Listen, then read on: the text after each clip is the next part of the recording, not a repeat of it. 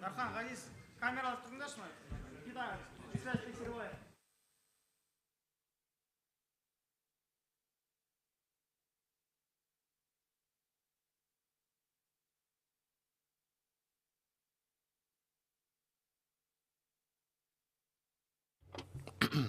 Говорит переводчик. Раз, два, три.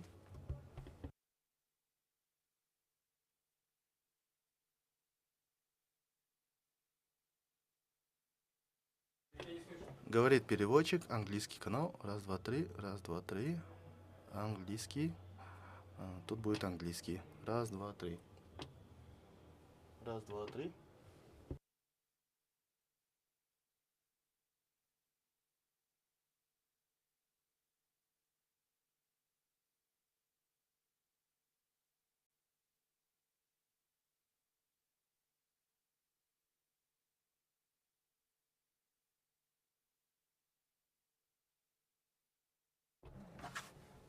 Раз, два, три. Английский. Раз, два, три.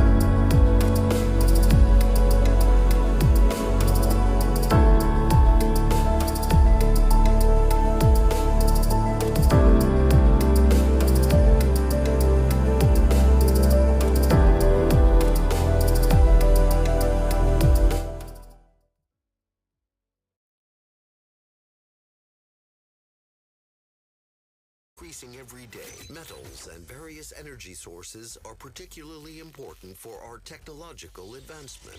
Eurasian Resources Group, ERG, provides the world with these materials. Our group is a leading high-carbon ferrochrome, copper, and cobalt producer, and one of the largest suppliers of iron ore, alumina, and aluminum in the CIS region. The group supports global initiatives to promote a green economy and develop alternative energy sources. ERG operates in 15 countries, with the majority of our production assets located in Kazakhstan. Today, ERG represents 1/3 of the mining and metals industry in Kazakhstan. ERG is the first and largest producer of alumina and high-grade primary aluminum in Kazakhstan. The company's electric power assets account for 17% of all electricity generated in the country.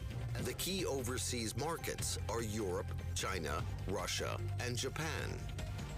ERG's Metal Coal RTR, a major copper and cobalt tailings reprocessing operation in the Democratic Republic of the Congo, is ramping up its phase 2 of production. It is now the second largest standalone cobalt producer in the world, as well as a major supplier of copper. In Brazil, ERG's Bamin subsidiary, a large integrated iron ore mining and logistics project, has started commercial production of iron ore with the launch of its Pedra de Ferro mine in January 2021.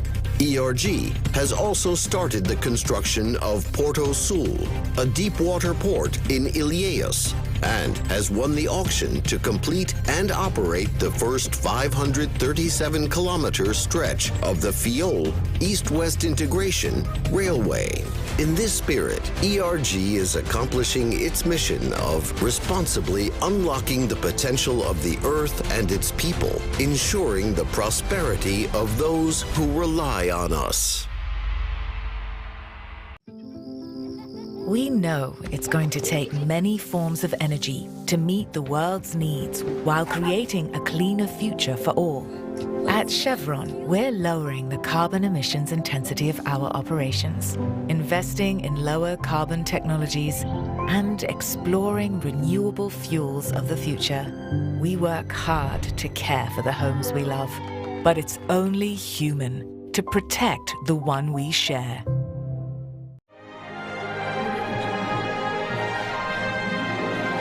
An excellence pursuer, a partner forever.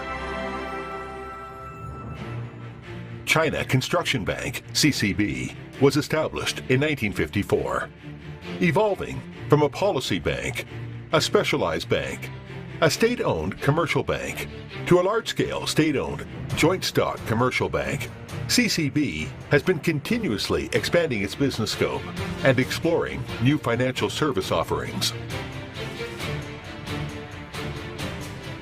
With 65 years development, CCB has consistently been ranked among the world's top banks with its sound operating indicators. And its total assets have remained the second on a global scale for many consecutive years.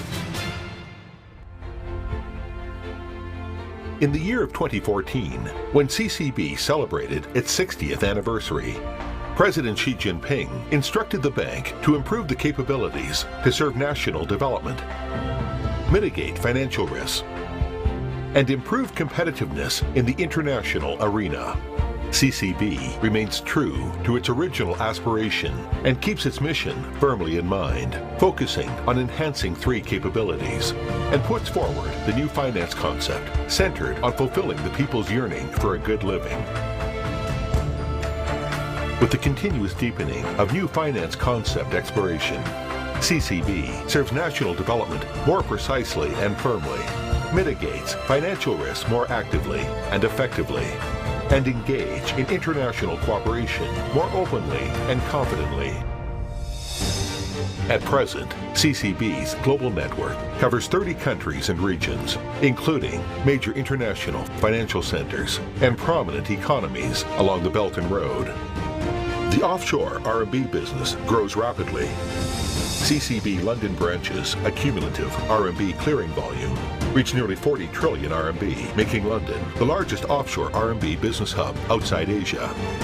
Cross-time zone, cross-region, multi-currency, and 24-hour non-stop financial services are provided globally. In its efforts to follow the opening up policy and better serve the real economy, CCB proactively offers services to Going Global and the Belt and Road clients and projects, strengthens collaboration with other financial institutions, participates in major international events, and cultivates and attracts globally competitive talents, so as to boost the bank's internationalization process.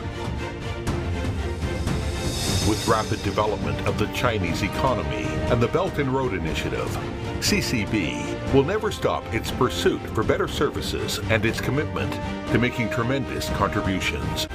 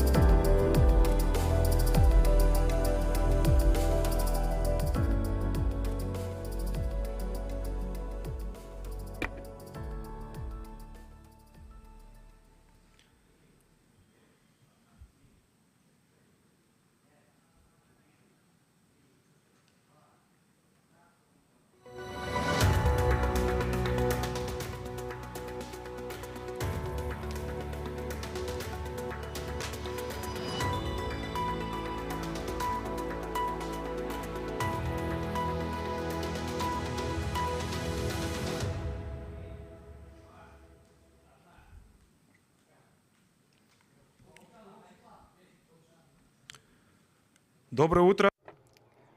Good morning. My warm greetings to our participants and the speakers in this hall and everyone who is present online. This morning we keep discussing the procedures of establishing and conducting activities at AIFC, and we would like to dedicate the following hour to a very important procedure on the way of a participant, which is authorization. We would like to share the information that would be helpful to the potential center participants who are planning for applications for financial licenses and all participants of professional services who provide consulting on authorization. As you know, the idea of developing the financial system in the region with diverse structure and complicated financial relations is in the basis of the strategy of our center. And to achieve it, we see that there is a great focus on the part of the bodies and organizations of AIFC, and there are special terms for tax regulation, visa regime, and other aspects. Jurisdiction of AIFC for a financial company is quite sophisticated. It requires knowing a wide spectrum of issues, and what's more important is procedures with ensuring compliance with the minimum regulatory requirements. And the result of such a regulator dialogue, including the terms of authorization and the amount of resources to be expended, depends on the competencies and understanding of this procedure. So this is the topic of our first conversation at AIFC platform. We have about 200 companies registered with the financial licenses and professional service licenses, and each of those companies has gone its own path of obtaining licenses, overcoming impediments, and following all of the requirements of our regulator. Our company has supported the majority of those companies in understanding the legal and regulatory implications of AIFC, and half of all financial companies have obtained their licenses with full support of Business Connect. And from our experience, it is the authorization procedure that requires coherent activities and high competencies on both sides, from both the center participants and the supporting consultant. I would like to reiterate the idea that was voiced yesterday, that we as AIFC Business Connect are highly interested in the development of the market of professional services under AIFC ecosystem, with building trust of the participants towards this market. And we need to support increasing the number of professional qualified consultants in this market. And we appeal to all of the active consultants to active cooperation, so that this key role in the market would be transferred to them eventually. I would like to pass the floor to our experts. I would like to thank everyone for active participation and wish you fruitful work. Thank you so much for your attention.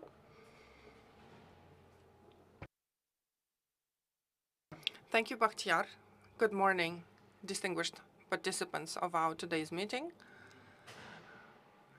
Thank you for being here. Today, we are discussing the authorization procedures, licensing procedures for the companies that would like to receive an AIFC license and work on providing their services. I am Aidar Janturin. I will be moderating our today's meeting. Our participants include my colleague, Zhanna Diyarova, Director of the Department for Supporting Attracting AIFC Business Connect. We invited also market participants, the founder and the CEO of Outsource Director Ltd, Azat Utibay.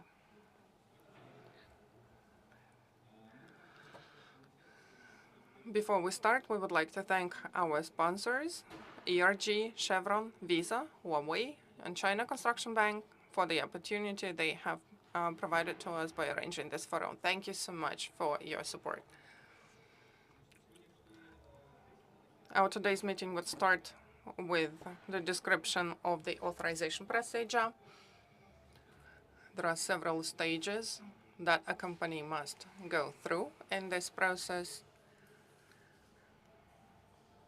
And the outline of this procedure would be provided by my colleague, Zhanna. Thank you, Aidar. Greetings, everyone. We are delighted to be one of the first sessions today, and I hope that this exciting topic will give you good mood for the entire day. We will discuss, as my colleagues mentioned, a very important topic of authorization, the authorization process, its major requirements, licensing criteria, personnel, the regulations framework of AIFC, and which companies are regulated in the center, the types of licenses, and then there will be Q&A. Let us start with understanding what authorization is and who needs that. It's a process of licensing, obtaining a permit for licensing for a company that wants to work under regulated activities, ancillary activities, and market services. The regulated activities are mainly financial activities for banks, asset management, insurance, and so on. Ancillary service providers include consulting activities, and market activities include crowdfunding, exchange, and so on. For those companies, authorization procedure is required. After this procedure, the company may start the registration process. We dedicated our yesterday's session to that, which is incorporation of a legal entity or establishing a branch at AIFC. So where does licensing start? Indeed, it starts with filling in the required forms. For many companies, it is quite difficult to understand where to start. This is a starting point where they need to understand what's required, what are the requirements towards the company that would like to provide financial, ancillary, or market services. Today, we mainly focus on the companies and the requirements for regulated activities and market activities. We are starting with the regulated activities application form. There is also a supplement form that fully depends on the type of activity that the company is going to conduct. Applications for approved and designated individuals are application forms for the candidates who are going to do the obligatory appointments. Please remember this form. We will talk about it later. Along with the forms, the internal control documents need to be developed. We will talk about that too. After you fill in the application form and develop the documents of internal control, you have an option to send the documents to the support department. This is our department and the affiliated organization of AIFC administration, AIFC Business Connect. This is where we can provide preliminary verification of your case to make sure that it's ready to submission to regulator.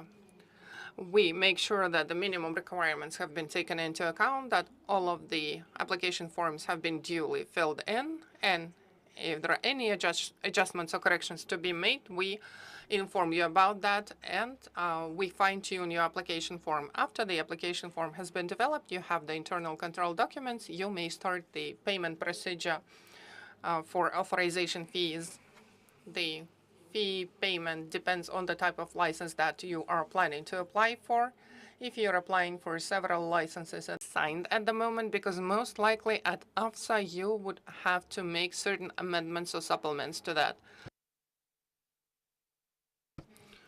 After you submit the final documents, the regulator, the authorization department, this is the department that will assess your case, they will prepare your case for the committee. The committee is the actual body that decides on issuing or not issuing the license, or issuing the license under certain conditions or recommendations. The task of the department and the regulator is to make sure that your case is ready for the committee or the board. Therefore, during the authorization, there will be many questions. There might be certain interviews. Please be tactful, being tactful to your AFSA managers, because their task is to make sure you're ready for the board, and they do everything to help you. At the board, when your case is defended, you're not present. We are not present. It's only the AFSA colleagues who are present there. They must have full information on your future business. In case the board decides positively, you will receive a letter, principal approval letter. This is not a license. It's just the readiness to provide a license to you in case you meet certain requirements. It is usually divided into requirements and recommendations. Requirements are obligatory to obtain a license, and recommendations can be fulfilled after you receive the license, but before you start your operations. After that, you can start the registration procedure. Thank you, Jana. This has been indeed very interesting. Could you please dive into the details of criteria of document preparation and the selection of your personnel?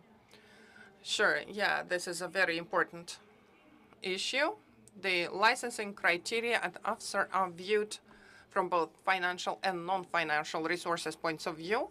As for financial resources, it's the preparedness of this future company to follow the prudential norms, the minimum capital requirements, financial state at the application moment for the founders. Non-financial resources include human resources, the procedures and systems of internal control that are fixed in the documents, and so on.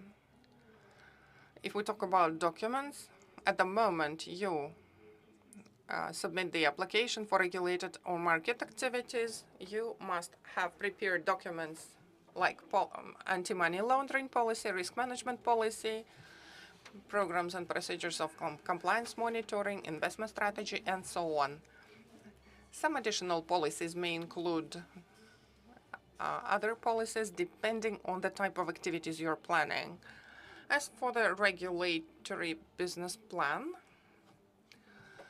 there are several important bullets. This regulatory business plan is the major part of the application form for regulated activities. In case it's market activities, it's for market activities. It's a very important document, and it's important to provide the information in full amount. In the regulatory plan is the major starting point for the regulator to understand why you need to be given this license. Therefore, this business plan must reflect your strategy, the justification of your future activities at AIFC, your future organizational structure, depending on your legal form of incorporation, corporate governance. The regulator expects that you follow the requirements that each licensed entity has the board of directors, which is a managing body. And there are internal bodies like investment board, risk board, compliance board. That depends on your specific activity. Why it is important? Because for the regulator, it's another type of risk mitigation. It would be easier for them to regulate you. Therefore, it would be easier to live for you as a financial company. Proposed resources, internal controls, reporting, the way you comply with all the rules and requirements of the regulator, and your financial forecast for the next 3 years that show your proposed income source, your budget, your expenses, and so on. But what about the personnel? We would like to know more about who exactly is selected and appointed as CEO and other key positions. Sure. As I've mentioned, when you fill in your application, your task is to fill in special application forms for approved individuals and designated individuals. Approved individuals, well, first of all, who they are. In our rules, in FCG general rules, they say that licensed activities, the companies who apply for those activities must hire for the key roles like mandatory appointments. They include 2 categories like approved and designated individuals. Approved individuals are the ones that have been approved by AFSA. As you can see from the name, the regulator conducts detailed assessment for experience, for KYC, and so on. Approved individuals include the CEO. They would be like senior executive officer or chief executive officer. Approved individuals also include the director role. That wouldn't mean like director for a certain function like marketing or HR. That would be a member of the board. Therefore, the application form must include the designation of such a director, financial officer or finance officer, and compliance officer. They're also approved individuals. For each of this person, you need to fill in a special application form. There are also designated individuals that include money laundering reporting officer, who works for financial control to prevent income laundering. This is a designated individual, which means that the information about this person is required by the regulator in smaller volume. There are the positions that are not obligatory for all types of activities. There are certain types of activities like banking or insurance for which those positions are mandatory. Thank you, Jana. This has been really interesting. Let us move to our next speaker. Azad, I have some questions for you. If you don't mind, is it possible to, to combine several roles inside a company? Which cases in your practice have you seen when it was possible? Thank you so much for your question. Well, ideally, everything depends on the specific case. It varies case by case, depending on the client. For instance, when a fund is being established that procures certain securities, and this is a long-term fund that does not require like day trading, like day-to-day observations and control. In those cases, you may ask a regulator to combine the roles of AML, compliance, and other positions, because this fund could have been established for buying certain instruments and wait for like a couple of years without working closely on them. But if this is a non-exempt fund, when there are some retail clients or some permanent activities, the regulator would require more in those cases to the staff team to control those aspects. And there will be no combination of roles. So the regulator looks case by case depending on the complexity of the activities of the financial institution. Thank you, Azad. That's really clear. And we understand that combining roles is possible depending on the situation that each company faces. Jana, coming back to you, what are the criteria that we follow when we select the relevant key positions, key roles to a licensed company? Thank you for your question. The human resources are very important in the authorization process, and indeed we look at the following criteria for approved and designated individuals, which include competencies and qualification of candidates, how relevant their experience is to a certain candidate role. For instance, if it's a CEO candidate, it cannot be like yesterday's butcher, but today they want to be a head of a financial company. The same is true about the CFO, Chief Finance Officer. There are certain criteria about the competencies from the perspective of both financial and accounting experience, because the regulators' expectations from the finance officer is that they would be both responsible for operations and administrative and major financial decisions. So compliance and AML officers are the positions most clients wonder about, and how do you find the candidates for those roles? So compliance officer is a young profession in Kazakhstan, but we have these people, we have those professionals.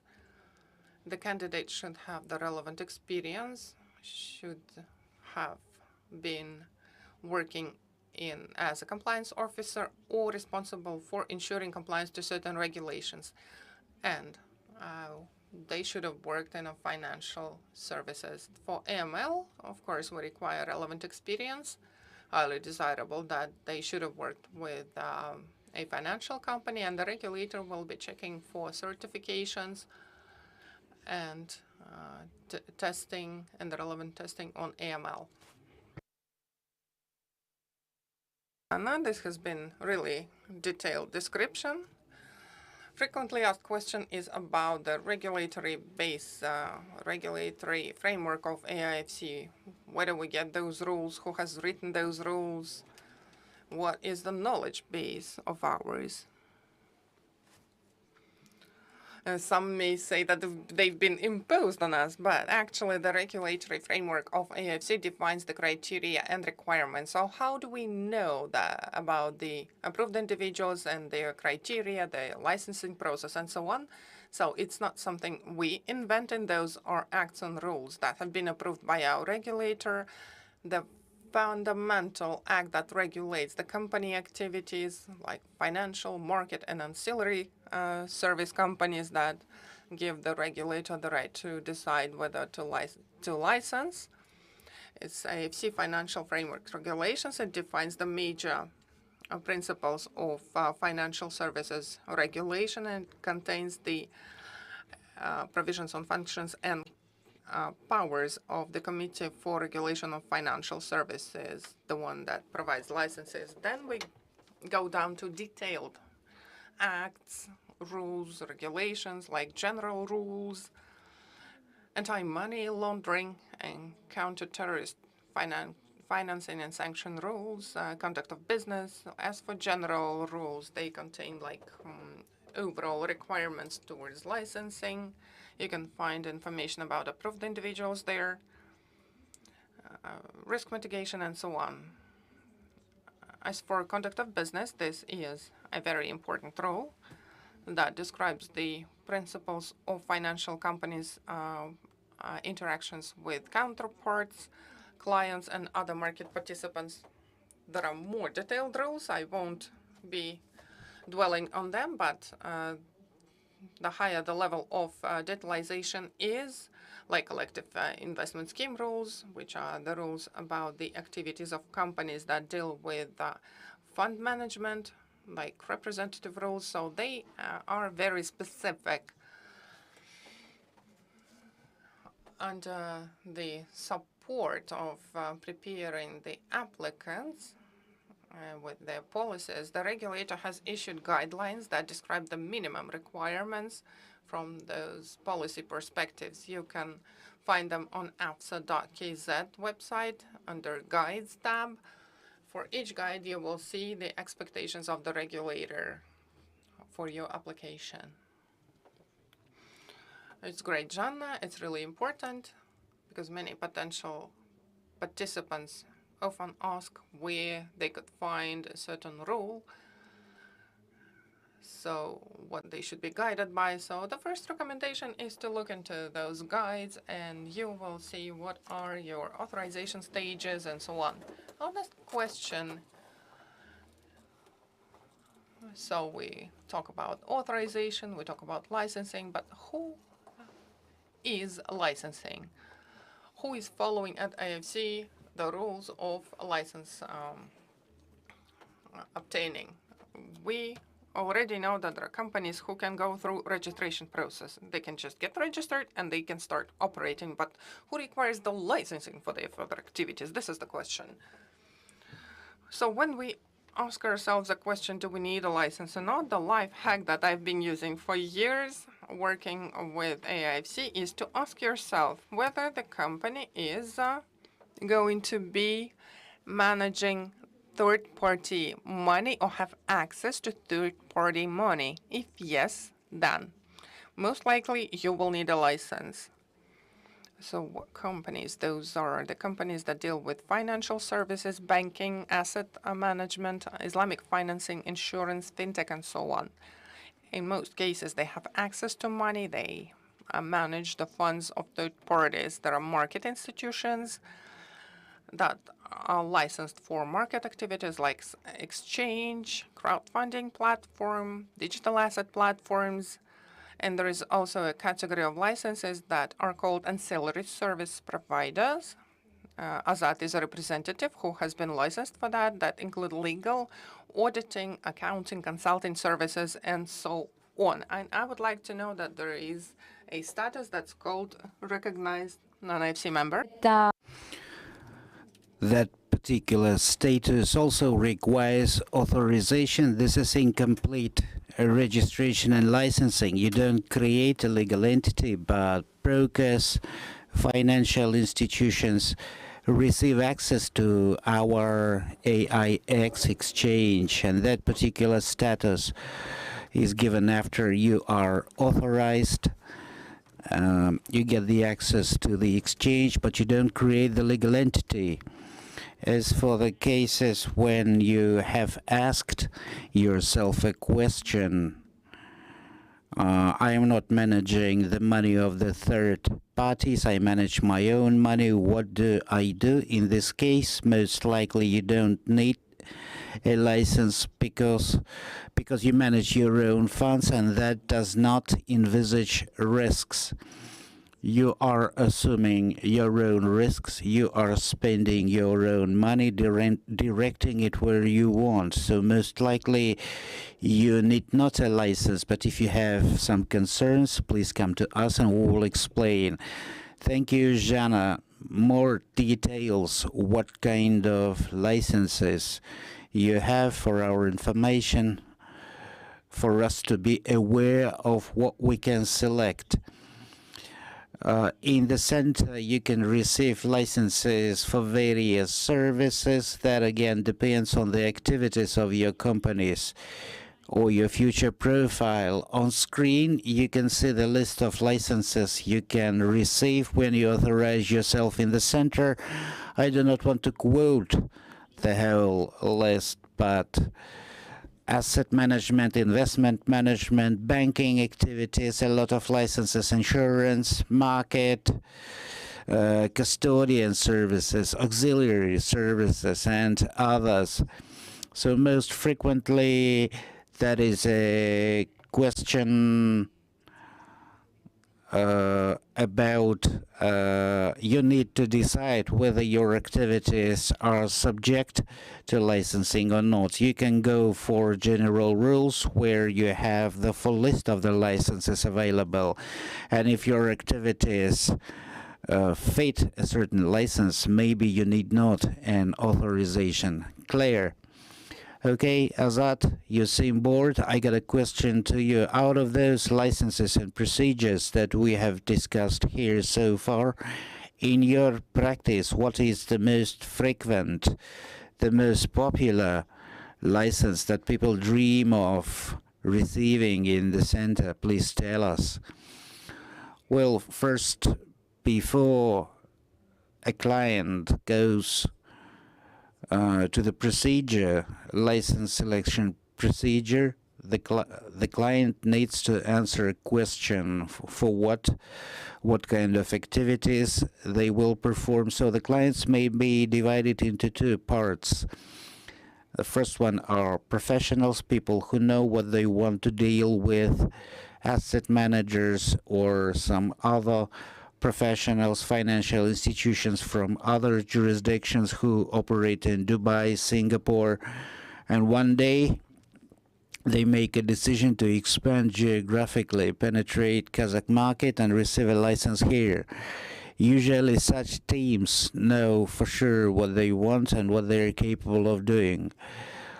There are some other clients, and when you talk to them, you can offer something topical or essential or relevant to them. For example, somebody brings us a client, a consultant client, and we can direct that person to auxiliary services where they can benefit most. Recently, we have had a case. We took a payment in US dollars.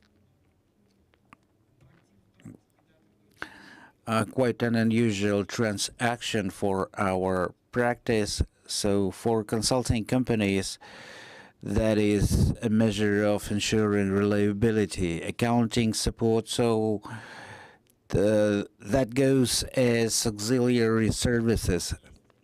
There are some nuances when clients who deal with, for example, distribution services, for example, they sell special machinery. We can finance a leasing operation that will give them expansion, business expansion. So what does the license give you at all? That is reduction of operational expenditures, minus VAT, and a number of other taxes, taxes on dividends, for example. So your operational activities are quite profitable in our center. We deliver financial services.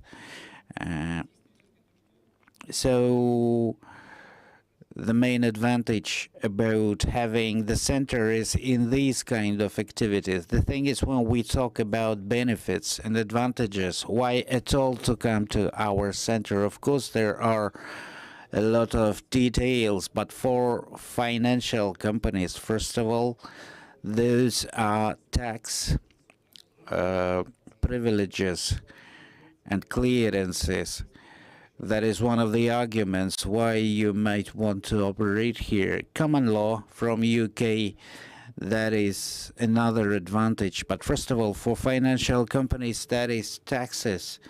Also, I want to talk separately about clients who come to us and sometimes need some direction, what they need. Basically, we discuss with them their activities.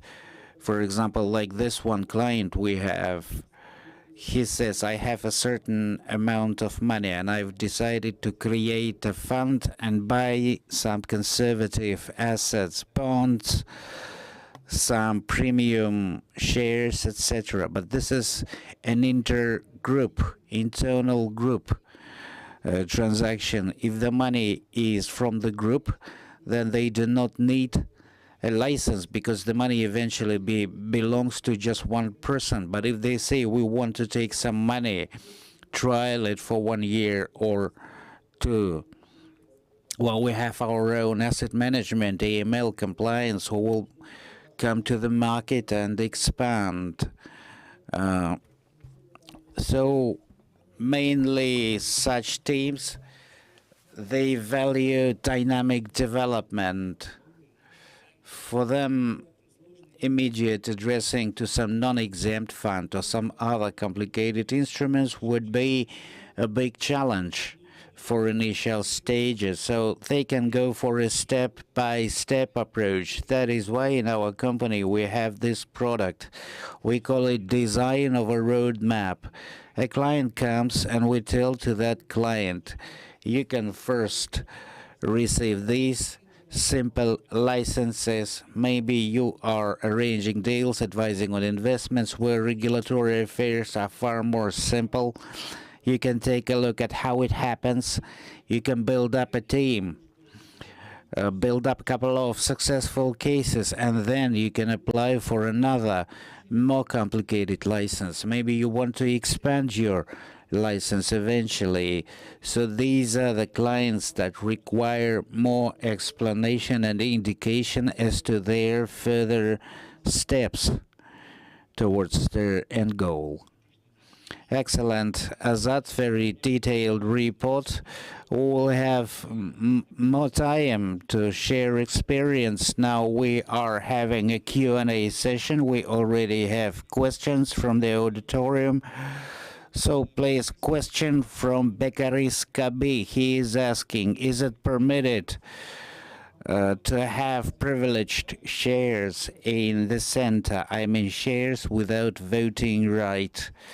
Within the framework of our regulation, corporate regulation, not financial regulation, but corporate regulation, it is allowed the issuance of certain securities if it is indicated so in the articles of association of the company itself.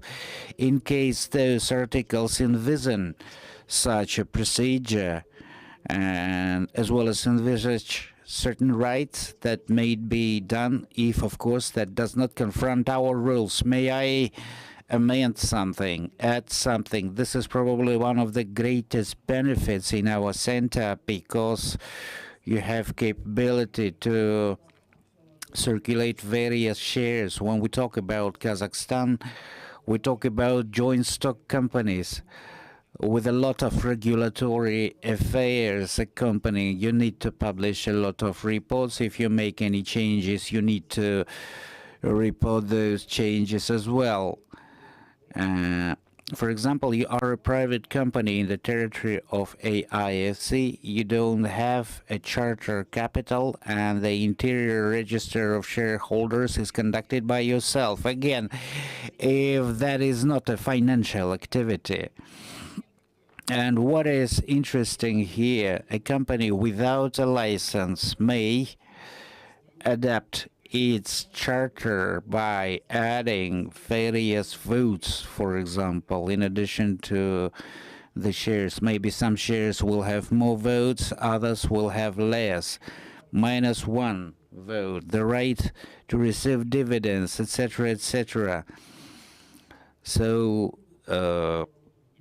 thank you very much, Azad, for a very detailed answer. If the audience has any questions, you can raise your hands and our colleagues will help with the microphones.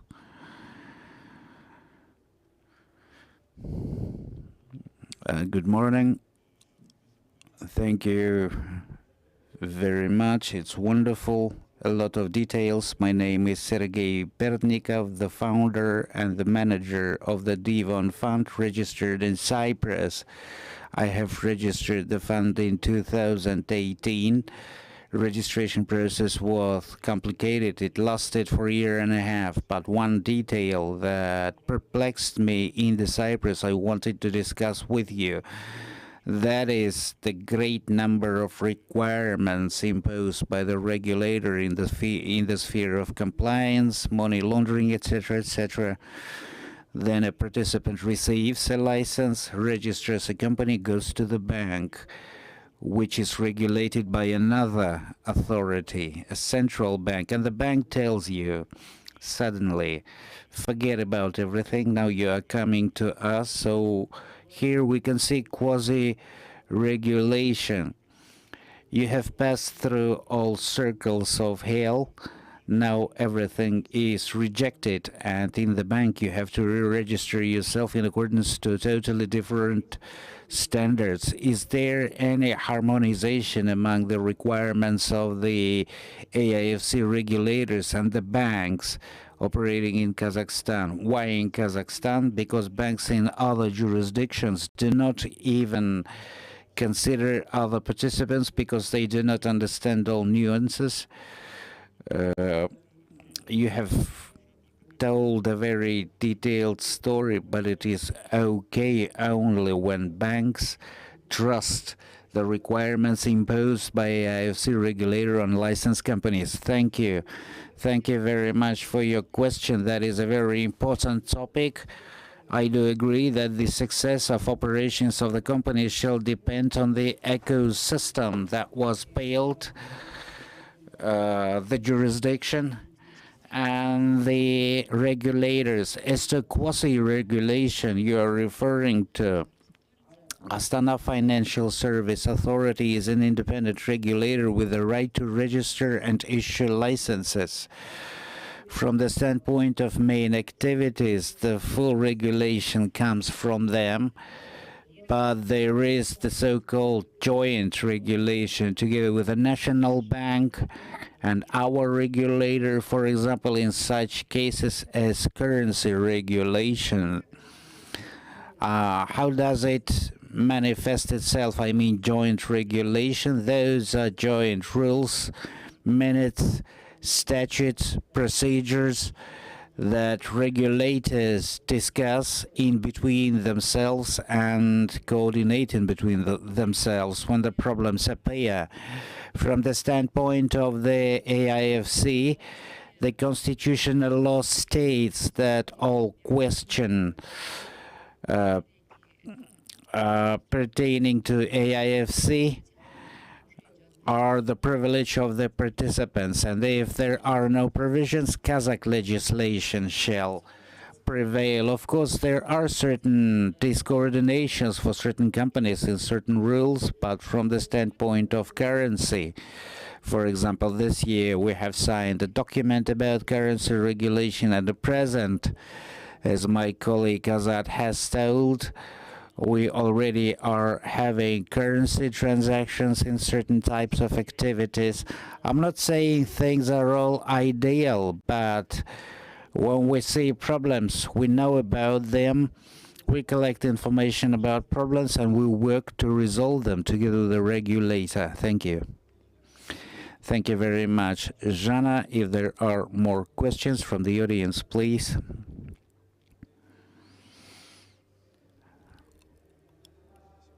Thank you very much. Good morning. Jana Azad, can you tell more about the policies? The website indicates that there should be no repetitions, there should be detailed analysis. All of your policies are typical. Money laundering, compliance. So are you checking the possible unauthorized copying and pasting of information? So now tell me, is it so that funds are supposed to have their own boards of directors, members of which are supposed to be involved in operational activities? Question number one, policies. From the standpoint of plagiarism and to what extent these policies, I mean money laundering reporting and compliance, all those documents must be done in accordance to our rules. Of course, there are certain requirements that must be put. For example, complaint handling must be done within a certain period. Complaint handling procedure must be as indicated in rules. So if you see a certain plagiarism, the regulator shall treat it okay. Another question is when we talk about policies downloaded from Google.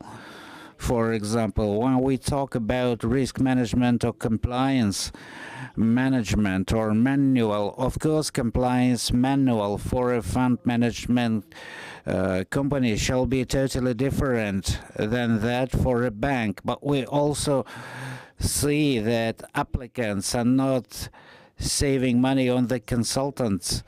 They download policies from Google. Sometimes those documents total 3 pages.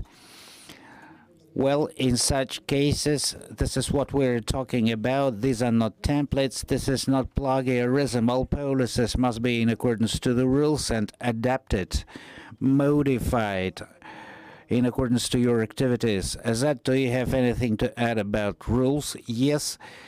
A client comes to us and asks us to write something for us not to suffer from the claims from the regulator. We say, yes, okay, we can write whatever you want, but you need to follow those rules we are writing down.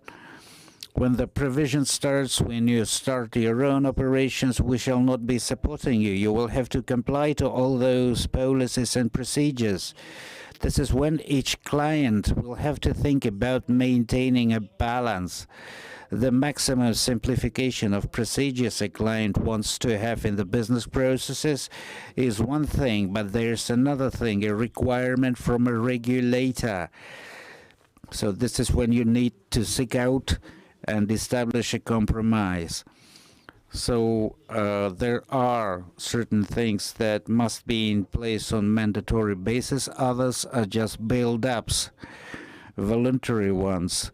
And together with our clients, we always have talks about policies, what those policies are inclusive of, for those clients not to have problems and misunderstanding in future. For example, we have a question. We have AML inspecting us.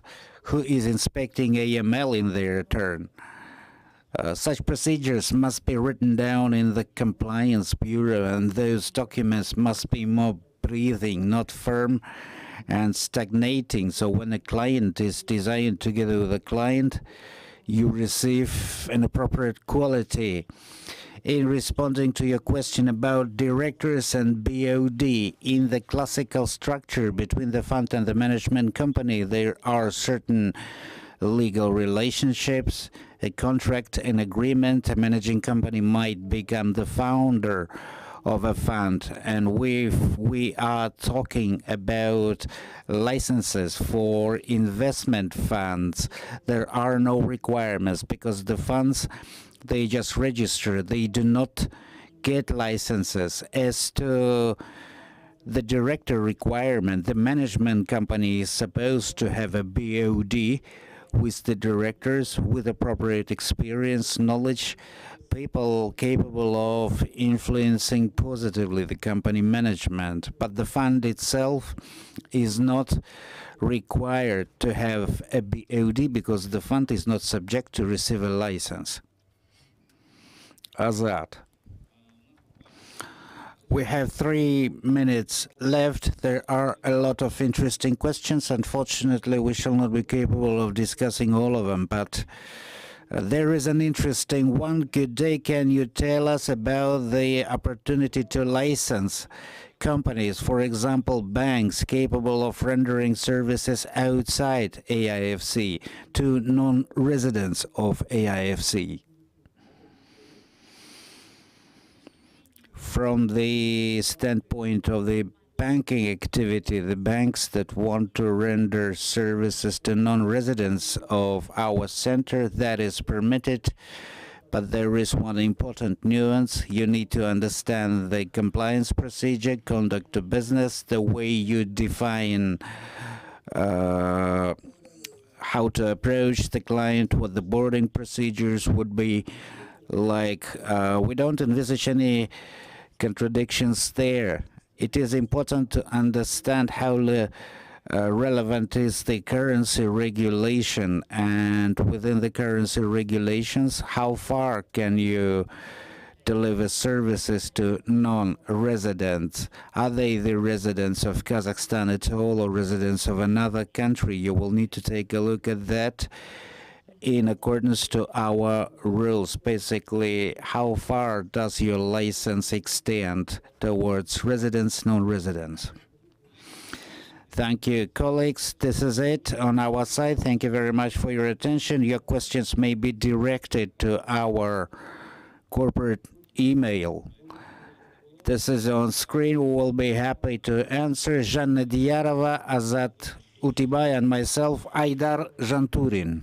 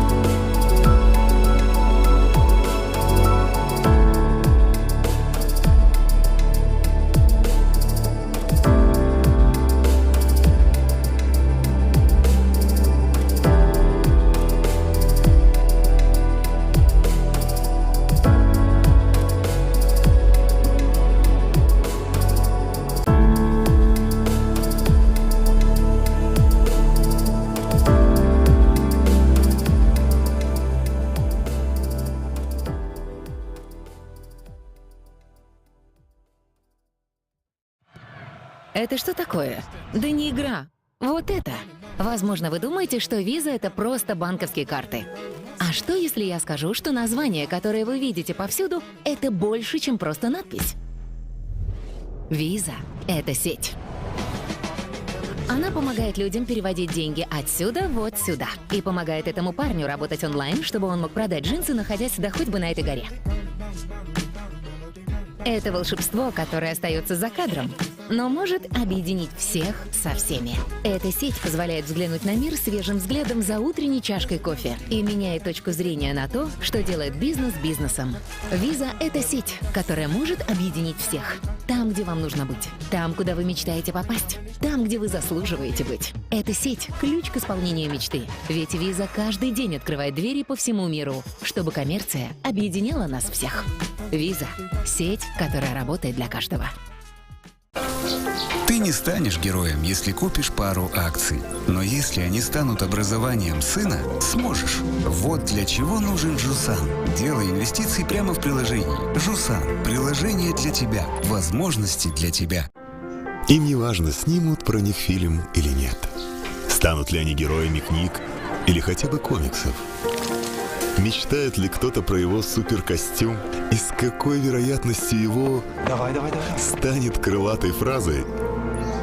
Им не важно. Это вам. Им важно делать мир немного лучше. Вот для кого нужен Жусан. Жусан – приложение для тебя, возможности для тебя. Huawei – ведущий мировой поставщик информационных коммуникационных решений, использует новые технологии в диверсифицированных бизнес-моделях, повышая их ценность для наших заказчиков. Новая, подвижная, гибкая и безопасная платформа ИКТ обеспечивает нашим клиентам простой и быстрый переход к цифровым технологиям во всех отраслях.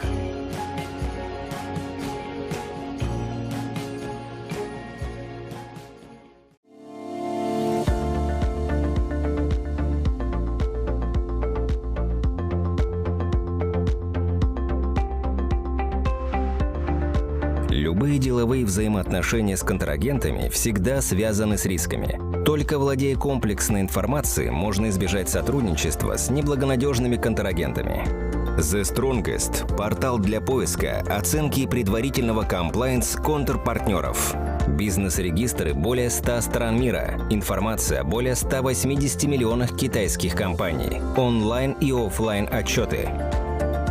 Реестр бизнес-партнеров Казахстана – самый актуальный и полный источник информации о юридических лицах Казахстана. Индекс добросовестности налогоплательщика. Более 30 источников информации из государственных баз.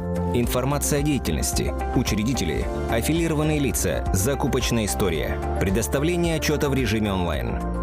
Сервис HR Digital. Комплексная проверка сотрудников и личные дела в режиме онлайн.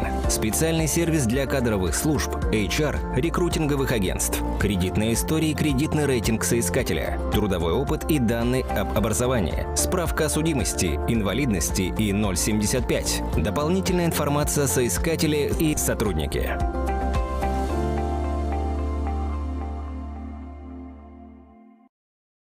Мы начинали с фондового рынка и стали инвестиционной компанией мирового уровня. Но мы хотели большего. Сегодня мы лидируем в онлайн-автостраховании и задали новые стандарты страхования жизни. Мы первыми в СНГ запустили цифровую ипотеку и внедрили самый быстрый способ купить смартфон в рассрочку. Мы предлагаем онлайн-платежи для бизнеса. Настало время обновиться. Мы такие же надежные, но более гибкие. Динамичные и инновационные. Один бренд, 1000 возможностей. Добро пожаловать в единую экосистему Freedom. Табыс — это уникальный проект. Ничего подобного в Казахстане еще никто не делал. Мы считаем, что мир инвестиций должен быть построен таким образом, чтобы он был доступен для каждого. Именно поэтому мы в Табыс создаем продукты, которые позволят вам начать инвестировать в вашем собственном темпе, исходя из личных потребностей и возможностей. Несомненно, Табыс – самое удобное приложение для начинающего инвестора, который научит вас разумно вкладывать в свои сбережения. Мы выбрали для вас лучшие мировые фонды и сделали их доступными по цене.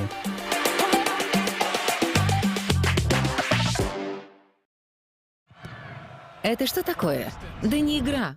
Вот это. Возможно, вы думаете, что виза — это просто банковские карты.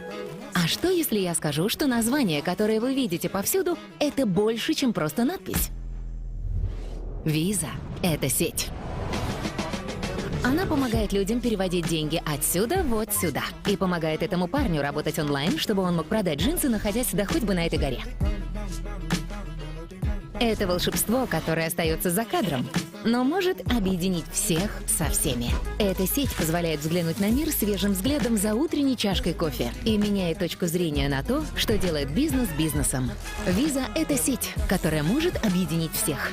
Там, где вам нужно быть. Там, куда вы мечтаете попасть. Там, где вы заслуживаете быть. Эта сеть — ключ к исполнению мечты. Ведь виза каждый день открывает двери по всему миру, чтобы коммерция объединяла нас всех. Виза — сеть, которая работает для каждого. Ты не станешь героем, если купишь пару акций. Но если они станут образованием сына, сможешь. Вот для чего нужен Жусан. Делай инвестиции прямо в приложении. Жусан. Приложение для тебя. Возможности для тебя.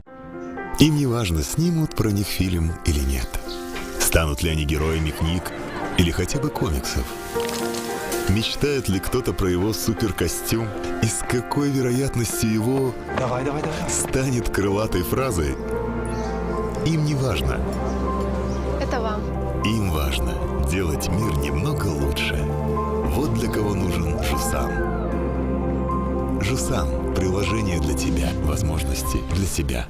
Huawei – ведущий мировой поставщик информационных коммуникационных решений, использует новые технологии в диверсифицированных бизнес-моделях, повышая их ценность для наших заказчиков. Новая, подвижная, гибкая и безопасная платформа ИКТ обеспечивает нашим клиентам простой и быстрый переход к цифровым технологиям во всех отраслях.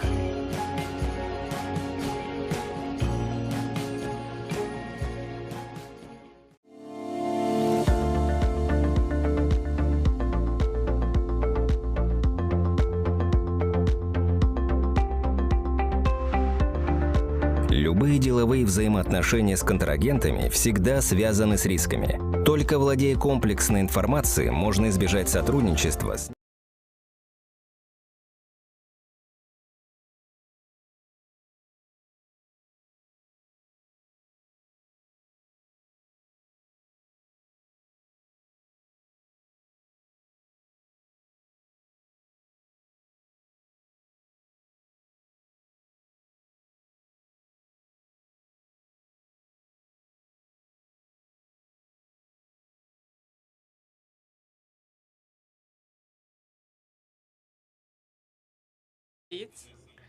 I think this is one of the most interesting panels as of today.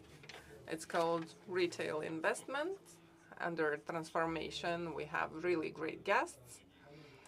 I'm sure you know many of them. You've heard about them. So our panel discussion will take about 1 hour and 20 minutes. This is what I'm telling the speakers. In the first place, we will cover the most topical issues of this area because retail investments are the major trend, not only with us, I think it's across the globe. So it's the major participants of these trends who will be leading the discussion on that. And public IPO will also be discussed. And I think that we will take some questions from the audience. Let us start with introducing myself. I'm Nurgalin Nurmahambetov. I have worked in half of the companies that are represented here in the audience. I'm mainly a freelance. Now, let us start with the recent company I worked for at Jusan Invest, and the chair of the board of Jusan Invest, Maxim Kabanov, is with us, very weathered, very experienced person in the sector.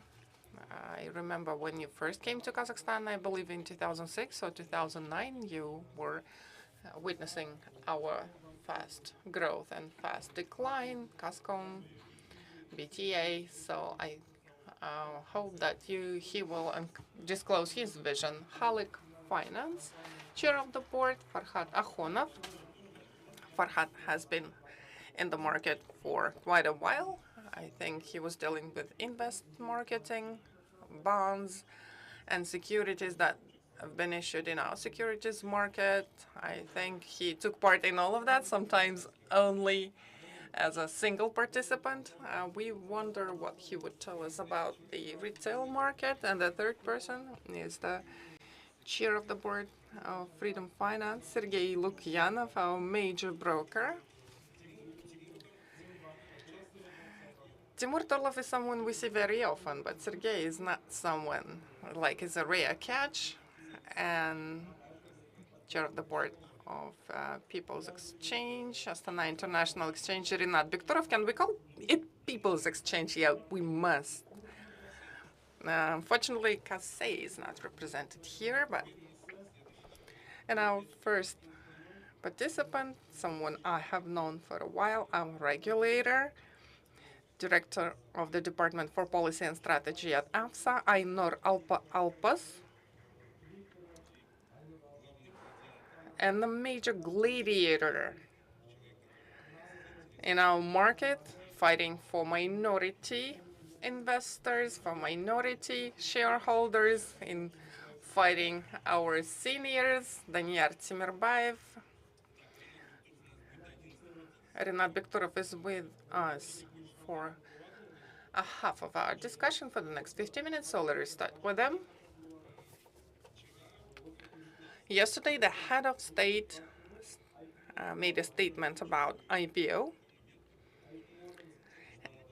And the key point he made is that it must become accessible. The first IPO was, if I'm not mistaken, was promoted by Kazpochta to make it affordable. So what are the novelties that you propose for new IPOs to become more accessible? Thank you, Nurgali. First of all, I would like to greet all of our speakers, our guests, our audience online, and congratulate our media workers, journalists with their professional holiday. It's very important that retail users get the information about this market. Therefore, we really praise our colleagues from the media. So you were right to mention that yesterday there was a council on AIFC governance, and the chair of this council, the head of state, voiced several important theses about the IPO and the market. He talked about Saudi Aramco, about local issuances and local offerings. And these are the ideas that we've been pitching to the government. And it's really important that we have heard those theses from our president. In my social media, I have written that today we are presenting a new function in our Tabis application. It's hand in hand with another thesis that has been voiced yesterday, that we need digitalization in retail, that the Kazakh citizens must have access to stock markets, to IPO, that Kazakh people must have an opportunity to take part in IPO, get their dividends, and that must be a simplified procedure. You must know about Tabis, our application. It's a distribution channel that we have built. We offer ETNs, but there is no secondary market. So we do not compete with our brokers here. It's the first step for a retail investor to a stock market.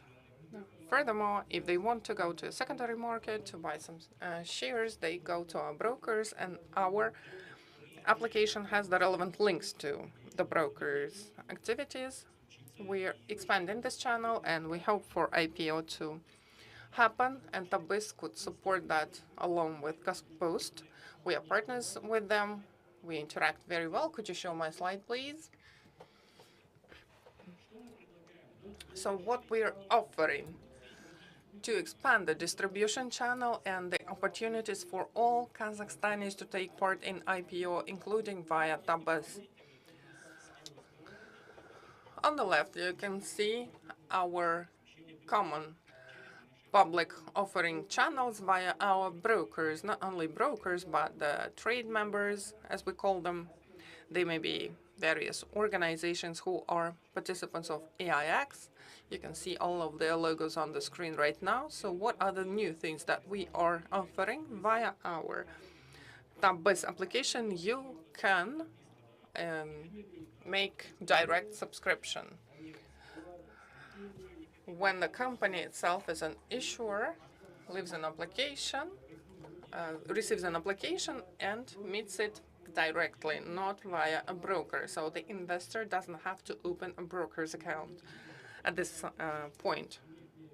But with secondary trading, you need to use a broker's assistance. This will be available via TABIS not only for IPO, for quasi-state. It can be used for any primary offering. So what is the best feature here? It works 24/7. You need phone, internet, ID, and bank card, and you can become an investor. Plus to that, we have worked with Kazpost a lot on integration, because we understand that not all of the Kazakhstanis, I think, would find it convenient to work in TABIS for certain reasons. Therefore, direct subscription will be available via Kazpost. Branches, they can be brokers, but for direct interactions, they will also be able to operate. That would allow to engage many Kazakhstanis as investors in IPOs of quasi-state companies, and they can then further find their path to the stock market. Thank you, Danyar. Since Danyar has been an active speaker on IPO, so what do you think about this new mechanism of public IPO, people's IPO? Would they engage investors? The forecast is about like 500,000. So first of all, let me greet everyone, congratulate everyone on the Day of Journalism. I would like to congratulate the media representatives here. I've been a part of the media myself. About people's IPO, I would like to say that the experience of public IPOs of Kigok and Kazakh, who were the pioneers in this, has shown that people's IPO gives great growth of interest in stock market and opening brokers' accounts. So the foundation was laid during the first offerings. We have lost some impetus as a country. I'm talking about the chances for developing the internal market. For that, we have lost some pace at that moment. You've called me a gladiator, but it's not exactly like that. The association is of minority shareholders in Kazakhstan are 300 Spartans, I'd rather say, not gladiators. But the finale of that movie wasn't really great, but we hope that we will succeed. I don't know how it will end, but we have constructive dialogue with Samruk-Kazyna. This April, we presented our initiatives, public control over national companies using the instruments of the stock market. It has a slightly different name, but it doesn't change the meaning. I think our initiative is quite important. A couple of weeks ago, we offered to Samruk-Kazyna our another idea, the domestic IPO of Kazmunaygas, following the experience of Saudi Aramco. We think that this has been a successful experience, and we can see that Samruk-Kazyna has manifested an ability to listen. They didn't have this before, but now we see it. Therefore, I think our initiatives, they are along the lines of Zhana Kazakhstan project. The government is turning its head slowly towards, I don't know, or turning its ear towards people. They tend to listen more right now. And we can see a realization of many ideas proposed by the public. And we can see on the part of Samruk-Kazyna constructive approach. We have at least started a conversation with them. We continue it. But the only thing to note here is that sometimes in that conversation, now and then, especially during our last Zoom call, we hear this word external consultants. So Samruk-Kazyna is still often mentioning external consultants. So my question is, what is the priority for Samruk Kazana? External consultants or developing the internal stock market of Kazakhstan, or the interests of the citizens of Kazakhstan that must have access to the natural resources of the country? They must have an opportunity to control the national companies, not via public councils that I think are formal. I'm not talking about the people who take part in those public councils directly. I'm not trying to characterize them, but I think that BODs of the companies are more efficient tools because they have actual leverage to make some changes in the company. So if we can go through minority shareholders to pull those levers, we will see the specific, concrete steps to building a new republic. Thank you so much. Brilliant as usual, Daniel. This is why we love you. Let us talk with our brokers, so Sergey, Farhad, and Maxim. I will ask you just one question. Because our retail is not knocked out, but maybe knocked down this year, especially with the beginning of this year and the following developments, the market declines, and so on. So what do you think? What is the mood of retailers? Will they take part in those IPOs? Because you, I think, the best source of knowledge about that, because you deal with that every day. So, Sergey, let's start with you. Our Kazakh companies, will they show any interest in that? Of course they will. First of all, the retail goes to the market when there are some significant events, when there are some extremities.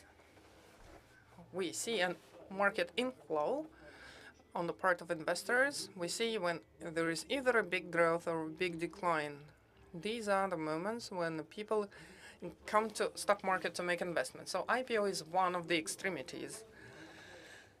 When you can see across the board that the media are describing the opportunities of investment into the major assets of your country, into the national companies, the services of which are provided to the population every day. This is a great challenge. It's really interesting. People engage in IPO. People's IPO is always a driver of progress. Therefore, they will come, I'm sure. I fully support Sergey. And I would add that under these circumstances, Kazakhstani investors, I think, would take a different look at Kazakhstani assets, especially the major ones, the big ones. Unlike foreign investors, what we see right now is not just some slight decline in securities, in Eurobonds, that we see with the background when the stakes are high, when the central banks are fighting inflations, when the key basic rates are being raised, when the rate of return is being increased along with the price growth.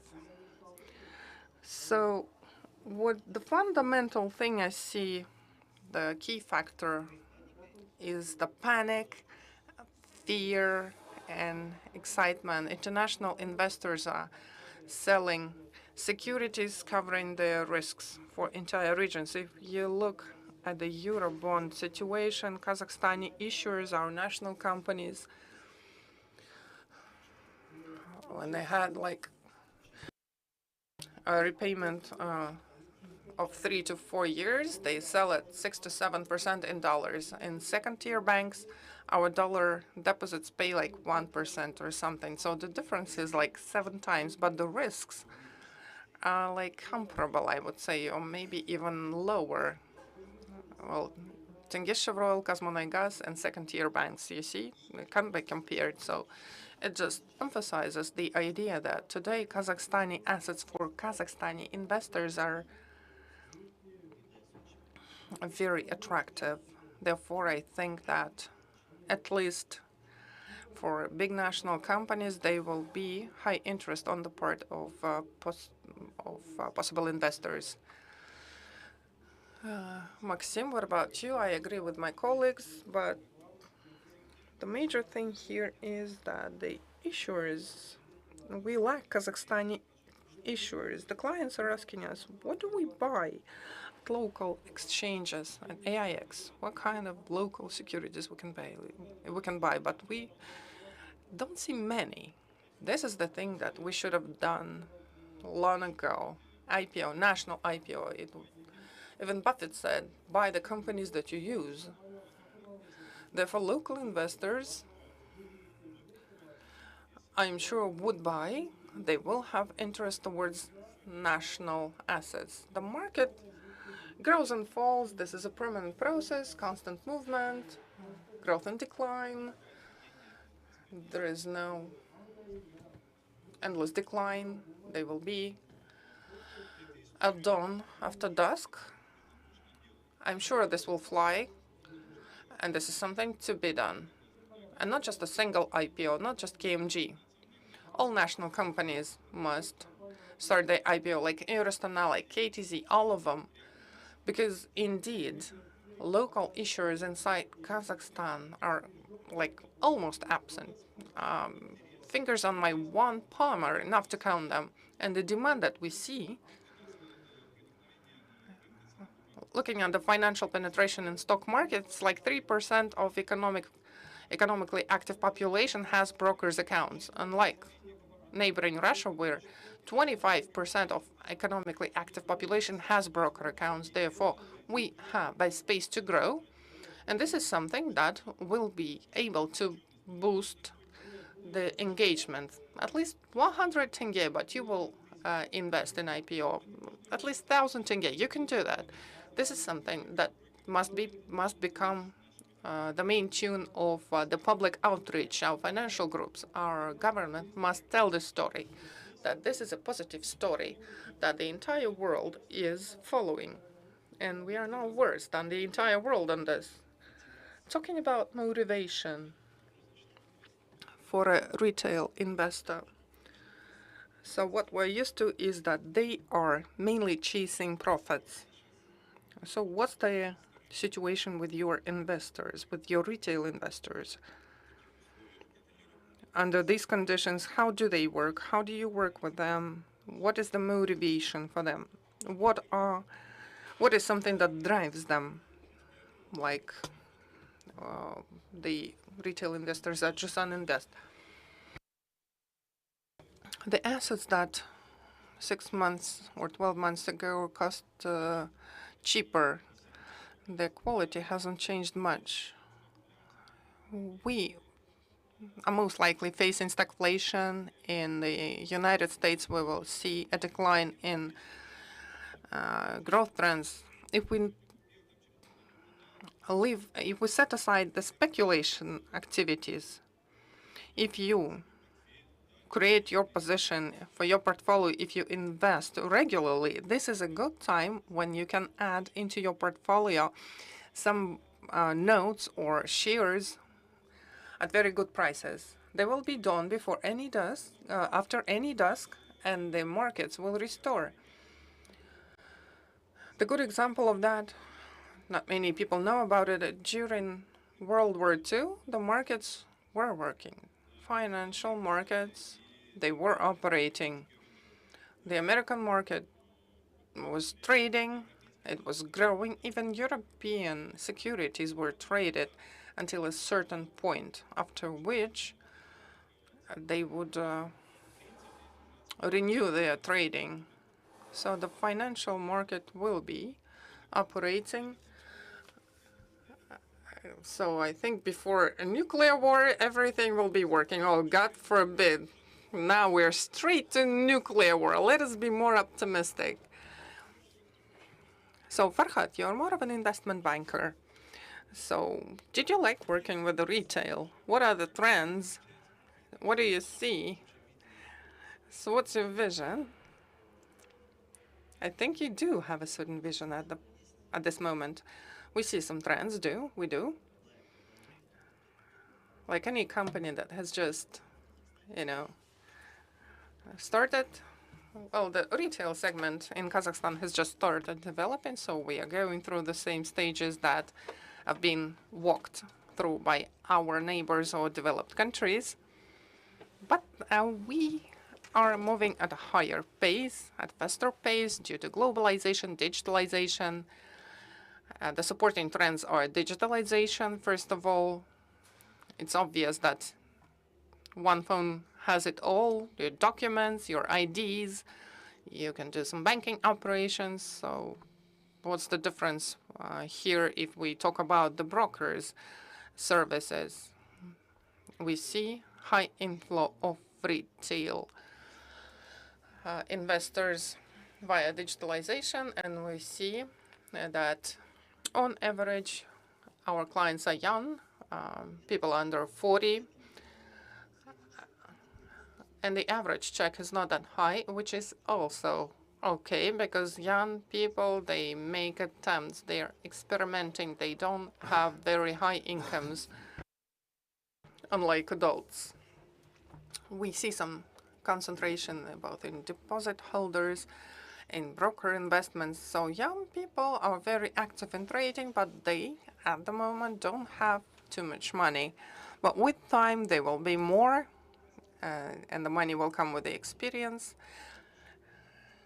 And this is our other trend that we see, like variability in financial literacy among our clients, especially young ones. We have the clients who know some structural products, the funds, ETFs. They are making attempts to diversify their portfolios. There are some clients that are just buying based on some recommendations from brokers, but this is like quite a normal stage. Financial literacy is something that doesn't come at once or overnight with some digitalization. So literacy takes time. It takes the client time to understand what kind of challenges come along with the stock market. So we're just accumulating knowledge. And I would like to add to the previous question on the topic, just a couple of words. I agree with what my colleagues said, what Maxim said. I would only add that the retail investor stories must be very intelligible and simple. So I don't look at people's IPO as at a silver bullet. It must be a complex program, and it's great that we can engage people into privatization, especially of national assets. But the big issue here is that if we talk about the mass segment, about retail investors, unfortunately, this retail investor in most cases does not understand the specific features of national companies, what they are. They cannot look with their own eyes in the moment into this company and see that, for instance, its operations and performance is bad or it's good. What can they say by just looking at the office of Kazmunegas or Kazatomprom? Who would let them into Kazatomprom deposits? They just don't understand those stories. I often ask retail investors, what do you know about KIGOC? How does KIGOC make money? And out of retail investors who have KIGOC shares, not many of them tell you about the company's specifics. So for the full-fledged development of this market, the history must be clear, first of all. Something that a client says, what my colleague have already said, buy things you already use. For example, a trading mall.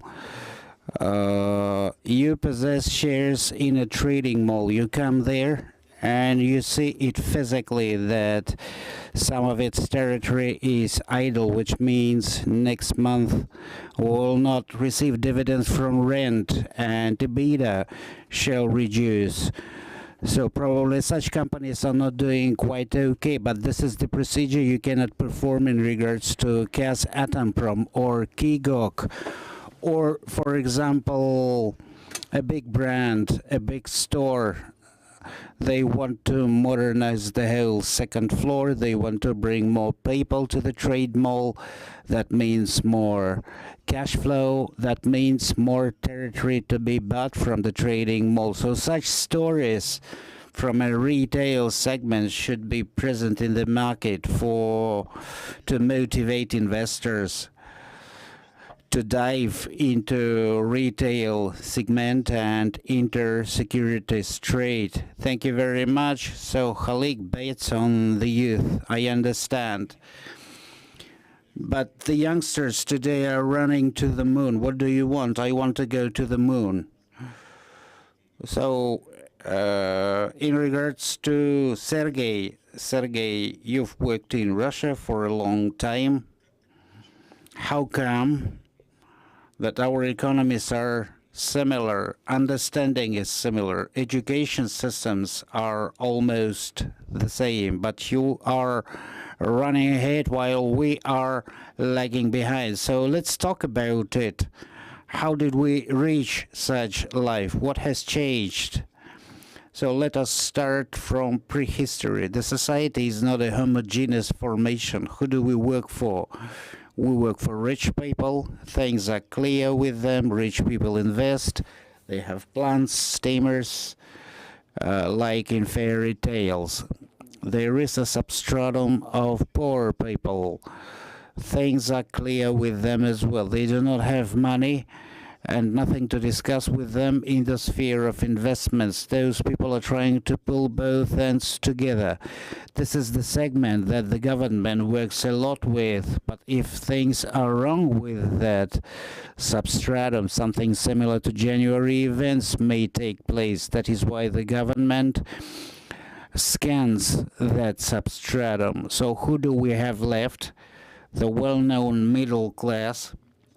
Middle class is the active stratum, the most active stratum, with some life attitudes, political attitudes. They open up businesses, they create vacancies and commission companies. So these people are the investors, the ones we interact with most.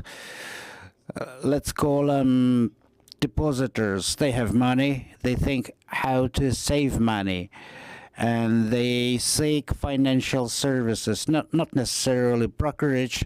That could be a bank that helps you to invest into deposits. That could be insurance, life insurance, you invest into pension, and that could be brokerage when you assemble your own portfolio, long-term, mid-term, short-term. Everyone has his own horizon for investment. So middle class. The middle class is the substratum. This is our target audience, and here we have two ways to develop retail investors. We need to develop the middle class in this republic. What do we need? We need conditions for business. You were accurate to say that we have uniform customs union inclusive of several countries, but then that customs territory transformed into a bigger single economic space, and within that economic space we have several emission centers, several central banks, national banks, and those banks have various policies. One zone, various policies. Take example from the previous year, before the January events. There is such a thing as the base interest rate. Basically, the interest rate that you charge on credits you give to lower level banks. And lower level banks, they credit the economic activity. They inject money into factories. They give credits to buy or build plants and factories. So this is the policy of our northern neighbor, is that they were reducing the interest rate. It was a long-term policy performed by the Russian government. It was made available for everybody. They were cutting interest rates on mortgage and doing other signals to the business community. There is such a postulate. If you set up a business, for example, a dairy factory, approximately 40% of your expenditures will be credits.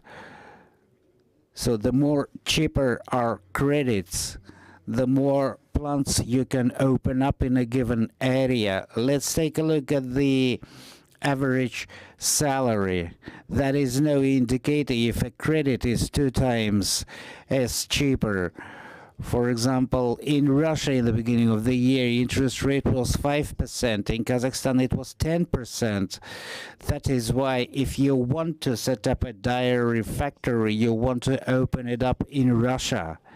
Produce dairy in Russia, but sell your products in Kazakhstan. So this is our economy, and when we bring the commodities from neighboring countries, we bring the inflation into our country, because our tenge is closely tied up to the Russian ruble, to the merit of such a policy. Such a policy does exist, good or bad, but it is like this. Basically, we didn't have any reference models 1 to 6, 6 to 1. This is all because we are bringing commodities from Russia. It is more profitable to make commodities in Russia. Just go to the store and take a look at the ice cream. Russian ice cream is more popular because its transportation to Kazakhstan is cheaper. Now let's talk about another part. When we have a big interest rate, a high interest rate, the banks shall export the same, they shall cascade the same rate on deposits. So if your interest rate is 15%, why do you need securities market? You have everything in stability. That's a very good idea for investments. I'm more than sure that 700 departments of Kaspost could be a wonderful penetration into the population for retail investors. So you can attract the client base and then we can divide it among ourselves. The more activity in the market, the better. Some people could like Zhusan, others will like freedom finance. So I started talking about depository interest rate. What has been happening in Russia? They had two factors. The interest rate, central banks interest rate, or gave clear tendency that the interest rate would go down. The thing is, it's not Turkey. In Turkey, you can say that tomorrow interest rate will decrease immediately, but Russian government made a long-term signal to the society that the interest rate would go down. This is how it was happening in Russia, and because of that, because people saving the money in the banks, in the bank accounts, they were encountering situations when the time was coming to the end, but the banks were telling them that next year interest rate would be going down, and this is it. So the clients start thinking, what the hell?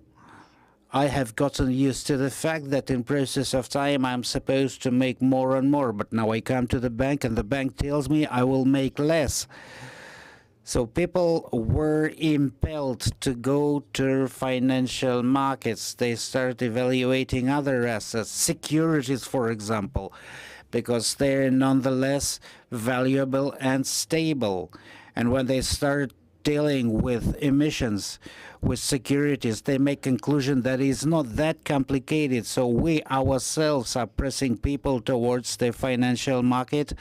Likewise, it happened in Russia. Today they have more than 15 million retail investors. That is more than the whole total economically active population in Kazakhstan. So this is what Russian government did.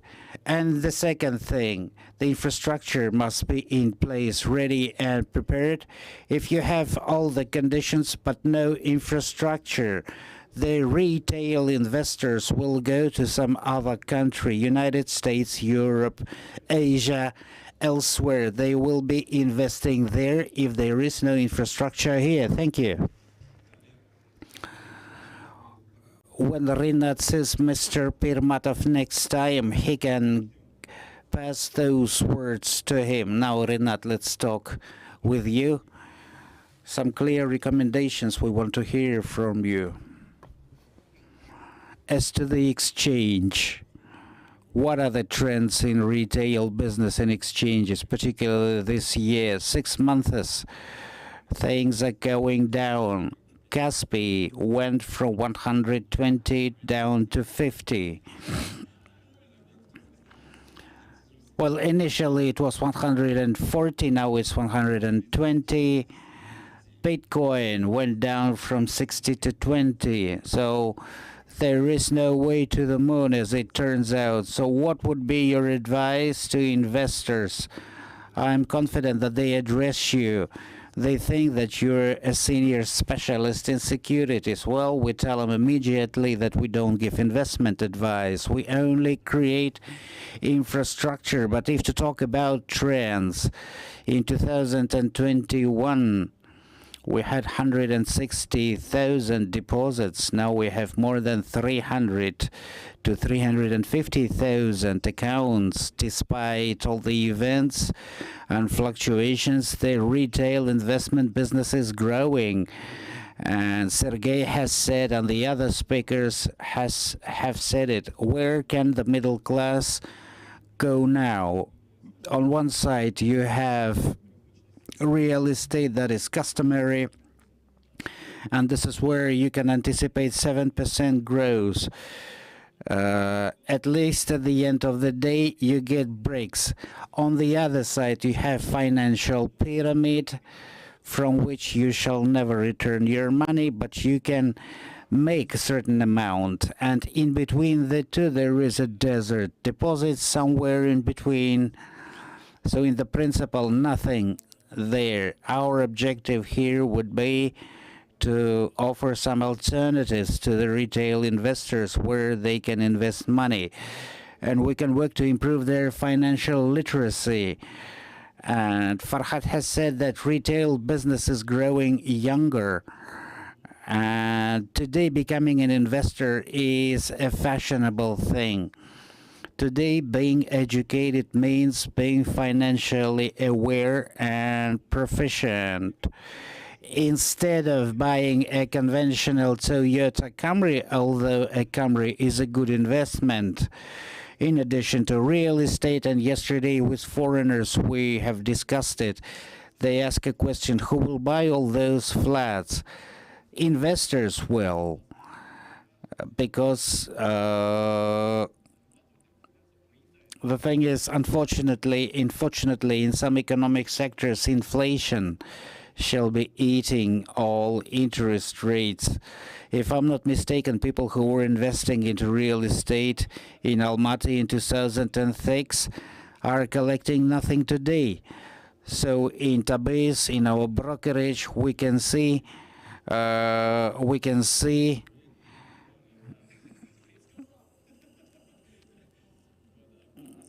so realistically, this market cannot extend any longer. As Maxim has said, after night you have the sunrise and the day grows longer. If you take a look at any S&P curve, at the history, you probably will remember there were 30 serious corrective actions taken, but the market still unwinds. So together with the participants, we are working to increase financial literacy of the population, all of our activities for the sake of having some products before our future securities emittents are preparing themselves. Let's talk to our regulator, AFCA. Ainur, our population is quite young, 29 years of age. Not very sophisticated people. So we are all veterans here, but the majority of our citizens are young, immature people. So within the regulating structure, will you have any softening? We remember a lot of feedback that regulators sometimes are being way much too robust. Maybe you can find that golden middle when you will observe the interests of retail investors at the same time, not to the bias of the brokers. Thank you very much. Thank you very much, first of all, for inviting myself to this forum. We are happy to have this panel session involving regulators. Our main objective is to protect the rights of the investors and users of financial services. I want to tell about the role of Astana Financial Services Authority. This is a young regulator. We have existed for 5 years now. We're an independent regulating body that ensures financial stability, and we perform the supervision of activities of all financial institutions in the center. Also, the regulator may perform activities in the sphere of regulation of financial services, and as you have correctly said, two our main regulatory targets out of 10 are to deal with protection of investors, protection of consumers of financial services, as well as development. What kind of development? We want to ensure here in our center the climate in which financial markets shall work honestly, effectively, and transparently. This is written down in our publicly available rules. Why am I telling all that to you? Because not many people are informed enough about the role of the regulator, what kind of mechanisms we have to protect investors in the center. I'm sorry, but looks like everything is in English language. 29 years. Will you have translation to the Russian language, to the Kazakh language maybe? At present stage, all regulatory acts in the sphere of financial services are available in the English. Constitutional law is available in the 3 languages, but of course we will translate regulatory materials. This is quite a good observation. We do have the language barrier. Also, I wanted to talk about some tendencies that regulators envisage in the global market today. That is the growth of retail investors because of a number of transformational processes taking place on planet Earth. Pandemic itself, then, as has been said earlier, low interest rates, which makes the market more attractive, retail investor market more attractive. Such instruments have CFDs, cryptocurrencies, and others, as well as technological achievements. But technological achievements, we need to understand that companies like Tabis, they have a license to perform their activity and attract retail investors.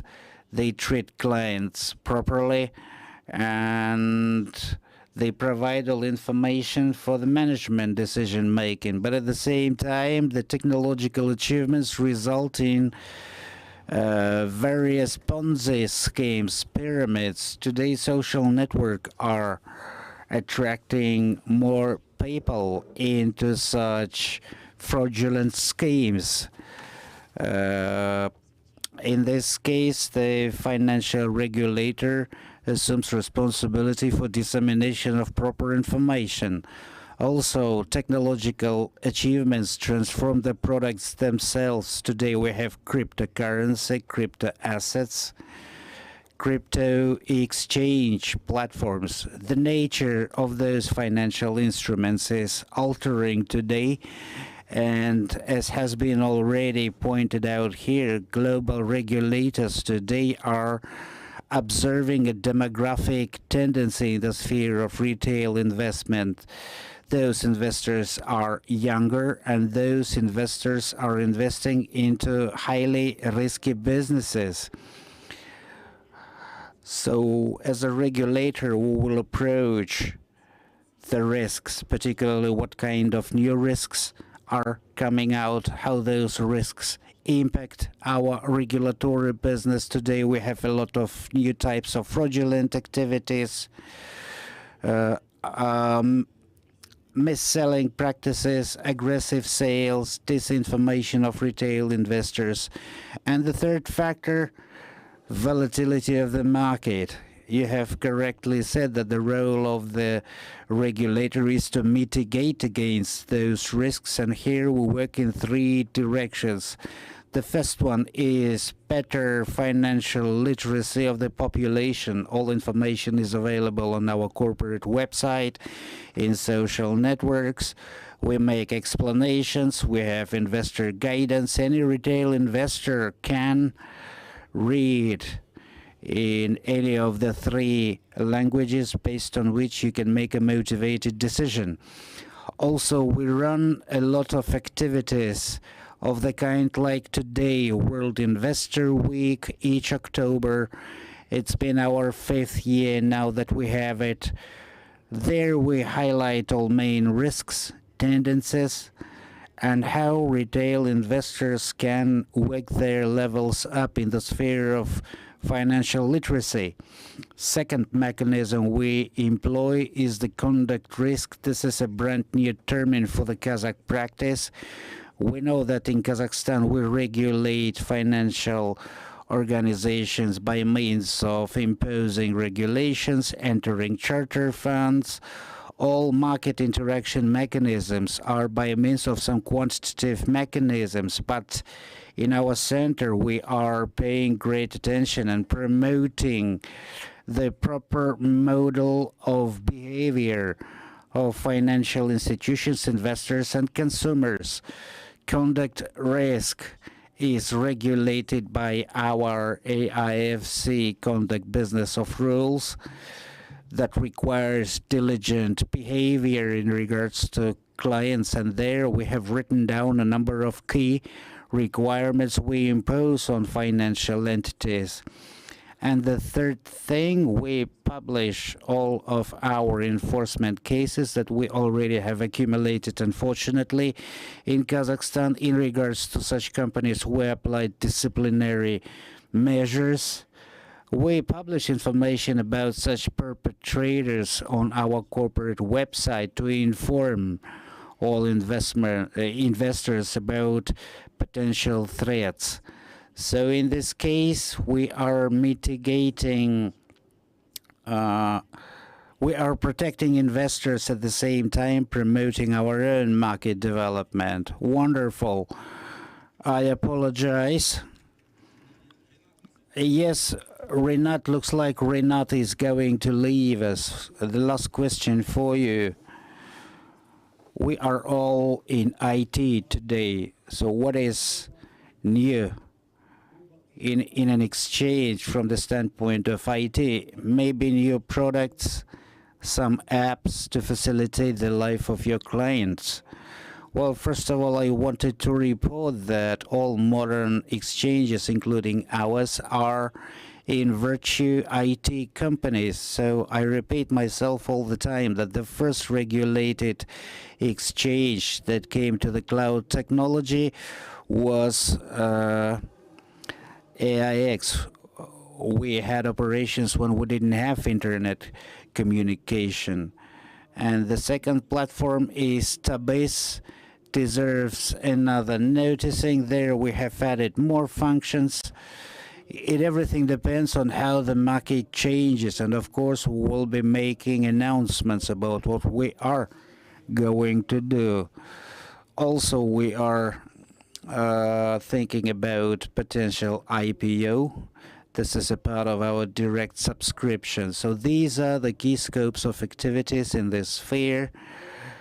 Today, all of your bank accounts, all of your securities, your whole life is there. Thank you. I have to leave. I apologize. I will see all of you during these Astana Finance Days. Okay, let's come to our favorite brokerage. Recently, when I was dealing with education and training, I heard a lot of questions. Where do we open up an account? What kind of brokerage do we select? It's up to you, but still tell me, colleagues, today we have three of you, three brokerage companies. So we need to open up an account with you, which is quite a complicated process. Am I not mistaken? I think Freedom today have a wonderful trading platform. Jusan have their own platform today, and Halyk Finance, Halyk Invest, to be accurate. Interesting. It happened easily. It made our life convenient. This is the full digitization. So based on that, I have a question. So where do we move further with our digitization? Maybe some novelties you want to introduce, and in general, what do you think? Digital, is it our absolute future divine world, or are we losing the typical brokerage information exchange habits today? Well, the world is moving ahead. We are all going digital. Without technological progress, there is no progress. In the past, to set up an account, you would have to come to office physically, provide a whole package of printed documents, and in a couple of days, if at all lucky, you would receive your account. But then you would have, every time you want to run any transaction, you will have to come to the brokerage office. Today you have an application on your smartphone, you have your account. Please replenish and proceed to work. That has simplified our life. That boosted up the increase in the number of brokers and investors. So where onwards do we move from here? Of course, today we are talking here about economic terminology, some indicators, but at the same time, 90% of our population are totally ignorant in regards to that terminology. How do we want to communicate our message to those people if we use such intimidating terms? If you come to a doctor and he intimidates you with some terms, how do you feel? Whilst a doctor can tell you in a primitive language, man, you are okay. So our main target here is to disseminate as much information as possible in the most primitive language. Tell complicated things by means of day-to-day basic language. We pay a lot of attention to the so-called Jusan Academy, where apprentice investors can familiarize themselves with the markets, bank deposits, credits, fraudulent activities after all, because today this is becoming a big problem realistically. We receive a lot of complaints about fraudulent activities. Yesterday, my wife almost fell victim to one such a rascal who wanted her to transfer money somewhere. People are ignorant about the finance, and that impacts our life.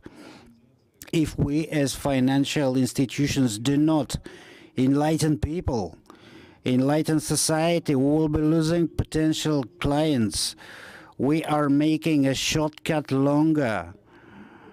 And at the same time, you know, we need to start from younger ages. Recently, we have commissioned Jusan Junior platform. This is when a juvenile can be an investor. Children learn how to save and where to direct the money. This is not as much about spending money as it is about saving money, A to Z, so that in 15 to 20 years, today's juveniles have evolutionized into people capable of accumulating capitals and augmenting capitals. The next stage of evolution in the finance. Thank you. Farhad, I have a question for you. It is growing popular to have ecosystems after Kaspi, so we all love ecosystem. Halyk has 3 ecosystems, if I'm not mistaken. Okay, so I understand all of you are in one ecosystem entitled bank. basically we all are eventually coming to the bank ecosystem. What kind of strategic interaction will you have with the banks and with investment companies? What kind of promotion do you envisage? One account, one depository? Realistically, yes, at present we are integrating brokerage at the home bank platform. That's not a big secret now. And that basic function is now being made available in the application. And that's a classy thing. That's a wonderful thing. First of all, because the regulator permitted the brokers, the banks, I'm sorry, to deal with the brokerage starting from the previous year. That is a great thing from the standpoint of the client pathway. The brokers that are currently licensed by the national banks are impelled to work in the infrastructure which appears rather complicated. A broker is an intermediary. He works with the money. He saves the money. He needs to keep the accounting in a custodian bank, and the custodian bank may not be affiliated with your shareholder bank. For example, ourselves as Halyk Finance use custodian services from an exterior bank, not a Halyk bank. So replenishment of a brokerage account, if it's in US dollars, you keep money in one bank, then you are impelled to replenish your brokerage account, which means the custodian account in another bank. Money runs for 2 or 3 days. That is totally inconvenient. When that system works at a uniform platform, the main facility is the speed. Imagine that you are using a banking application that you use on day-to-day basis, by means of which you can set up a brokerage account almost immediately, replenish it almost immediately, replenish it regardless the source, whether it's Kazakh tenge or US dollars, Apple Pay, Google Pay, and all other options that you can see on your screen. Choose a source, choose a deposit, choose a card. Everything will be integrated with the brokerage business. That will be speedy, convenient, and cheaper for the client. So the main advantage here is we are talking about securities market where the time is of utmost importance. At 11 o'clock at night, lying on your sofa, you can see that the Facebook shares are going down. You need to buy it telegraphically now.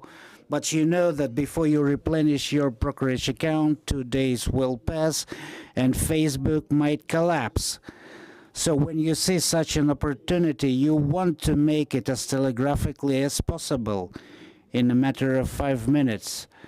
This is something that is coming to us, or we are coming to it. Of course, independently, we will have to think about the segmenting of the clients. That's an inevitable thing. Today, all brokers, all regulators are encountering that problem. Retail segment has always been small, peculiar. Can you imagine a big cinema hall about which only 10 individuals were aware and they enjoyed attending a big cinema? You can smoke, drink alcohol, you can spit on the floor, but suddenly the doors open and a kindergarten comes with the principal, and they tell you, stop smoking, stop consuming alcohol, please clean up. This is something that brokers and regulators are suffering from now. A new segment is ramming into our life. We need to supervise it, we need to control it, and we cannot cheat on it. We need to impose at the same time more robust limits on it.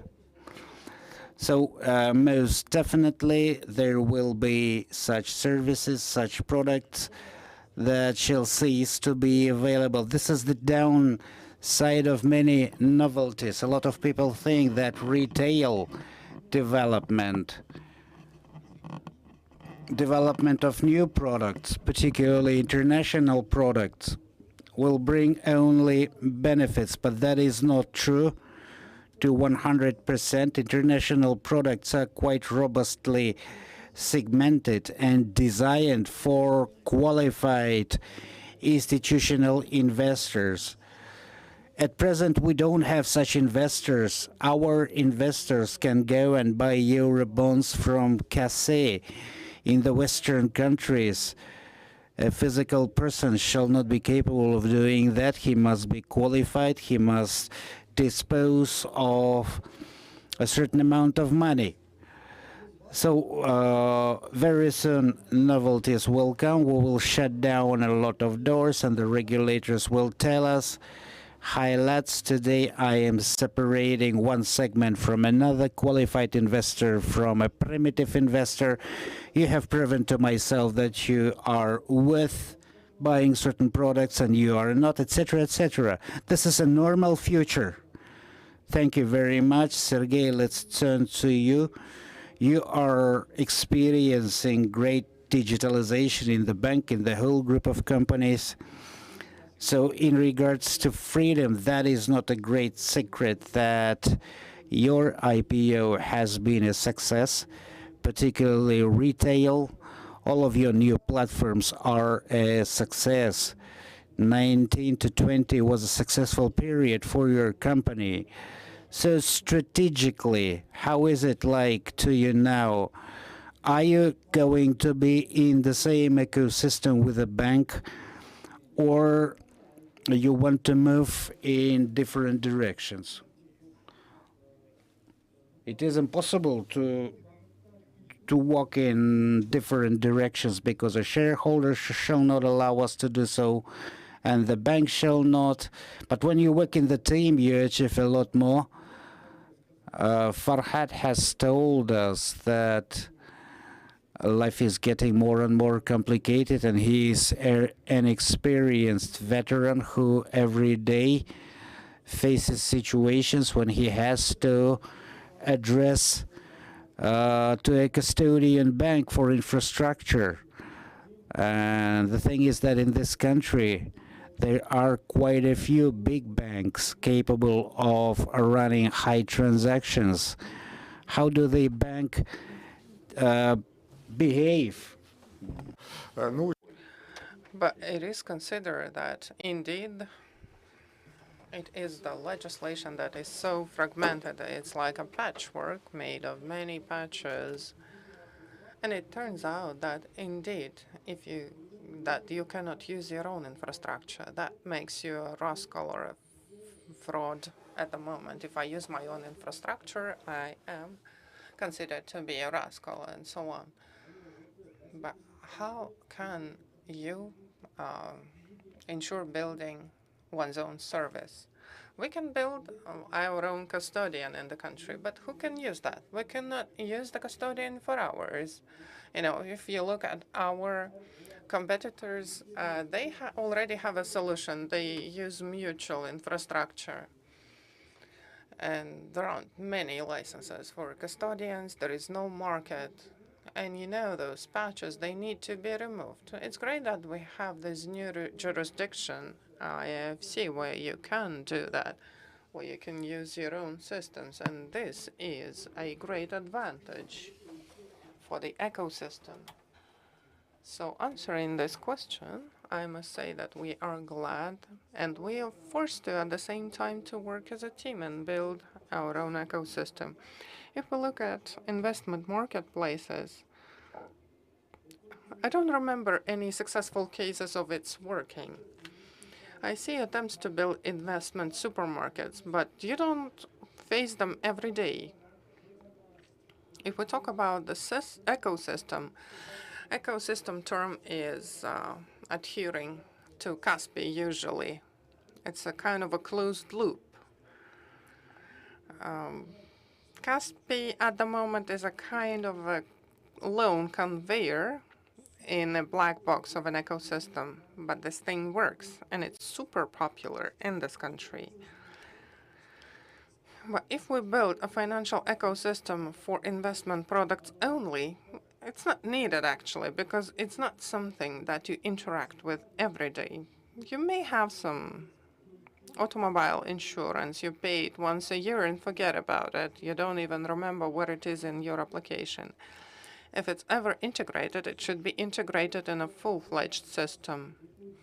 And Freedom, as other colleagues, is building an ecosystem. We're building super apps, and we hope to present it this year, one way or another.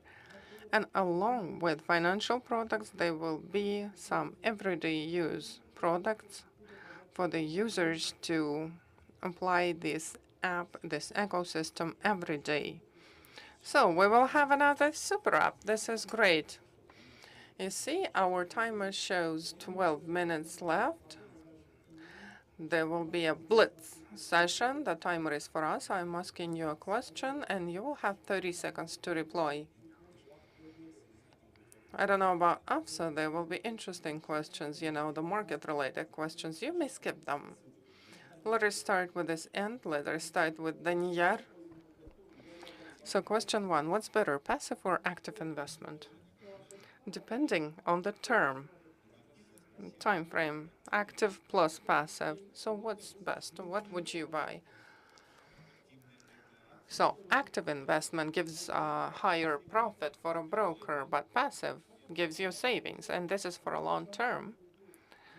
Okay, great. Farhad, for you, what do you prefer, active or passive? You personally, what do you think?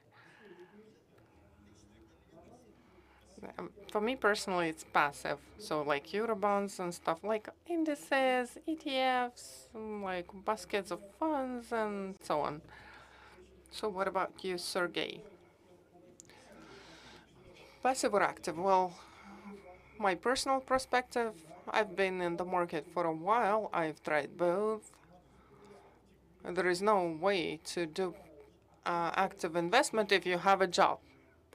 For instance, if you sit at a working meeting and you see some great investment idea, and when you're out of your work meeting, everybody has already forgot about that opportunity. I've been working on several horizons of investments, and at some point, I knew that it's only a week. A weekend, you take 3 hours to analyze your investment portfolio to see what happened during the week. You can see that there are some products that you should have sold earlier in the week. And those horizons have been working like good for me. But then I have lost that small amount of time because along with work, there is also family. So long-term investment is my personal preference. So what about you, Daniel, passive or active? If you talk about investment, activity is always good, and association supports active positions. It's not about association, it's about your personal approach. We always support activity, active lifestyle. But as for investment, and the devil is in the details here. I will give you one example. If we talk about passive, it's mainly ETFs. If you buy like uranium euro in ETFs in 2012, in fall, I think it was launched before Fukushima, it was about $170, and today it's traded at like $29. So throughout this time, very passively, we've been watching what was happening with this ETF. So the devil is in the details, depending on what you buy. So is there a bear or bull? Do we buy Tesla today or Bitcoin? It's bull or bear. We hope it will become a bull, but looking at all of the indicators, it's bear. You remember 2008. We don't see bankruptcies much. Well, there is no bankruptcies, but the world has changed.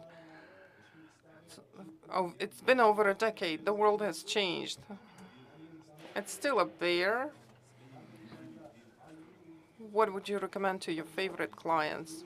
Invest little by little permanently. Give one name. Share, Tesla for now is probably something you shouldn't buy in the meantime, but something related to defense like Lockheed Martin or something. It's not us, it's the world that makes us do those things. Yeah, you're so military today. So Farhad, I understand that bonds and investment banking is so interesting, but let us talk about shares. I always recommend Halyk Bank shares, like net profit 1 billion for a year. Would you recommend the shares of Halyk Bank? Well, sure I would. Apart from Halyk Bank, what other recommendations? Would you recommend Kaspi? I'm not commenting on that. Next question, please. Is that a blitz or interrogation? It is a blitz. So let's do Sergey. Sergey, 2 issuers. I already talked about specific names. 2 names. Well, it's not the best approach, to ask a question. Well, look, we are all individuals. We have our own investment horizons, our own situations. For how long? Like 3 years? I will ask you a bulk of questions before I give you any recommendations. And you see, there is a regulator, by the door. There are many questions I would ask, a questionnaire. We will look at your investment horizon, and only afterwards we will give you the answer that would be written for you very specifically. So do we start buying now? Well, nothing prevents you from buying, depending on your horizon. You mentioned 140, right? Well, that depends when you enter. It's all individual. It varies from case to case. So, Danyar, do we buy shares when there is public IPO? Well, I wanted to talk about this people's IPO, like a couple of words. Technologically, the market is ready. We have brokers, we have Freedom Finance with their background and access to American market. We have a good regulator, 2 regulators, 2 exchanges. Everything's so beautiful. We have 2 big dams. We have EVs. We have local police in beautiful uniform. But the problem is we have no river. We have the embankment, but there is no river of liquidity, no movement in our market. There is movement. All liquidity is in Halyk. Everybody says that. The big mama Samruk Kazana will create this liquidity if they let their subsidiaries into IPO. They'll let them go to the bride's market and do not interfere with their personal life. The big mama Samruk Kazana, they give away 2 daughters and 1 granddaughter with scandals. 1 granddaughter was taken back into the family with scandals. They don't even recognize their son-in-law. They interfere with the operations. The big mama needs to change. We need to all change the big mama. The most interesting question. Let's start with you, Maxim. So what's happening with the ruble and dollar? What is your forecast until the end of the year? I think that there will be 10 tenge per ruble, 530 for dollar. As for the ruble, it's not for us like ruble tenge. Well, this is not a relevant pair. If we talk about dollar, most likely they will be a strengthening because the rates are growing in dollars, then it will be higher against all other currencies. So, Farhad, people in the north are crazy about the ruble tenge exchange rate. Nothing to buy there with this money. Farhad, what's happening?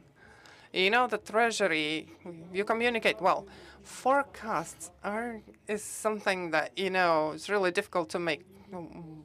Why is there this interaction?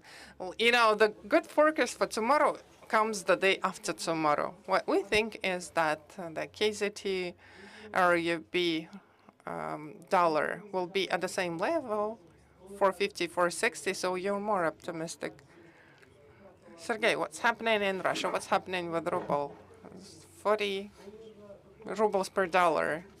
So what are the ideas? What are the opinions?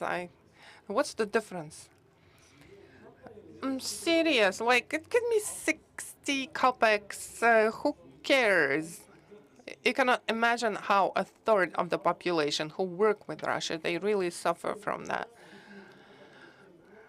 I've been telling you about the base rate. National companies were borrowing there because their base rate was cheaper.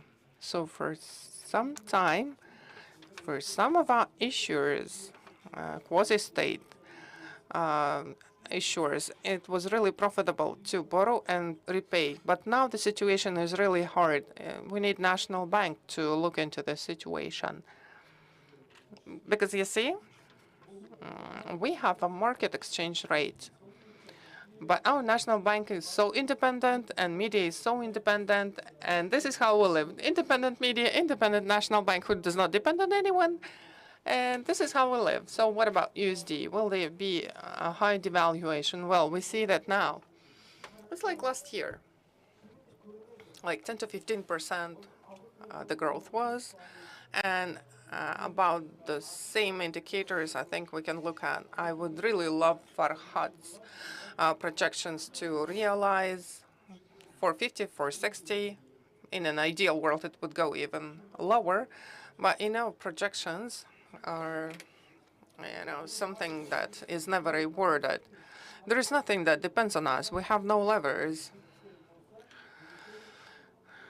We could have given you some more mindful comments if we had any levers. So eventually the market would go the way it wanted to go. Yeah, to the right. That's right.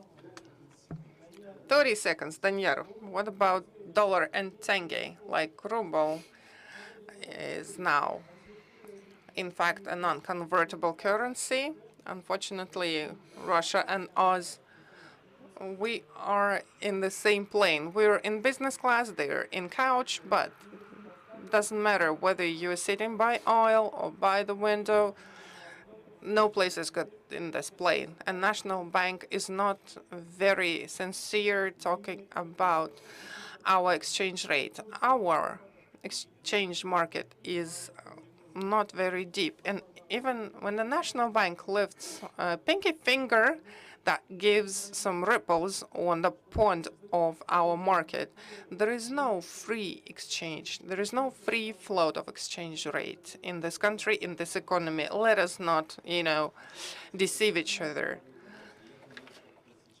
So Maxim would say, buy now, but so we can buy now and wait for 520 for dollar, but what about ruble? Well, the first default happened yesterday. The previous one is 1998. It was 6 by at that time. Let us wish our speaker great success and great luck. We work with them every day. Luck and success to you. Thank you so much.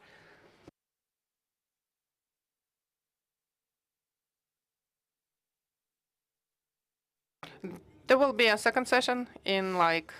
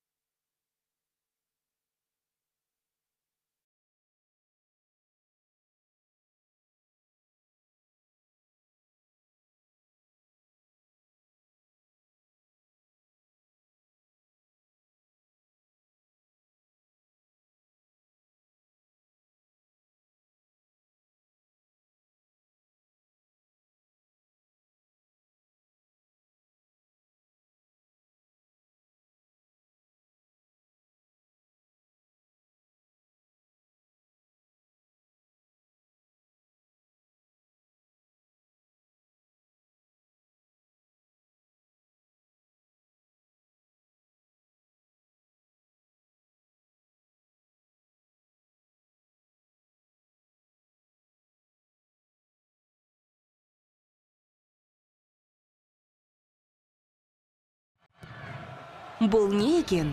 Ойын емес, мынау. Бәлкім сіз визаны жай ғана банк карталар деп ойлайтын боларсыз. Егер мен сіздің әр жерде көріп жүрген атауыңыз жай ғана атаудан әлде қайда зор нәрсе екенін айтсам, не дер едіңіз? Виза дегеніміз желі. Ол адамдарға ақшаны ана жерден мына жерге аударуға көмектеседі. Және де мына жігітке тіпті таудың басына шығып алса да, онлайн жұмыс істеп, джинсаны сатуға көмектеседі. Бұл кадр сыртында қалатын, бірақ бәрін бір-бірімен байланыстыра алатын ғажайып. Ол таңғы кофе ішкенде әлемге жаңа көзбен қарауға мүмкіндік беріп, бизнесті бизнес ететін нәрселерге көзқарасты өзгерте алады. Виза бәрін біріктіре алатын желі. Сізге қажет жерде, сіздің арманыңыздағы жерде, сізге лайық жерде. Бұл желі арманды іске асырудың кілті. Өйткені виза күн сайын бүкіл әлем бойынша есік ашады. Коммерция бәрімізді біріктірсін деген оймен.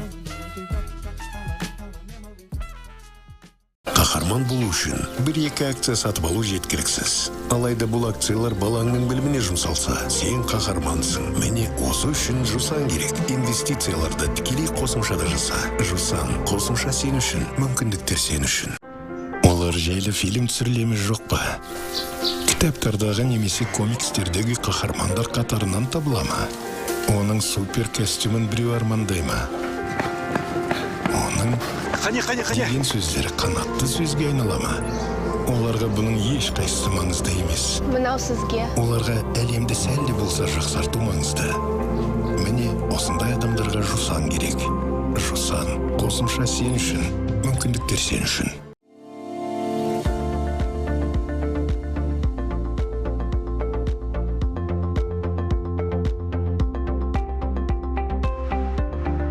Любые деловые взаимоотношения с контрагентами всегда связаны с рисками. Только владея комплексной информацией, можно избежать сотрудничества с неблагонадежными контрагентами. The Strongest – портал для поиска, оценки и предварительного комплаенс контрпартнеров. Бизнес-регистры более 100 стран мира. Информация о более 180 миллионах китайских компаний. Онлайн и офлайн отчеты. Реестр бизнес-партнеров Казахстана – самый актуальный и полный источник информации о юридических лицах Казахстана. Индекс добросовестности налогоплательщика. Более 30 источников информации из государственных баз. Информация о деятельности. Учредители. Аффилированные лица. Закупочная история. Предоставление отчета в режиме онлайн. Сервис HR Digital – комплексная проверка сотрудников и личные дела в режиме онлайн. Специальный сервис для кадровых служб, HR, рекрутинговых агентств. Кредитная история и кредитный рейтинг соискателя. Трудовой опыт и данные об образовании. Справка о судимости, инвалидности и 075. Дополнительная информация о соискателе и сотруднике.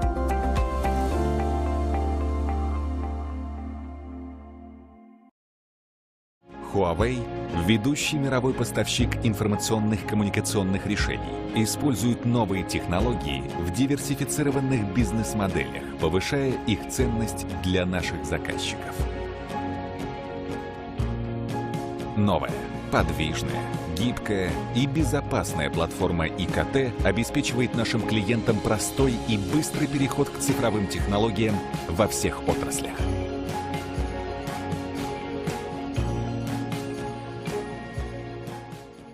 Мы начинали с фондового рынка и стали инвестиционной компанией мирового уровня. Но мы хотели большего.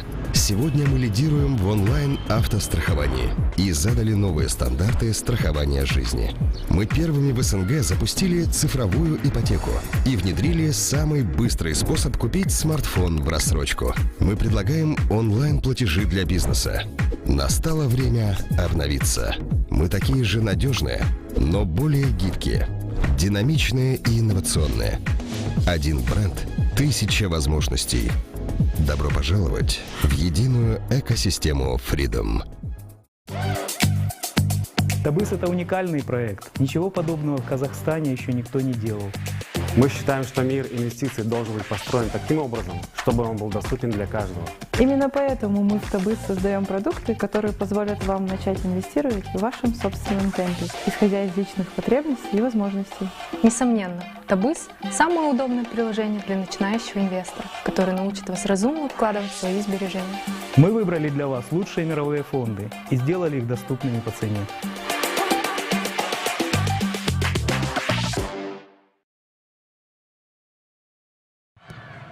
Бұл не екен? Ойын емес. Мынау. Бәлкім сіз визаны жай ғана банк карталар деп ойлайтын боларсыз. Егер мен сіздің әр жерде көріп жүрген атауыңыз жай ғана атаудан әлде қайда зор нәрсе екенін айтсам, не дер едіңіз? Виза дегеніміз желі. Ол адамдарға ақшаны ана жерден мына жерге аударуға көмектеседі. Және де мына жігітке тіпті таудың басына шығып алса да онлайн жұмыс істеп, джинсаны сатуға көмектеседі. Бұл кадр сыртында қалатын, бірақ бәрін бір-бірімен байланыстыра алатын ғажайып. Ол таңғы кофе ішкенде әлемге жаңа көзбен қарауға мүмкіндік беріп, бизнесті бизнес ететін нәрселерге көзқарас өзгерте алады. Виза бәрін біріктіре алатын желі. Сізге қажет жерде, сіздің арманыңыздағы жерде, сізге лайық жерде. Бұл желі арманды іске асырудың кілті. Өйткені виза күн сайын бүкіл әлем бойынша есік ашады.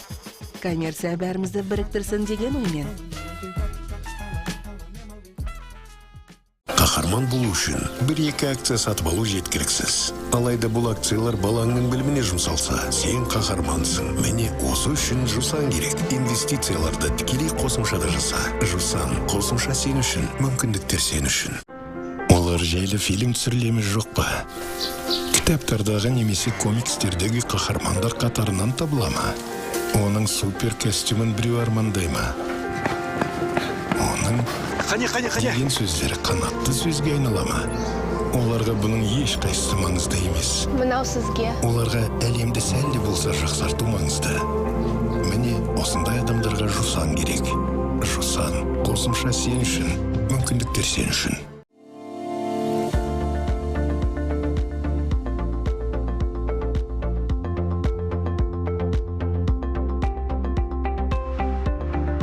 Любые деловые взаимоотношения с контрагентами всегда связаны с рисками. Только владея комплексной информацией, можно избежать сотрудничества с неблагонадежными контрагентами.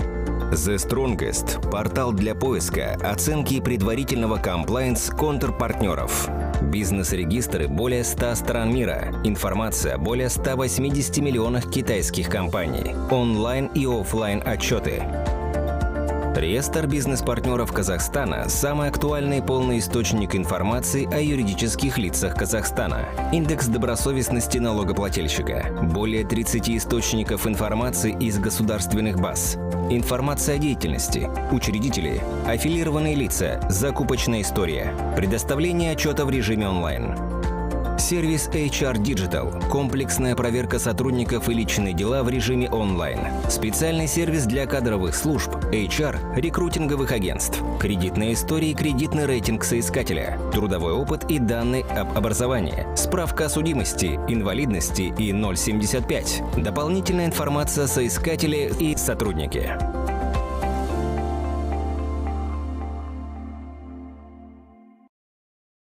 Huawei – ведущий мировой поставщик информационных коммуникационных решений, использует новые технологии в диверсифицированных бизнес-моделях, повышая их ценность для наших заказчиков.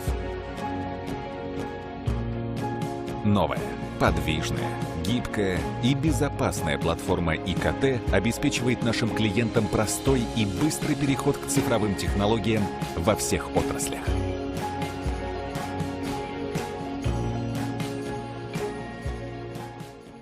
Мы начинали с фондового рынка и стали инвестиционной компанией мирового уровня.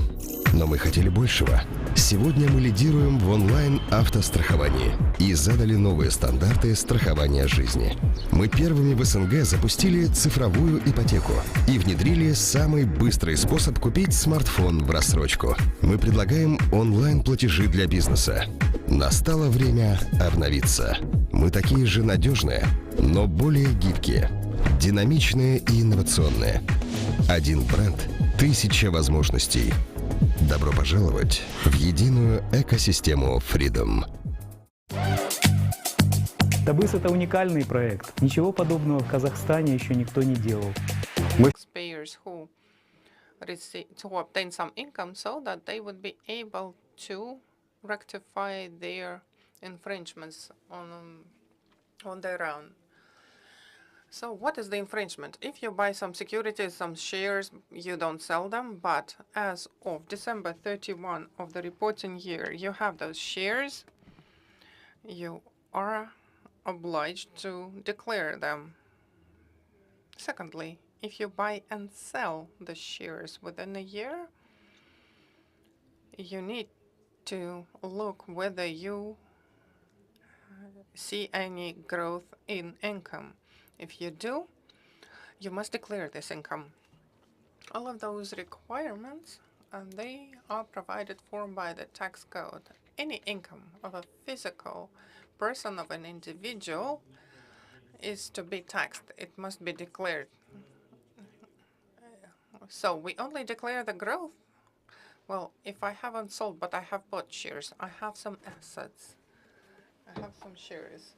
So those assets, those shares must be set out in a declaration. There will be no income in this case, and there will be no reason for taxation. But the very asset, the very property must be shown in declaration. We have 240 form, personal income tax, that must be submitted no later than March 31.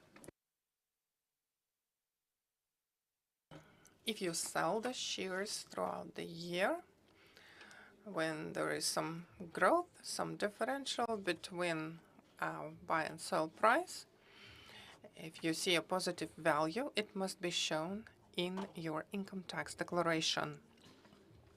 These are the requirements. We must follow them. It's the current tax legislation. As for desk audit, so how we know, where do we get the information about some individual buying shares, selling shares? This data is collected from a variety of sources. The tax code has certain provisions that oblige certain competent bodies to provide data starting January 1, 2021. There are norms in force that are setting out the requirements to transfer data by brokers.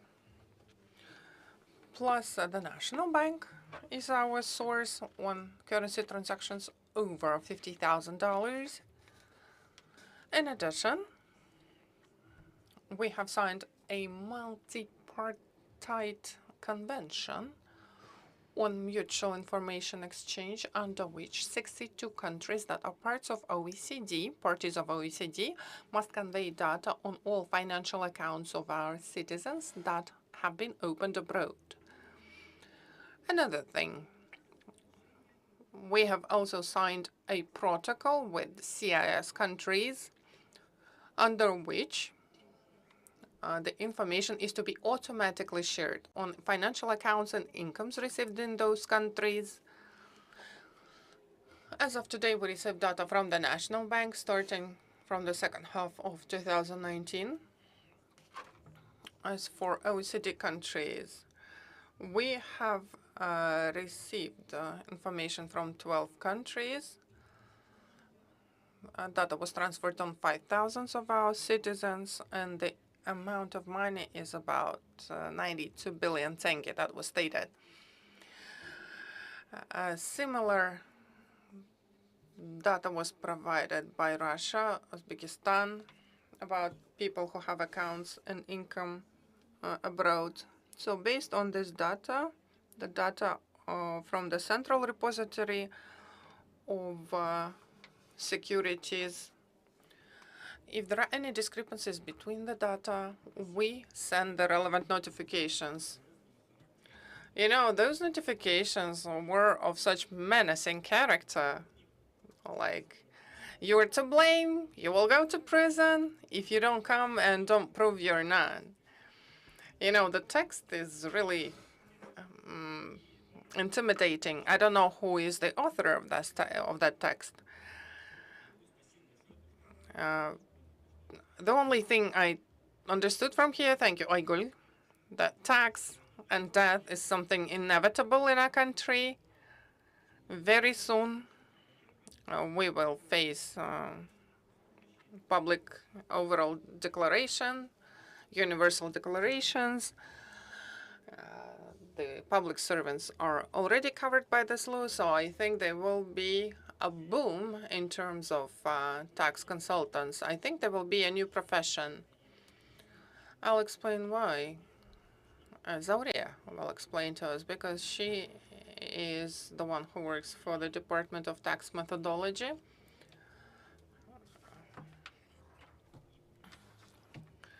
So she will explain us about the methodology related to taxes and losses related to investments, because it's really difficult, you know, as of now to declare. Even the tax people themselves, they do not understand. For instance, I have like 100 transactions for 100 different shares throughout the year. It's really absurd. Previously, there were 4 lines. Now there are 10 lines, if I'm not mistaken. So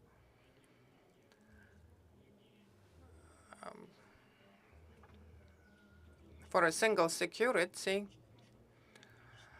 you know, financially literate people, they know certain securities very well. They enter and they drop. They enter and they drop. And the current declaration methodology does not take into account many aspects, many nuances, because I think at the Tax Revenue Committee, there are no people who would write methodology understanding those caveats, those nuances. Could you please comment? Thank you so much. Greetings, everyone. Thank you for the invitation to this interesting event. There are many things that have been new to us. We have met the retail investors that we have seen on our Zoom platform when we discussed the amendments to the tax code. You said that taxes are inevitable. This is a fact. And the activity that we see recently in investments, when we see that there are attempts to make amendments to the tax legislation, it means that the market is developing. And I would like to congratulate you on that. This year, when we were drafting the bill that has been already concurred with the government as of today, there have been very active discussions and debates when you determine the income from growth, some property income, when you sell the securities, that the losses must be taken into account. Well, what we say today, independent of the fact whether you're an individual or an entity, there is a universal approach. It's only the income that is being taxed. The same approach is applicable to securities. So starting this year, there is a proposal to take losses into account. Today, you say that there are no specialists who would be well versed in that, but we are open to cooperation, to learning, and it's important for us as for a competent body that is working on ensuring revenues to the budget.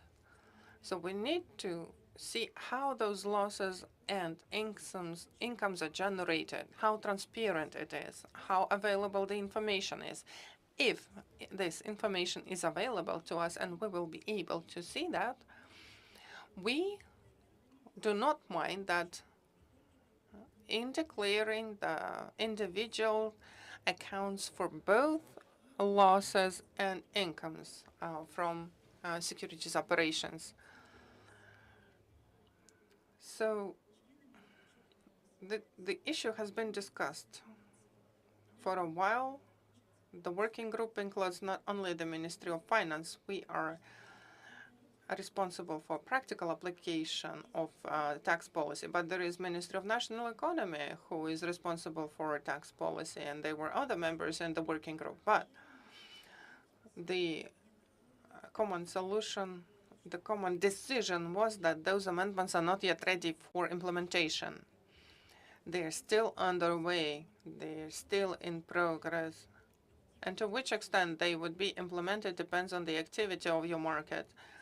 It will depend from the extent of transparency of procedures that you will be able to demonstrate. Thank you.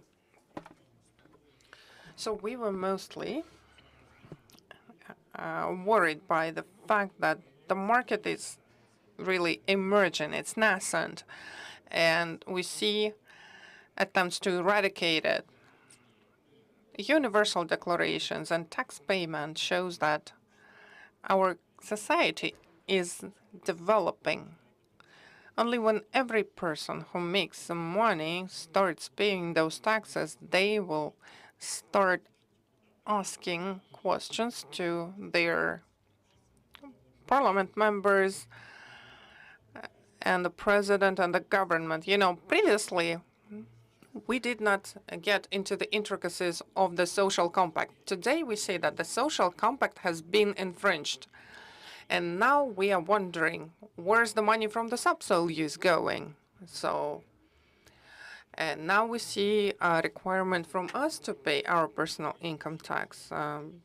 Thank you, Aigul, Zaurie. You are the people who put money in our budget for our country to be able to live. Let us proceed to the issues that we've been facing a lot recently. It's not even hype, but the pandemic of Ponzi schemes, of financial pyramids, and this really poor financial literacy of our community actually fosters those Ponzi schemes. So previously, it seemed really absurd to me. How would you take your money to some unlicensed people who are not competent in investing? But when the adult population finally realizes that they had no financial literacy lessons at school,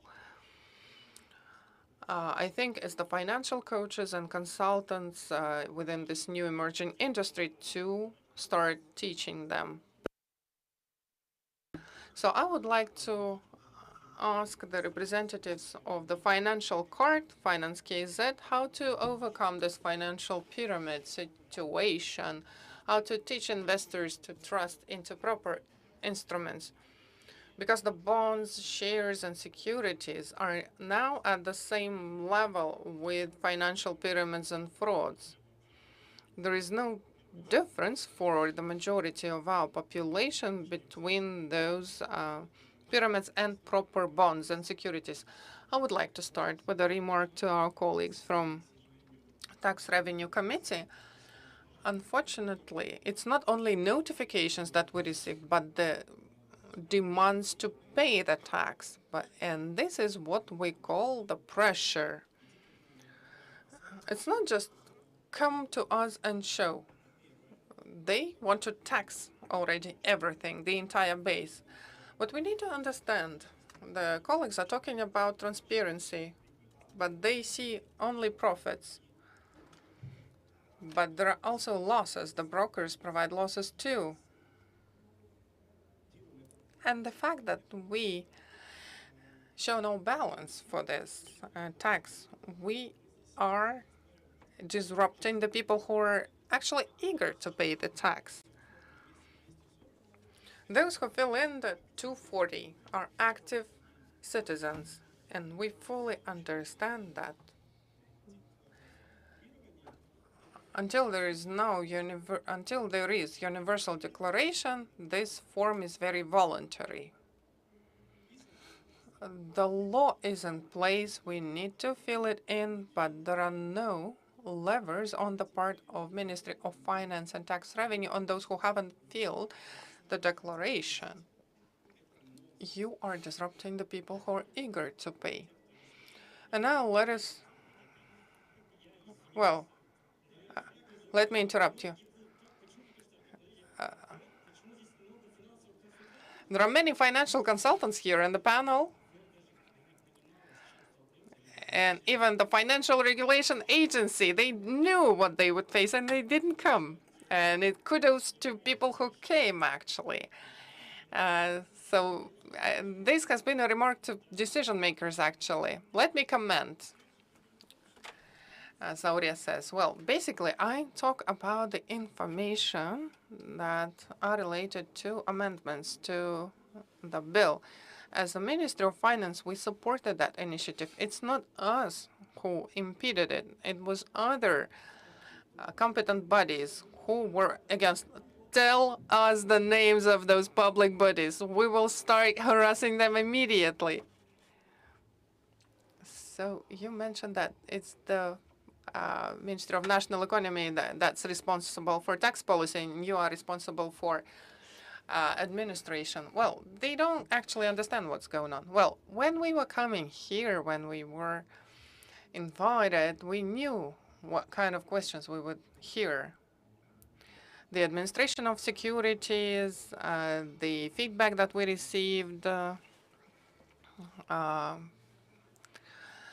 we understood the situation from our communication with our taxpayers. So we came a bit earlier to listen, to take part, to learn about all of the issues that are faced today. And those issues about losses, they've been raised recently too, and we've been looking into possible solutions to those issues. But since we are not the actual decision makers, we went to the Ministry of National Economy, to their working groups, to their platform.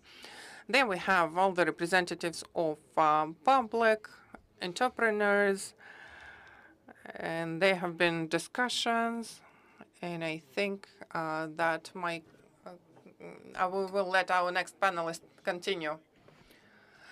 I have a quiz for the audience. How much money was taken to financial pyramids by Kazakhs last year that was found unproven? 50 billion tenge. 50 billion tenge. This is a budget of a district center of a middle-sized province.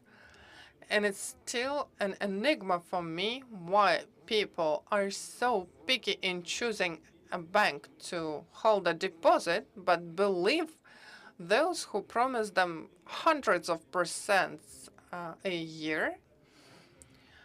I think it's a trust issue for government and authorities, because I see many times, for instance, quite recently, I was attacked by bots from S-Group system.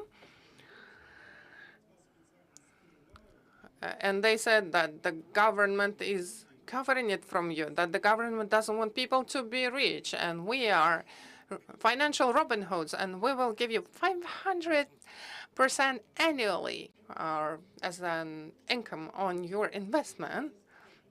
This is really an enigma for me. Well, Kazakhstan is not unique in this respect. We're not the only country who would like to sit on the couch just getting some passive income. Different countries have different percentages, but the frauds are everywhere. In the US and other countries, it's not our inherent problem, and we need to resolve it. We cannot do it at schools yet. Who is gonna do that at schools? Mathematician? Teacher of law? I took my own child to a preschool once, and one of the features was that for a senior group, they had financial literacy. Oh, this is great. Please tell me what this financial literacy lesson is about. And the preschool teacher said, you know, our community has a very high loan burden, and we will tell people that loans are bad. And I said, no, it's nonsense. Loan is a tool. Just like a hammer, you can kill someone or you can build a house. So if today,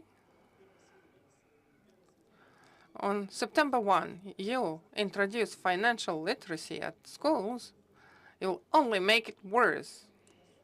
Such lessons will be conducted by some physics teacher or physical education teacher, God forbid.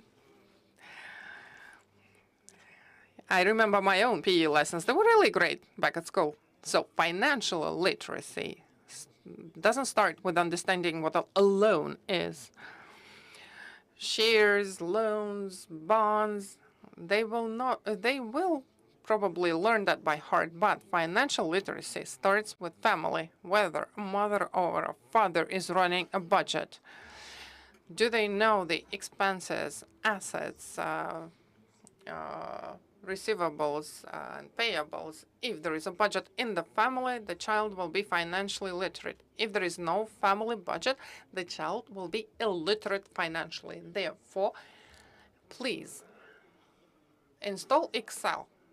No like fashionable applications, even Kaspi. If you fall inside, there are great features to show your expenses.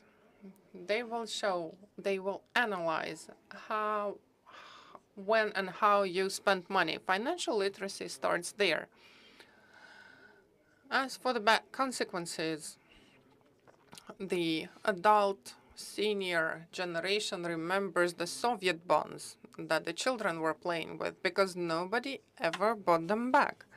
Our genetic memory tells us that those bonds and shares, they are all nonsense. Because we remember the 90s, we remember the false privatizations, we know that those instruments are not for long. Nobody believes in stock market. This genetic market is inside their brains, inside their families' mentality. The same you can say about Forex. You know, I think I will discover America for you. Forex is a good tool. There are exchange peers, many classical brokers have it. But what happened to Forex in our country? Binary traders came in and they killed the sector. For us, Forex, as of now, is, you know, a swear word. One of the issues was raised about Tabus app and ETN. Similar situation is with ETN in the United States. In ETN, you can see a lot of fraud. So as of now, in US, ETNs are toxic because there have been many fraudulent cases with ETNs. So there is no simple answer how to see like 300% of annual rate. So I think we should start not with financial literacy, we should start with critical thinking. It's no secret that we consume the bulk of information daily that a person in 19th century consumed within the entire year. We see, read, and remember so much that we stop analyzing that. We just believe. So you need to always use your critical thinking. This is my advice to you. Thank you very much. Realistically, that is a closed vicious circle from generation to generation in the independent Kazakhstan. We are seeing the second generation, 20 to 25 years back, second generation that does not know the normal capitalism. We still don't have children being financially literate. Although it's been 30 years now, unfortunately, statistics show 50 billion Kazakh tenge brought to financial pyramids, and that's the money that was found and demonstrated by police. Well, if to take into consideration the fact that not many money came to our securities market, we can make conclusion where the money goes. Well, in addition to the family, I think we should begin financial literacy at school. For example, Jusan Invest today are lecturing in the sphere of financial literacy. They have a special course, academic course for final year pupils in secondary schools. They facilitate the facilitators, train the trainers. Now let's talk about the breaking of that vicious circle, the continuity, how to popularize financial literacy among children. Janar will tell us. Arman, thank you very much. Good day to everybody. I wanted to thank, first of all, AIX for creating a platform where we can discuss important topics such as problems with fraudulent activity, development of retail investment, financial literacy, particularly financial literacy without exaggeration touches upon any citizen of Kazakhstan. There is a direct relation between financial literacy and economic development of the country. Kazakhstan commenced the financial literacy program back in 2007. There were a lot of projects implemented. There was a state program on financial culture, encouragement, and a number of others. In general, the problems before the government, before the state. As of today, more than 70 countries are working to improve financial literacy of the population. Why? Because population have a lot of loans and credits. Population does not show the skill of long-term planning of expenditures, particularly in the third world. Private money management, illiteracy, and problems like that. So many countries have strategies to overcome those problems. We began that in 2007, when not so many countries were dealing with financial literacy. Today, Malaysia, Australia, and New Zealand are working on that. Let me interrupt you. I don't remember 2007. It's been 15 years now, and I think starting from 2007, no progress has been made. This is what I'm talking about. No continuity, no tradition. That constitutes the main complexity. Starting from 2007 and until 2011, financial literacy was done by Almaty Financial Hub. They had a lot of activities, retail investor exhibition, where various brokerage companies used to attend, and today nobody remains the names of those broker companies. Then in 2011, the National Bank began to implement projects, again dedicated to financial literacy. Today, it's done by Agency on Development and Regulation of Financial Market. I wanted to tell you about the perception of literacy. Today, we have clear understanding that literacy is a must. It's a skill like shaving, writing, using a PC. When we were initially lecturing about financial literacy, we faced resistance, misunderstanding. Today, I can see the difference in the attitudes to the topic among the audiences. Various financial institutions in their time also implemented various programs aimed at financial literacy. For example, in 14 to 17, Kaspi Bank appropriated $1 million for financial literacy programs. They designed a wonderful web resource with video materials and articles about financial literacy, but later they made a decision to shut it down. So today again, financial literacy is in quite a vague condition. The same with Home Credit Bank. They also had a wonderful program. They had books published for children about financial literacy. Those books were publicly available, but today they have abandoned that practice, and looks like that topic is no longer topical for them. And because I've been dealing with financial literacy starting from 2007, I had a chance to see how resources, human, intellectual, monetary resources were directed into such projects, but eventually those projects did not succeed. So you can say that there is no continuity among the project. Yes, there is such a project, and today I remember one example from Poland. I like Central Bank of Poland. In 10 years, bankers were paying visits to all provinces of Poland, all cities, towns, and at schools they were teaching the teachers to teach financial literacy. So first they trained the teachers, and then they launched textbooks into circulation. This is the model we want to achieve.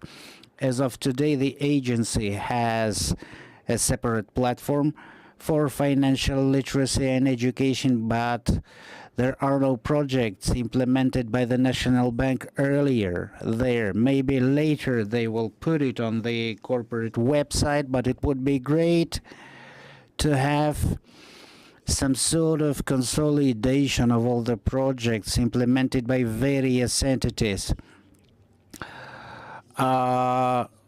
The next speaker, please.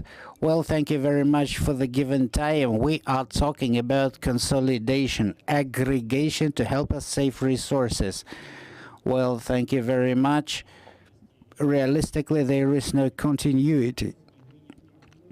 We've been doing that for many years, but we are still in the same point A, and I have an impression that financial literacy has deteriorated. It's good you have made a reference to Poland.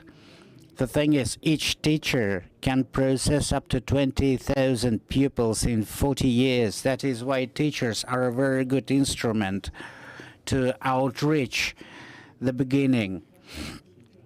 You see, mature people are hard to train. They have their own prejudices and superstitions. They got the burden of their own life experience. So realistically, financial literacy should begin from secondary school. It must begin from teachers operating in secondary schools. Today I had a lot of questions to the Agency of Financial Monitoring. Unfortunately, they didn't come here today. If I'm not mistaken, in the internet we have 20 video materials available about financial literacy. Someone is allocating money for producing those video materials, but people forget that in addition to video, you need some marketing. That is why the feedback with the audience has been lost. Basically, if we are talking about financial literacy, let's broadcast such materials in Khabar. The thing is, we have a lot of central television companies that we can employ. It's a total absurdity. There are many ways to ensure more effective dissemination, more planned dissemination of information about literacy. Now, the next speaker, Alibek. Alibek, you probably know that at present soon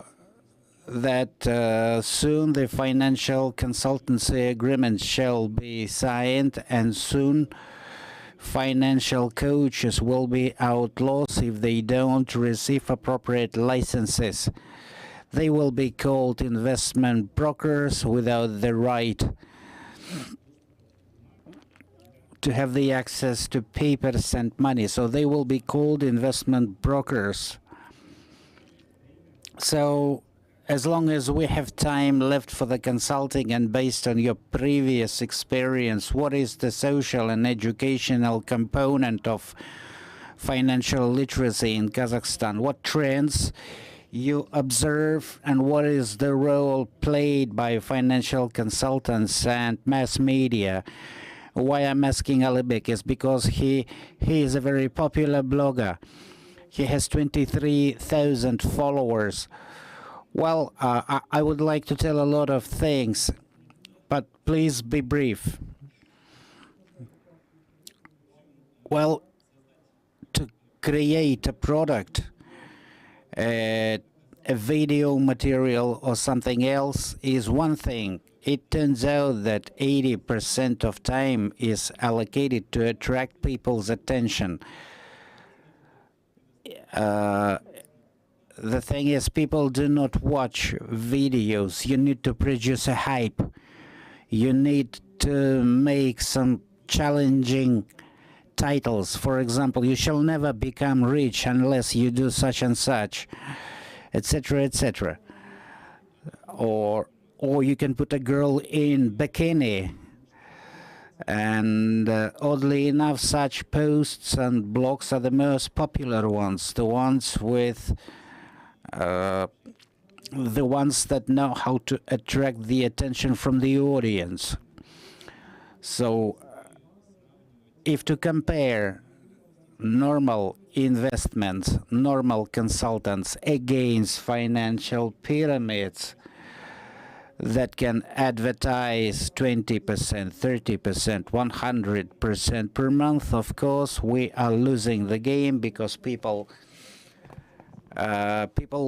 compare.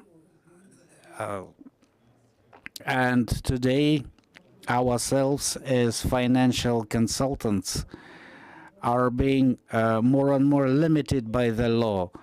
We will have from now on to buy licenses to create big LLPs, but at the same time it will be prohibited to us to make any promises. And this is the situation when we will lose the game against financial pyramids. This is it. Thank you. I agree. I think that we can play this situation. Yes, we can play it, you know, at the age of universal declaring the financial consultants can become tax consultants on securities. Brokers and financial organizations by law are not in the position to render any consulting services. That's pretty much strange. I would probably agree that Freedom Finance would be happy to submit your declaration for a certain fee, but unfortunately they cannot do that. Well, the situation is changing now.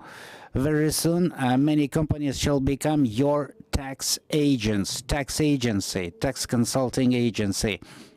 Well, the only thing I can tell now, at present, we give brief informational messages to brokers. We ask brokers to publish on their sites the information that if, for example, you are receiving profits, please declare them.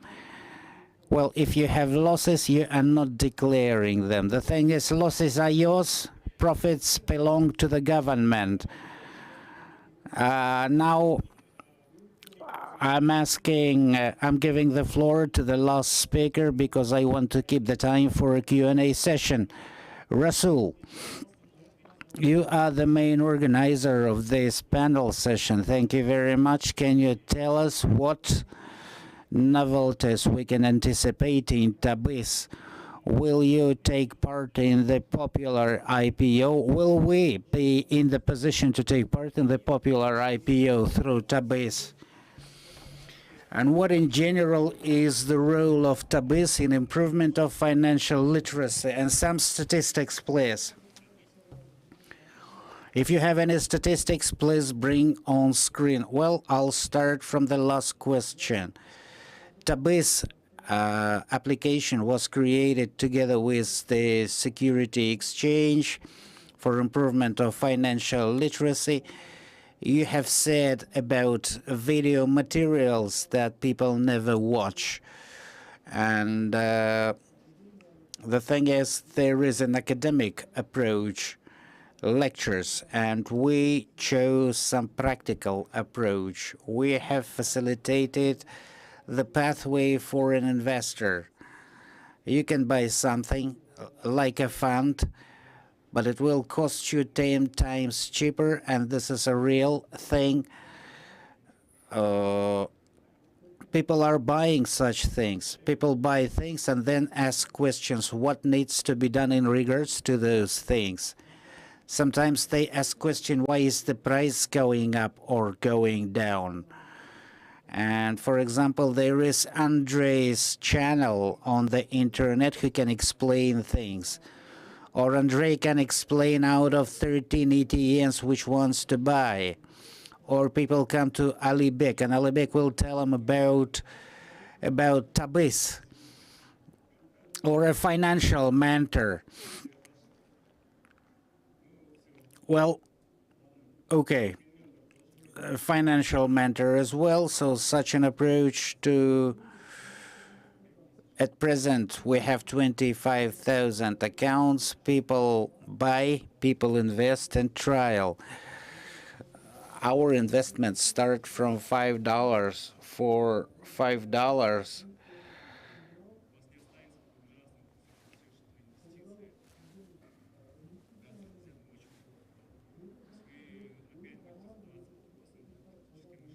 So, of course, you will be talking about critical thinking. Andrei says it is not present. Yes, it does exist, but not everywhere. When users come to us, they start asking a lot of questions. Where's your license? Where's your registration? What is your asset base? What is your custody? And then they leave and never come back because they understand that S&P gives 6% compared to 300% a month, as follows from internet advertisement. So this is when the critical thinking gets switched off. And if you see something boring, a boring investment product, that is something realistically valued at global level. And in regards to statistics, we've been watching in the last 2 weeks activization of advertisement about financial pyramids. People are afraid of financial pyramids. And the advertisement of financial pyramids has also undermined the financial market. So what do we have to do in this situation? We inform the audience about our products. Our products are not toxic, not necessarily fantastic sales, but that is stable. Basically, we approach financial literacy from the standpoint of practicability. Well, I have an answer about IPO as well. We have spent more than 2 months for IPO preparation. We're at the low start. Legally, we are ready as well. So when the IPO happens, we shall be in readiness 1 day before. If somebody has a company that he wants to IPO, please come to us. Now let's have a Q&A session. Yes, Q&A session. How will you sell in accordance to the Currency Act? Because center regulations prohibit currency acts. This is the prohibition to sell Kazakh securities to Kazakh citizens in the center. Unfortunately, this is not a question to myself. This is the question to our regulator. So in Tabiz, I will explain. If the Currency Act is not changed, Tabiz shall not be capable of taking part in KMG IPO. That's sad. That explains why we don't have agency here and why the Currency Act was signed. Unfortunately, agency ignored that problem. Well, let us now give the floor to the audience, give people opportunities to ask their questions.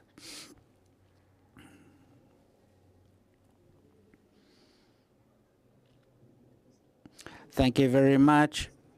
I wanted to answer Andrei's question. The situation you are talking about, particularly Tabiz. Tabiz is not a brokerage. You approach currency regulation in the classical way, the way you approach the IPO. Tabiz is just a channel. This is the direct subscription. Direct subscription, that's a totally different method. So basically it's an outlet. Wait a second. In no way is Tabiz a competitor to brokers. It's just an additional channel to create better coverage and more proposals. This is accessibility of the product. But brokers in AIFC cannot do that because of the Currency Act. Andrei, let me answer here. This is the shortcoming. It needs to be corrected. And all those associated with Islamic finance suffer from that. They received licenses and now they cannot work. And at present, we are at the plenary session. We are supposed to talk positive. So the questions must be coming from the audience, and you're doing the vice versa way. Okay. I hope that in regards to Tabis, the answer is clear. Thank you. Thank you very much.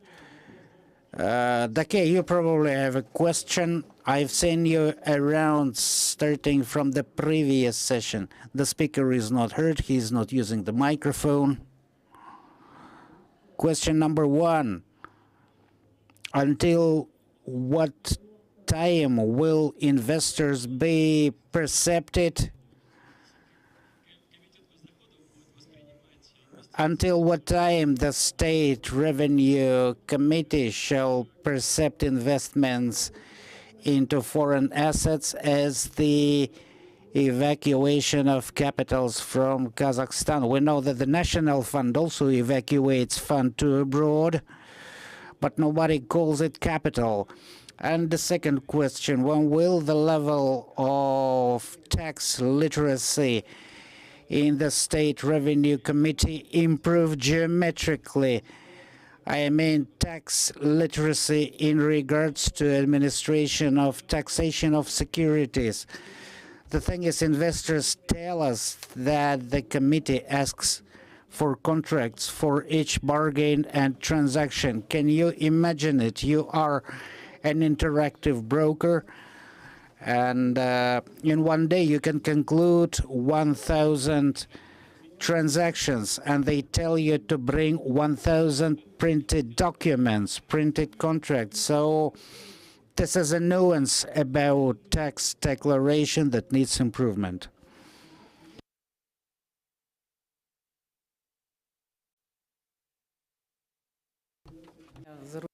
So what I would like to state is that investments abroad into shares, we don't see them as capital outflow or evacuation, but income that comes from foreign sources. This is how we view it.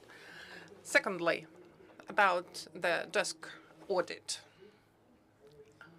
Our regional departments request the documents that would be mentioned in the tax code. So if you think that you have no income or you have no obligations to declare your property abroad, the tax code actually states very specific rules. You must explain and provide justifying documents. In this case, you can just resort to a broker's report. I think it's very individual, case by case, but as far as I know, when you provide your explanation, you attach brokerage reports, but they are not, certified with any stamp. It's just scanned. We accept that too, and we consider that too. May I also add, as for capital evacuation, I think those claims to our Tax Revenue Committee is unsubstantiated. It's not our perception. We only administer the state policy. We are now soon going to accept a new bill on dividend policy, and there will be an exemption for dividends inside Kazakhstan. They will be taxed only when they are exported abroad. New taxation is provided for dividends on securities that are offered at stock markets. Tax code actually distinguishes between the dividends on securities in Kazakhstan at KASE. They are under tax code, and the AIFC is the constitutional statute. And there will be a new amendment to tax code. Previously, the exemption was everything on KASE, but now only in case of active trading at those exchanges. May I ask a question? So if a company is registered with AIFC, according to the constitutional statute as of now, they're exempt from dividend taxation. Will that continue? As for the constitutional statute, it must be read literally, verbatim. There are individuals, private individuals, people who are investing. As far as I know, it's paragraph 7 of Article 6 that discusses the dividend incomes, value growth, it is applicable to Kazakhstani citizens who buy securities that are offered at AIFC. They are exempt from the taxation of incomes from dividend value growth. As for AIFC participants, they're exempt from incomes from sales of financial services, but it is by the list of services. There are other types of economic activities, like separate accounting, legal and accounting services, and so on. Many people interpret the constitutional statute differently. Like all the participants who are registered, if they obtain any dividends, they are exempt. The same is perceived about the value growth. We're probably talking about different paragraphs of Article 6. I'm talking about paragraph 7.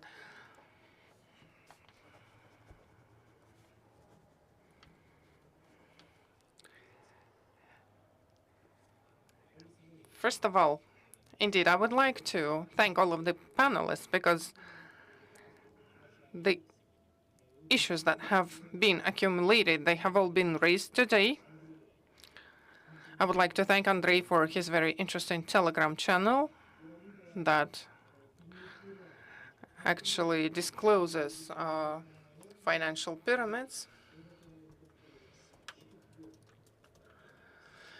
And there is a universal opinion about the financial literacy that needs to be fostered, and I would like to thank you for raising this.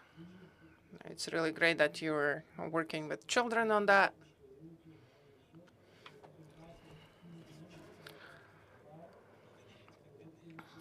And my appreciation goes to Tax Revenue Committee for just coming here. This is the first step towards, listening to the market, speaking about you. And if you're interested, I will tell you what we say. Our company is one of the oldest in the market, Skybridge Invest, and the clients who have invested, by the end of the year, we have guided them and supported them to make sure they prepare their declarations, preparing extracts from their accounts, from their international accounts, but we do not take any responsibility for their further declaration. This is their personal responsibilities. But the clients are on the brink of tears. They're about to burst into tears because they had a negative year and they have to pay their taxes. Well, you were right to mention that the losses are not deductibles. This is the first question. And the second very scary question, our market colleague has voiced that many foreign securities are not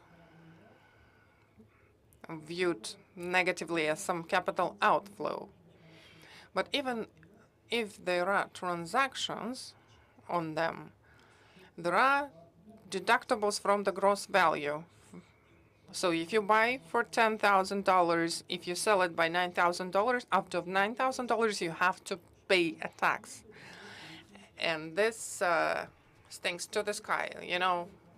All S&P 500 companies are in Delaware. Delaware is an offshore.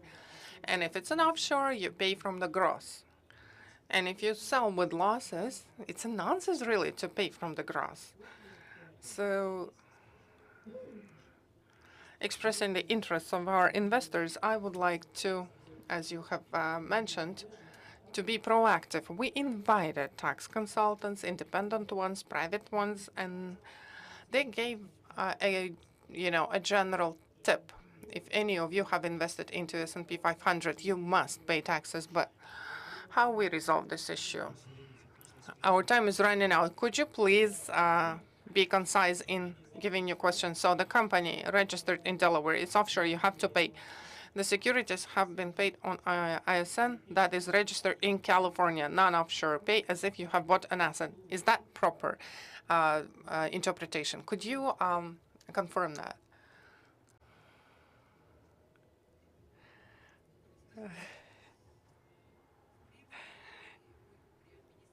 When we administer, we are guided by the type of the source of payment. It's not the broker who pays.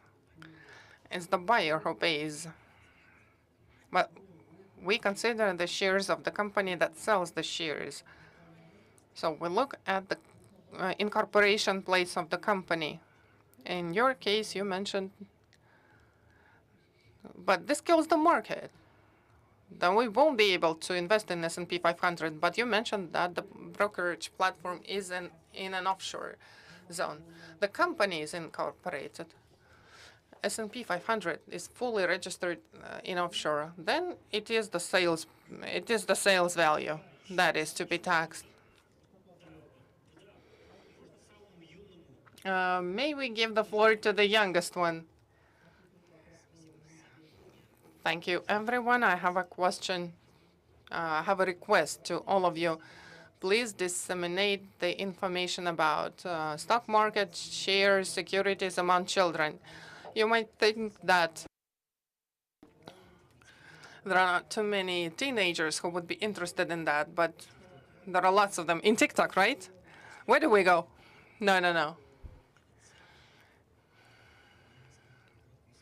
I'll tell you a short story. I wanted to find some proponents, some team who would be interested in investments. I have interested in that for over a year, and I've been looking for my peers to be interested in that. And after a year, how old are you, by the way? I'm 14. And after a year of seeking, I found peers from all over the world: Russia, Kazakhstan, United States, Ukraine, and Belarus. And we've been communicating, and my peers wrote to me, "Hi, I know you. Let us develop together. Let us grow together.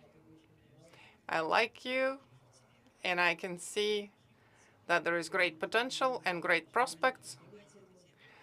So my great request to you is to please continue the outreach on this topic. There are many teenagers who are interested in investments in Kazakhstan." Thank you so much. Rasul, what's the lowest entry age for Tabiz? It's 16. In Jusan, it is 10 years. So you're not old enough for Tabiz, but you may invest in Jusan. I fully support young people who are now overwhelmed with information, but they evolve and develop faster. I do support that we conduct outreach among youth, and this is how we can break this vicious circle. You remember the Bloody January,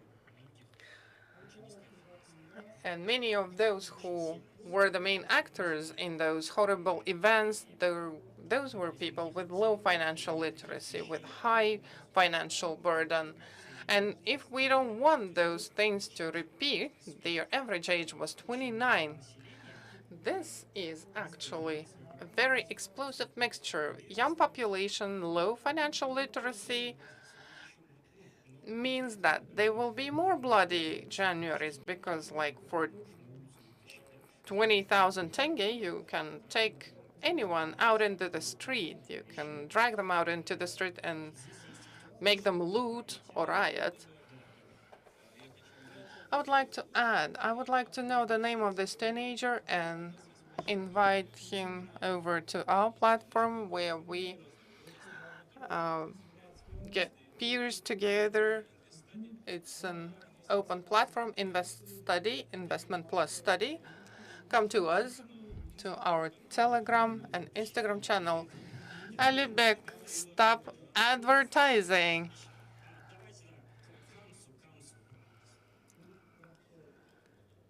Just one question from Minority Shareholder Association to the Revenue Committee. I would like to thank them for coming. Unlike the representatives of the other competent body that is not represented here, the first remark about the fact that the losses to be put on the balance to take account of the losses in taxation. You know, this provision was in place until 2012 in the tax code.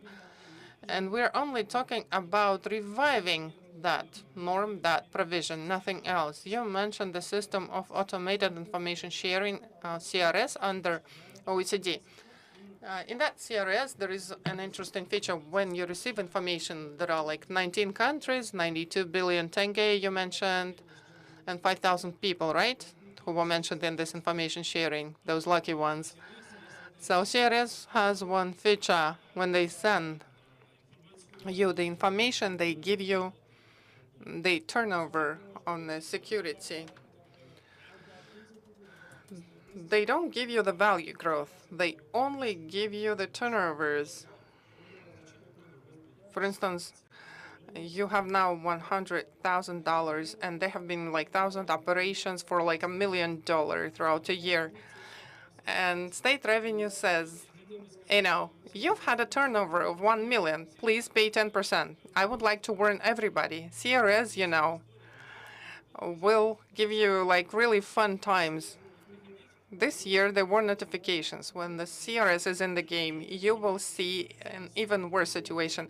You know, financial literacy is something that needs to be fostered not only among the population, but the tax revenue committee people too. Well, it's a joke still, but still, our oversight bodies, they are subject to a natural selection, but the tax people are always, you know, like standalone people because they are considered to be smarter, more intelligent, unlike law enforcement. You know, the practice looks like this, not because the tax people are incompetent. There are some other issues. For instance, when we obtain data that you have sold some shares, there is no data what was the purchase price. So the person who obtains some incomes, who works in this sphere, they come with a declaration. We do not require income tax on the entire turnover. They bring the justification documents, and they declare only the difference that shows their income as they see it. If we compare 2020 and 2021, previously, 1,000 individuals were declaring. In 2021, we have seen 3,500 declarations, and the income tax went up. 600 people have shown 200 million of income. Our goal is not to collect taxes right now, but we are giving the right of individual declarations for, you know, raising awareness among people that they need to declare. You know, the people who bring declarations, they are not taxed because there are many adjustments, there are many benefits in the tax code. Even if they have some value growth, they can decrease it by using a certain benefit or a certain deduction. Thank you so much. I made a video of you, you know. They scolded me for not finishing the panel right now. I would like to thank the panel. I would like to thank the floor. My special thanks goes to you, State Revenue Committee, Zaurea Aigul. Thank you so much.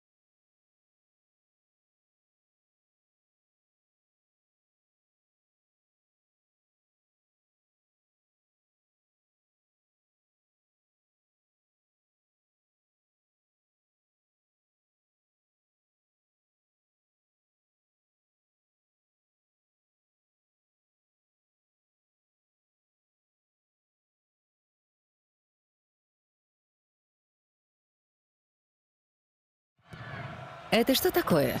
Да не игра. Вот это. Возможно, вы думаете,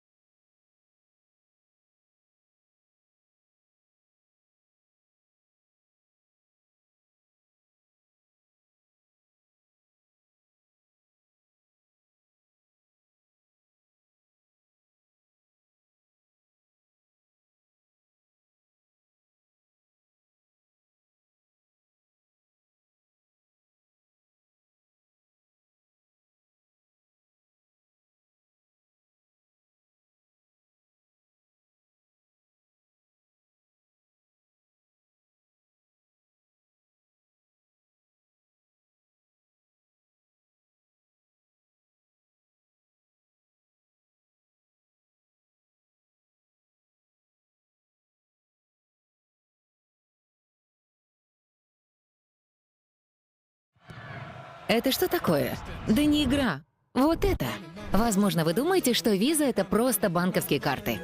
А что, если я скажу, что название, которое вы видите повсюду, это больше, чем просто надпись? Виза — это сеть. Она помогает людям переводить деньги отсюда вот сюда. И помогает этому парню работать онлайн, чтобы он мог продать джинсы, находясь да хоть бы на этой горе. Это волшебство, которое остается за кадром, но может объединить всех со всеми. Эта сеть позволяет взглянуть на мир свежим взглядом за утренней чашкой кофе и меняет точку зрения на то, что делает бизнес бизнесом. Виза — это сеть, которая может объединить всех. Там, где вам нужно быть. Там, куда вы мечтаете попасть. Там, где вы заслуживаете быть. Эта сеть — ключ к исполнению мечты. Ведь виза каждый день открывает двери по всему миру, чтобы коммерция объединяла нас всех. Виза — сеть, которая работает для каждого.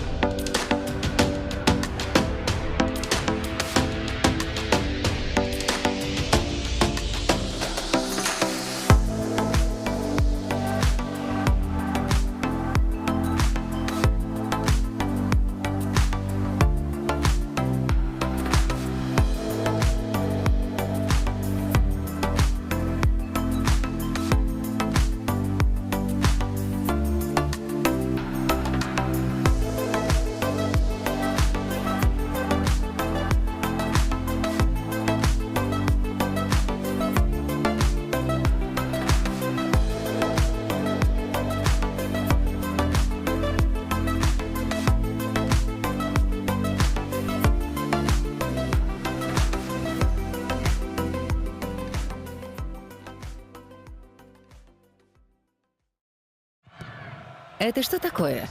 Да не игра. Вот это. Возможно, вы думаете, что виза — это просто банковские карты. А что, если я скажу, что название, которое вы видите повсюду, это больше, чем просто надпись? Виза — это сеть. Она помогает людям переводить деньги отсюда вот сюда. И помогает этому парню работать онлайн, чтобы он мог продать джинсы, находясь да хоть бы на этой горе.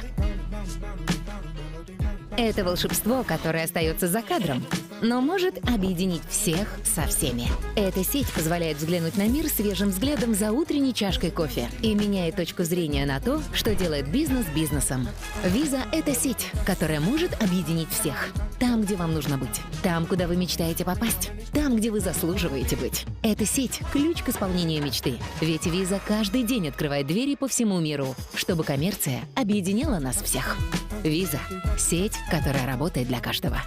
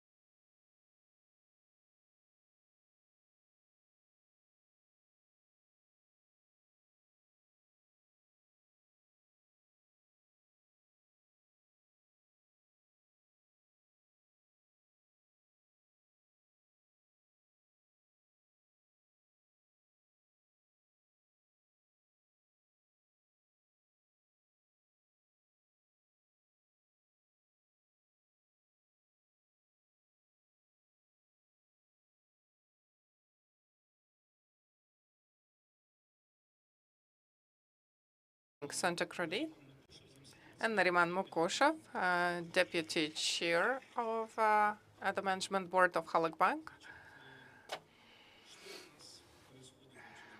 So what is happening with our cash and non-cash?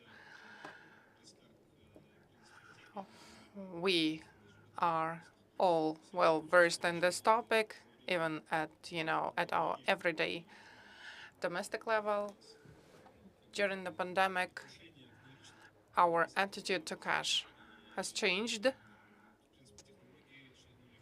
The technologies have progressed greatly, and one of the leaders in this industry is Visa. That is, first of all, one of the biggest fintech in the world that played a great role in the development of cashless payments. I think the first card ever issued to anyone sitting in this audience would have been Visa, I'm sure. From the start, Visa, I would like to single this out. They've been supporting the fintech function at AIFC. When we only started back in 2018, Visa was already one of our major partners. And every year we conducted really serious social events. Visa Everywhere initiative, where we support the startups, and She's Next to support women in entrepreneurship. This year, Visa is one of the general sponsors of AFD. You have been doing a lot to develop fintech. Again, I would like to ask the following. Does the pace of development match, does the pace of development of cashless payments in our region in Kazakhstan, does it match with the plans you have outlined for yourself and how the situation has changed within the recent 2 years? Thank you, Kairat. First of all, let me say how great it is for me to be with you. We haven't seen each other for a while, and this is such a great day when when I see a match between the two pictures, a person in Zoom and person in Flash, so it's great to just see you and talk to you. I'm sure you know this book, Malcolm Gladwell, The Tipping Point. You may have read it. If not, please read it. In this book, the author describes the trends and phenomena that seemed linear to us. At some point, they turn into disruptive growth, how it can be explained, how it happens. And I think that in digital payments, we have actually undergone this disruptive growth. The digital payments have passed their tipping point. We've been developing them, of course. Visa has been working on that for 6 decades. And we proudly call ourselves the first fintech in the world. Visa is the first fintech that created the first global payment network. And we've been doing that always. But our perception of how the payments go, that it's some steady growth, that it all changes steadily, not slowly, but very gradually. So all of that has been disrupted within those 2 years. Under the circumstances we've been facing, the digital payments have seen really explosive growth. But from all the negative factors from the pandemic, the digital payments have benefited. They have become a catalyst that happened once in a generation. We have survived a moment that actually influenced this digital payment so much. It's seen both on macroeconomic level, in statistics, and in our everyday life. Well, previously, if we think about the brightest trend that has changed in the pandemics, is e-commerce. What was e-commerce for us before? That was Amazon, ASOS, books, probably. What is e-commerce today? It's everything. Starting from garments to study, the coffee you buy with your application and you pay via the application and so on. This is one of the brightest examples. Another example of how the payments have changed is for the development of contactless payments. Our life is now online to a major extent. but its big part is still offline, and it's so great to have you all here. And contactless payments as an element of simplified and speedy and safer payments is now very vivid, and the development of EPF and everything related to NFC has become the implications of what we have survived during the pandemic.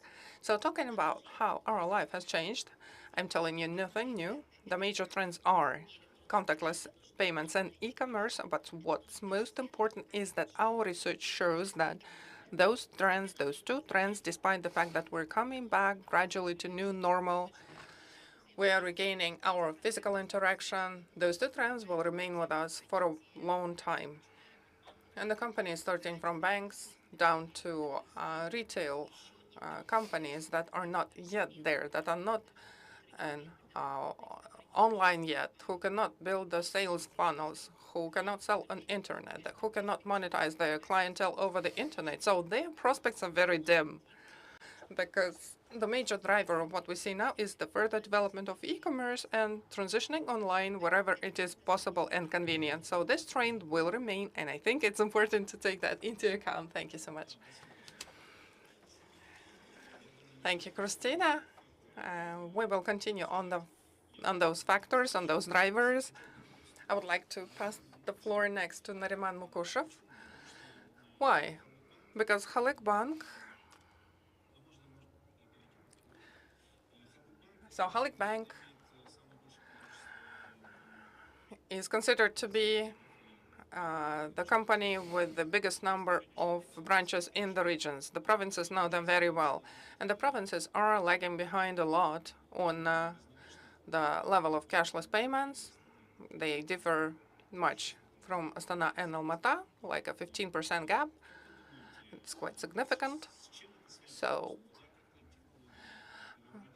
what do you think is the reason for that? Is it that the technologies are not reaching them, or there is no money there, or there is certain critical mass that do not want cashless payments, or some specific of regional economy? Thank you for your question. Dear colleagues, let me first share and echo what Christina has said. I'm really delighted to be here.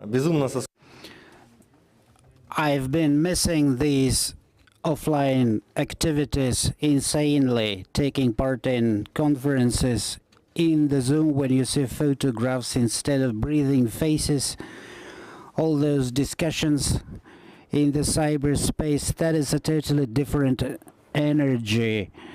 And because we're social based, and breathing communication is of utmost importance. So today it's good we are coming to face-to-face communication again. In regards to your question, Kairat, yes, realistically we have more than 500 departments. We are the branchiest network out of all financial systems. Today we are developing the so-called Halyk ecosystem. My opinion is that this is business in the principle. And it is clear that if we talk about Almaty, Astana, Shymkent, I mean the big cities from the standpoint of coverage. I mean convenience, online delivery, payment, all those things. From the standpoint of population density, they happen in the big cities. This is the market, and that's how it is developing. If to talk about smaller communities and settlements, of course we have settlements where unfortunately we still do not have good quality internet communication, and today this is probably the main catalyst that could augment the development of cashless economy. Today, if I'm not mistaken, 80% is cashless in Kazakhstan. 3 to 4 years ago, before the pandemic, it was only 35%. Today it's 80%. It's been 4 years only, and if we compare it to what was 10 years ago. We can see telegraphic expansion, and of course the pandemic augmented the development of digital space. But I think that as long as our infrastructure, including infrastructure in smaller settlements, is not big enough, it does not offer enough magnitude and scale for us to satisfy all of our digital demands to full. So the situation will be orbiting around cash economy. So this is the main barrier, infrastructure. So you think our infrastructure is not fully developed? Yes, of course, I think so. I was a governmental official as well. I know the dark side of the moon. And we have 2,000 to 3,000 settlements not covered by internet. The government has a plan for it, but the plan is still underway. And when we have 4G good internet everywhere, then the business will enter those settlements. And when I pay visit to provinces, I can see that the population is mature to consume new financial services. All they are missing is just infrastructure and facilities. I fully agree. Thank you very much. The next question goes to Aidos Zhumagulov. Well, as it seems to me, Freedom Bank positions itself as a fintech entity, and I understand you have a very good product, digital mortgage. So I remember the reaction to that mortgage in the back when somebody said that all the major bargains should be cashless. We had active discussions in Kazakhstan. I know today's civilized world are raising that issue. So the fact that you today are entering complicated projects, does it mean that you see a lot of high potential there? So what motivated you to go digital, to go complicated? Thank you very much for your question. Good day to everybody. Yes, realistically, we position ourselves as a fintech bank and not for free. This is not a tribute to fashion. The development of digital banking and cashless transaction is closely connected to the market regulation. In Kazakhstan, we have very unique state service sector. There are 3 big compounds to it which allow financial organizations to construct very complicated products, for example, mortgage and others. So one of such moments is the standardized database. Private companies manage to standardize all private databases, and because of the unique ID, every person receives the access to great volume of data that helps to enrich scoring models as well as the ecosystem itself, that helps to abandon paperwork for electronic processing. Basically, a lot of convenience. Another big story present in the market is the remote identification of a client. Because we have all appropriate facilities, you can set up accounts while being elsewhere.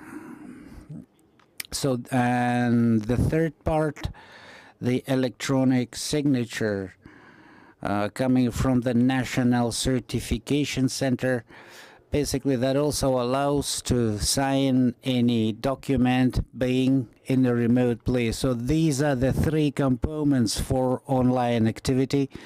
There we envisage a lot of potential for the development of digitalization in Kazakhstan, because all the products are unique, not only in Kazakhstan, they are unique in the world. And today we have opportunity to design some good products.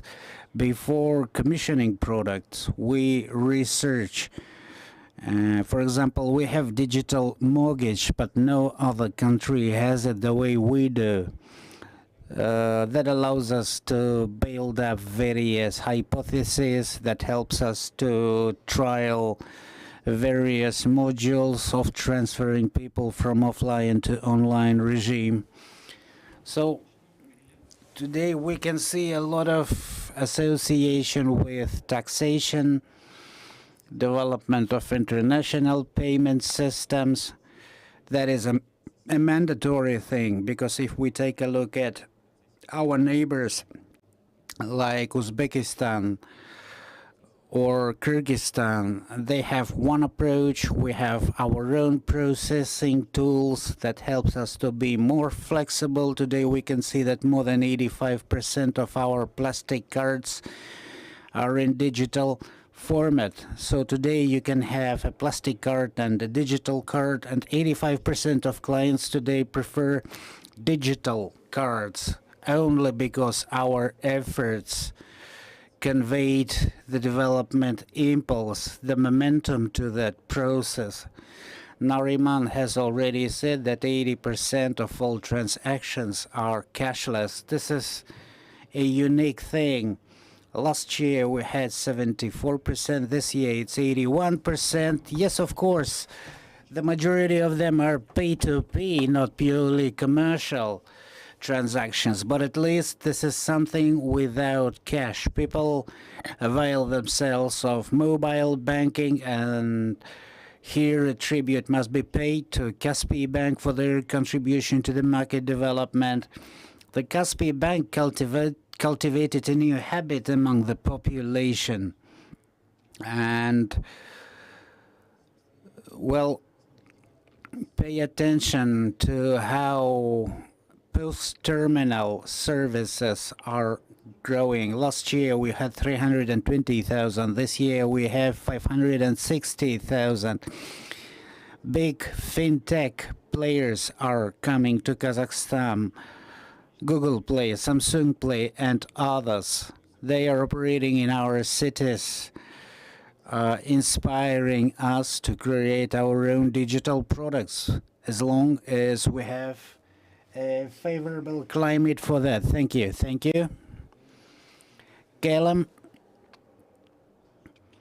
the next question goes to you. I know that you've been seriously re-engineering your own platform in your bank, your applications and the management and governance process. You had to mobilize a number of managing companies. So you are doing a lot. You personally are doing a lot to improve the financial literacy. Can you tell us?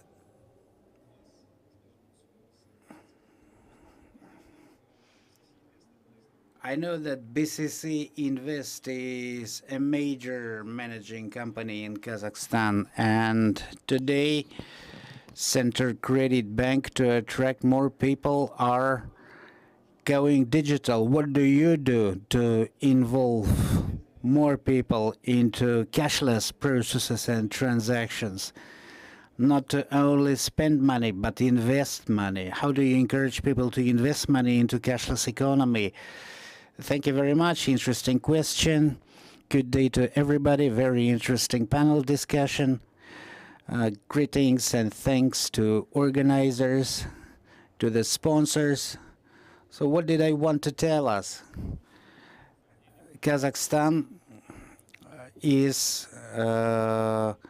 in the top list of the countries with cashless economy. Here we are probably one of the most developed countries.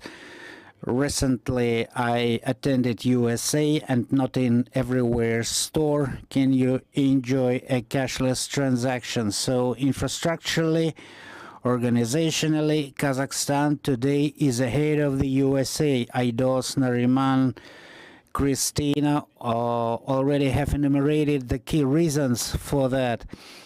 Today, we have more than 80% of cashless transactions, but the remaining 20 shall be tougher to conquer. Why? Because there are certain fundamental things that will be a challenge to make. The first thing is the gray economy. We still have black market, and it affects our cash operations. The more we develop as a country, the more people will be involved into cashless. The second part, the second newest is the financial literacy. Unfortunately, our population cannot boast high financial literacy, and as a bank, we are investing a lot. We think that children should be explained starting from the childhood. That's why today we have a special application, Junior Bank, involving more than 100,000 children. Every month we have lessons dedicated to financial literacy. Sometimes I give lectures myself. So the objective here is to involve children, for them to understand the basics of the banking business. What is investment, credit, loan, what is cash, what is cashless, what the new technologies are like. So when they graduate from school, particularly that is topical for rural areas, they will have appropriate skills. And the second group of people that have been left unattended, those are pensioners, retired people. They are outside of the trend. That is why they find it problematic to acquire knowledge in the sphere. Every Saturday, we invite pensioners to our tea parties, in the course of which we inform them about available new instruments, applications, cashless economy, other transactions, digital instruments. And the third scope of activity I deem necessary for development, that is infrastructure. We still need to develop our infrastructure, and I think in that particular sphere the development must be reciprocal. Not only the government must contribute. In this case, we need some regulatory technologies that will help us to abandon the heavy infrastructure, some nuances that make our life burdensome. And by introducing new technologies, particularly cashless technologies, we will liberate businessmen from many things. For example, cash machines, necessity to register cash machines. Today we are building a parallel infrastructure supposed to substitute cash machines, and thus we are reducing infrastructure expenditures. So the infrastructure development should be given to the banks, and the development of the light technology, soft POS, tap to phones, basically mobile phones become as the payment hubs. Today any businessman can accept payments on the smartphone and dispatch payments from the smartphone, and that is particularly topical for small villages where we have a lot of private entrepreneurs.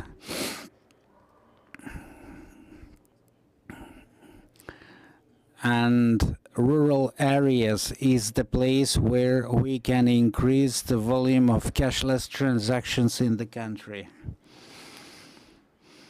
And another moment I wanted to talk about, it seems to me that in future attention shall be paid to digital currencies. I think that national banks already are moving in that direction.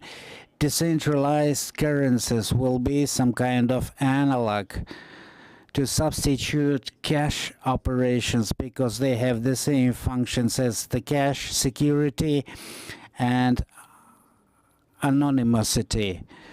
Anonymity that allows to keep a person anonymous. So I think that this is 3 to 10 years from now. And another nuance we are looking at is the trust to the banking system in general. That is important. That sometimes curbs the development of cashless economics. In the times of crisis, people withdraw cash to keep it at home. And taking that into consideration, it seems to me that we need a more massive information of the population about availability of insurance instruments that will allow every person not to lose your money. And sometimes we share information about how much money people lose because they keep the money at home. This is to encourage people to keep money in the banks where we have all instruments to protect the money of our clients. This is it on my side. Thank you very much. Thank you. A very broad band of affairs. Ayjan, next question goes to you. I left you to conclude the end to our today's discussions. Before you, people were talking for the banks, for financial institutions. You are a certain disruptor in the market. What do you think? That particular trend, is it in your favor? Or alternatively, maybe it makes your life more complicated? Basically, technological development, does it help you as a small business, or do you still... Yes, Kairat, thank you very much for your question. When I was introducing myself, I said that it would be boring if we had big banks, because the fintech is the one who is supposed to bring some spice. Our project simply is a fintech project. It's a payment organization. 1 year ago, together with Visa, we announced our launch, a new digital card integrated with mobile financial service in Kazakhstan. Nobody before had that. It was a novelty. And Visa did support us and still proceeds to support ourselves. So we did realize 1 year ago that we have 22 major banks in Kazakhstan, plus 90 payment organizations. So we do understand that the market, that the financial market in the country, in Kazakhstan, is highly competitive. That's why when we were declaring the product, we knew where we were going. And Pay Advice FinTech does know where we are going. In 1 year, we had approximately 900,000 citizens of Kazakhstan registered in our system. We gave them a digital product available from a smartphone. You need not to pay physical visits to the bank. So our advantage is that we are highly mobile. Fintech works. Fintech does not discuss. Colleagues in the market are running research, spending time for other admin questions, but fintech works, time to market, speed of introduction of new digital instruments to us is more simple than for big financial institutions. Of course, the factor of success and competitiveness is in technologies as well. The same situation is with us. All the client service must be in the digital sphere, starting from registration and ending with the financial service itself. And the next factor, the next secret of our competitiveness is the human resource we dispose of. Basically, in our company, we have people capable of providing an in-house product. Those are Kazakh citizens, people who studied here and abroad. These are fresh people, people whose mind is not distorted by the work in big companies. We have only 16 people on board now. 16 individuals, 16 software designers. They are enthusiasts. They love digital and cashless economy. So as I've said, we are mobile and we are very maneuvering. Things happen faster with us. We don't have any interior restrictions. We don't need to attend a lot of meetings and boards. So our competitive advantage is the speed. So yes, when we were entering the market, we knew where we were going. And the final decision is to be made by the client. If a client sees the advantages in our product, the client will stay with us. So I think fintech makes competition healthier, breathing, and the client shall decide himself where to go. If today we have 85% of transactions in the cashless format, in the online format, then for a mobile operator like our company, communicating with the client is more convenient and easier because we communicate with the client through the smartphone. This is our another competitive advantage compared to big players. Okay, wonderful. Can you tell us a small comment after public service? Probably your life has gotten much better. Well, I have worked in the bank and I am happy that I have liberated myself from the burden. Colleagues, my observations I want to share. We work in many markets, you probably know, and I would like to report the situation from the in-house standpoint. I want to tell us what makes Kazakh market totally different, banking market.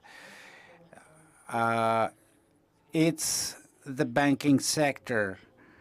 I mean, the classical banks and the fintech banks are comparable to each other's. I mean, from the standpoint of the speed of introduction of novelties, and each of the banks present here, as well as the banks present in the market, are progressing equally and significantly, despite all complexities they encounter in their practices from the administrative and organizational point of view. That makes Kazakh banks totally different from other countries. Okay, thank you very much. We have some time left, so I would still like to remind that today we have people acting and voting for cashless economy, people who strive to build up a cashless economy. However, the topic is is there still room for cash in Kazakhstan? I know that in the developed countries, they are thinking about protecting the cash. Why? Because there is a certain category of people who need cash. For example, in France and Sweden, it is legally prohibited to reject the cash. It's a big problem in Sweden, for example.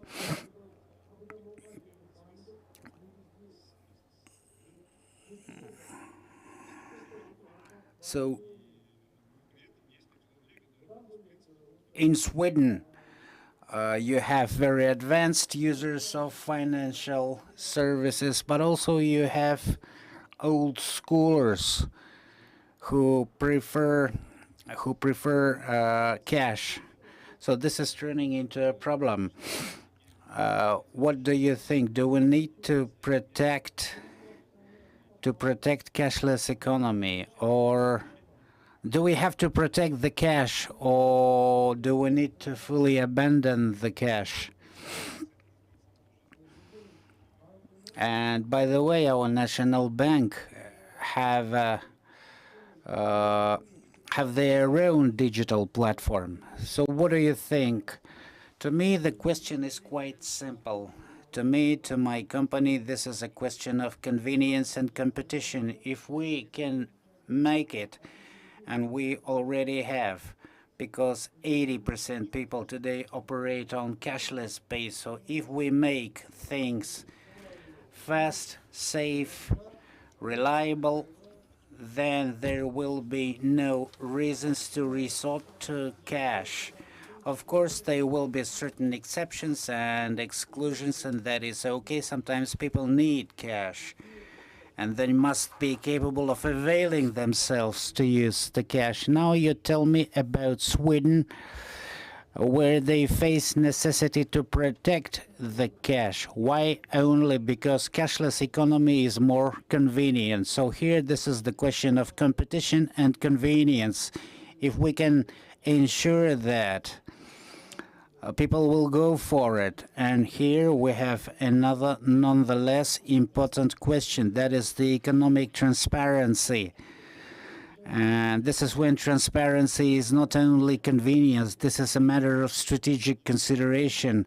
I'm most confident, colleagues, you know that there is a research that the transfer of 1% of transaction from cash to cashless stimulates the GDP boosting up. And that only indicates how important it is to struggle the black market and gray economy. So here things orbit around the cash. So the first pillar here is the convenience. The solutions that we are offering, the products, they are convenient. And the second pillar is the weighted good balance politics of the government to struggle the black market and gray economy. So here cashless must be fully and closely associated with priorities of the government. Okay, more questions. Do you think that P2P transactions should be made equal to cash? No. P2P is a transfer. It's a cashless transfer of funds, the one that is tracked. Another thing is that the proper use of P2P transactions must be ensured, because the distortions in the economy due to the P2Ps that could be used for an abusing purpose by like replacing the payments to retailers, and those are the issues of taxation. So the proper regulation here would enable us to achieve some order in those issues and use P2P transactions for service and retailers, but with proper flags, with proper documenting, so that they could be taken into account as a turnover for taxation. IDOS. The same two questions. Is there a place for cash? Do we need to protect cash? And do you think that P2P remittances are cashless or cash? But P2P, I've already mentioned that about 80% of remittances are P2P, Of course, they are cashless, but there must be a proper step to make. The next step is to legalize it so that the P2P could be used for e-commerce. So the most part of the work has been done. It is already cashless. As for the cash, I support Christina's opinion, and her answer has been quite exhaustive. We must move towards non-cash payments. It is related to the development of our economy. Apologies, you are echoing each other. I understand that, but do you think that we need to protect cash? Or do you think we should fully transition to non-cash? I don't see what to protect it from. I don't see any barriers for cash. There are those 20%, and we need to fight for them, as Galim said. We need to build the proper processes, the proper products. What are those 20%? I think they're mostly in the regions, villages, small railway stations. For instance, I was born in a village on a railway station. There were several thousand citizens, and you could take products at a store, writing down your debt into a special log. Now, instead of a log, every client has a page number in this log. So kind of Kaizen has already been implemented. So you think it's too early. It's not about being early or not. We need to go there. But the way of going there is a big strategic question. I think with the tempo we have right now, we will be there soon. Ayjan, I can see Kairat looking at the timer. So first thing, protecting cash, as the colleagues said, is useless right now. There is no threat. And I would be surprised if any of us would say that in Kazakhstan right now we need to protect cash. Well, at the current stage of evolution and the level of development of our digital products, there is no need to protect the cash.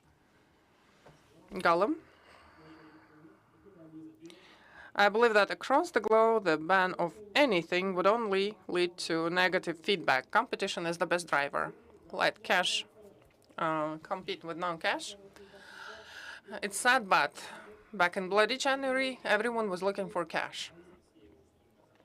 Today, it's really difficult to make transborder transactions with Russia. People withdraw cash and go to Russia. So we need to develop our technology and resolve the issues that I have mentioned. About P2P remittances, it's an account-to-account payment. It just needs a proper legal documentation and a special legal provision for that. It's just the will of our government that would make it legit, and this is how we can decrease the shadow economy. Thank you for remembering the January. Many people told me about January.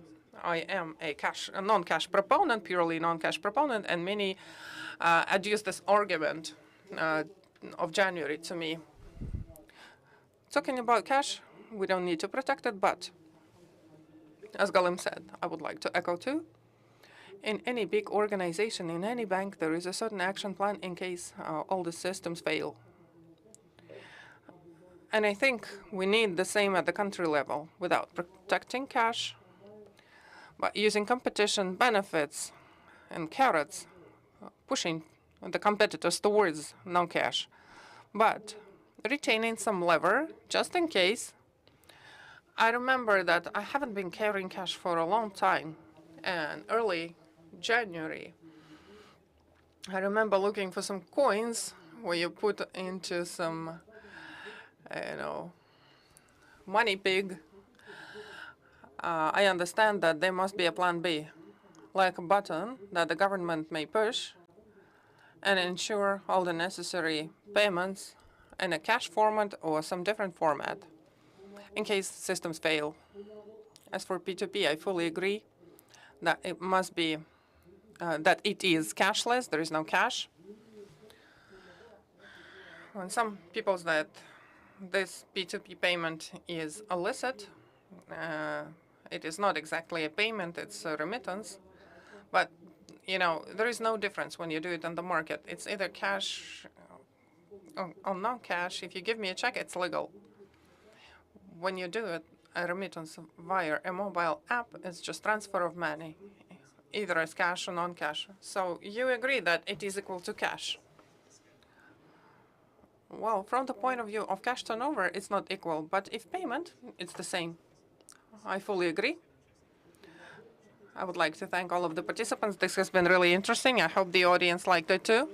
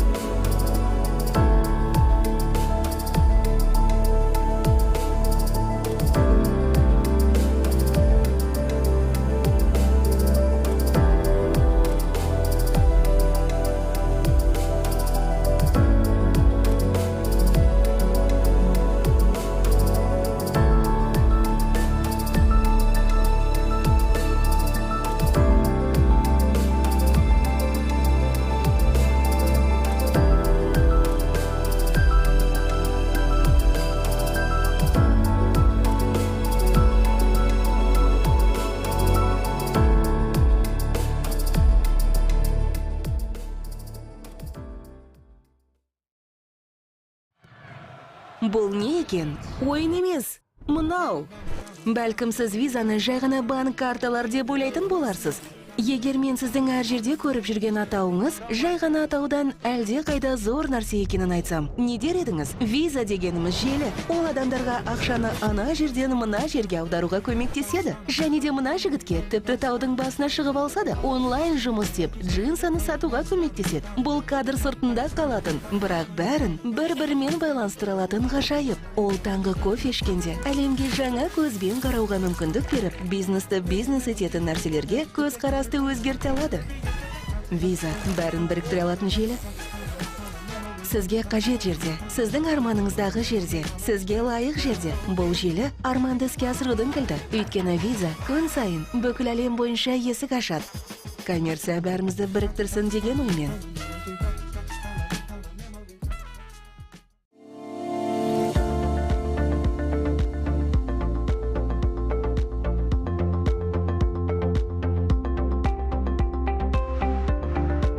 Любые деловые взаимоотношения с контрагентами всегда связаны с рисками. Только владея комплексной информацией, можно избежать сотрудничества с неблагонадежными контрагентами. The Strongest – портал для поиска, оценки и предварительного комплаенс контрпартнеров. Бизнес-регистры более 100 стран мира. Информация о более 180 миллионах китайских компаний. Онлайн и офлайн отчеты. Реестр бизнес-партнеров Казахстана – самый актуальный и полный источник информации о юридических лицах Казахстана. Индекс добросовестности налогоплательщика. Более 30 источников информации из государственных баз. Информация о деятельности, учредители, аффилированные лица, закупочная история. Предоставление отчета в режиме онлайн. Сервис HR Digital – комплексная проверка сотрудников и личные дела в режиме онлайн. Специальный сервис для кадровых служб, HR, рекрутинговых агентств. Кредитная история и кредитный рейтинг соискателя. Трудовой опыт и данные об образовании. Справка о судимости, инвалидности и 075. Дополнительная информация о соискателе и сотруднике.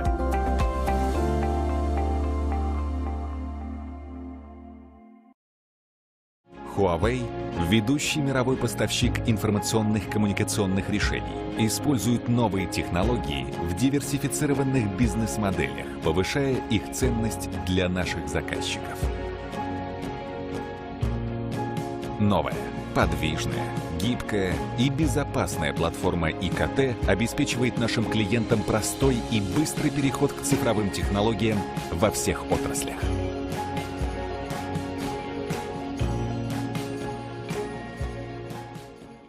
Вне зависимости от того, кто вы и чем занимаетесь, должно быть что-то, что объединяет нас всех и дает энергию творить будущее здесь и сейчас. Зебра кофе. Здесь и сейчас. Для всех и каждого. Обслуживаемые офисы Талант Towers Executive Hub предлагают в аренду полностью оборудованные кабинеты вместимостью от 1 до 7 человек. В стоимость аренды входят переговорные комнаты, современный кофе-поинт, оргтехника и расходные материалы. Для арендаторов созданы комфортабельные лаунж-зоны и места отдыха. Сосредоточьтесь на работе, а мы позаботимся о вашем комфорте. Подробная информация на сайте. Бұл не екен? Ойын емес. Мынау. Бәлкім сіз визаны жай ғана банк карталар деп ойлайтын боларсыз. Егер мен сіздің әр жерде көріп жүрген атауыңыз жай ғана атаудан әлде қайда зор нәрсе екенін айтсам, не дер едіңіз? Виза дегеніміз желі. Ол адамдарға ақшаны ана жерден мына жерге аударуға көмектеседі. Және де мына жігітке тіпті таудың басына шығып алса да онлайн жұмыс істеп джинсаны сатуға көмектеседі. Бұл кадр сыртында қалатын, бірақ бәрін бір-бірімен байланыстыра алатын ғажайып. Ол таңғы кофе ішкенде әлемге жаңа көзбен қарауға мүмкіндік беріп, бизнесті бизнес ететін нәрселерге көзқарас өзгерте алады. Виза бәрін біріктіре алатын желі. Сізге қажет жерде, сіздің арманыңыздағы жерде, сізге лайық жерде. Бұл желі арманды іске асырудың кілті. Өйткені виза күн сайын бүкіл әлем бойынша есік ашады. Коммерция бәрімізді біріктірсін деген оймен.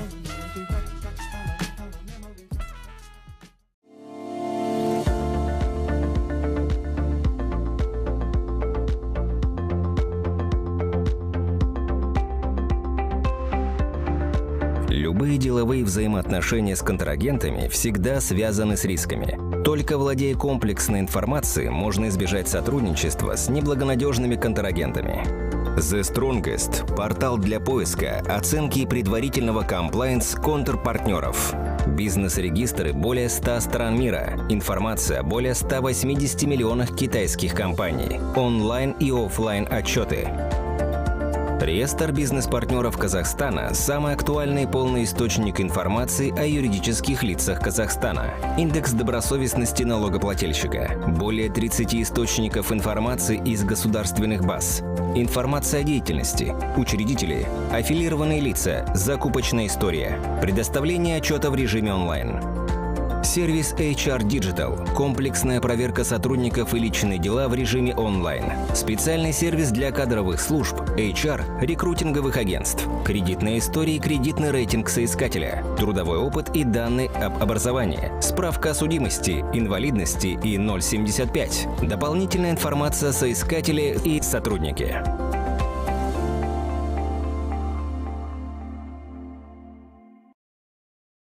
Huawei – ведущий мировой поставщик информационных коммуникационных решений, использует новые технологии в диверсифицированных бизнес-моделях, повышая их ценность для наших заказчиков. Новая, подвижная, гибкая и безопасная платформа ИКТ обеспечивает нашим клиентам простой и быстрый переход к цифровым технологиям во всех отраслях.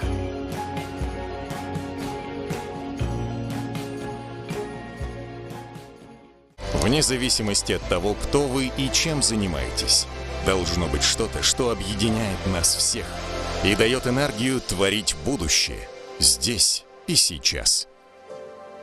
Зебра кофе. Здесь и сейчас. Для всех и каждого. Обслуживаемые офисы Талант Towers Executive Hub предлагают в аренду полностью оборудованные кабинеты вместимостью от 1 до 7 человек. В стоимость аренды входят переговорные комнаты, современный кофе-поинт, оргтехника и расходные материалы. Для арендаторов созданы комфортабельные лаунж-зоны и места отдыха. Сосредоточьтесь на работе, а мы позаботимся о вашем комфорте. Подробная информация на сайте. Бұл не екен? Ойын емес. Мынау. Бәлкім сіз визаны жай ғана банк карталар деп ойлайтын боларсыз.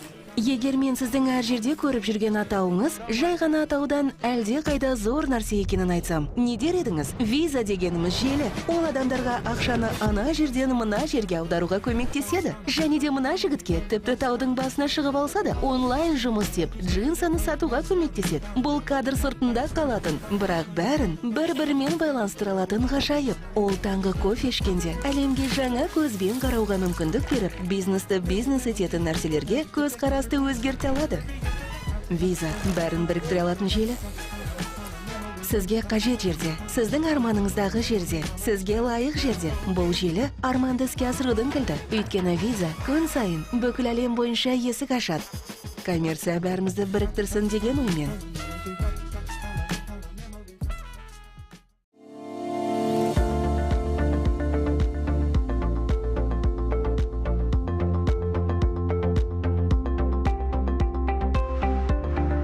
Любые деловые взаимоотношения с контрагентами всегда связаны с рисками. Только владея комплексной информацией, можно избежать сотрудничества с неблагонадежными контрагентами. The Strongest – портал для поиска, оценки и предварительного комплаенс контрпартнеров. Бизнес-регистры более 100 стран мира. Информация о более 180 миллионах китайских компаний. Онлайн и офлайн отчеты. Реестр бизнес-партнеров Казахстана – самый актуальный и полный источник информации о юридических лицах Казахстана. Индекс добросовестности налогоплательщика. Более 30 источников информации из государственных баз. Информация о деятельности. Учредители. Аффилированные лица. Закупочная история. Предоставление отчета в режиме онлайн. Сервис HR Digital – комплексная проверка сотрудников и личные дела в режиме онлайн. Специальный сервис для кадровых служб, HR, рекрутинговых агентств. Кредитные истории, кредитный рейтинг соискателя, трудовой опыт и данные об образовании, справка о судимости, инвалидности и 075. Дополнительная информация о соискателе и сотруднике.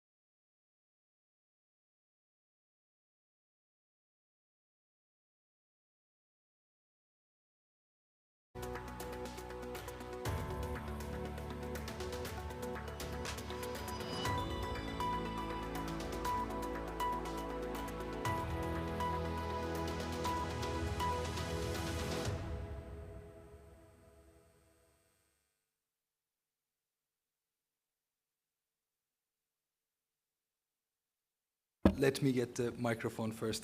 Welcome and thank you very much for participating in our panel discussion this afternoon on harnessing the fourth industrial revolution, or in other words, Industry 4.0, to help Kazakhstan accelerate the rate and sustainability of its economic and social development and to embrace pioneer innovation. My name is Hüseyin Özhan and I'll be moderating the discussion this afternoon. I'm the EBRD's country director for Kazakhstan. We're celebrating also our 30 years of operations here here in Kazakhstan. I'm based in Almaty office, but I'm a very frequent visitor of Nur-Sultan, and in fact, we have an office here at the AIFC as well. With digitalization, one of the 3 priority themes for EBRD's 5-year country strategy, we call it the Strategic Capital Framework, supporting Kazakhstan to ensure it's able to reap the benefits from Industry 4.0 to help diversify its economy, promote innovation, and reduce, rather than accentuate, inequality across Kazakh society is a top priority for the EBRD. So I'm very delighted to be here today with an esteemed panel of guests who each have an interest and different lens on how best we can work together to achieve this. So please let me introduce first Dr. Kairat Kelimbetov, Governor of Astana International Financial Center, our kind hosts for this important conference, whose objective is to play a pivotal role in positioning Nur-Sultan as a global center for business and finance in Central Asia. We have online Sebastian Bakap, Head of Network and Partnerships and member of the Executive Committee of the World Economic Forum, whose founder, Klaus Schwab, first coined the term Fourth Industrial Revolution.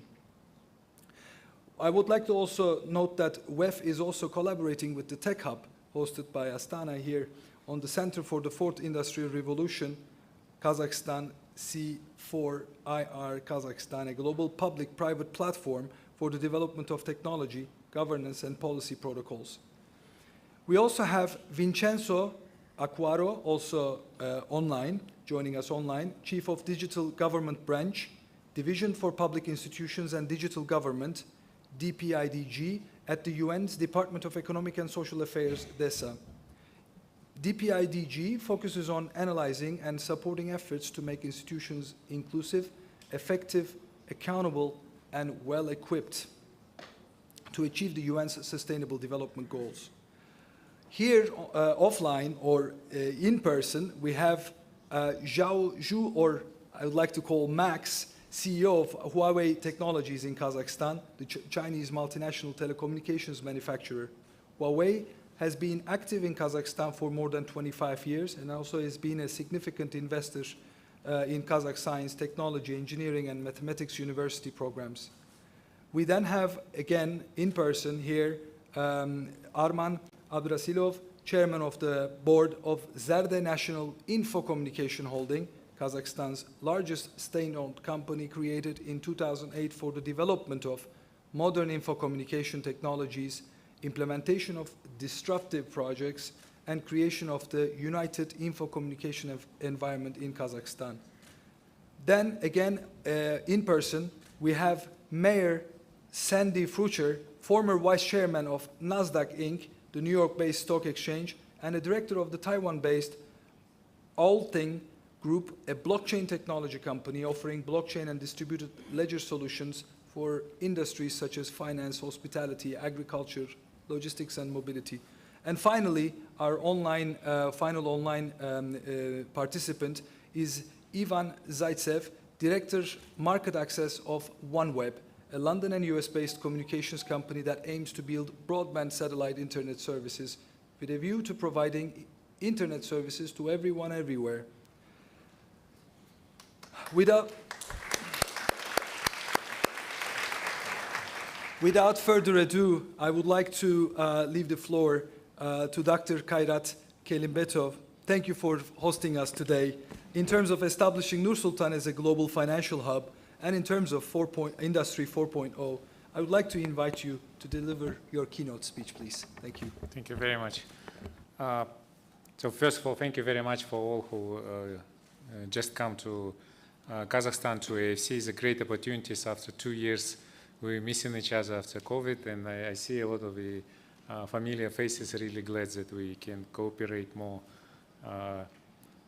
in greater details. I think that the COVID actually taught us that we can work online, but sometimes we prefer work hybrid, let's say, and I think so this is a great achievement.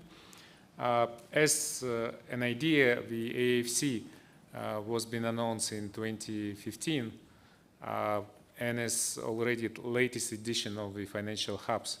From very beginning, it was the idea that it should be digital, let's say. It should be And remember, after the crisis in 2008, so the fintech start to really evolve, and it's like a more decentralized kind of mind of the financiers that we should make finance a more area of finance sphere more democratic, let's say. That's why the blockchain started to be created, cryptocurrencies, and many stuff like this.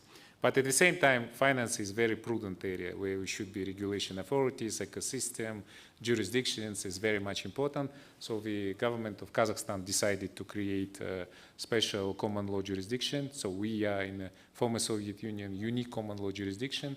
Everybody here knows that it's very similar to Dubai and Abu Dhabi and Qatar. But at the same time, we immediately realized, and then the COVID actually accelerated us to make many solutions tech-friendly. For example, if you would like to get registration in AIFC, you can use so-called e-residency system, where you can just get registration online in 3 hours. The same, we have a dispute resolution authorities, like a court and arbitration center, and the COVID time, actually we realized that how provide, let's say, this dispute resolution service without meeting with each other. And I think this, it was really revolutionary, called like legal tech, when we created the new system with our Singaporean friends, Crimson Logic, who actually help us to develop the system which we called e-justice. And through, by the way, this system, we already have more than 1,000 cases just in 3 years. You can imagine. I think that for the early stage of the development of dispute resolution authorities is really good. But from the other side, okay, here one solution, another one, but we need kind of the common platforms. Mr. Arman Abdrasilov here, he's a part of the government who are responsible for digital transformation of the entire country. Where this idea came from, we remember all that when in World Economic Forum we discussed what is a mega trend. So one of the mega trends was so-called fourth industrial revolution.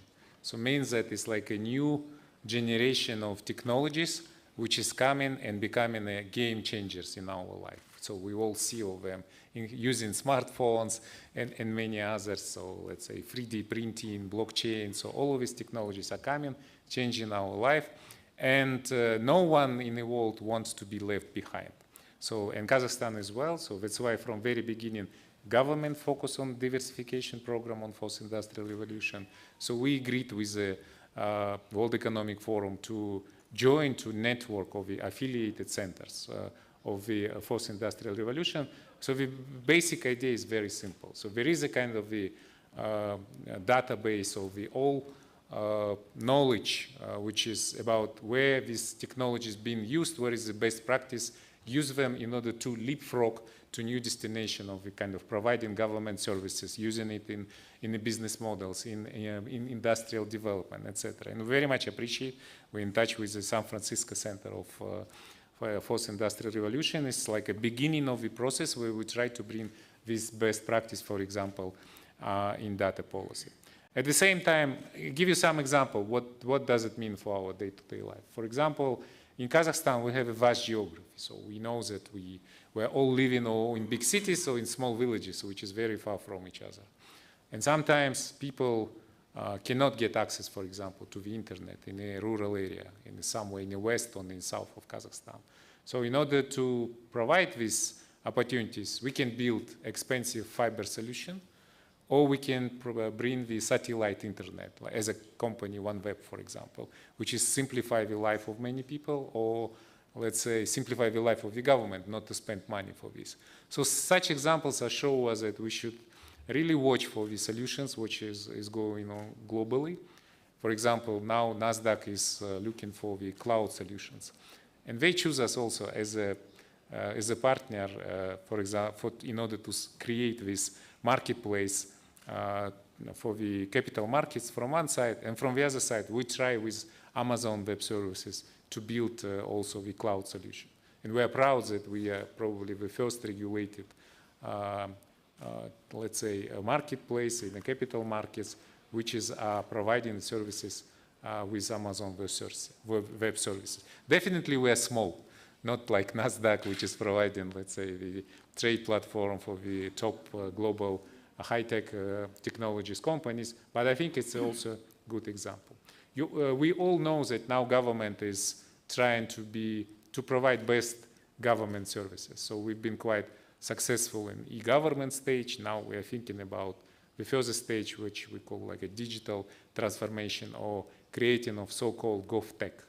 And many countries like US, China are very successful on this. So it's good to have a kind of the system which we first of all call whole of government approach, when the bureaucracy would be significantly cut and government doing within itself many stuff that will not really disturb the citizens to go to different offices. And by the way, one of the new megatrends that the post-millennials generation, including millennials, they don't need any kind of the bureaucracy, let's say offices, or they want to get everything on their smartphones, and or even not to be care about some particular services. So this all about the, I think, new technologies, and I think is better to be not blind, but really to see big picture, and I hope that our partners in this journey will help us a lot. Thank you.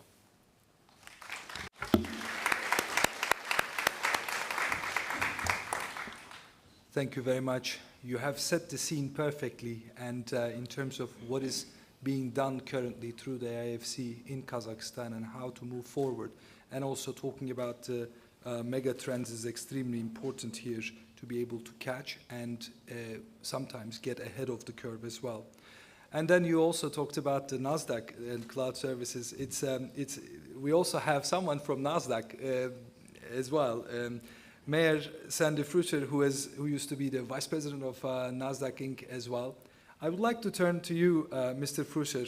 From your experience in NASDAQ-listed companies and now your involvement with the blockchain solution providers, what should Kazakhstan do to ensure that it reaps the benefits of Industry 4.0, and what pitfalls should it seek to avoid?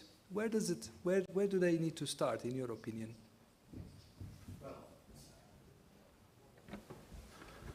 As you can see, my generation still has problems adapting to new technologies.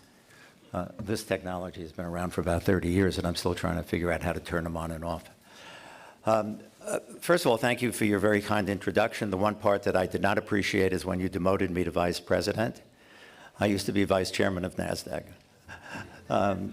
And part of my job, or a significant part of my job, was to travel the world and try to entice people like the AIC and Kazakhstan, when they were putting together a new exchange, to use our technology.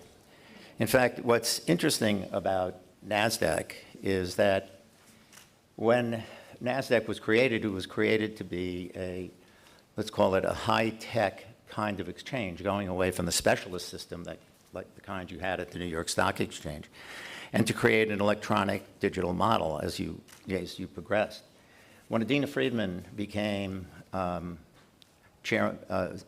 she became the CEO of NASDAQ, she actually set out a marker, and that is to say that she didn't want to be called a stock exchange, even though if you look at collectively the stock exchanges that we either run or own, provide technology to, it became very, very important for NASDAQ to change its identity. And the identity was not to be a stock market, but to be a technology company.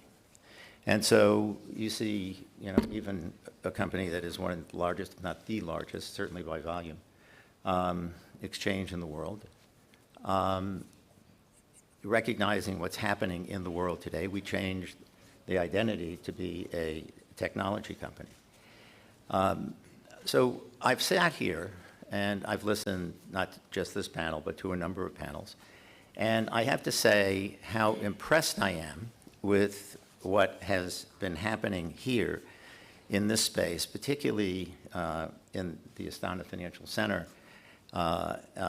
and how through that mechanism, you are trying to change the perception of Kazakhstan to the world, and to say, basically, while we can't do everything at once, at least in this little island, what we are doing is accepting the best practices of the world in commerce and in technology development and utilization. And I have to say that's an extraordinary start.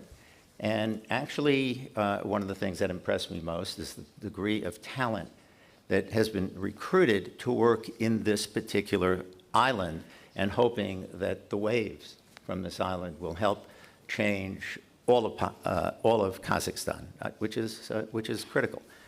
The single most important person to that drive from the first day I got involved, which was pretty close to the beginning, was meeting the governor, who I think is a person who grew up in a, let's just call it, isolated environment, and has become, to me, one of certainly the most effective ambassador or representative of this country, but one of the most effective proponents of that.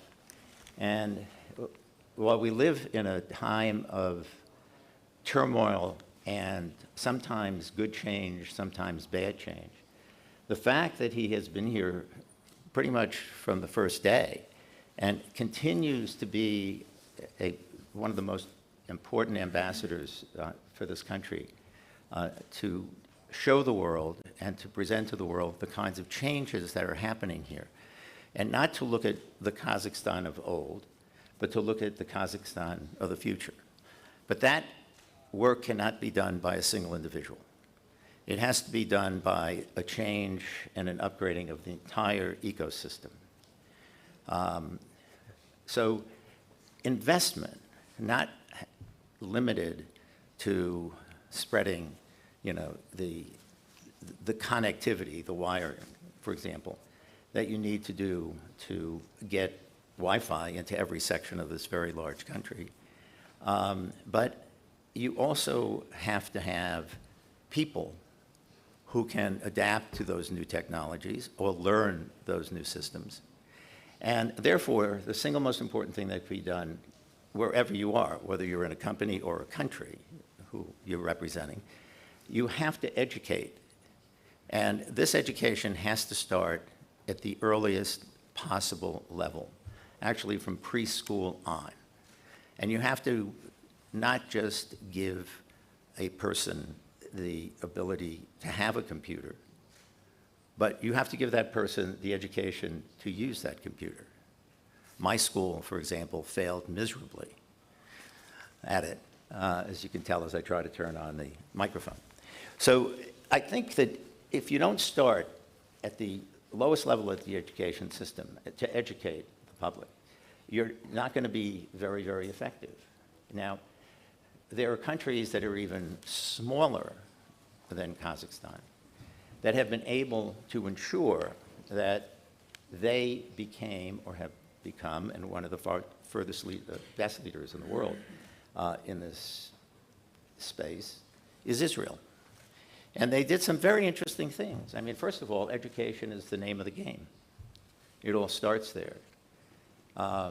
You must have an intelligent, educated population who are well-versed in such things as technology, but well-versed in such things as freedom, freedom of thought, freedom of expression, the ability to go out there and articulate and understand.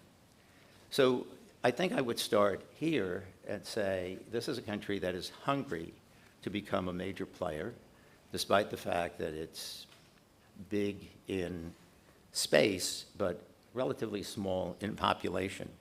And the commitment of the country to the kind of reforms that I've heard over the entire time that I've been engaged since the at the start of this financial center. I was ecstatic to hear the new president's commitment both to progressive and positive change, but to major reform up and down the entire ecosystem of this country. And that's a very challenging thing to do because, this country is, a product of evolution. And as that process evolves, you can't be simply part of a localized consortium or country or empire, but you have to be global. And we have all learned how to be global through technology. The world could not have sustained itself during the pandemic if somebody hadn't developed Zoom and taught even idiots like me how to use Zoom. But it still needs ambassadors. It still needs models. I think what the governor and his colleagues, with the consent of the government, they created this island that has to continue to grow, not just and its reputation has to grow, not just outside of Kazakhstan, but inside of Kazakhstan. And where people's promises for reform have to become the rule, not the exception, where every child in this country gets a full education that allow that person to be a citizen of the world. The competition is profound. Now, when I said, if you look at the state of the world as we sit today, Kazakhstan has now had an in-migration of some of the most technically Okarant people who have come from the north to currently be located here. I think the seeds that have been planted, the policies that have been articulated, and the examples that are being set effectively gives Kazakhstan a heads up in the battle for being a global player as it relates to technology. Thank you very much, Sandy. And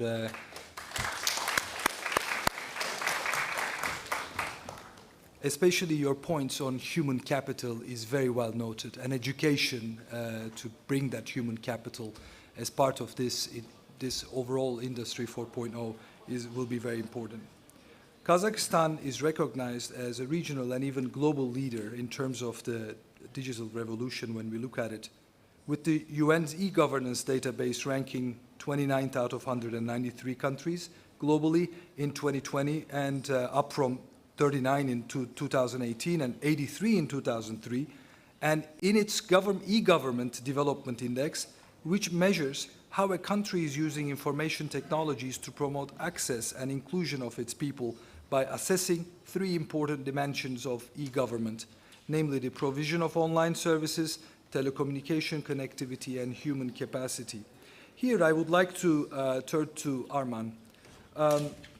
How successful has the government of Kazakhstan been so far in achieving its goal of establishing a united info communication environment in Kazakhstan, and what benefits has this generated, and what more needs to be done? Yeah, thank you very much. Let me answer in Russian language.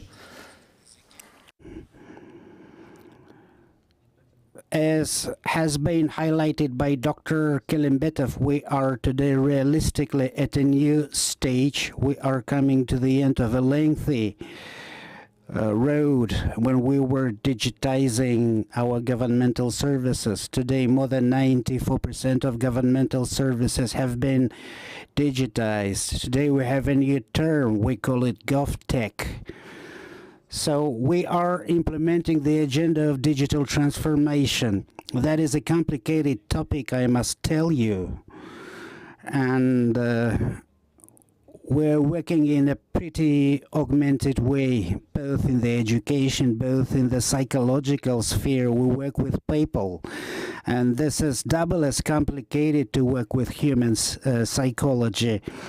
But take it from me, we're spearheading the process. I thank all of the colleagues for your support. With each one of you, we have had meetings in person, and we know your contribution. GovTech may be divided into 7 scopes of activities: regulatory, educative, technical, etc., etc. And in all of those scopes of activities, we operate actively. We enlighten people. We educate people. At the same time, we are paying a lot of attention to infrastructural development. And I must tell that we have performed a serious infrastructural breakthrough in the last 2 years particularly. We have increased the throughput capacity of our internet means by almost 2,000 times. We have managed to have meetings with our colleagues all over the globe. I hereby avail myself of opportunity to express cordial gratitude to Huawei, who have gained extensive experience not only from PRC but a number of other states of the world. So if to talk about the planning strategy top to bottom and correlated with our strategy 2050, by which we are supposed to be a member of the top 30 of the most developed countries, today we are almost twice as we are 2 times lagging behind Israel, for example, which country today is allocating and appropriating some $400 million into the development of digital area. So there's still a lot to be achieved. We need to make some significant changes and amendments to business processes in general for them to be prepared to the new ecosystem. Again, we are talking about infrastructure. Without infrastructure, no digital transformation is possible. Nothing is possible in the sphere of promotion of digital agenda in Kazakhstan. Together with Huawei in Barcelona, we attended a digital exhibition during which Huawei representatives informed the audience that in the nearest future, things like Meta Universe, Web3, and other novelties will increase the demand in digital services by almost 3 times. So comparing our today's mission and targets we have before us, we understand that the difference between our present status and the rest of the world is totally dramatic. There is still a lot we need to catch up with. We need big targets in each of individual scopes of activities. So fundamentally, we need infrastructure, we need education. Today, we need to overcome the domestic confrontation, even resistance to digitalization, both at state and personal level. We are actively dealing with that. International community that prompts us in which direction to move plays a very important role. I remember one of the latest dialogues with Mr. Macquarie several weeks ago. So again, several weeks ago, we had a chance to compare our vision with the international vision, and it looks like we are moving at the same pace, in the same direction. This is it actually on my side, and I can share more details during the Q&A session. Thank you. Thank you, Arman, for your intervention. Indeed, it's a good segue for us to go into the technological developments here, which is an important enabler for the Industry 4.0 or the fourth industry revolution that we have. So I want to turn to Max here. From your point of view, Max, nowadays the company Huawei is actively taking part in development of information system of Kazakhstan, as also just mentioned, by implementing the 4G and 5G technologies. What results have been achieved, and considering the experience that you have in China, what further projects are planned to be launched in Kazakhstan? All right, thank you, Hussein, and it's my great honor here sharing our achievement and experiences. All right, as Mr. Hussein just mentioned in the very beginning, since year 1998 up to now, Huawei has been served for Kazakhstan ICT industry for 24 years. And over these 24 years, we have cooperated with more than 30 local partners to build the ICT facilities and serving more than 18 million people here. Since the first 4G base station was built in 2010, Huawei has helped the operator to build more than 15,000 4G sites over the country and helping more than 70% of the Kazakh people enjoy the fast 4G network experience. In addition to deploying the 4G sites in cities, we also worked with operators to deploy the 4G network in the remote villages. More than 0.85 million rural people enjoyed advanced 4G network services, enabling the people in the remote areas to enjoying the convenience of this information society. And since 4 years ago, since year 2018, we have started working with the governments and operators to discuss and research how to introduce 5G into Kazakhstan, such as the frequency clearance, the 5G technology verifications, the 5G service verifications, etc., etc. As you may know, 4G changes life, and 5G changes society. 5G enables a wide range of the vertical industries and facilitates for their digital transformation by relying on its large connections, low latencies, and high reliabilities. Well, China has taken the lead of building 5G smart cities and enabling 5G vertical industries. There are more than 20 cities in China are building 5G smart cities. More than 1,500 5G plus industrial digitalization projects are undertaken. And many successful practices has been achieved. And here I would like to share some of the cases. Let's take the 5G smart city as an example. In fact, in the smart city construction, there are many approaches. I'll take a transportation as an example.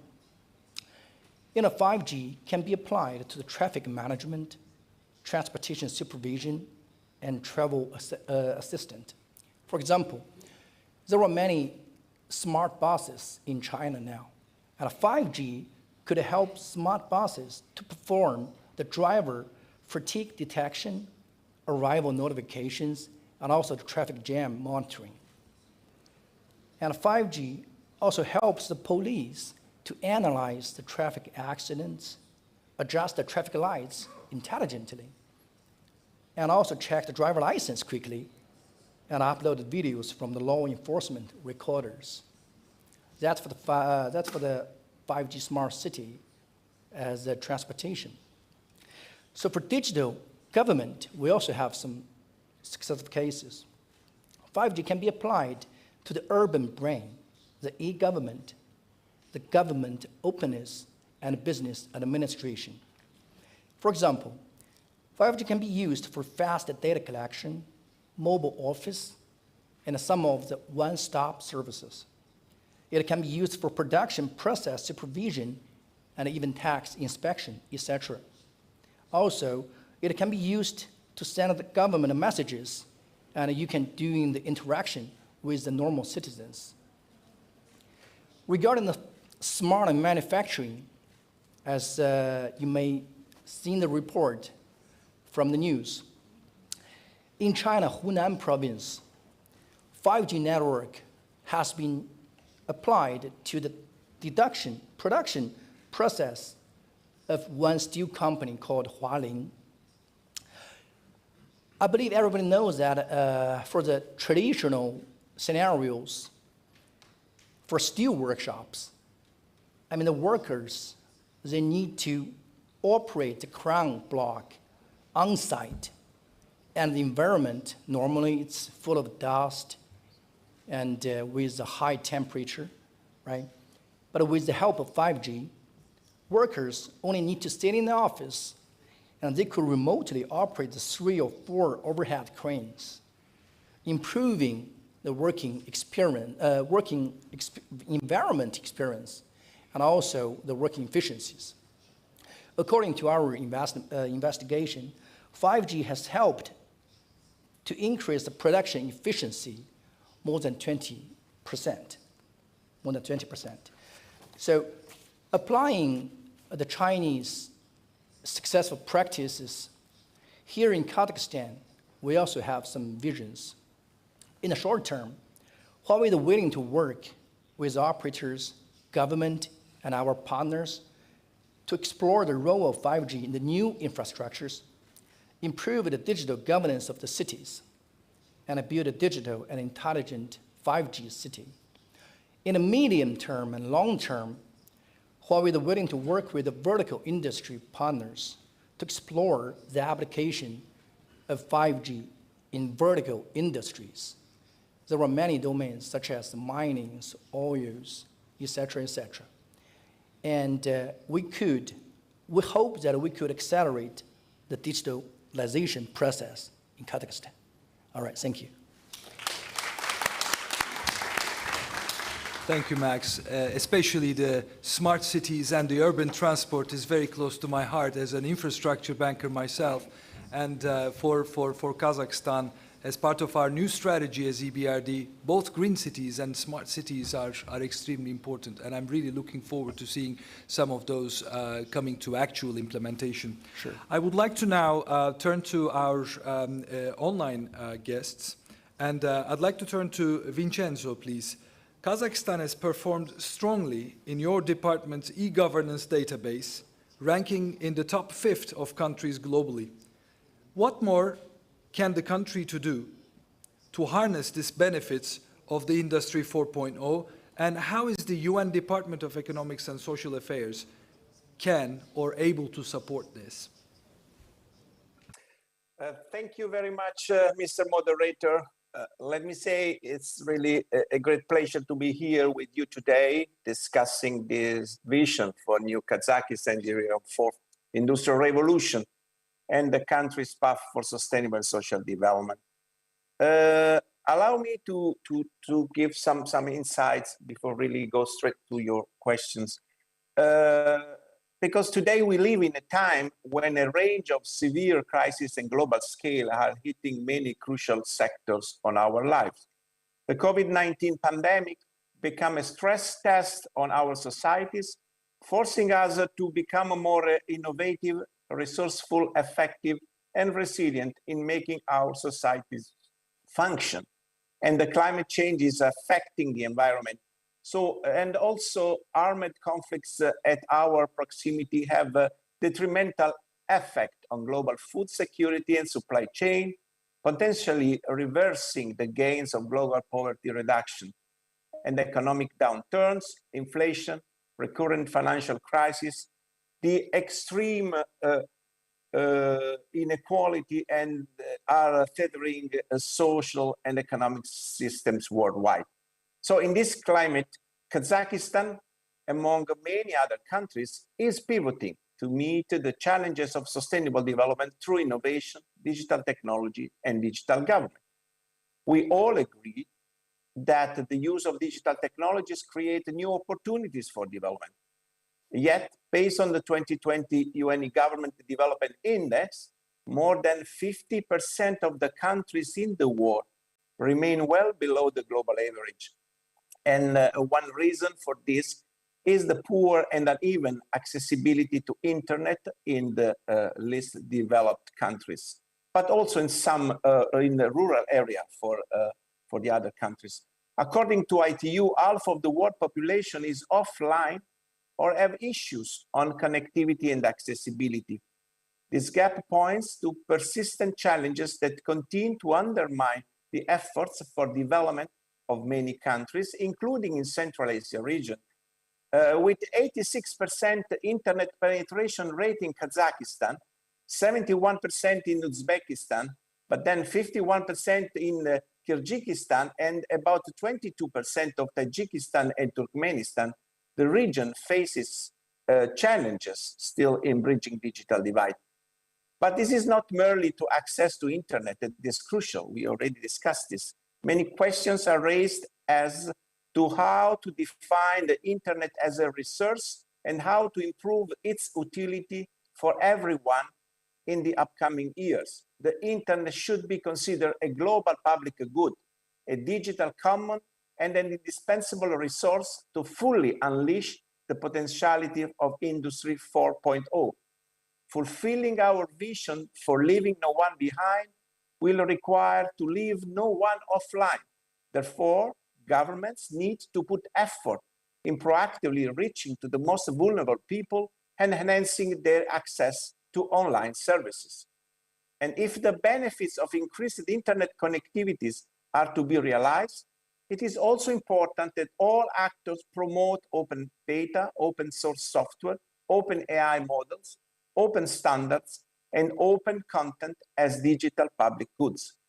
Openness increases efficiency, transparency, accountability, and trust, the pillars of the good governance. And the demand for open and reliable data is growing, but so is the demand for privacy and cybersecurity.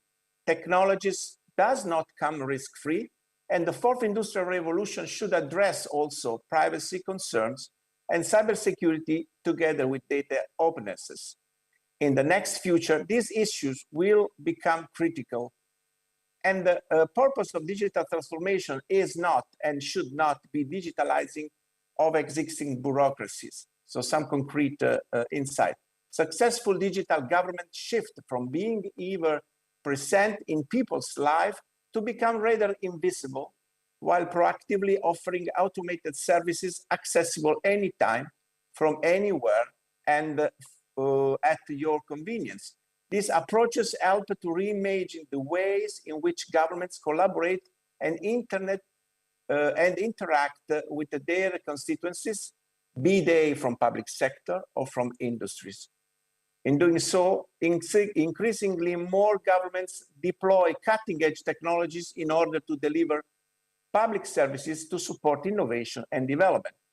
The most effective strategies often rely on big data and analytics and employ frontier technologies such as AI, robotics, blockchain, to ensure effective outreach and provision of services. These technologies allow the private sector and government to build up also on new capabilities and actively shape the future development scenario, allowing us to build better, inclusive, and more resilient societies.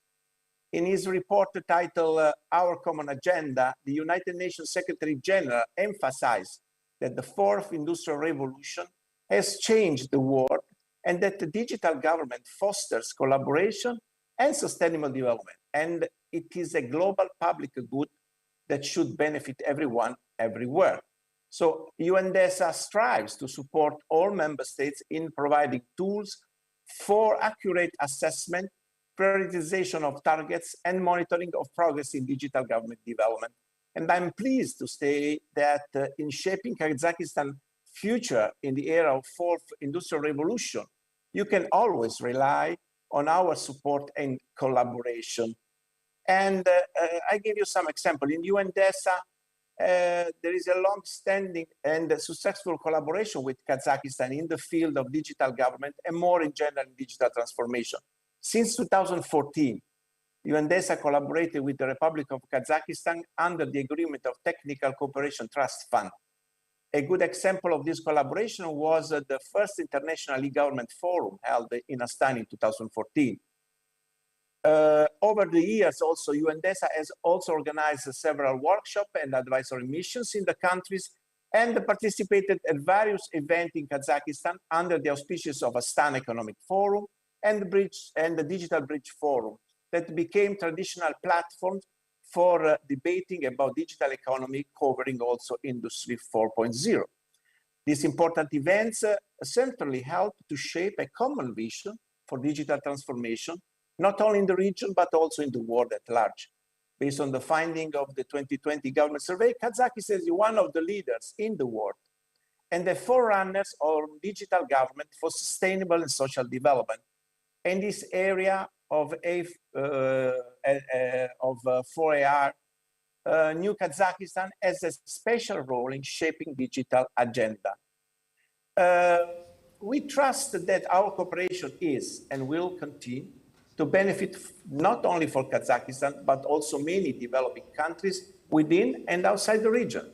And to conclude, it is also worthy to highlight here that most recently, together with the government of Kazakhstan and our sister agency, UN Economic Social Commission for Asia and Pacific, we have begun with the implementation of a project on testing regulatory sandboxes and policy experimentations approaches in digital innovation. We hope this project will further contribute to apply principle, approaches, and innovative tools, not yet fully supported by regulatory framework. We trust that our ongoing cooperation is and will continue to benefit not only Kazakhstan, but also our else, as well as many other developing countries within and outside the region. And for this reason, we look forward to enhancing your collaboration. Thanks a lot. Thank you very much, Vincenzo. It is extremely important, especially on the open digital, the new digital infrastructure, and also the open digital public good is definitely something that we will see more. Now I want to turn to Sebastian, please. We have 5 minutes left, so with apologies, I would request a quick intervention from you, limiting to 2 to 3 minutes. What role do you think the affiliated center of the Fourth Industrial Revolution can play in accelerating Kazakhstan adaptation to Industry 4.0? And also, if you can quickly discuss about the lessons from other countries that you see being most relevant and important for Kazakhstan. Thank you. Thank you very much, and hello, everyone. I'll try to squeeze that into 3 minutes. Not an easy challenge. So I'm representing the Center for the Fourth Industrial Revolution Global Network. We are soon 18 countries in that network. We're very proud to count Kazakhstan as a partner in this network, as one node in this network.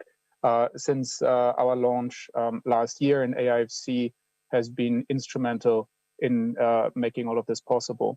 What's our mission? Our mission is to help leaders anticipate the effect of exponential technologies and then shape their responsible and successful adoption. What we do here is all embedded in the World Economic Forum. Clearly, when we talk about technology, we cannot talk about technology in isolation.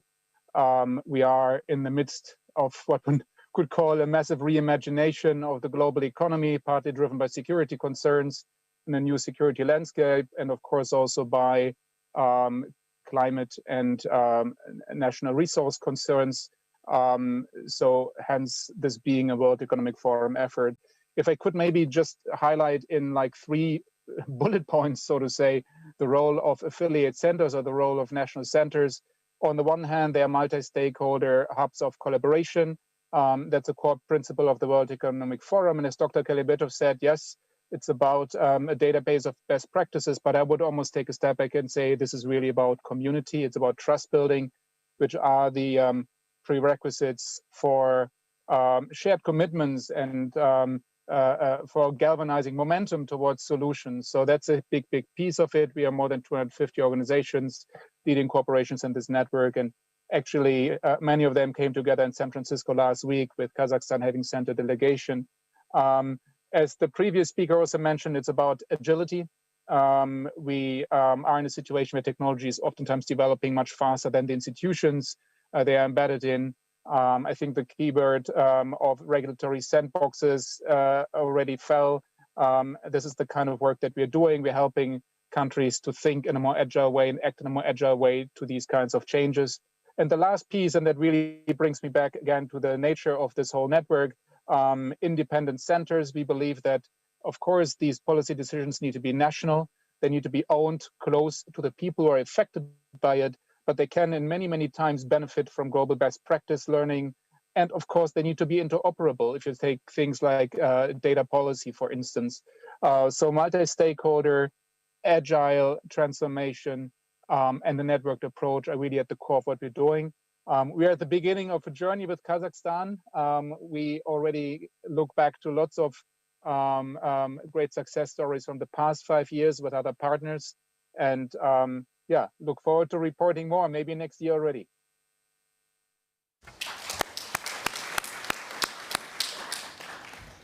Thank you very much, Sebastian. I think, do we have, yes, and I would like to finally turn to Ivan.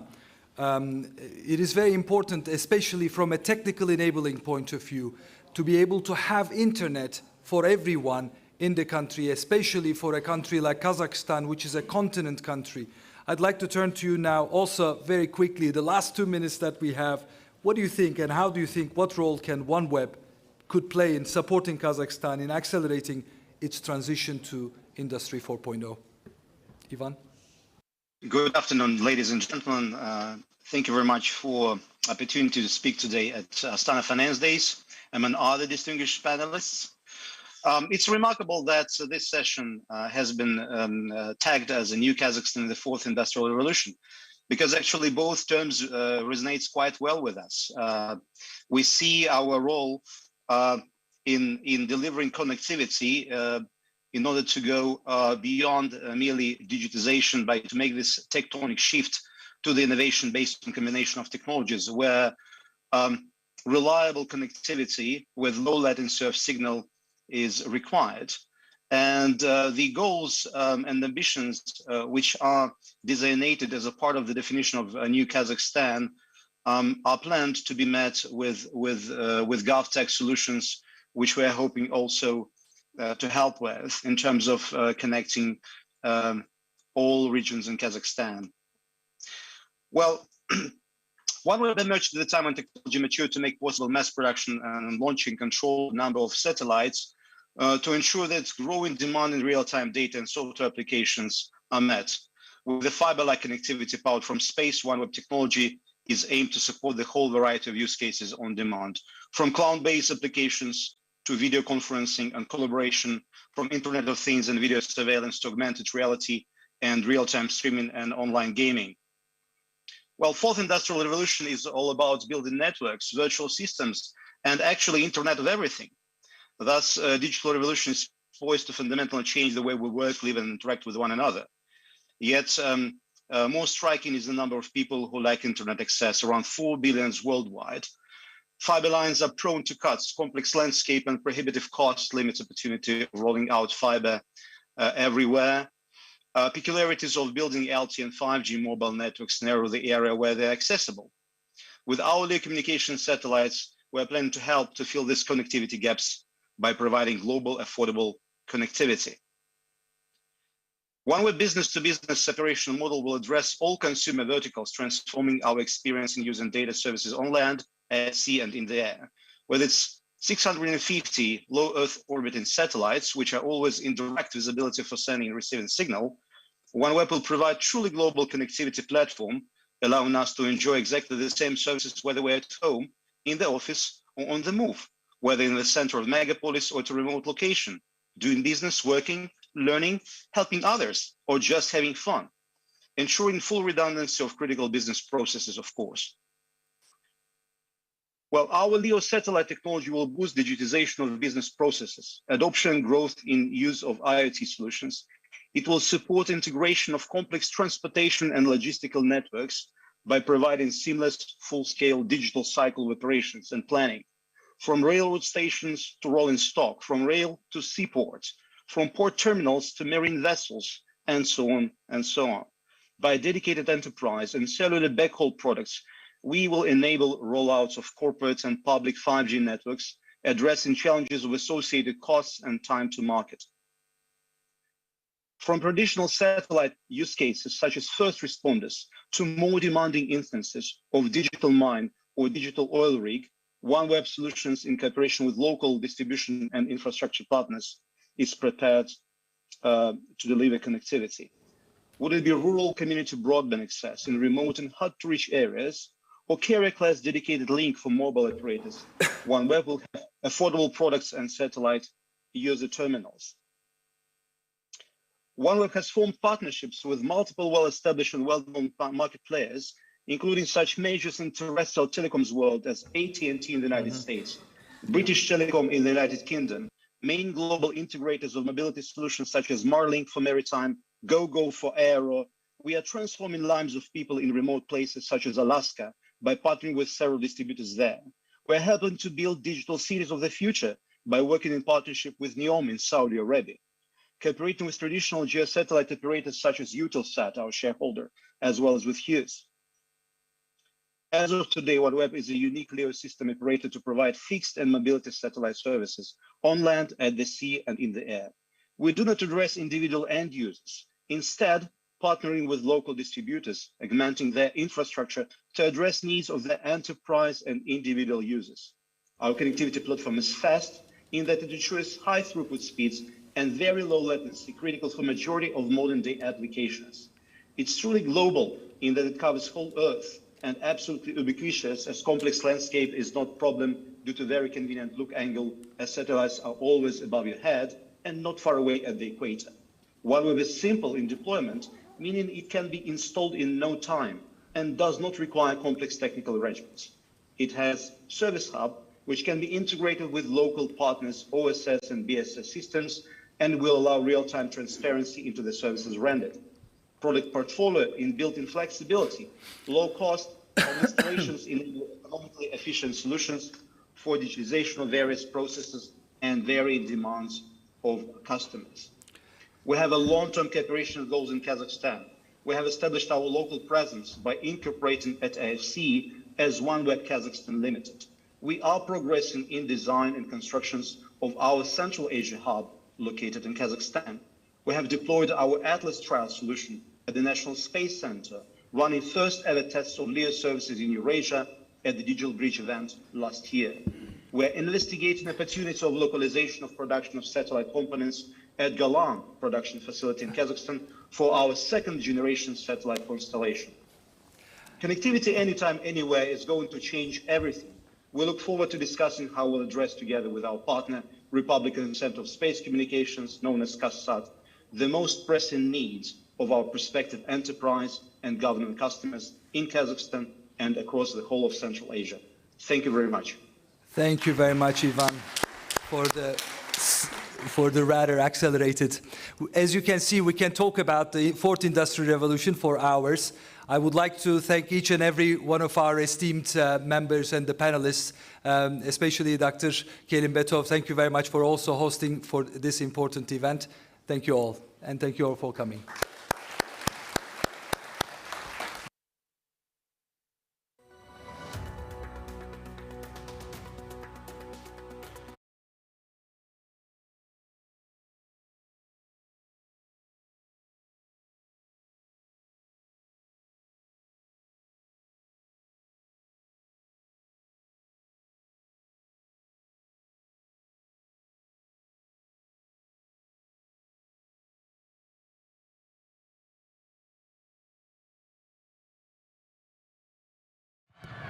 Это что такое? Да не игра. Вот это. Возможно, вы думаете, что виза — это просто банковские карты. А что, если я скажу, что название, которое вы видите повсюду, это больше, чем просто надпись? Виза — это сеть. Она помогает людям переводить деньги отсюда вот сюда. И помогает этому парню работать онлайн, чтобы он мог продать джинсы, находясь да хоть бы на этой горе.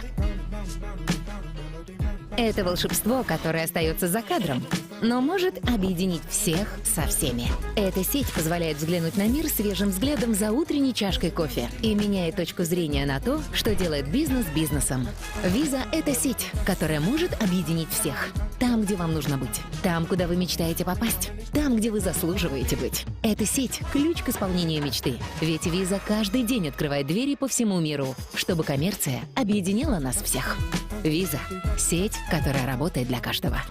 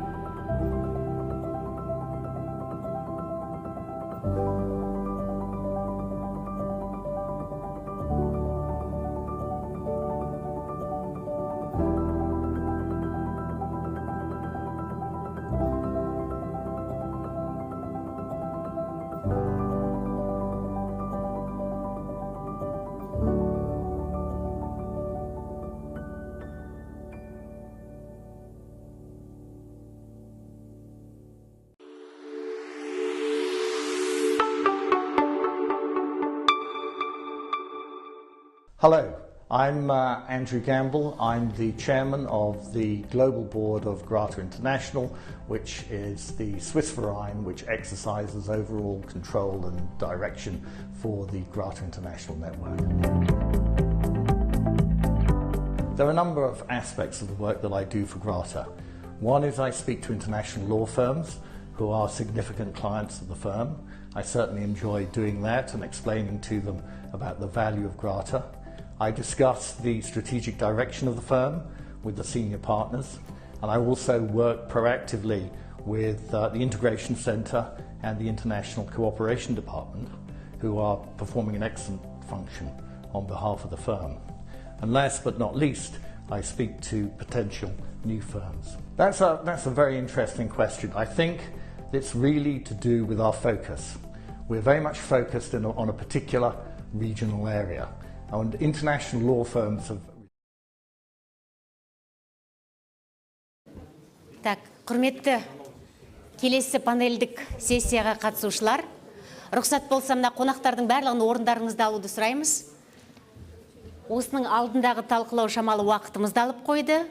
Осыған байланысты кешікпей бастасақ деген. Қарсы емессіздер, да? Уважаемые гости, прошу рассаживаться ближе к центру, потому что другие гости не могут занять...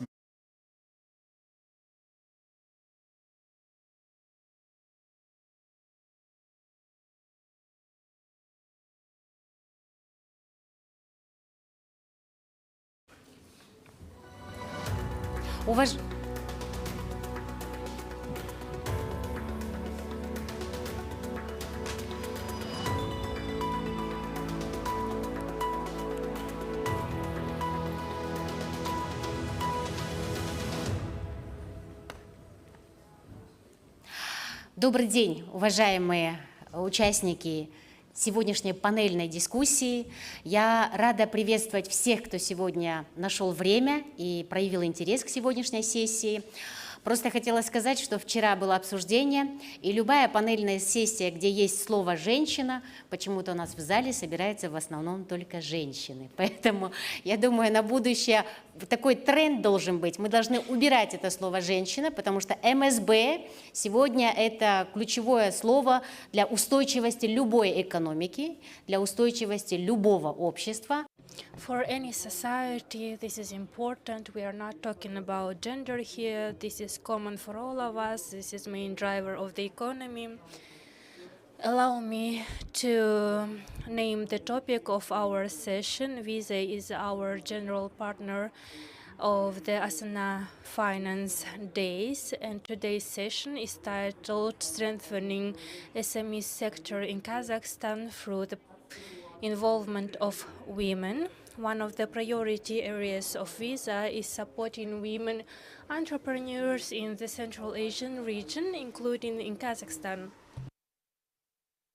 Allow me to introduce to our participants, our guests and speakers of this session. Let me start with me. My name is Lazat Ramazanova. I am the member of the Majlis of the 7th Convocation. I have several additional obligations. I'm deputy chair of the Committee on the Affairs of Women. Under the President of Kazakhstan, one of the key priorities is environment and entrepreneurship. I also work with the Atamekan Entrepreneurs Chamber, and I am chair of the Environmental Initiative Association titled EcoGer. Let me introduce our guests. Asem Nurgaliyeva, Executive Director of the First Credit Bureau and Techno Women Association. Could you please stand up so we could see you? Kristina Dorosh, Vice President and Regional Director of Visa in Central Asia and Azerbaijan. And now I'd like to step aside and say that today we should have had a gender disbalance during our panel session because we were waiting for Madam Shaykhmetova, Madam Bulibaeva, but due to their absence, this session is generally balanced, and I'd like to thank the first heads of these two organizations for these two men who are here with us today.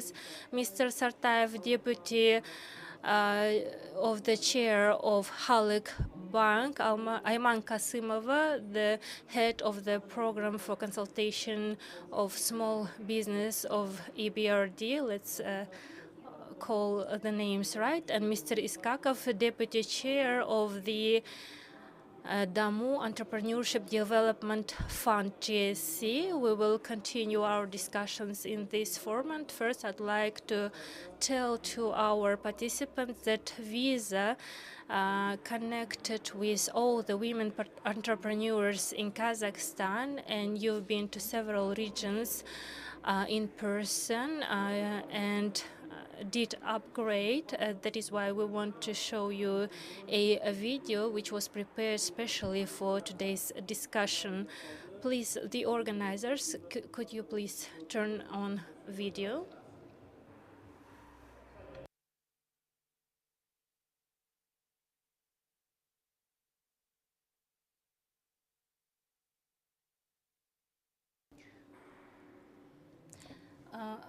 Is it difficult to do business in Kazakhstan for women? What do you think? Business isn't easy to do for anyone, especially for women. Especially, it is difficult to find for women the balance that is needed to be distributed between work, family, and social responsibilities. I believe that it's more difficult for women to achieve success in business in Kazakhstan, but it depends on industry. I think that sometimes it's easier for women than for men because we have this natural flexibility as women. In my opinion, there are two factors that contribute to it, that will continue contributing to the mass engagement of women in business. First is educational factor. Women need to be educated professionally to business competencies. And the second important factor is financial factor. Without support of financial institutions of the government, it is impossible for women to achieve success in business. I think it's raising awareness is important. The more we talk about the success of women entrepreneurs, the more we learn about them and that they are here, they are in Kazakhstan, so I think it's beneficial for all women.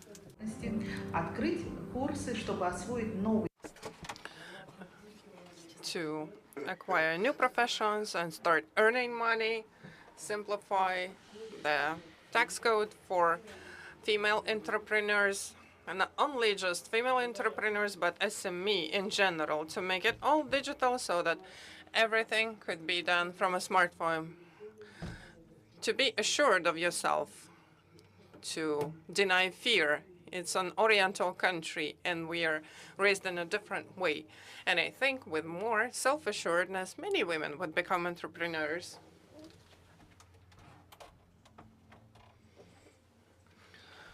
Without digital technology, without innovation, without universal digitalization, it's impossible to work in business. We face it every day. And we are especially grateful to the banking sector. We use the banking instruments that make it easier to implement business ideas. In IT, in finance, digital helps not only female business, but SMEs. In the eon of digital technology, you can't but deal with some business.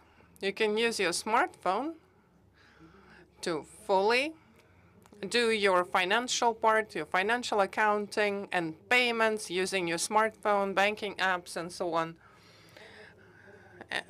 Being one click away from tax declaration, tax payment, thus growing and developing our businesses and creating new jobs. Thank you so much, Visa. Within those 3 days,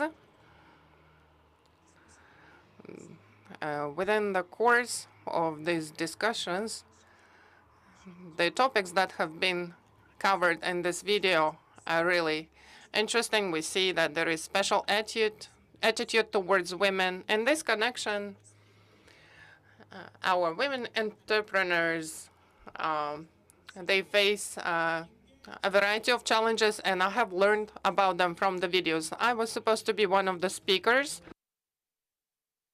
so I'll do my best to make my statements in between our panelists. According to the recent research by McKinsey, women in economy working equally with men would add to the world economy by 2025 $28 trillion to world's GDP, which is 11.26% higher. Growth of GDP by 9% in Eastern Europe, Central Asia, Near East, and North Africa. At the same time, we permanently talk about the need to entrench and expand the prominence and position of SME in economy of any scale. But we cannot forget about inclusivity on this path. I was at one of similar sessions where we discussed the peculiarities of Kazakh small and medium business. Kazakhstani SME is mainly headed by females, 70%. 43% of entrepreneurs in Kazakhstan are led by women, but there is a certain disbalance. Kazakhstan is energy intensive and carbon intensive as an economy, and our GDP is mainly shaped by extracting businesses and large businesses. Therefore, the picture that we see is not really bright. It's not really bright in general, as I assess it, but there are growth prospects in terms of inclusivity, in terms of representation of women. Therefore, I would like to share the recent trends. They are being promoted at the governmental level, like 30% of decision makers in quasi-state sector, 30% of Kazakhstani economy. And this cohort of women must strive to take leading positions in the political promotion. We, as a country with, let's say, not only the post-Soviet country, but generally the Eurasian country that has been quite aggressively promoting the female mainstreaming. 30% here in political mandates is the closest threshold that a woman is aspiring for, that a woman may get to using social lifts. Therefore, we are expecting a specific impetus from the centers of female entrepreneurship supports that have been opened in 17 regions, supported by the instruction of the head of state. But we anticipate opening 4 new centers, so 20 resource centers. Those are the excellent centers, the epicenters of knowledge and growth points for female entrepreneurship. We may be talking about challenges, but the major challenge for SME, female SME, is the fear of transitioning from micro to small, from small to medium. And this challenge is about the presence of certain gender stereotypes. Unfortunately, not in women. Those gender stereotypes are embedded in every person, whether conscious or unconscious. And this is the ice that we want to break. This is the myth that we want to disrupt. Because historically, Kazakhstani steppe has seen many examples that at no time in its history there have been any pressure on women's rights. But considering today's reality, considering the citizen media that is being developed, by the way, I would like to congratulate all of the media representatives here on their professional holiday. So we hope that this fourth branch of power will start finally ruling using certain standardization methods. Citizen journalism is really great, but in any profession, in any sector, there must be certain standards, and I think that standards must be here too. So we hope that the active elucidation and proper positioning of female entrepreneurs will contribute a proper historical pattern to the development of our community. Today we would like to focus on female SME, what we lack, what are our advantages. So let me start passing the floor to our speakers. I will deviate a little bit from my plan, and I will start directly with you, Christina. You are sitting next to me. We have just watched the video. This is a draft video, our homework for today's event. It's a great honor for me to be moderating this panel session today.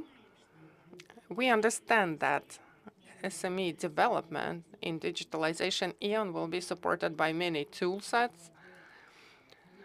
A lot has been told today about digital platform, new IT opportunities. The fourth IR panel session has just ended before us. And I think in our case, it's mainly fears rather than challenges. Therefore, I would like to listen to the global player's opinion on this. The global player that is treading lightly into this new female inclusive economy. Christina, the floor is yours. Thank you so much, Lizat. First of all, let me thank you for your consent to moderate the session. This is a great honor for us. We are really happy to cooperate with you. As for small and medium business development, in general, for Visa, this is a global strategic priority because we all understand how this class of any economy, of any state, influences the prosperity of individuals, households, families, and the economy as a whole, especially such countries as Kazakhstan that are quite dependent on heavy industry, oil and gas extraction. So diversifying from oil and gas from the perspective of economic development is one of the key strategic priorities for Kazakhstan. And this morning at the plenary session that took place first thing in the morning, that was the keynote. And it was interesting for me to hear how diversification in all its meanings in terms of structural development of economy, more prominent role of SME, how important it is for Kazakhstan as a state. And namely in such countries, Visa's work on SME support is gaining more and more prominence. We are a payment company and we cannot change everything at once. Our preference is to eat an elephant by pieces. Therefore, we can work with SME in the areas where we can do that: development of digital payments, acceptance of cashless payments, using non-cash funds. From our point of view, and this point of view is supported by statistic research, the process of expanded use of cashless payments by small and medium businesses means better access to finance, expansion opportunities for businesses with greater efficiency, and as the pandemic showed, the issue of survival of SME companies depends on the extent of the companies to efficiently accept payments and pay themselves in electronic form. I am sure you have seen that in your everyday life. think about an SME you're interacting with, you're buying something from. My favorite example is coffee. Next to my home, there is a coffee shop. Before the pandemic, I never thought that I could use some different type of payment. I would go to this kiosk, pay my coffee, and pay for my coffee in cash because card payments were inconvenient. You need to, rummage in your purse, find your wallet, take out several banknotes, and pay. After the pandemic, I have taken a totally different approach to that. I never take out my money, even with such small payments. And this is one of the vivid examples of SME. The fact that this SME gave me the opportunity to pay with my watch, or phone, or ring, because they have post-terminal or tap-to-phone. And another step forward, that this SME, small coffee shop, can create its own app. I have this app. I downloaded that as their permanent customer. I use the application. They followed the example of Starbucks. Many coffee shops copy that. I ordered it, I paid for it, and I took it passing by. This is a small example that shows vividly that without expanding those opportunities, without leveraging those technologies, small business is doomed, if I may. Those companies who cannot learn to do that, they won't be able to survive. Therefore, Visa is taking all possible efforts to ensure that all of those technologies and innovation solutions would be available to everyone, both consumers and SMEs. Therefore, we are not distinguishing, we are not making any divisions between male and female efficient products, because there are efficient and non-efficient banking products. But we are convinced that female entrepreneurship needs support, specific support, more specific than the enterprises led by males. And indeed, it is due to the cultural features, customs, traditions, and mentality, because consciously or unconsciously, we are the carriers of gender bias. And very often, women and girls, they ask themselves if they can, because they fear that they won't be able to do something. And this point of view is mainly imposed on them by the community. Will I be able to run my business and be a family woman, be a mother? Understanding these features, specifics of female entrepreneurship, Visa is conducting a global initiative that was launched several years ago in the United States. Now it is conquering the world. In this respect, I'm a happy person because, when something that's so important and significant for you, you can do at work. This is really important.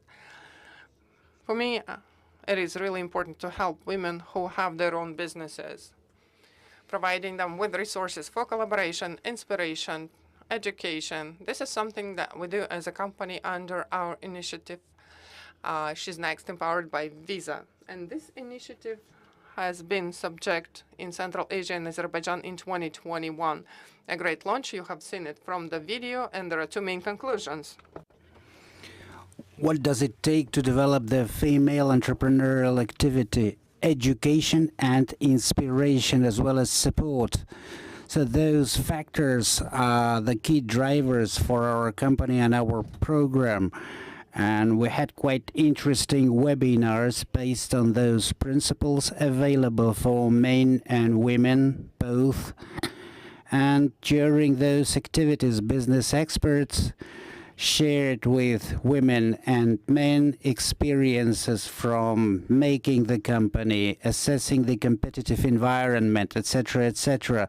Some of the webinars were dedicated to how to manage your time, how to coincide the family and the work together. All those pretty important affairs were discussed, and we shared our knowledge generously with the users. That program was of great use.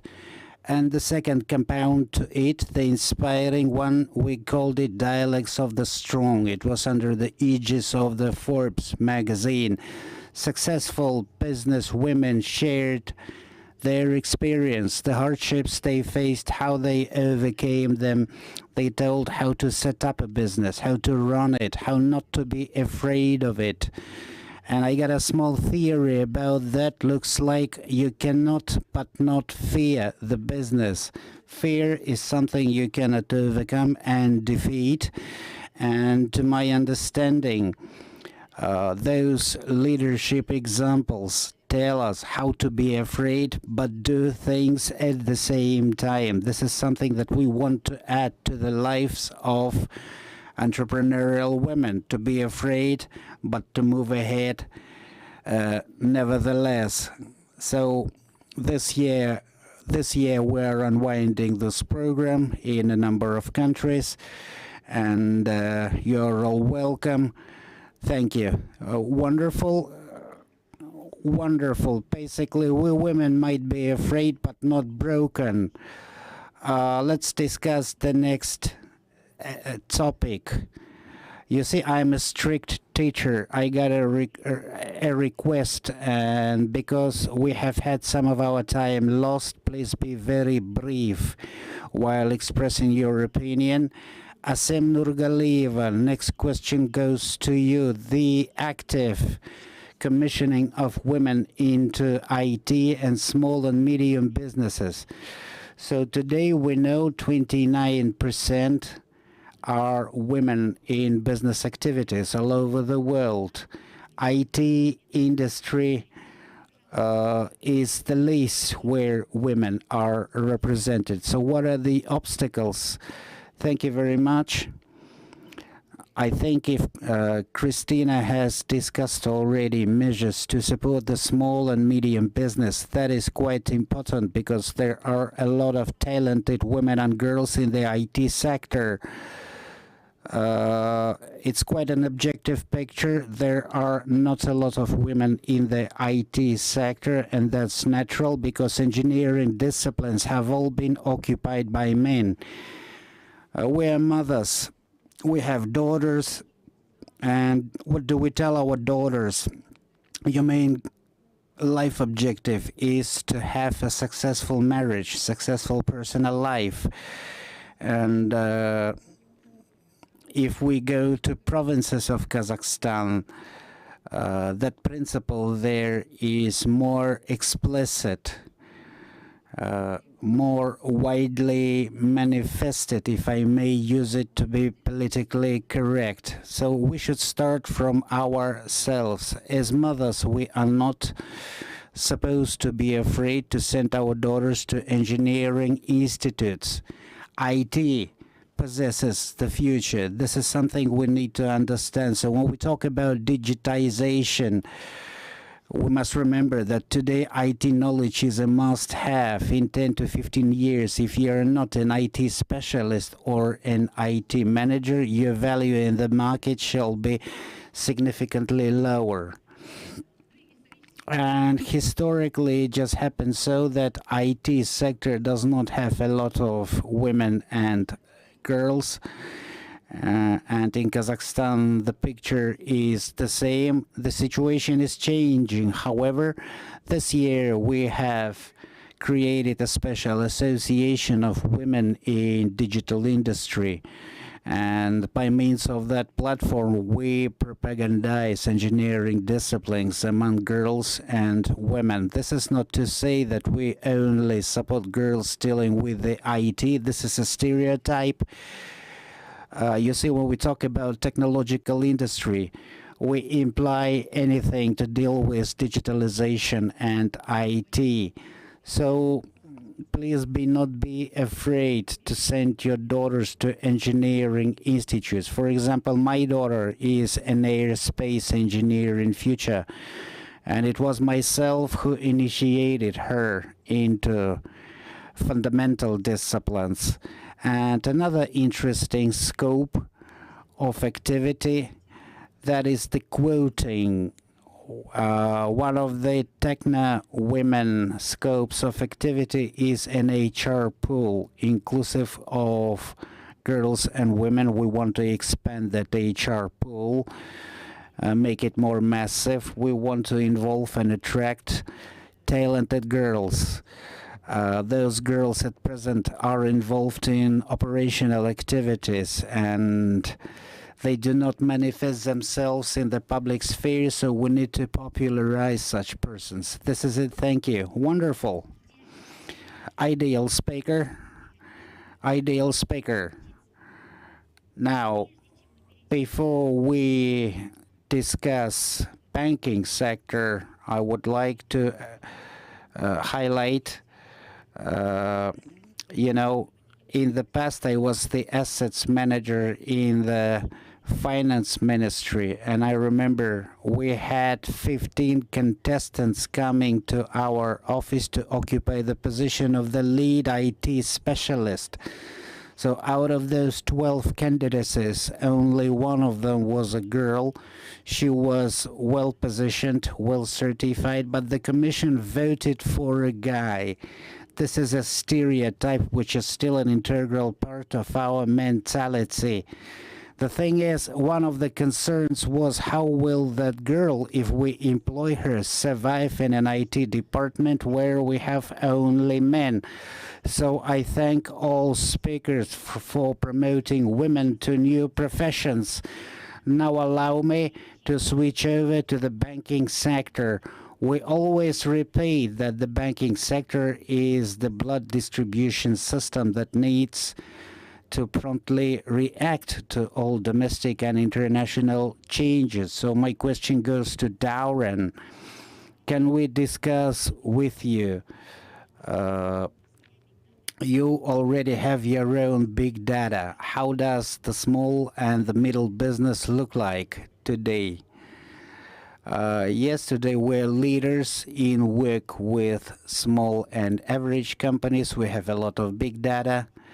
And before I start, I wanted to express my gratitude to your own self because you supported my inclusion of a male creature into this talk about women's future. Be advised that all of my colleagues contribute actively into the development of the female business. Together with ASEM, we work on digital credits and loans. Together with her, we have already designed 2 products. Together with Yerbol, we also performed a number of projects. So today we have our small and average business portfolio growing telegraphically. Probably we still need a lot to be done together with Alma, because statistics, her agency, I would like to listen to Alma's presentation. So I have written down some key statistics. Number 1,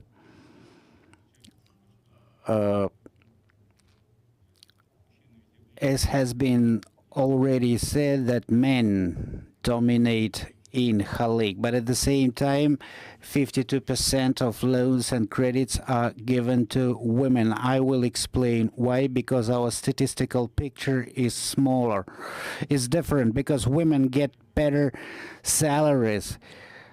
If to pay attention to the NPO indicators from bankers, we can pay attention that we get 59% of men and 41% of women. Another good statistical figure that is the breakdown by industries. Women prefer to work in commerce, service, and rent business. Men prefer agriculture, service, and trade. At the same time, we have another statistical picture. At the previous event, we shared some results of a public poll, which shows that 53% of small companies are governed by women.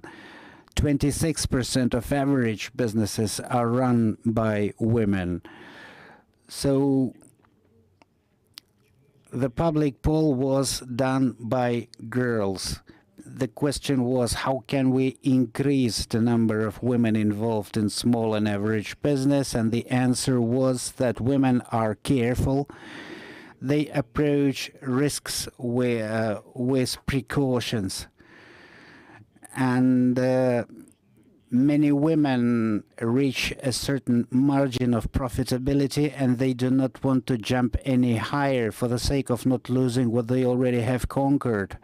Second, it's pretty much hard to collaborate with women.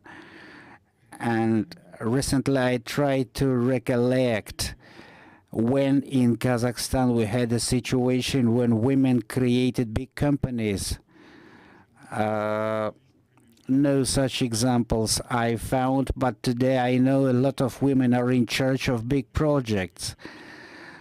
Another statistical picture is that the average receipt paid by men is higher than a receipt paid by women. If you take the category of 20 to 30 years of age, there you have the domination of men. So, as follows from statistics, younger women are less active than men. I will make an explanation as a woman. 40 years is the age when a woman reaches the active phase. Basically, children have grown up. Husband is okay. A woman can progress based on that.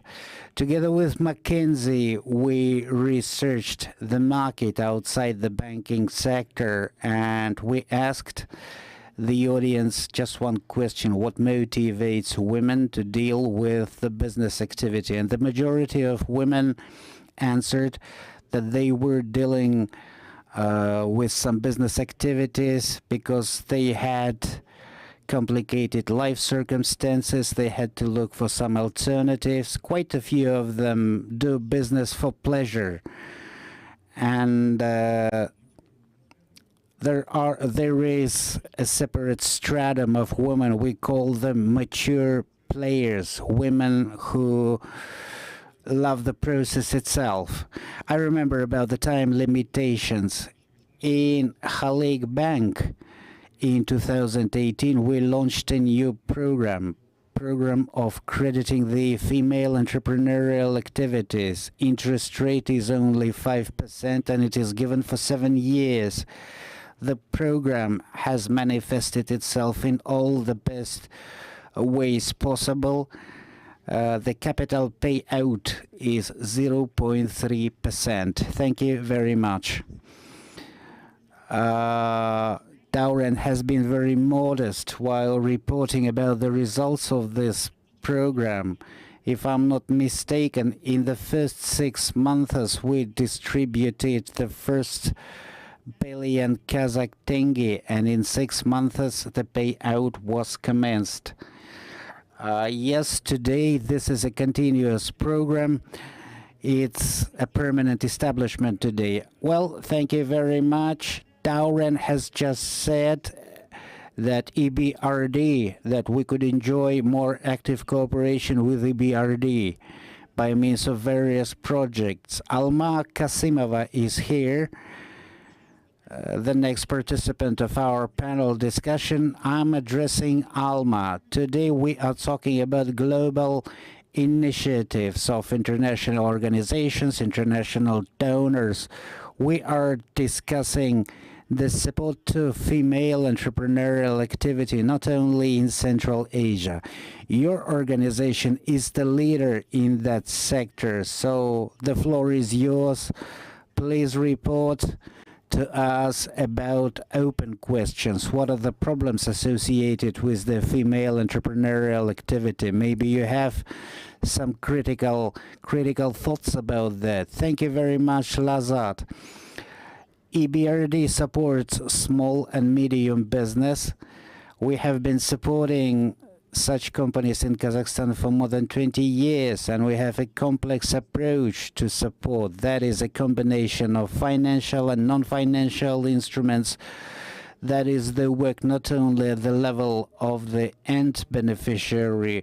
We work on demand and supply. We contract professional consultancies. We educate business people, allocate credit lines. I think I should tell more about instruments to involve women in business activities and digitization. So one of our first strategic priorities is the digitization. Individual business project is the standard instrument. We reimburse 50% of the project cost. And if that's a woman, then we reimburse up to 75%. All the projects are aimed at the business development in practically all sectors of economy. This is a pretty old program. Today we are launching some new initiatives. Probably you have heard about our initiative we call mentorship or tutorship. Business community of women needs more solidarity compared to the male business community. That's why we do some networking.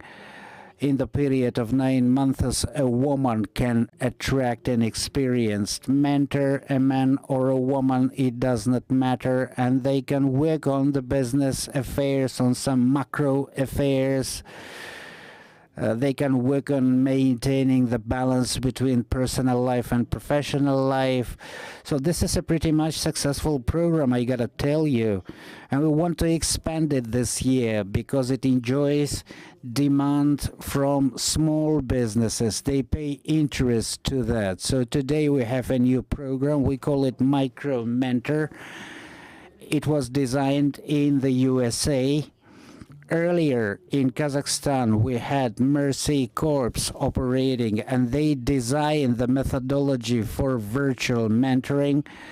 This program today covers approximately 180 countries. Users can choose a language, including Russian or Kazakh language, and stage by stage, we are penetrating the international community. Also, we are launching a new program. We call it Star Venture. This is a startup platform. Together with international partners, we assess various projects. Astana Hub is one of the major partners of ours in this initiative. And in addition to that, as a bank, we are trying to digitize ourselves. In the times of pandemic, we have digitized all application processes, application submission processes, digitizing a great number of various documents. We are trying to grow greener and greener. A year ago, we fulfilled a micro mentor program oriented on women in micro businesses. And this year, we have the augmented initiation program for medium businesses. This is, in virtue, a growth program.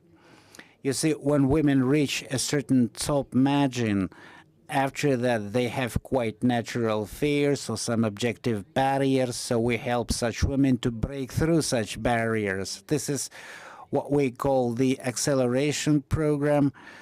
It starts from the SWOT analysis. Ernst & Young is our partner in doing the analytics of the companies. So we are not drawing a distinct separation line between men and women, but be advised, women enjoy far more lighter conditions. You have talked about a project that was commissioned 20 years ago. I mean, support to female entrepreneurial activity. So in the last 20 years, we can see that today female entrepreneurial activity is an objective phenomenon. I think in the continent of Eurasia, our indicators are the highest. I thank you very much. I hope that today's platform gives opportunity for all of us to seek out new ways for the resolution of seemingly clear and transparent problems. But the thing is, things we are discussing are very sophisticated and refined. We are talking about the women in business. And as Dauren says, he hasn't seen any examples when two business women would found a big company. But at the level of education, at the level of team building, women can be pretty much effective. I thank you very much. I hope that the chemistry between our banks and EBRD will only facilitate the growth of female business from micro level to greater level. So the last speaker now. The floor is given to the last speaker. Всем строгий учитель, судя по этим комментариям.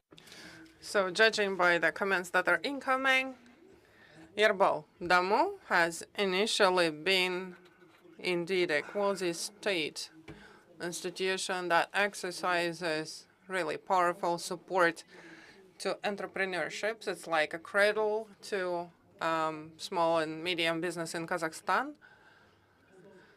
that has been shaped by the fund. When I arrived at Atomican, my first suggestion to our leadership was to open the Damo website and look at the tools that they are offering and see the experience that they have accumulated.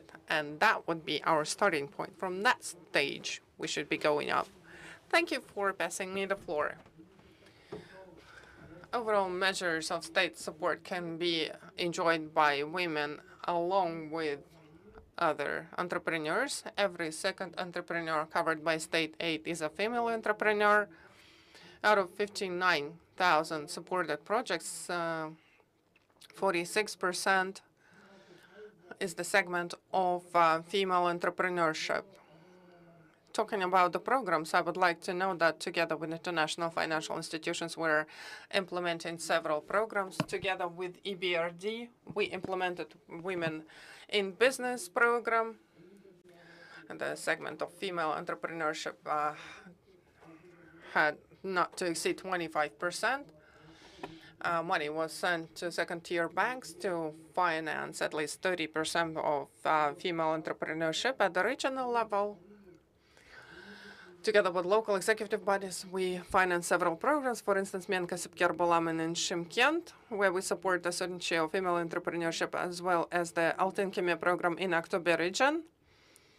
The major areas, as colleagues have said, due to the fact that the check is relatively small in female entrepreneurs, and 39 to 40 years is the average age. So the major goal to invest is not for turnover money. It's mainly education, healthcare, and trade, and some part in processing enterprises. And we see a transition to energy-intensive projects as well. Distinguished audience, dear participants of our express discussion, it's indeed express because we have discussed all of our agenda points. Everyone has voiced their position, and I would like to wrap up this discussion by addressing not only you, but our audience who are interested to today's session.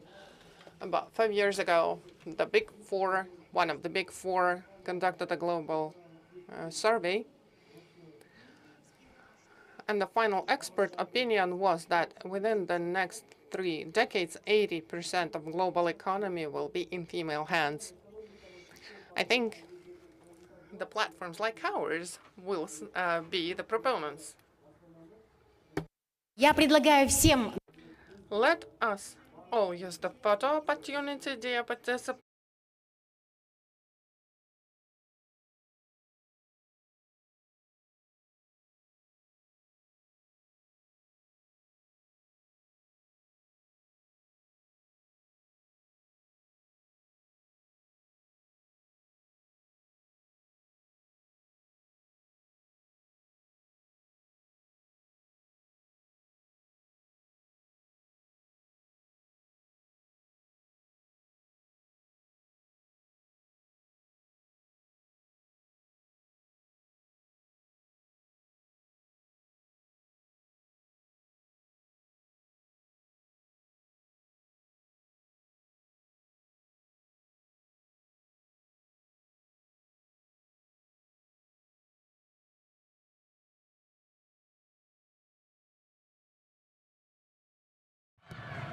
Бұл не екен? Ойын емес. Мынау. Бәлкім сіз визаны жай ғана банк карталар деп ойлайтын боларсыз.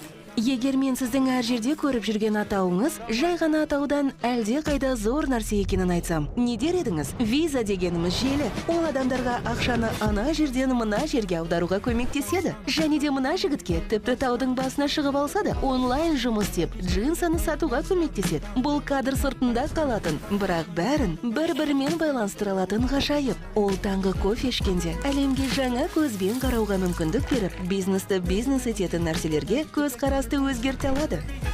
Виза бәрін біріктіре алатын желі. Сізге қажет жерде, сіздің арманыңыздағы жерде, сізге лайық жерде. Бұл желі арманды іске асырудың кілті. Өйткені виза күн сайын бүкіл әлем бойынша есік ашады. Коммерция бәрімізді біріктірсін деген оймен.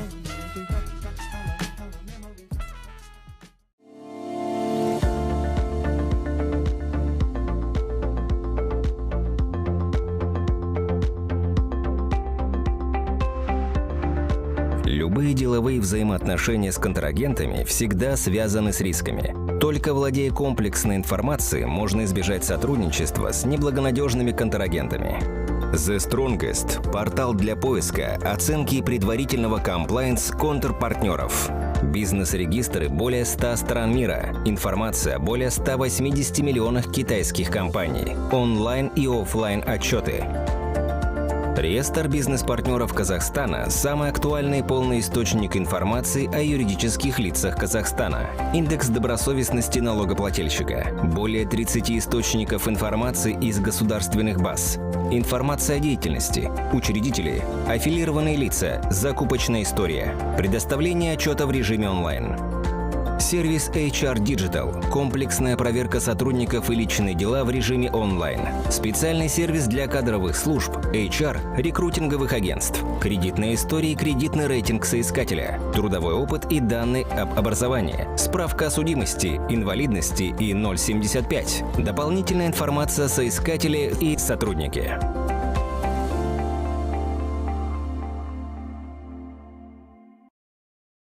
Huawei – ведущий мировой поставщик информационных коммуникационных решений, использует новые технологии в диверсифицированных бизнес-моделях, повышая их ценность для наших заказчиков. Новая, подвижная, гибкая и безопасная платформа ИКТ обеспечивает нашим клиентам простой и быстрый переход к цифровым технологиям во всех отраслях.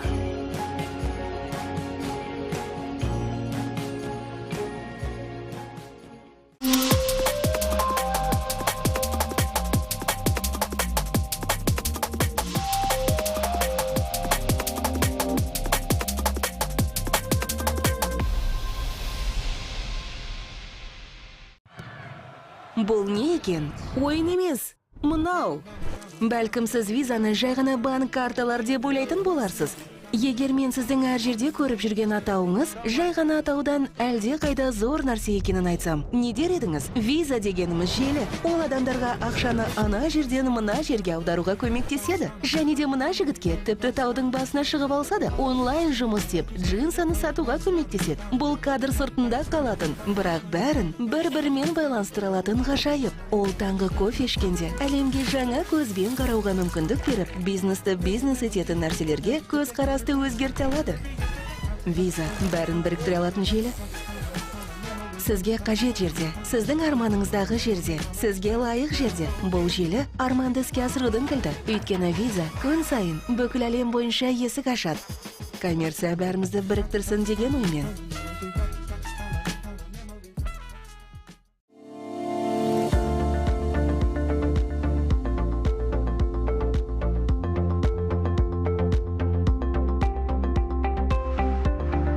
Любые деловые взаимоотношения с контрагентами всегда связаны с рисками. Только владея комплексной информацией, можно избежать сотрудничества с неблагонадежными контрагентами. The Strongest – портал для поиска, оценки и предварительного комплаенс контрпартнеров. Бизнес-регистры более 100 стран мира. Информация о более 180 миллионах китайских компаний. Онлайн и офлайн отчеты. Реестр бизнес-партнеров Казахстана – самый актуальный и полный источник информации о юридических лицах Казахстана. Индекс добросовестности налогоплательщика. Более 30 источников информации из государственных баз. Информация о деятельности. Учредители. Аффилированные лица. Закупочная история. Предоставление отчета в режиме онлайн.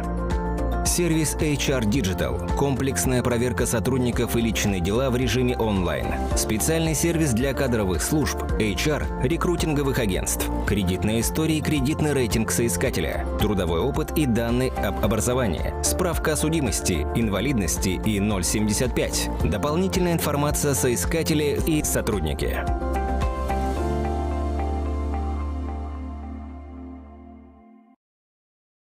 Huawei – ведущий мировой поставщик информационных коммуникационных решений, использует новые технологии в диверсифицированных бизнес-моделях, повышая их ценность для наших заказчиков.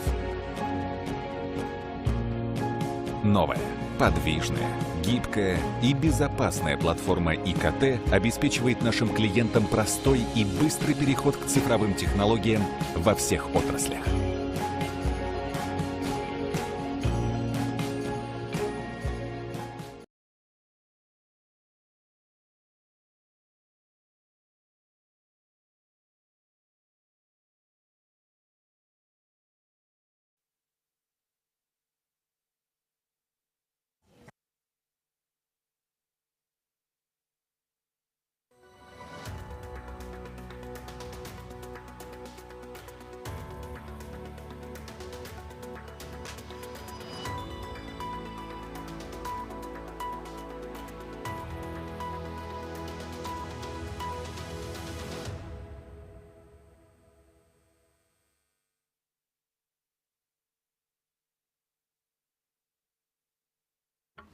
Hi, everyone. Good afternoon. Welcome to this exciting session on the digital tenge. I'm very excited to be here. We have a panel of all-star experts in this space, and so I'm very excited to hear what they have to say. We're going to be covering lots of different topics, but the central theme of what we're going to be covering is something called central bank digital currencies, and CBDCs, for short, is the response by the financial world or the central bank world to cryptocurrencies like Bitcoin and Ethereum and stable coins. And today we're going to explore what that response looks like, okay? What are the different implications of that response, and what specifically the digital tenge project being conducted in Kazakhstan looks like, and what the future might look like. So I've got some great panelists here. I'm going to just go over their bios very, very quickly. To my immediate left, we have Baynur Zelenov, who is the CEO of Payment and Financial Technologies Development Center of the National Bank of Kazakhstan. And then to his left is Aynur Kenzayeva, and she is the project manager of the Digital Tenge project at Payment and Financial Technologies Development Center, also with the NBK. And then coming in from out of town, Daniel Heller is a board member of the Astana Financial Services Authority, an advisor to a company called Finality. And then from Accenture, John Velisarios, who is the global managing director, and he focuses on blockchain, multi-party systems, digital assets, custody, and CBDCs. My background, I run two companies. I'm a professor, author. I run what's called a CBDC think tank. We engage with lots of different central banks. And I run a very large blockchain community. I just came in from New York because Baynur told me so. And that's not a problem. So I want to really first start off with kind of high-level understanding of the digital tenge project. Like, what is this project about? And there's no better source than to go to Baynur and Aynur to have them kind of explain what does this look like. So Baynur, so what is the digital tenge project? Can you give us some information about this? Yeah, for sure. We actually prepared the presentation. If organizers can show that, so we can go over the progress we did last year, where we at, and where we head into. But first off, let me appreciate all of the panelists and Jamiel for moderating the session. I think the topic is quite important because the world is changing. and the change is fundamental. The blockchain, DLT technologies and everything is a response for a shifting consumer demand. And of course, as a central bank, we have to also adapt. And I think CBDC as a topic is interesting and important and is able to provide a lot of opportunities to market participants. So let me start with an overview. So first off, what is CBDC? Just like a digital form of cash, it is a claim to central bank, in our case to the National Bank of Kazakhstan, so it is the third form of fiat money, obligation of the National Bank of Kazakhstan, and obviously has one-to-one exchange rate. The important stuff that it combines both cash and non-cash properties. In terms of cash properties, we can conduct theoretically offline payments in CBDC. It provides almost the same level of anonymity, and it is guaranteed by the state. From electronic money perspective or non-cash properties, you can still conduct online payments using digital tenge. It is in digital format. In our scenario, it is tokens. And it is as convenient as simple electronic money. But it also has a very unique features that is, I think, fit to the modern world. First off, it is obviously programmability. That what helps this money, to automate and optimize processes happening all over the world, because at the heart of any process in this world is transaction, financial transaction. And it is important to have this feature of programmability so that the monetary system can feed the demand that the business and population has. We also tested other different, features based on the programmability. For example, target use of digital tenge, marking the money, and many other things. I think I can cover that. But why we do even care about issuing CBDC and digital tenge in Kazakhstan? So first off, we believe that it can become the significant part of national payment infrastructure and national payment system, just because it provides these new features of programmability and offline. Obviously, it can foster the financial inclusion in places where the internet connection is unstable, for example. We also believe that it can help to enhance the sustainability of national payment system. We'll remember what happened in January, and such an emergencies can happen. And we believe that such solutions can make the cashless infrastructure more resilient. Of course, CBDCs in the future can be used for wholesale operations, for example, for cross-border transactions. And what is, I think, very important, it can provide a new tool for financial institutions so they can innovate and create conceptually new services because of this tokenization and programmability. So what we did last year, on May 4th last year, we published what we call a green paper, consultative report covering the conceptual stuff about digital tenge. After that, immediately we launched the series of public discussions with a number of different parties, including market participants, citizens. I think it was more than 50 different meetings. But we also, in parallel, started developing what we call proof of concept platform. This is essentially like a sandbox environment where we set up the particular blockchain and started to tweak it and play with that to see how the platform might work. And the results of all that experimentation were covered in a white paper that was published on December 15th. All of the documents are available on the website of the National Bank of Kazakhstan. And of course, since it's a completely new topic, we tried to engage with our international partners, as early as possible and as much as possible. So, for example, we are members of working groups of IMF or Bank of International Settlements. We were working with World Economic Forum and obviously CBDC think tank. I think I can give the floor to Ainur to continue. Thank you, Binur, for passing me the floor. Welcome, everyone. Let me continue our presentation with a focus on our technological part. Last year, on our pilot project, we tested different kinds of life cycle scenarios of the digital tenge, from emission till their distribution, which covered purchases and transfer of money, And one of the striking things here, while we tried to test all of these basic requirements, we were also able to develop some kind of unique technological solutions. Among them, we can name special purpose tokens, naming that we can put some restrictions on spending in token structure, and we also have a simplified track of its use. The second thing that we would like also to highlight is the configurable anonymity. What we mean by that, we managed to give the power on the user side that all the transaction data could be hidden from transaction participants on the user side, and only user could decide who could see their transaction data. The third thing, it's the offline capability that the transactions could be enabled without the access to internet. And the last but not the least, main important thing, we were also able to test the ecosystem requirements, meaning that digital tenge infrastructure gives a very unique opportunity for connection of external market participants, including existing second-tier banks and financial fintech companies as well. And beside of our technological things, we also did analysis in economic sphere. Here we'd like to say that, like many other central banks, we understand that there is no empirical data regarding the CBDC usage, and it's very difficult to have some kind of estimates and the typical standard economic analysis.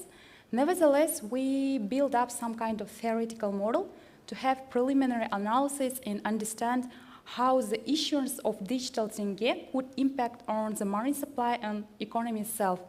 It's a very simplified model. Nevertheless, it allowed us to have several conclusions, deductions, and claims that currently the National Bank has all sufficient resources to mitigate economic risks.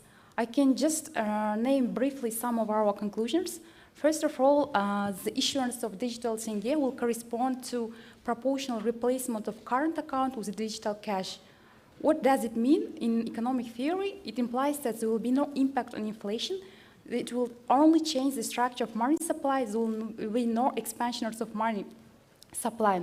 The second thing, our analysis also shows that there is excess reserves on a banking sector that could potentially fully cover some kind of outflow from current account to digital cash.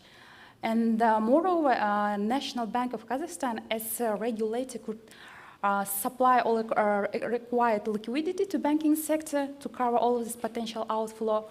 And also additional analysis shows that many international organizations like Bank of International Settlement, as well as other central banks, considering other additional policy tools like limits that could really also help us to mitigate and control this outflow.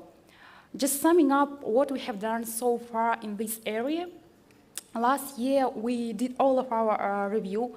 We analyzed all existing literatures, and we gathered all the potential risks in relation to economic aspects. We built up theoretical model, but now we see it's not sufficient to go further. Therefore, what we are doing and stepping ahead is we're trying to quantify everything. And our plans for this year, I will tell in our subsequent slides. Now we can continue our presentation with Binur. Thank you, Ainur. So let me tell you the story for this year.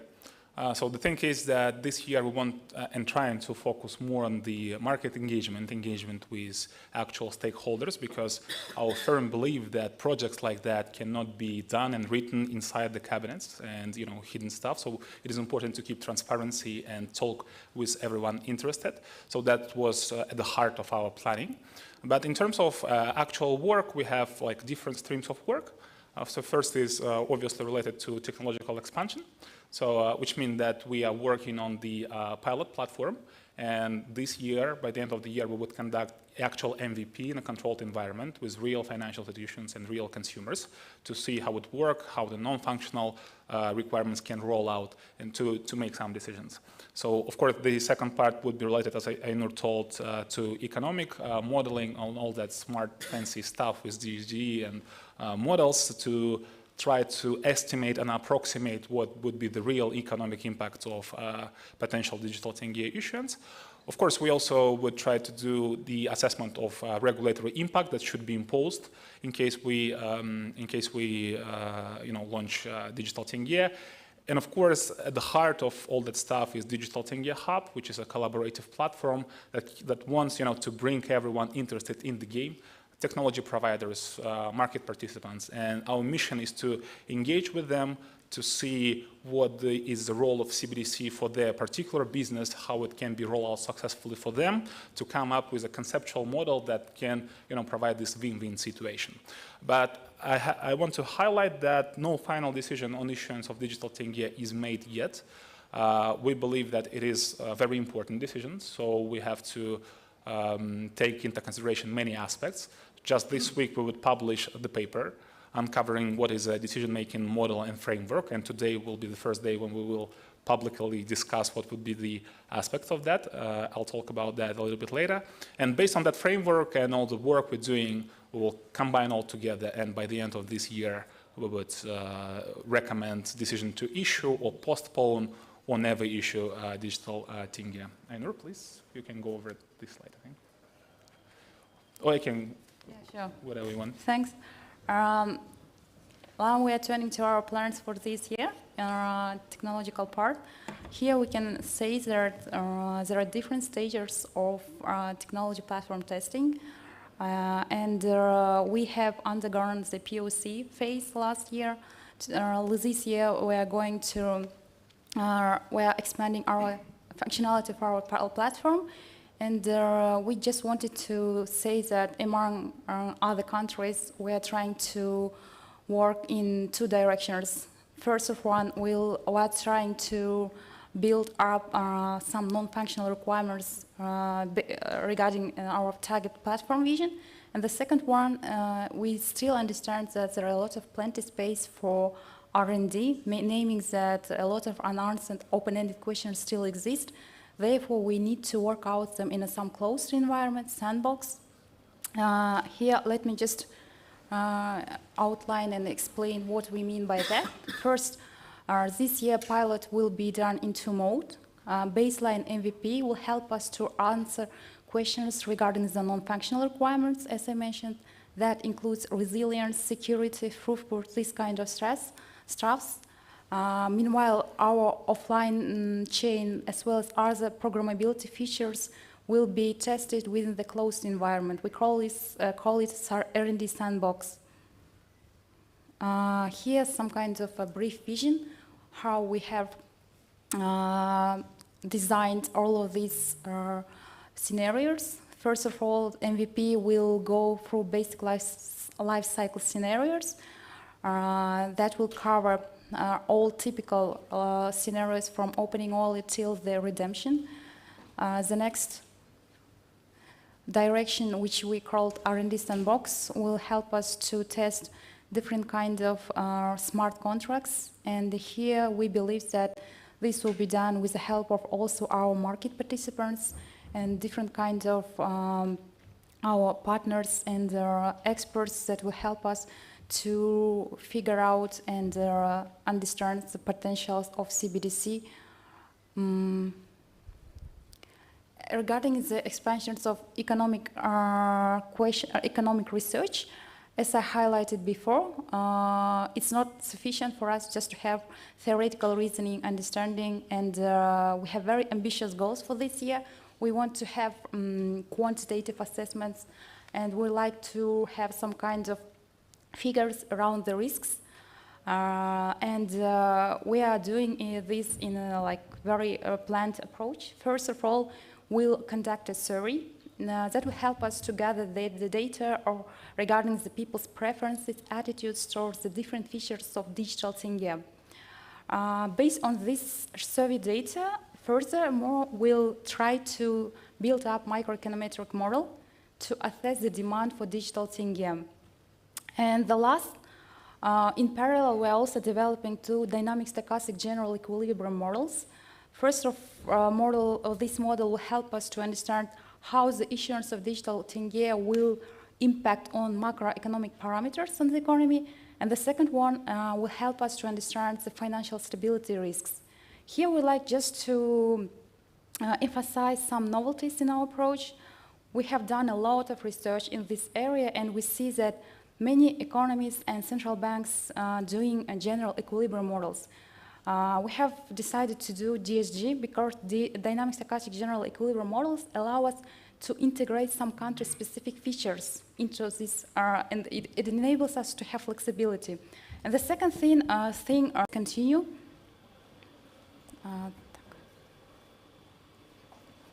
As Binur mentioned, now we are developing a decision-making framework for the digital tenge issuers. That paper will be published in a few days. Today is the first time we are publicly speaking about it, and we just wanted to have a high-level picture and some aspects that will be integrated into this model. First of all, it's very logical to begin with a fundamental question, whether it's worthwhile to issue, to implement and develop this new payment instrument in the economy. And our model logically will be split up into 3 levels. First level will answer which kind of parameters really shape and form the design of the digital tenge. And the second layer, where you will consider architectural design with the consideration of all its operational model, all of architectural stuff, etc.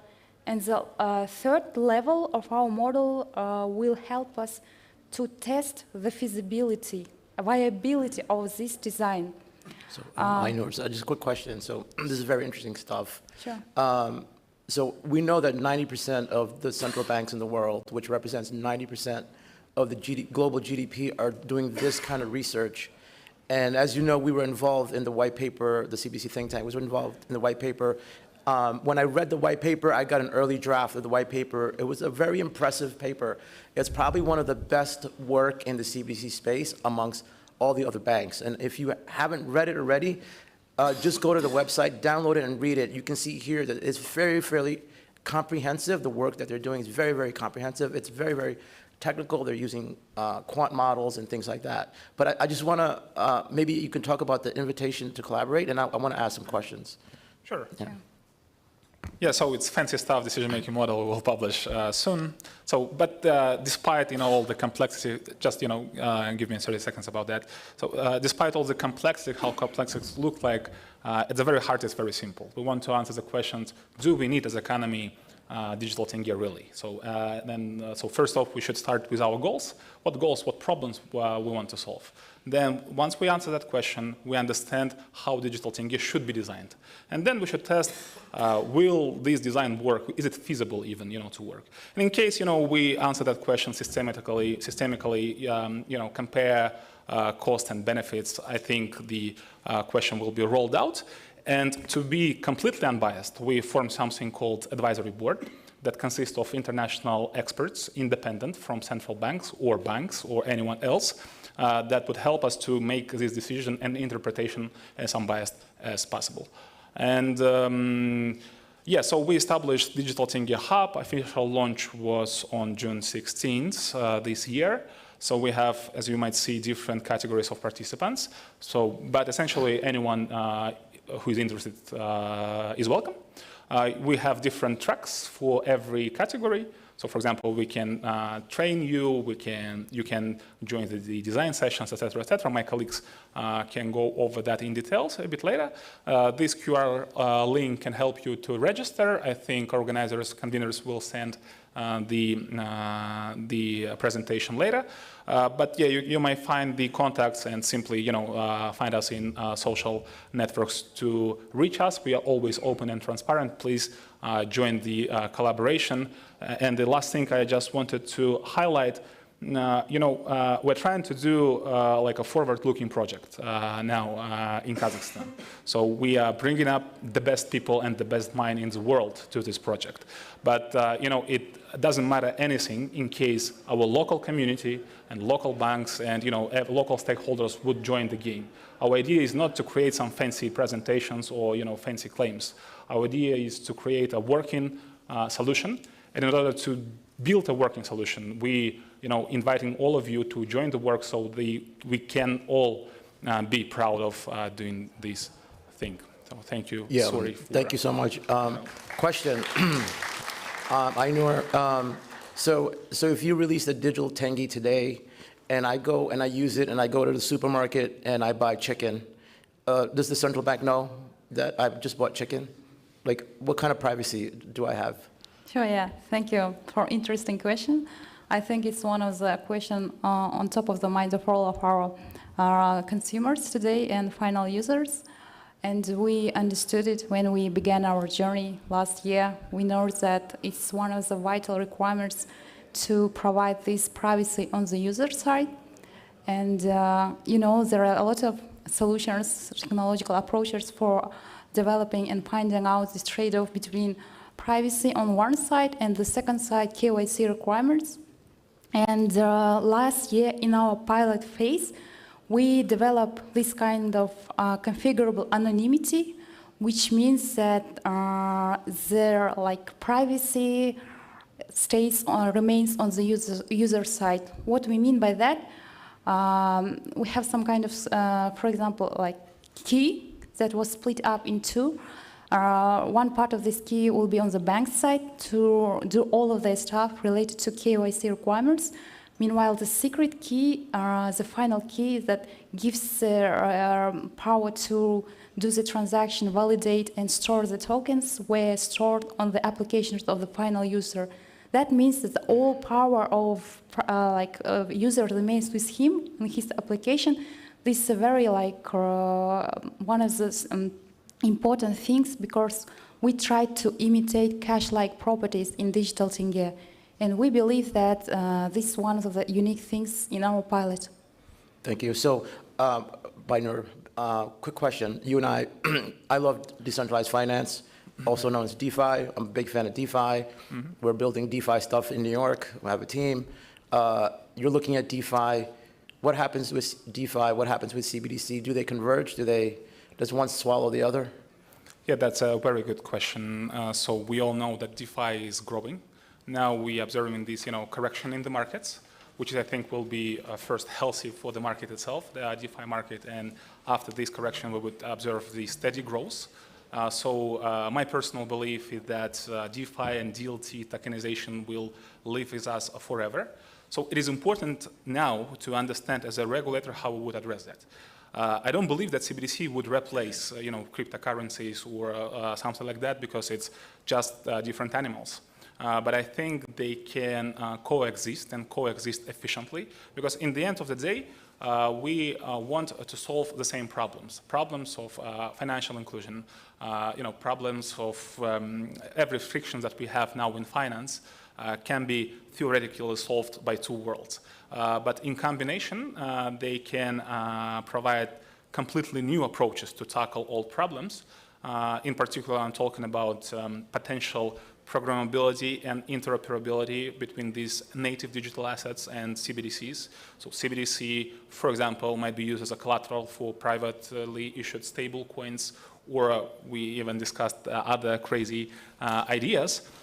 So my bet is that CBDC and DeFi will coexist and converge, and CBDC will be actually the first step of central banks towards legitimizing DeFi and developing the right regulatory approach and framework.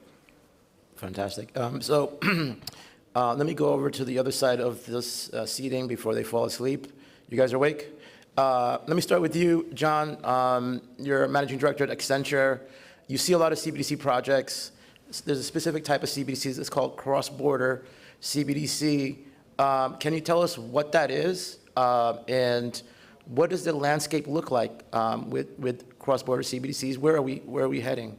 Thank you, Jamil, and thanks everyone for the invitation, for being here today. It's great to be in this session. I'd like to maybe start the answer with, I guess, a couple of things. One is, obviously, this project is referring to, obviously, from a retail perspective, digital tenge. And the application of CBDC spans across a number of different areas. One is retail, clearly for end users, consumers, and so on. The other one is more on the commercial or the wholesale side, where you can exchange it for large value transactions and so on. But a big area where there's a lot of friction, and what we've seen in the marketplace is cross-border. And cross-border not only on the retail side, but also on the wholesale side, where there's a huge amount of transactions that are taking place. There's a high degree of friction. There's a huge cost associated with it. But fundamentally, there's delays and counterparties that you have to deal with and so on, and a lot of intermediaries in the process. And as you may know, at the end of the day, central bank money does not move across geographic boundaries. It's only sort of obligations to pay and stuff like that. So it's really quite tricky, actually, when you look at it. We worked on a project called Project Jura, and I'll fast forward to the punchline, and I encourage you to read the report for the details of it. But Project Jura was basically a cross-border CBDC project, and it was for the very first time where we actually implemented the issuance of a digital euro to be used in another country, in another jurisdiction, for security settlement. And that project highlighted a few things. First of all, and if I sort of to answer your question in a second more comprehensively, it highlighted a few things. First of all, that it was possible to do it. It actually took us a long time to actually do it because of the regulations, the different central banks, the legal regulations, and so on. And it was an experiment, so it wasn't sort of a production implementation. However, what it allowed, it was for the very first time to issue a digital euro in France, and to use it to settle a securities trade in Switzerland. And to do that as well the other way around. And that's the first time that's ever been done. We've actually issued a digital currency in one country and settled it in another country without any intermediary involved, without sort of any messaging system like SWIFT involved, without any other counterparty or other sort of entity involved in that whole transaction. Now, if you fast forward it and you scale this out, if you have multiple and many of those kind of relationships, you end up in a very completely different landscape from a sort of international finance perspective. And I think that's the potential that CBDC can enable. And I think it's very important to not lose sight of some of these big things. They are transformational. They allow things to happen that were never possible before because the technology enables it, but also because the regulation, the parties that are involved in it want it to be so. And as you can see, many central banks around the world are exploring this topic. And I think it will truly transform financial markets across the board. I think the cross-border dimension of CBDC is one of the biggest areas. And it will not only on the retail side, but on the wholesale side, create entirely new financial relationships that sort of span sort of the space and time dimension behind that. So in terms of the relationships, can you give some examples of where there would be some benefits? Right. Well, the benefit, I think, from is really the reduction of risk from counterparties' perspective, right? So when I'm engaging in a digital exchange of a digital asset in exchange for some cash, here now, and especially when you're dealing across geographic boundaries, you now have the full backing of an entire nation that's behind this currency that's issued it, where you now no longer need a counterparty associated with that transaction. So that's entirely different now. It changes the dynamics. So the risk comes at a premium, and ultimately the buyer or seller pays for that premium. Now the cost has gone down. The risk of defaulting, Herstatt risk, counterparty risk, and default risk goes down. And I think that will change economic models and business models altogether. Yeah, very exciting times. Really looking forward. And you're heavily involved in this stuff, and so Indeed. We're talking to the experts here. Speaking of experts, let me go to Daniel. Daniel, you've been in the space, in the finance space for quite a time. You're an expert. Can you walk us through what the world might look like if we actually have a bunch of countries deploy CBDCs? Let's say 15. Let's say the U.S., China, Kazakhstan, Russia, a bunch of countries deploy their CBDCs. Does that move the needle? It's a very interesting thought experiment, I think. And the key in kind of thinking about this scenario is that we start with access. What do I mean by that? If we look at today's world, we have central bank money for retail customers, banknotes, right? Banknotes are issued through the banking sector. So I can get a Swiss franc through my bank, right? I spend it. But then afterwards, after I spend it, the central bank loses control over where this banknote goes, right? So we know that 2/3 of US dollar banknotes are abroad. Now, if we move to retail CBDC, it's different, right? The central bank can control who has access to this digital token, right? It doesn't lose control anymore like with banknotes. So the key question is really, who can have access to a CBDC in a certain currency, right? One solution could be that every of these 15 countries says only residents can have access to this digital token. And if this is the policy, the access policy, then obviously there's no cross-border CBDC because John cannot hold the Swiss franc coin, right? And you cannot, and I cannot hold the US coin. So for a cross-border impact, we need overlapping access, right? And I think that's the key policy question that central banks will have to face. You know, are they willing to let a lot of foreigners hold their token? If they do, then we can think about the next developments, right? For instance, there will always be a need for FX, right? I will have to be able to buy a foreign CBDC. Who provides this service? Who is the market maker for CBDC FX transactions? We don't know yet, but this problem has to be solved, right? So it's solvable, but there is a friction, there is a cost to that, and so on.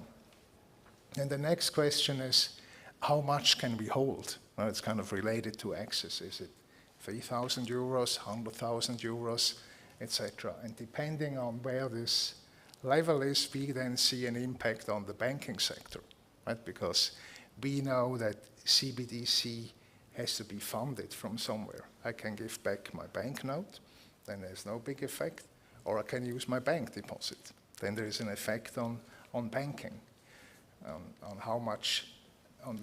how big the banks are. So to answer your question, I do think we simply don't know because there are so many parameters. But if there's really widespread access with a reasonable amount that we can hold, I think there will be fundamental changes impacting the way we provide loans, the way we make payments, and so on. Thank you so much. Thanks for sharing that. Fantastic. We have a few more minutes. I want to talk about DeFi. And John, I'll throw this question to you after I throw it to Binur. DeFi is a very large topic, right? There's prediction markets, AMMs, stablecoins, all kinds of stuff in the DeFi world. And I'm doing a lot of research in DeFi right now. I'm writing a book on DeFi for Columbia Press. Question for you, Binur, automated market makers and their interaction with CBDCs. And I think, is the DeFi paper public yet? Okay, yeah, so maybe you want to reference that and maybe tell people where they can get that paper, what that paper is about, and what your thoughts are on AMMs and interacting with CBDCs down the road. Is that possible? And then John, I'll ask you kind of the same question. Yeah, sure. So as any other paper of our authorship, it is available on our website at payfintech.kz. We also can share that through organizer later. So what we tried to do is to provide an overview on DeFi industry from regulatory standpoint, to define what is DeFi technological stack and what are the potential frictions and how it can potentially impact the traditional financial infrastructure. We claim that interconnectedness between DeFi and traditional finances is growing, and we assume that it is the interconnectedness will grow in the nearest future, which means that we as a regulators have to make a stance and a decision on whether to regulate or how to even approach the whole DeFi stuff. But we have to realize that DeFi, by definition, cannot be regulated because it is decentralized. There is no entity to regulate.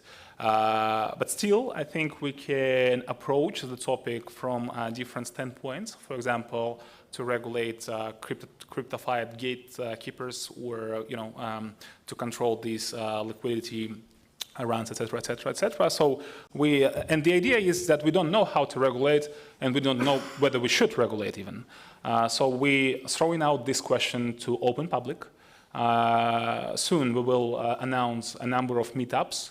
And discuss with the public what is the best way for Kazakhstan. Because as Kazakhstani jurisdiction, we want to become an innovation-friendly regulator so that the brightest minds from all over the world can join and scale here in Kazakhstan.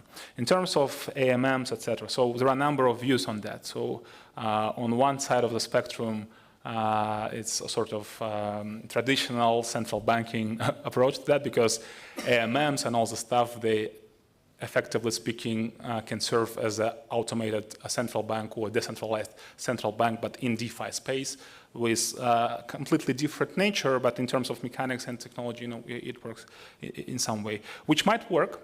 I don't know whether CBDC can be used in these AMMs now, but it definitely will be a good experiment to do so and to look what would happen with all the economy behind these CBDC, because it would impact the supply and demand and all the stuff.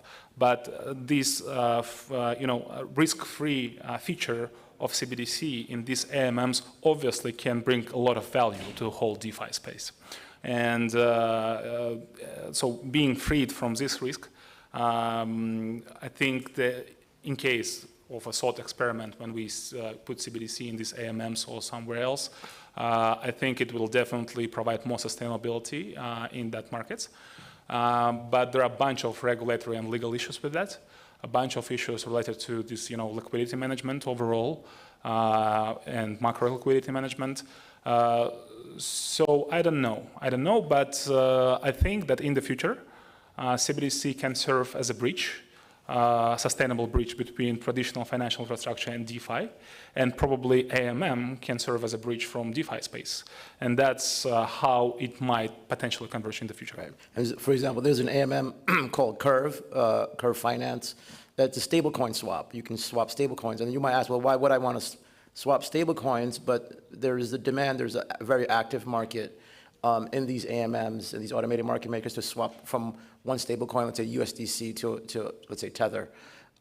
John, so DeFi AMMs, is there a play with cross-border? And what are your thoughts on CBDCs and AMMs? Yeah, so I concur with Binor's comments around sort of the ability to use CBDC to reduce some of the risk associated with some of these transactions. I think it will have a positive effect overall.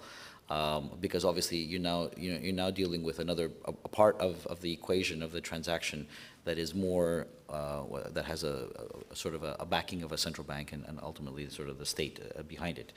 I think that if I sort of roll back the clock and I look at sort of or the calendar, and I look back at sort of what we've been seeing over the last couple of years, the whole DeFi space has grown exponentially. I think there's a significant amount of growth in this area. There's a lot of interest in the marketplace, and our clients, who are regulated financial institutions, are actually engaging in this market, right? And not in every geography, but they are engaging in these markets, and they're enabling this kind of sort of services for their clients. And we were a little bit surprised at how quickly that happened, actually, simply because we thought it would take a little bit more time around that, but they were really aggressively pushing sort of the envelope with regards to sort of providing some of these services to the wider marketplace. I think that at the end of the day, what we'll end up seeing is sort of a convergence of these areas, with more sort of discipline and rigor in sort of the whole DeFi space. Coupled with sort of additional mechanisms like CBDC to enable the settlement side of it, make it more sort of stable, I guess, in many respects. And I think that'll create sort of the right sort of framework and the right sort of momentum for a more mature sort of marketplace for everyone. And I think that's sort of where it's going to go, I believe. And I think that'll continue to drive innovation and move forward in that area. Fantastic. So we're running out of time. Quick 30 seconds. I want to walk down this row. What does the financial markets look like in 20 years? And don't say, I don't know. It's not an excuse. We'll start with Baynur. It could be globally or in Kazakhstan. You choose. Yeah, so my bet would be it would be more tokenized than now. And tokenization, broadly speaking, will be a key enabler of future. Would it be the norm? Yeah, would be the norm, and yeah, would be used everywhere. So that's what I believe. Ainur. Also, Ainur, do you have any cryptos? Are you holding? I don't use crypto. I shared the Binur's vision regarding the future of financial market, and one of the things that I really believe and hopes that digital tenge will exist, and our consumers and final users will have all the potential benefits of this new CBDC. So you're saying more inclusion? Yeah, thank you. John? We have a point of view around the global token economy. So absolutely digital assets, digital currencies, holding tokens in a digital format. A blockchain is the default? Yes. Oh, wow. Yeah, so we have a view That's about exciting. that, and it's coming maybe faster than 20 years, actually. Yeah. But I think in 20 years' time, we'll definitely get to that sort of space. And I think that people will hold their digital money, their wealth, their transactions, and so on in a digital format, and it'll be in the token format. Very exciting. Daniel? Yeah, financial assets will be tokenized. I think CBDC will play a big role, but also the companies that will dominate the market have not been founded yet. We don't know them, but we will know in 20 years. So there's a massive amount of disruption, clearly, yeah. Okay, we're running out of time. So I'm getting orders on my earpiece here. First of all, if you haven't gone to the website, payfintech.kz, you can sign up to join, I think, the Digital Tenge Hub there. So please go to the website, sign up. There's an Instagram page. There's a lot of content there. So if you want to get engaged with this community, and it's rapidly growing. And Baynur, after this talk, you should go up and talk to him. He's a visionary. There's very few people like Baynur doing what he's doing in the central bank space. So get plugged into the community, and if you have something to contribute, please get involved. So payfintech.kz. I want to thank the organizers, the Payment and Financial Technologies Development Center of the National Bank of Kazakhstan, and the Astana International Finance Center, along with the AIFC Tech Hub, for providing us this space and the time to be with you guys. Thank you very much.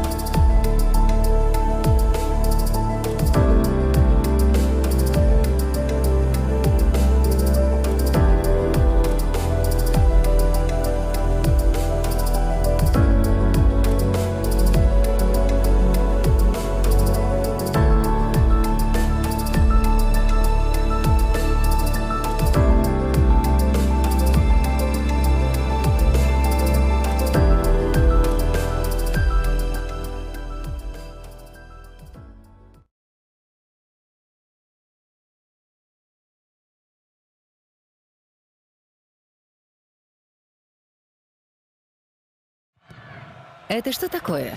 Да не игра. Вот это. Возможно, вы думаете, что виза — это просто банковские карты. А что, если я скажу, что название, которое вы видите повсюду, это больше, чем просто надпись? Виза — это сеть. Она помогает людям переводить деньги отсюда вот сюда. И помогает этому парню работать онлайн, чтобы он мог продать джинсы, находясь да хоть бы на этой горе.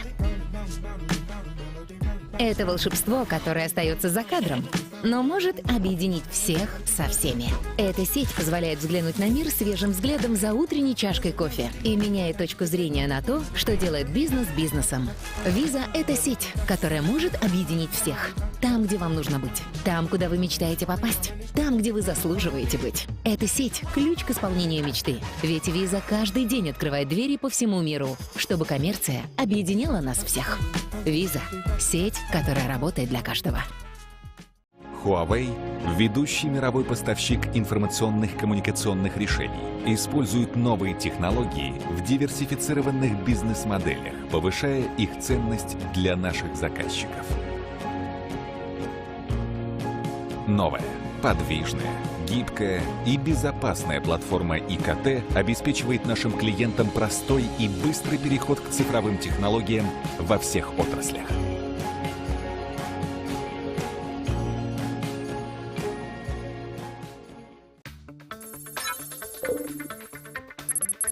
Welcome to Venture Rocket Eurasia, a startup ecosystem management and investment platform. We connect tech startups, accredited, professional, and institutional investors, and ecosystem members from all over the globe in one place. Our mission is to help selected startups raise their capital, provide investors and startups with access to different international markets, and build a global startup investor ecosystem network. At Venture Rocket Eurasia, we offer a huge network of startups, investors, and ecosystem members that can support your startup's successful growth. We carefully scout and select startups and investors from our ecosystem, securely onboard them using our due diligence and KYC system, help them approach each other for deal matching, and assist the whole fundraising process. If you are a startup, this is your secure way to find great fundraising opportunities, get dedicated venture building services from our team, or receive government benefits supported by AIFC. For investors, this platform is an amazing opportunity to deal with highly trusted startups vetted by us, invest together with other investment partners, access our global network of ecosystem members to support your startup portfolio, and much more. You're one step away from your dream venture. Join Venture Rocket Eurasia now.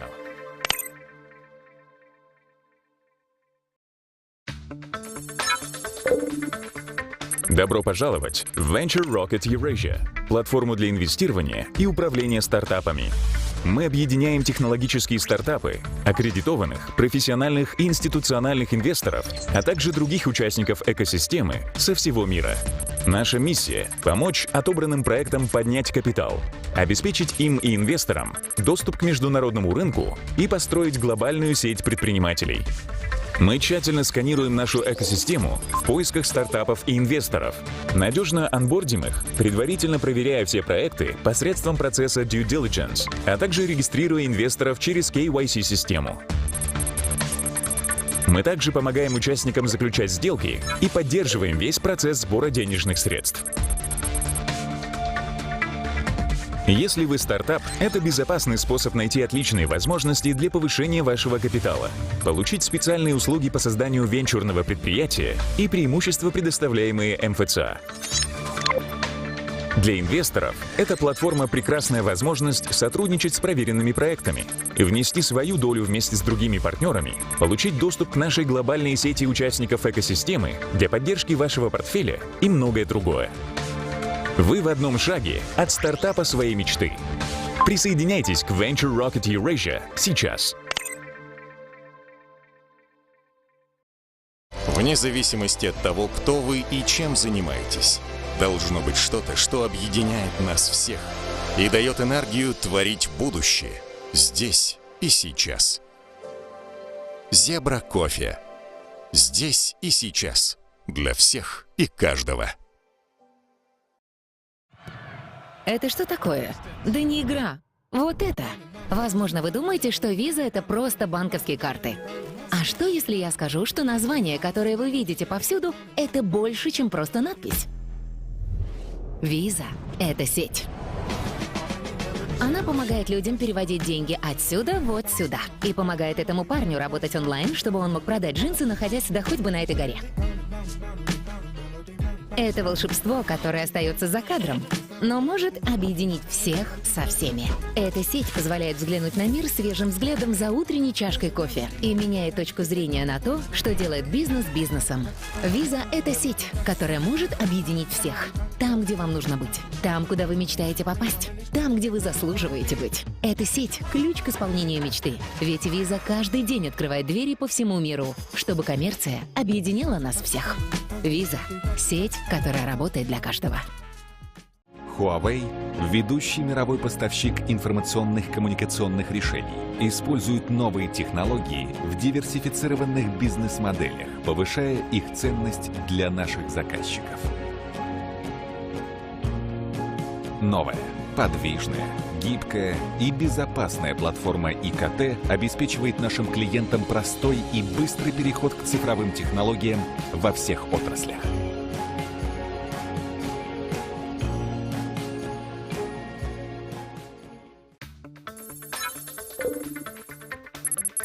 Welcome to Venture Rocket Eurasia, a startup ecosystem management and investment platform. We connect tech startups, accredited, professional, and institutional investors, and ecosystem members from all over the globe in one place. Our mission is to help selected startups raise their capital, provide investors and startups with access to different international markets, and build a global startup investor ecosystem network. At Venture Rocket Eurasia, we offer a huge network of startups, investors, and ecosystem members that can support your startup's successful growth. We carefully scout and select startups and investors from our ecosystem, securely onboard them using our due diligence and KYC system, help them approach each other for deal matching, and assist the whole fundraising process. If you are a startup, this is your secure way to find great fundraising opportunities, get dedicated venture building services from our team, or receive government benefits supported by AIFC. For investors, this platform is an amazing opportunity to deal with highly trusted startups vetted by us, invest together with other investment partners, access our global network of ecosystem members to support your startup portfolio, and much more. You're one step away from your dream venture. Join Venture Rocket Eurasia now.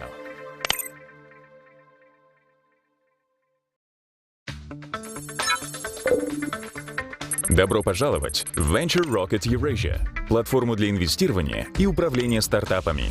Мы объединяем технологические стартапы, аккредитованных, профессиональных и институциональных инвесторов, а также других участников экосистемы со всего мира.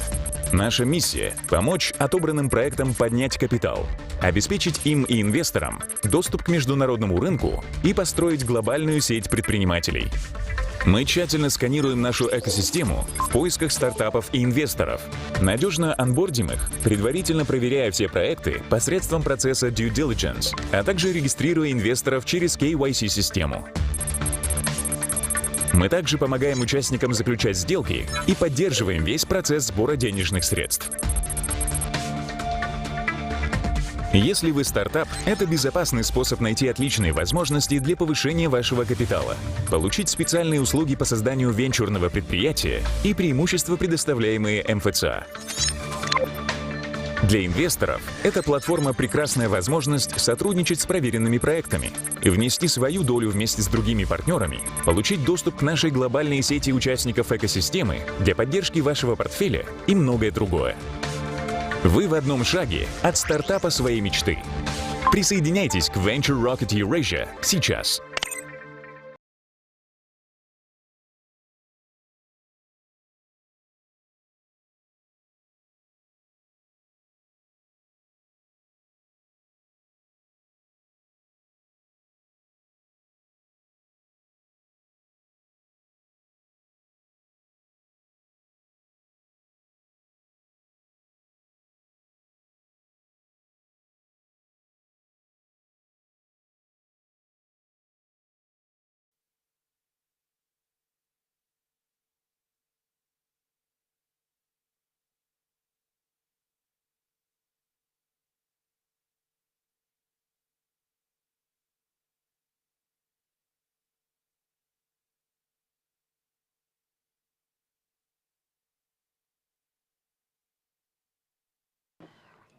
Dear ladies and gentlemen, welcome to our session.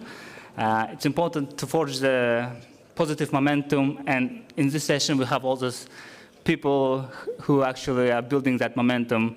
And I would like to thank and welcome our distinguished speakers, Mr. James Tan, Managing Partner of Quest Ventures, Mr. Alim Hamidov, Managing Partner of Most Ventures, Mr. Daniel Seal, Partner of White Hill Capital, Mr. Shahboz Rahmanov, CEO of My Ventures. And online we also have Mr. Alexey Girin, Managing Partner of Startup VC, Mr. Dilshod Zufarov, CIO of Uzcard Ventures, and Mr. Max Gurvitz, General Partner of Vitosha Venture Partners. And at this moment, I would like to give a floor to Yornurus Magambetov, CEO of AIFC Authority, for opening remarks. The floor is yours, please. Thank you. Thank you very much, Arslan. And I'm very happy. I hope you can hear me. I'm very happy to be here. And I know that this is a continuation of our discussions that we had in Almaty. And in Almaty, we had a big fun. And we are very glad that we were able to organize a special session related to venture capital, the regional venture capital in Central Asia and beyond. Today, as you know, we are having Astana Finance Days. Today was a very busy day. There was a lot of announcements, a lot of big deals announced, privatization. And I wanted to share with you why VC is very important for Astana Financial Center. In the beginning, I think a few years ago, when we were having Astana Finance Days, actually it was offline format, and we have Deputy CEO Kairat Kaliyev here, and we had certain sessions, and AIFC's one of the goals was to attract investments, and we have a $10 billion US dollar KPI, of which 6.5 billion were done. We have 3.5 billion to go, and people were asking, why do you care about VC? You spend a lot of effort, you work hard, but then you get like a $100,000 deal or $1 million deal. It doesn't really move the needle for the overall KPI. And then we went back, we had a lot of actually discussions inside AIFC management team to think about why do we really need VC. And actually we went back to our mission of AIFC is to make a significant contribution towards sustainable development. So for us, VC is not just about this certain money figure. For us, VC is what we call smart capital. For us, venture capital investors are the ones who actually helping to cultivate new entrepreneurship spirit. The VC funding helps us to identify new startups, new companies, new business models. And we are actually, as you heard today from a lot of speakers, we are trying to really transform the country. We are trying to really, there is different new slogans about new Kazakhstan, new economic model, new business model, new population, new startups, new technology, and etc. And for us, this is one of the ways is to actually help to transform not just AIFC, but the societies around us. And as you know, AIFC from the start was not meant to be just for Kazakhstan. AIFC was, from the start, was meant to be regional. There's different regional dimensions. But in 2020, when we had the AIFC Management Council, it's the highest body of the supervisory body of AIFC. It's led by the president of Kazakhstan. From the start, when he joined Management Council in 2020, when we adopted our strategy 2025, he really stressed that AIFC should be a regional financial center investment hub. So he really pushed us towards not just thinking about Kazakhstan, but also thinking about Central Asia and beyond. And we have been making our first steps. We have a few deals. I'm sure you know about them from the last year.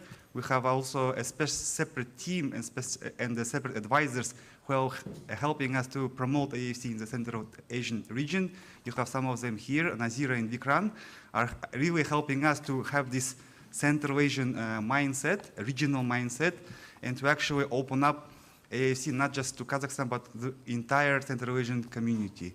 And there was different propositions in Almaty. I know that to make AIFC a Central Asian VC hub, and I want to, from the AIFC's point of view, I want to assure you that we are ready to do that, but we will need your help and your advice. We will need to receive from you suggestions and recommendations, what else we can do more. And I can assure you from the AIFC side, we are ready to move our part to it. So hopefully we can build a Central Asian VC ecosystem. And as we joke around with Nazira and with Vikran, we say, let's make Central Asia great again. Thank you very much. Thank you, Mr. Yanus Magambeta, for supporting our session. So I hope we can evaluate the Central Asian ecosystem and see from different perspectives and find new opportunities. So in order to understand better what's going on in Central Asia, I would like to ask representatives to provide feedback and give their opinion on the perspective of the Central Asian ecosystem. So, Mr. Alim Hamidov, please, can you describe, since you've been at the forefront of this ecosystem development, and I know that you have an experience over 10 years in being the part of the ecosystem and promoting it. So, how do you see it, the progress? What kind of initiatives have been implemented? Which ones were successful, and which ones needed more additional efforts? So, and can you describe the current VC deal state, and also emphasize on what kind of opportunities we have? Sure. Let me go with English. Yeah. No, you can go with that. Will understand also. Yeah. Hello, everyone, and thanks a lot for inviting me. I would love to actually give kind of an overview what I see, since we, as a MOS, I would just give a little bit of context. We as a MOS have been developing the startup ecosystem, I think, for more than 10 years. Actually, we started in 2011 as a just incubator, but today we built our own ecosystem, the private ecosystem, which financial, non-financial supports startups. So we have incubator, accelerator, the venture fund, plus UMA Angels Club. And yeah, this whole idea that we totally understand that we're emerging markets, we're developing markets. There's no secret with that. And even I know that in terms of, if we put it, the question in terms of academics, let's say we're still on the activation stage, and it's really fine. And in order to give a characteristic, I think we have a lot of still potential. I subjectively would say that we have more than 5,000 startups right now in the region. Yes, for sure, they're mostly early stage. Yes, for sure, they will die mostly after 3 or 6 months, and it's totally fine. But I still see there's a trend. It's not a hype, it's a trend, and more tech entrepreneurs starting to do their business, which is also good. We see more stories of tech entrepreneurs who are second, third time founders, which really shows a lot of signals that the ecosystem emerging. I think the example of Pine Melon, of the startup which was founded by Alexei Lee, he sold Ticketon, he created Aviata, and he also made an exit. Now he is doing the Pine Melon. So it's just one example, but there is more and more cases like that. So it means that we have solid entrepreneurs who can do great business. Also, in terms of the venture ecosystem, I would say we're happy that we also see other two funds, the new funds. Somehow, Quest Ventures has been for some time here. White Hills, the new one. I think it's a good sign also, since it's not all about startups. It's also all about the VC funds who we need to make deals. And for sure, we have some issues with the business angels. Let's say we have a lot of capital, but it's hardly go to the venture. But still, yeah, we also try to kind of fix it. But in general, I usually say we have talents. We have capital, we have deals, and it's good that we have this panel since we can highlight this, not just for the local community, but for the international one also. Thank you. You just touched major points that we're going to be discussing in our session, and I also have a representative from another emerging ecosystem, Dilshod Zufarov. Maybe you can give us insights about Uzbekistan ecosystem, how it is emerging right now. Yes. Hi, hello everybody. Thank you for inviting me, and happy to be here with you, on online even if. So little presentation. Dilshod Zufarov. I'm head of Uzbekistan Venture Capital Association. We work on promotion of venture capital for the economy of the country. So what can I say about the development of venture capital investment industry in Uzbekistan? What we have a lot of programs of incubation or acceleration programs aimed to growth and to help projects to do MVP or scale. But there is no systematic programs aimed to growth or to develop venture investors, or venture capital funds, or club, or business angels club. It's the first challenge that we see, and the second challenge that we see is the regulation about the movement of the capital by the regulation of Republic of Uzbekistan. If the resident of the country want to invest on an international company to the equity, so there is a hard regulation. So we try to find another some solutions to do it, but it's not simple. And we try to work, and it works with Astana International Financial Centers, and thanks to it, we can structure the deals so that we can think about the exit. Because for a venture investor, before entering, we think about the exit. If we structure the deals in Uzbekistan regulation, it's not possible to exit them.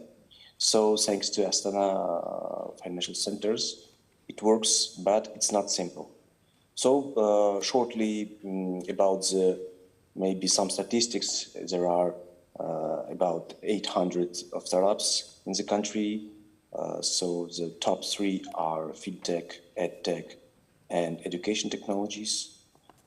There are about 8 VC funds, but for structuring the deal, the challenge that I have mentioned before, they are still active, and so we work with government and other bodies to resolve this challenge. Thank you.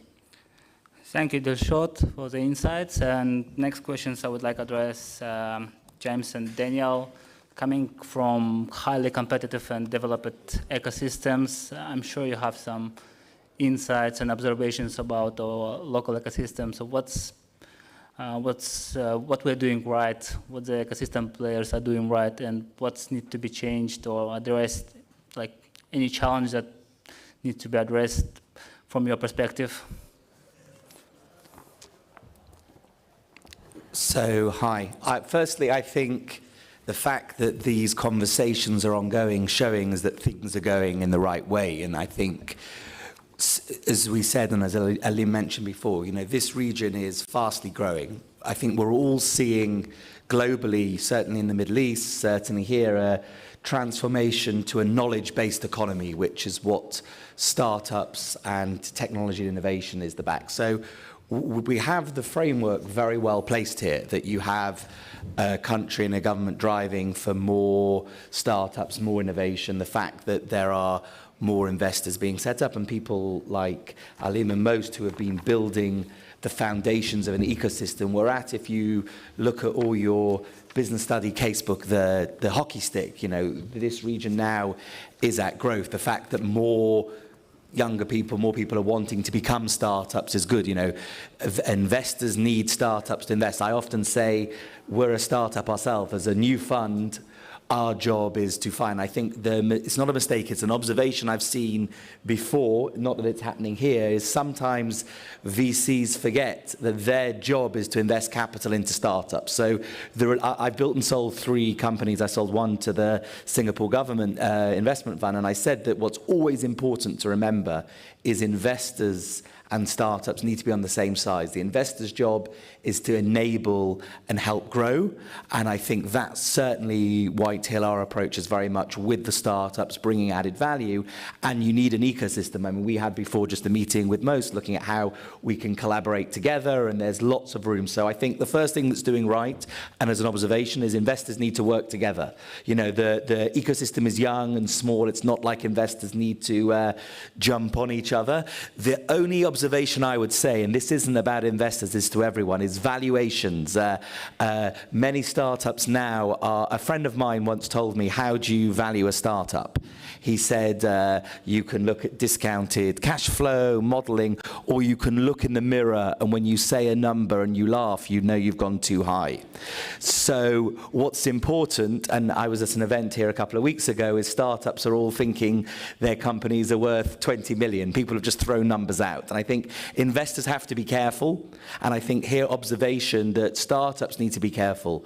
Don't go for too high valuations because you put yourself under pressure. And if you're looking at the market at the moment globally, we're going to see valuations of companies dropping. So my advice to founders is be conservative with your valuations.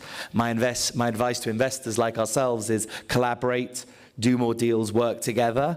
And my advice to people is become an entrepreneur, set up a business, be a founder. There's no problem with failing. You start something, you're bound to hit it right. So I think we're in a very good place, but I think we just need to be a bit more conservative with valuations. Thank you. James, what are your views on that, on our local ecosystem? Okay, well, very good afternoon, everyone, and thank you, Yana, for the welcoming remarks. Thank you, everyone, also for taking the time on the afternoon for joining us. I'm James Tan from Quest Ventures. We are a venture fund based out of Singapore, investing in the region. Ecosystem is in our blood. Ecosystem is in our blood. And when we look at an ecosystem, we look at 5 different pillars, and whether the ecosystem or the country or the city has the 5 important ingredients to build a viable ecosystem. The first is, of course, startups. We've got to have enough startups. And from what we have observed and what Yana has pointed out, the number of startups has grown in the last 10 years, and especially in the last 2 to 3 years. So we are very happy about that. We are also especially happy that at Quest Ventures, our Kazakhstan Digital Accelerator probably contributed 99% of the increase. So that was a very huge increase in the number of startups at the seed stage. The second pillar is Institute of Higher Learning. And here we have the likes of Nazarbayev universities and all the well-known universities and even the high schools and polytechnics that are churning out talent who are important to run startups as a founder, but also important in terms of research and commercialization. So that's IHL, or Institute of Higher Learning. That's the second pillar. The third pillar that we are always interested in, because we are investors ourselves, is what we call risk capital. For risk capital itself, there's a whole value chain to it. There's angel investors, there's a VC fund focused on early stage, VC fund focused on Series C and D and later stage and so on, and PE funds. So risk capital is an important ingredient. We see that in Kazakhstan, we see that in Central Asia in the early stages. The late stage funds, we are not seeing that yet, and we hope that the people who are moving the ecosystem like AIFC and Astana Hub and so on can put in place incentives and objectives to move or to attract late stage venture funds to come to set up shop here in AIFC or in Kazakhstan. That's the third pillar. The fourth pillar is corporates. Corporate innovation or corporate as a purchaser of startups that provide services is important. We are not seeing that much yet, but I think that will certainly grow as startups prove that they are here for the long haul, that their services are indeed can be adopted for commercial users, for corporate users. So that's corporates, that's a fourth pillar. The fifth pillar is government, of which we are all here today because of some agency that's related to the government that invited us here today. And that shows the openness that Kazakhstan has in welcoming whether you are a venture fund or whether you are IHL from anywhere around the world to participate in an event like Astana Finance Days. So back to you. Thank you very much. And I would also like to hear Max. Can you share your views? I know that you are familiar with our ecosystem. You've been to Uzbekistan, Kyrgyzstan. So maybe you can share your insights. We cannot hear Max. It's my pleasure. Thank you very much. I've been indeed to most of the countries in the region. I've even been to Kazakhstan, but it's been way too long ago, so I wish I could be in person today, but unfortunately I have to do it by Zoom. So hopefully next time very soon. Myself, my name is Max Gurvitz. I run a venture capital fund based out of Bulgaria. It's a pretty broad seed fund with which we invested about 100 deals. But luck has brought me also to working together with the Central Asian ecosystems, specifically in Uzbekistan, where I'm on the board of advisory of the Uzbek National Venture Capital Fund, UZVC. We're working also with several partners, most notably the USAID's FGI project, with which I'm involved in helping setting up similar instruments in neighboring countries. This year we were quite active in Tajikistan. I hope we'll get to do stuff in Kyrgyzstan and Turkmenistan as well. Look, it's very exciting what's going on in the region, right?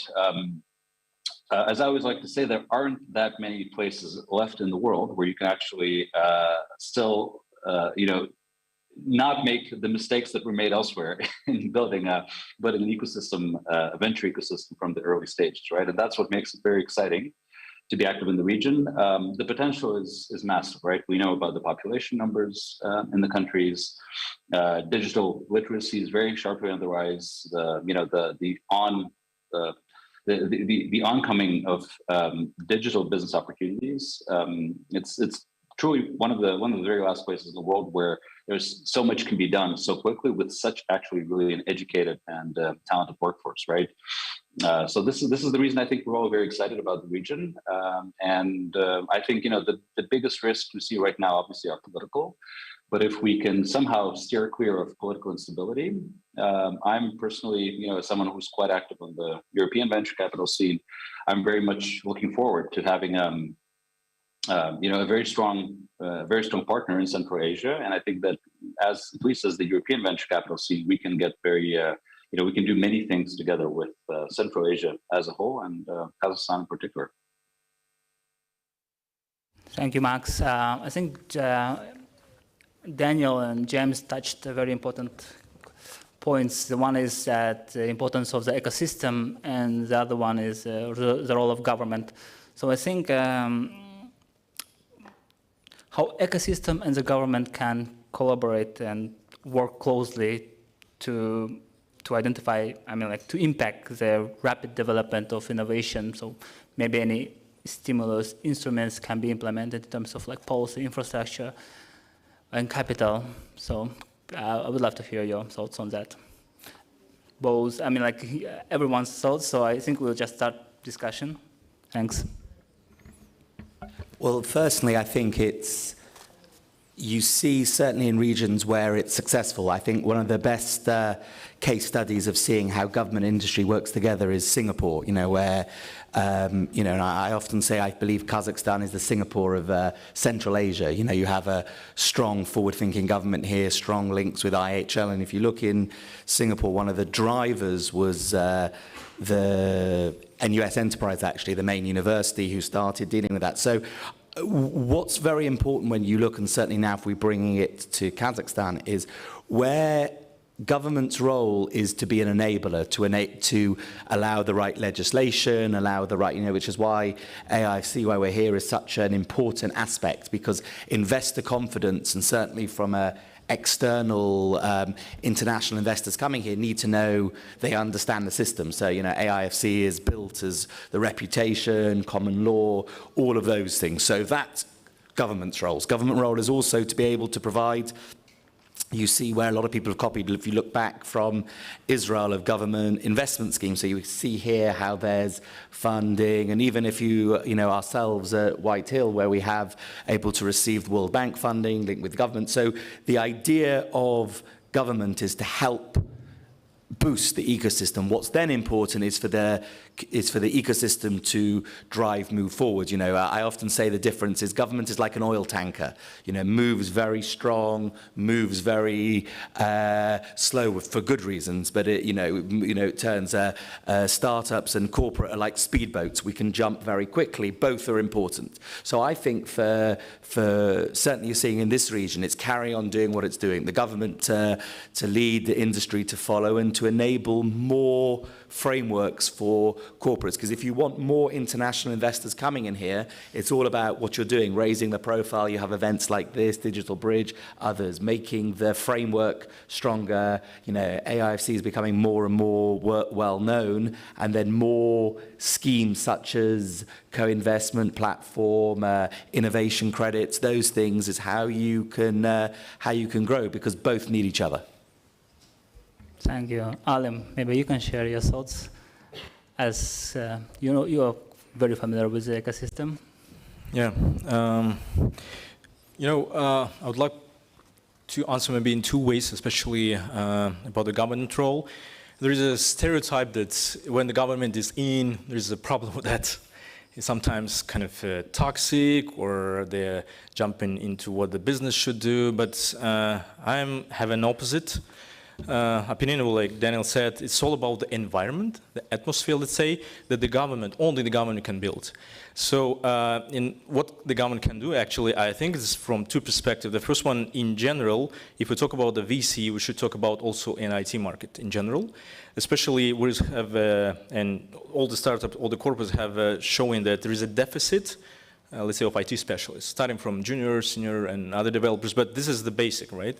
When we have a lot of, let's say, engineers and IT management, IT finance guys, these are the guys who are going to build the products, right? Who are going to build the startups in the future. So I think that's one of the things that the government should focus on. Actually, I'm happy that the president already announced that there is a program to grow up more than 100,000 developers in 3 years.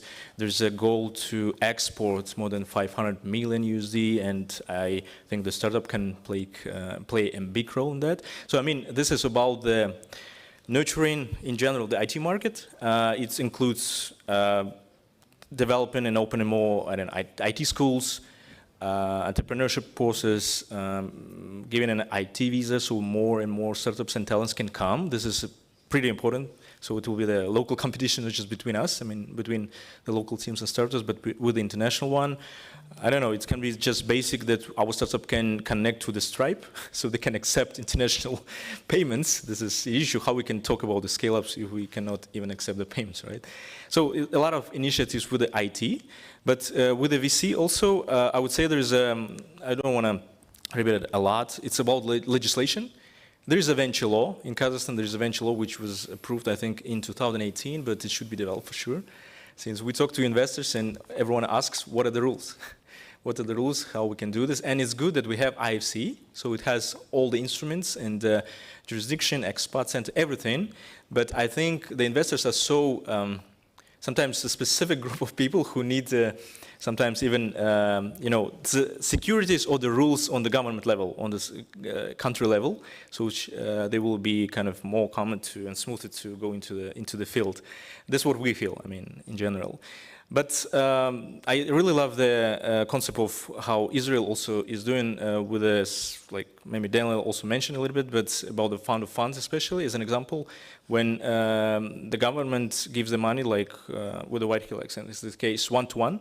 But the idea is that you're giving the right for the private management company to rule it, and by year, on specific terms, they decrease the equity. So they're not expecting any kind of returns, but it allows to create the series of funds, since we're all investors think like we invested, but who's next, right?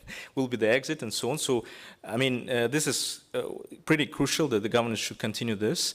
And yeah, so legislation, providing instruments with the funding of funds, plus I don't know, open a lot of borders through different ways, so more international investors will come. And I would say they all understand there is a huge potential here. And I'm not surprised that every year, at least 3-4 funds are entering the market. So from our perspective, it's a good sign. Sometimes it's kind of tricky that we're also the fund, we should compete with them, but this is the market. So in general, I think legislation and creation of that environment for VC in general, this is what I should focus on. I mean, the government should focus on. Thanks. Yeah, maybe James or Max have any thoughts on that? Yeah, so I come from Singapore, and I feel that I don't have to talk about Singapore that much. Most of my panelists have been talking about Singapore quite a fair bit for us. Singapore has the experience of running fund of funds from the government side for the last 20 years. And 1.0 is the first 10 years, 2.0 is where we are right now. And 1.0 was a failure. 1.0 was a failure because many of the international funds that we attracted to come and set up shop from Silicon Valley, from Europe to set up shop in Singapore all left. They left because the exits were not there. They left because government discontinued whatever policies that attracted them there in the first place. And ultimately, fund managers are there for returns. So if you are employing any policies to attract international funds to come and set up shop here, please have a long horizon to continue to support as long as the funds are generating returns, fulfilling your KPIs and, of course, the fund's KPIs, then I think the government should have the courage and the horizon to continue to support. And looking back and putting on my public sector hat right now in my other role, running an association that looks after the entire ecosystem for Singapore, we would have helped whatever we needed to do to help those funds stay on. But it didn't happen. So 2.0 have changed, and 2.0 have encouraged a lot of funds to set up. They are all fortunately still based in Singapore, and the rules have been tweaked to allow investments not just in Singapore, but also in the rest of the region. And because we all know that Kazakhstan is a huge market, but it's still small when you compare to the rest of the region. And so the government, even though it's taxpayers' money, must be open to the ability for the fund to invest in regional companies. After all, they are anchoring in AIFC or they are anchoring in Kazakhstan, so therefore there is economic value add coming back to Kazakhstan. And if that is happening, then the government should be open to these one-on-one fund, 1+1 fund and so on, investing in the region for the overall good for Kazakhstan. Thank you, thank you. I think we'll move on to more challenges that startups and VCs face. So, Shahboz, может, вы расскажете, какие трудности? So, can you tell us what kind of complications you encounter when you launch startups? What quality of startups you're looking for?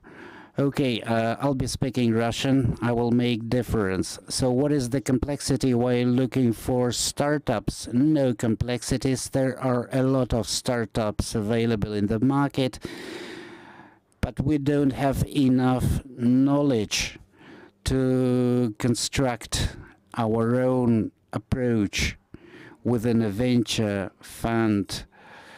A lot of companies in Central Asian market, in the Kazakh market, but I think this is a temporary phenomenon, do not know how to properly raise funds, attract investments.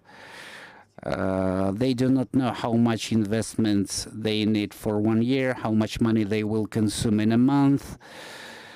But that's a temporary shortcoming because the venture investment market is growing voluptuously both in Kazakhstan and Central Asia, and I think we will promptly overcome all those complicated barriers and start operating at the international level.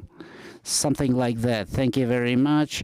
You have touched upon the international level of cooperation. A lot of startuppers orient themselves locally. They operate locally and their ambitions are all local. So what is your strategy?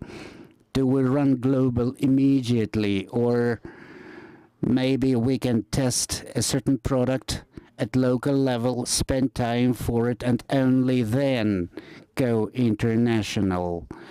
Taking into consideration the present market reality, maybe you should take your time and wait.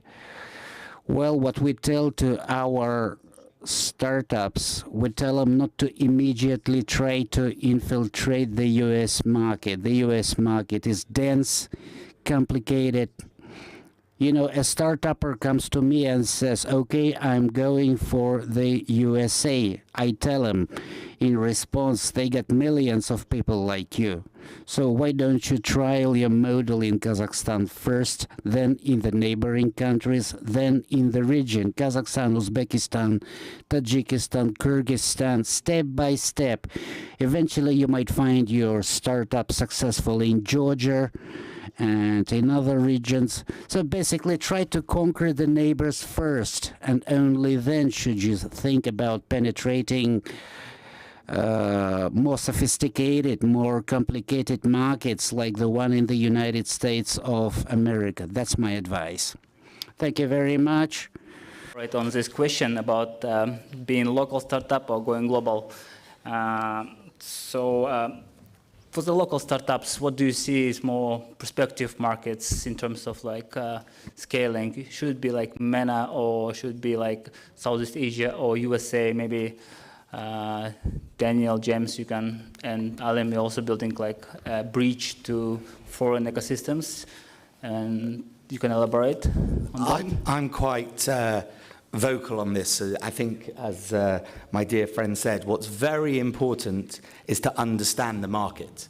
You know, it's so many times companies go into different markets without understanding, you know, and I think certainly for this region, and certainly for any region, a Kazakh entrepreneur will understand a lot more Uzbekistan, Georgia, Azerbaijan, the region, for a few reasons. One, similar language. Two, similar mentality. You know, I've had the fortune of doing business around the world. I'll give an analogy. If you deal with Russians, they're very direct. With Singaporeans, the opposite. So if you're negotiating with the Singaporean, they won't really, you have to read the no. I live now in the UAE. They never say no. You have to understand what the no is. So the mentality of a young founder is he has to understand the market.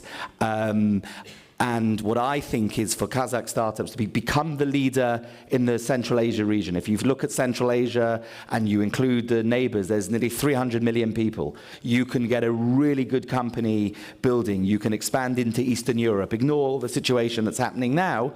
Then, if you are a big Western company, who are you going to want to acquire? You're going to want to acquire someone who's the captain of his region. If you're entering America or Europe at the beginning without really understanding, there can be 5, 6 companies doing similar. Also travel, also distance. So my advice, and certainly for what I believe our strategy should be, is let's find Kazakh entrepreneurs who want to be the #1 in Central Asian region.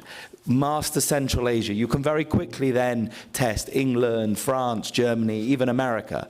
But rush to America, even I say the same, by the way, I'm British originally. I said the same to companies that I've backed in Britain. Don't go rushing to America, you don't understand, because what people with America forget, America isn't one country, it's 50 countries. California is different to New York, is different to that. So, you know, and talking myself as a Brit, America and Britain were 2 different cultures as well. New Yorkers are very different. So I believe, and certainly what I see, there is amazing opportunities in Central Asia. So let's get Kazakh companies to be the #1 in Central Asia, be the #1 expanding in the region, and then from there make a decision whether to go east to Singapore, Southeast Asia, to go west into Europe. And if you look in history, this always has been the Silk Road, the bridge between East and West. And I think if Kazakh companies can become #1 here, they have the skills and the ability to go east and the ability to go west. So that's what I believe it should be. Don't go running too far because you need the foundations. Thank you. Alim, can you elaborate on that? So you invested mostly in regional startups. What do you think should be next stage for them? So far we have invested in 6 companies, and I would say that we just started, but I would love to raise it. One of the main criteria that we have, it's about scalability, and especially since we're the fund of early stage startups, we also discussed it with our partners today during the lunchtime that when we talk about scalability, it's not about scaling the products, it's scaling the teams. we are full of talents. That's why we actually created the fund here. Since, frankly speaking, when we started to raise the fund, our potential LPs asked us, let's go to the US and just invest in YC startups. And we said, yes, we can, but it will be not top tier 1 startups for sure, since it's a lot of issues. I mean, it's like we're from another region, what kind of value add we can give them, and so on. I mean, a lot of things, but we're here in Central Asia, and we really feel and know the local startups. So in terms of scalability, what we do even with our startups, we look at the team, we look at the product, but scalability is one of them. And especially, I love the words, I would love to cite, to quote Arsen Tomsky, the founder of InDriver, who recently, the big part of the team actually moved to Kazakhstan. He said, and I think his example is really representative for us. He started the business in emerging market, I mean, in Siberia. There's nothing there, but it was ambition, it was the team. So they started as a pilot. They actually tried to scale several times to other regions, even to Kazakhstan. The first time when they entered Almaty, they failed. So they quit it and came back. Now, it's, I think, decacorn already, almost. I mean, it's unicorn for sure. What he said, if you'd love to scale, yes, like my dear friends from the panel also said, you should prepare for it. And with the case of US, let's say, he said you should have a double black belt of making the startup in order to enter the market. It's not so easy. But I'm not saying that we don't need to do this. That's what we're actually saying to our startups. When we invest, we expect, especially since we're the fund, usually the first round they raise is from business angels, let's say. So our money, let's say, our joint venture should go already to scaling. I mean, at least they start to do some custom development stuff, do some traction on international market. It can be like 50-50, local, international, 60-40 or something. But, you know, we truly believe that it will not so hurt us if we fail over there. For sure, we're not heading there. But if we don't do this, it's a big problem, since venture, it's about creating big stories. There is a huge issue that I would love to, that I see a lot of startups here. We should change, we should make shift in our minds to stop, to have this fear, scared to actually move to other markets. We are not worse. That's what we see from other markets. So my thesis, it's scalability is important, and especially if you're in the venture, you should do it global. Just that's it. Yeah.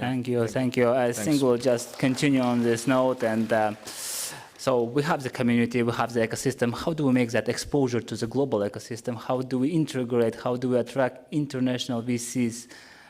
Sometimes it's hard to evaluate startup from afar, so you have to be grounded on the spot. But how do we make sure that our startups get exposure to the international VCs? So most of the money deployed are seed money, but eventually we will need Series C money, Series B money. So how do we make sure that we assure the continuity of capital supply and exposure of our startups to the global markets?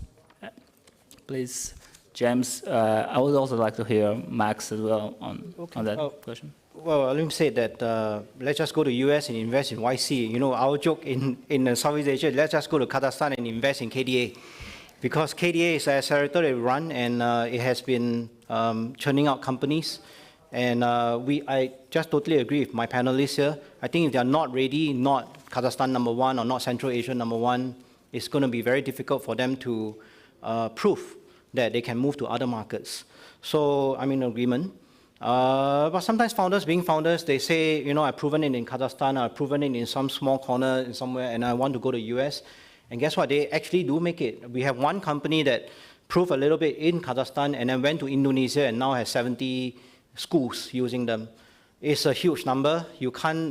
Very hard to get that kind of numbers and scale within Kazakhstan, much less the region. So founders should know their market best, as David pointed out. So if they know it and they want it, then the purpose of an accelerator program like the one we run, the KDA, will be to help them shape and plan, because failure to plan is planning to fail.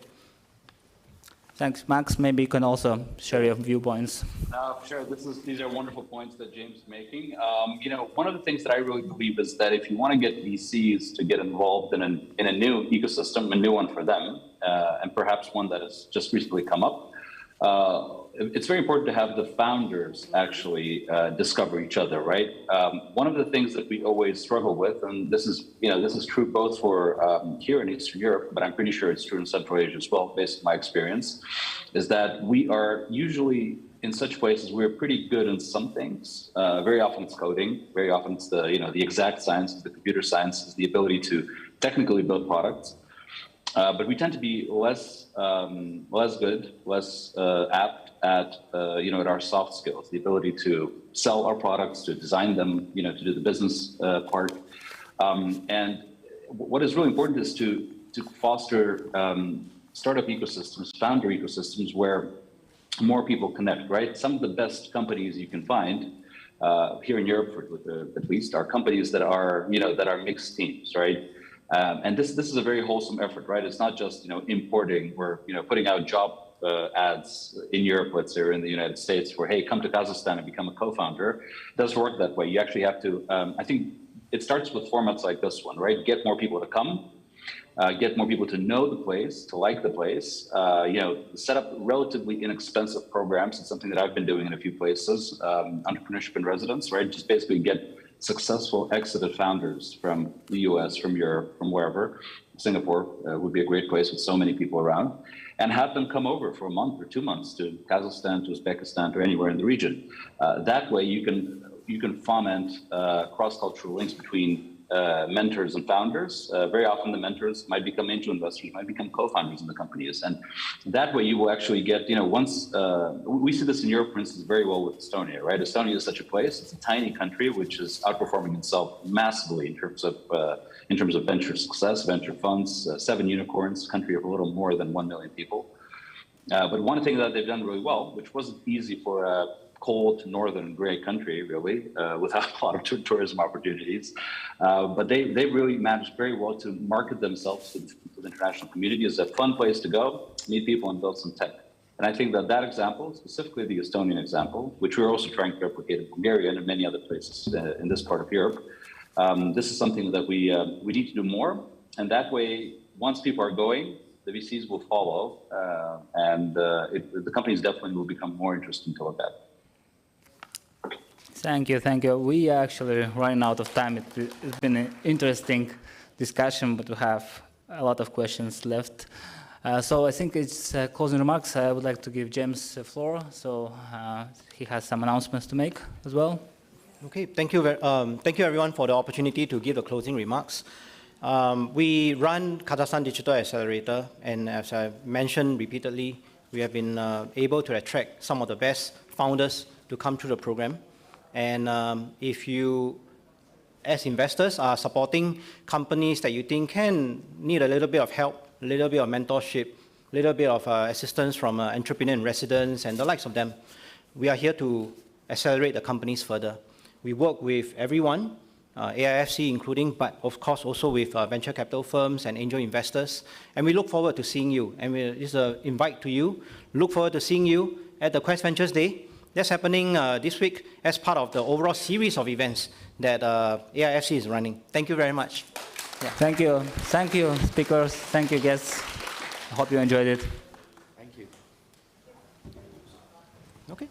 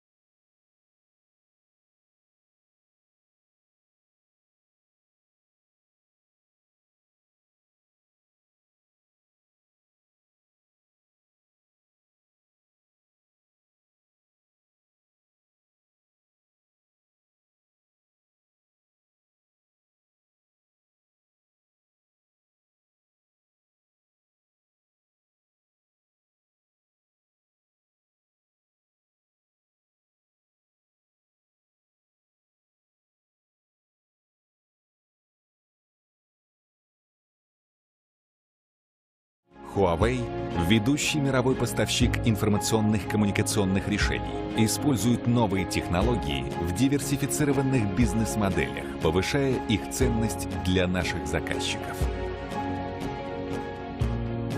Новая, подвижная, гибкая и безопасная платформа ИКТ обеспечивает нашим клиентам простой и быстрый переход к цифровым технологиям во всех отраслях.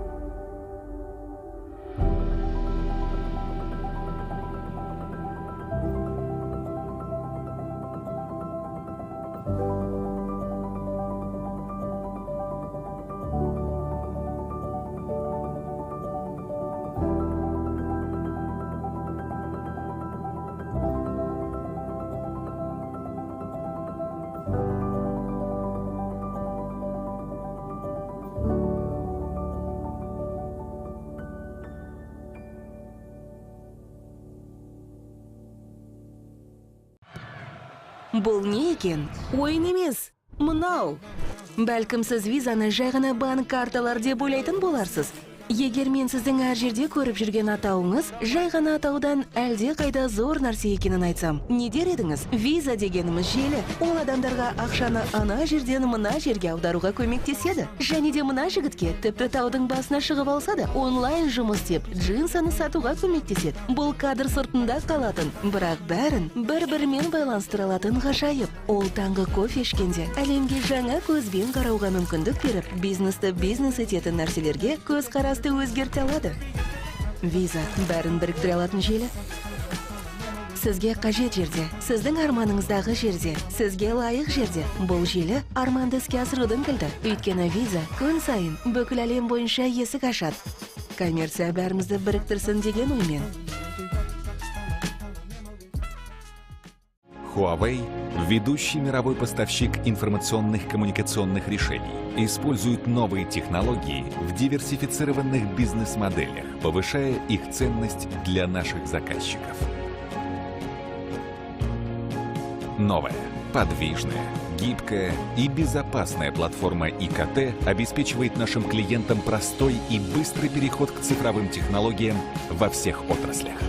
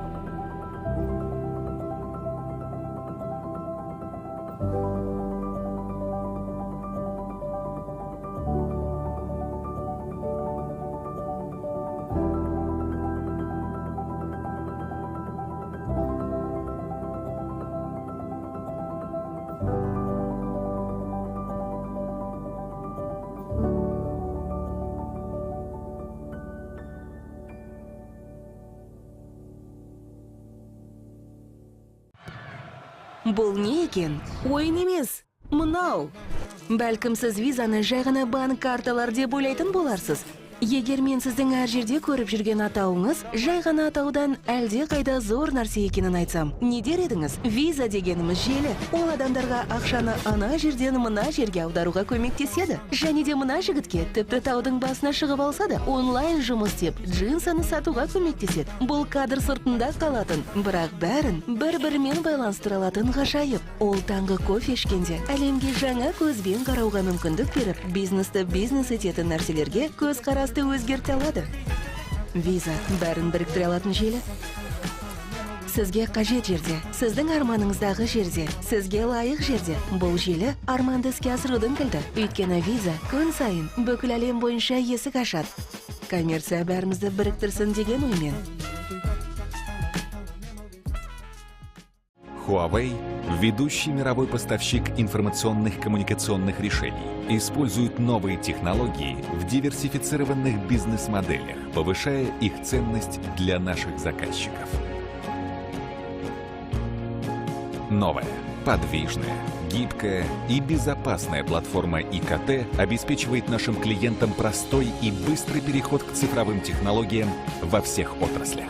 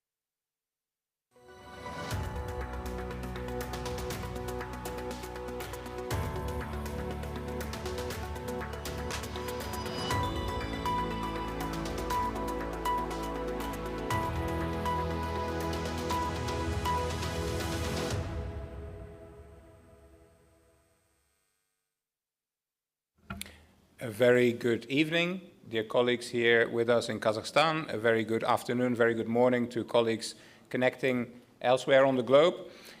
You are with us for an interesting session on connectivity and how to provide accessible, high-speed internet for everyone. My name is Arthur van Diesen. I'm the representative of UNICEF here in Kazakhstan. UNICEF, as you know, is the United Nations Children's Fund.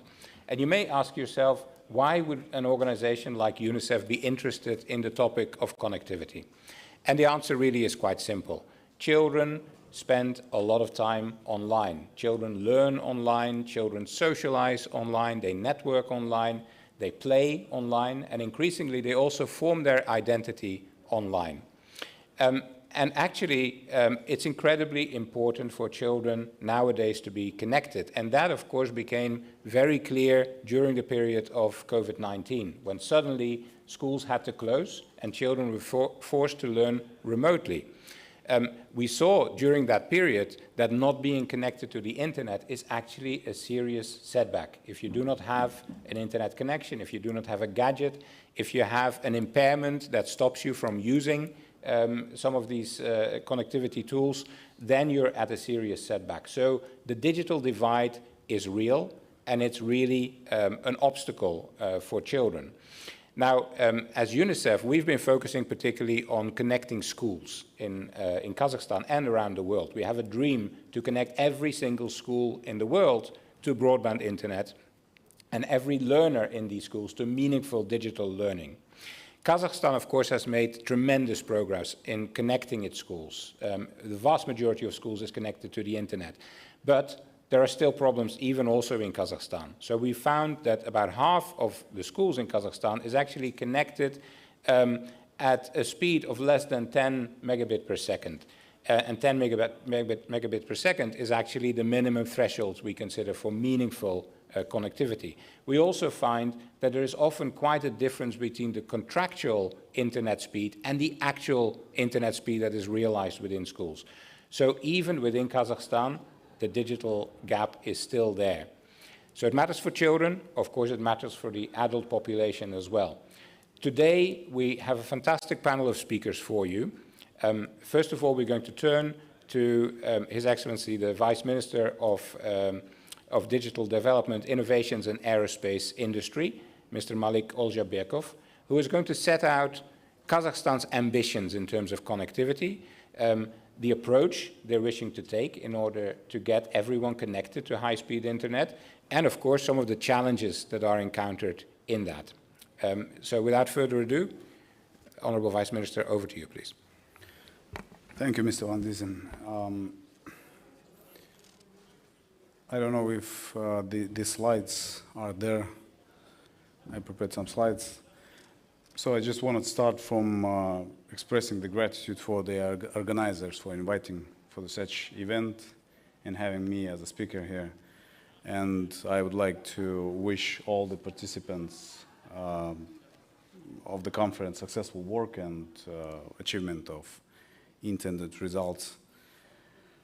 And one of the key priorities of our ministry is the issue of providing all the Kazakhstani citizens with access to the internet. And this task is actually complicated by several factors at once. Firstly, it's a long distance between the settlements, which makes construction and maintenance of the infrastructure is quite costly in terms of time actually consuming and the finance consuming, financially expensive. And secondly, it's the low population density in Kazakhstan, which in some villages actually reaches the several dozen of households, which makes it actually economically unprofitable for telecom operators to do the business there in those small villages and build infrastructure. Now we have about 6,500 settlements in Kazakhstan. A bit more than 100 of them is the cities, and the rest of them are villages. And actually, now access to the internet is provided by two main infrastructure projects in Kazakhstan. One of them is the building of fiber optic infrastructure. Another project is actually providing the connectivity through mobile broadband access. These two projects have provided over 5,000 villages with internet access, and still we have a bit more than 1,000 villages that are most remote from the existing infrastructure and are still not connected. Most of those villages, I mean, the population in these villages usually doesn't exceed 250 people. Therefore, the construction of fiber optics is not cost effective in that case. For those villages, we consider using the satellite technologies. And actually, okay, I will explain that slide because it doesn't show proper way. Speaking about the satellite technologies, there are several approaches depending on the orbit used. System can be divided into geostationary, medium, and low orbit. We can note that geostationary satellites allow the use of actually easy to use and relatively cheap ground equipment. And such satellites, I mean the geostationary satellites, being in significant distance from the Earth, they providing the opportunity to cover the large and vast territories on the Earth. But they also have their disadvantages, the main of which is the latency reaching up to 700 milliseconds. On the other hand, the medium and low orbit satellites allow us a significant reduction of the latency. In the case of the LEO satellite constellation, it go up to down to 50 milliseconds, which is at the same level on the fiber optics. But they require more technologically complex user terminals, the user equipment, which makes them quite expensive and expensive, I mean, on the side of the subscribers. And because the in relation to the subscriber on the ground, the satellites on the medium and low orbit are constantly moving. Oh, yeah. Sorry for that. The Kazakhstan actually has now two communication satellites, KASAT-2 and KASAT-3 satellite. These satellites provide both the data transmission and the broadband services on the whole territory of Kazakhstan. They are also used to provide internet access to remote villages in cooperation with mobile operators at the moment. However, the resources of these satellites are limited, and it's not possible to provide internet access to all target those 1,000 villages. Therefore, we began to closely study the possibilities of medium and low orbit satellite system. If you actually refer to the world statistics on the number of orders for the satellite production, we can observe that there is a trend in development of non-geostationary small satellites. And on the other hand, we can see that the orders for traditional geostationary satellites have decreased significantly over the last 3 years.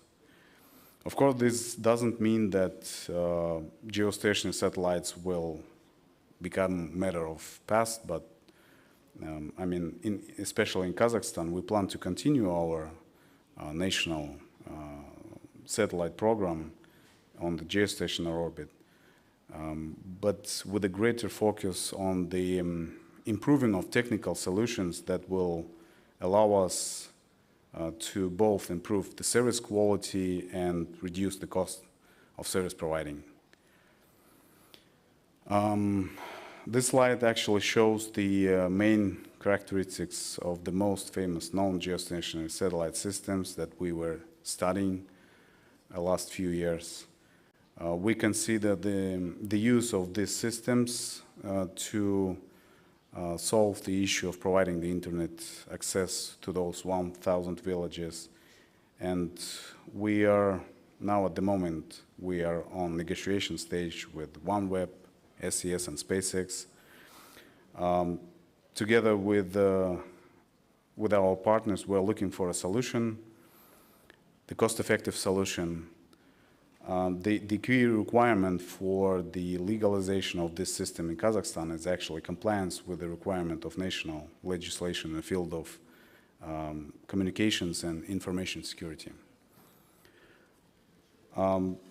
If we turn to the policy documents, we will find that the task to provide the remote villages with internet access is reflected in several documents, actually. First, and the main of them is actually the national project technological breakthrough through digitalization, science, and innovation. At the end of last year, with the support of our partners, OneWeb and SES, we managed to demonstrate the capabilities of non-geostationary satellite system. The results fully met our expectations, actually, and confirmed in practice the capabilities of the system to meet the challenges of organizing access to the internet in the villages. Therefore, taking this opportunity, I'd like to express our gratitude to SES and OneWeb for the organization of the demonstration. From our side, the ministry is making efforts to create conditions for the NGSO systems effectively operating in Kazakhstan. First of all, we are talking about establishing a fee for the use of frequencies at the level allowing organizing cost-effective services in Kazakhstan.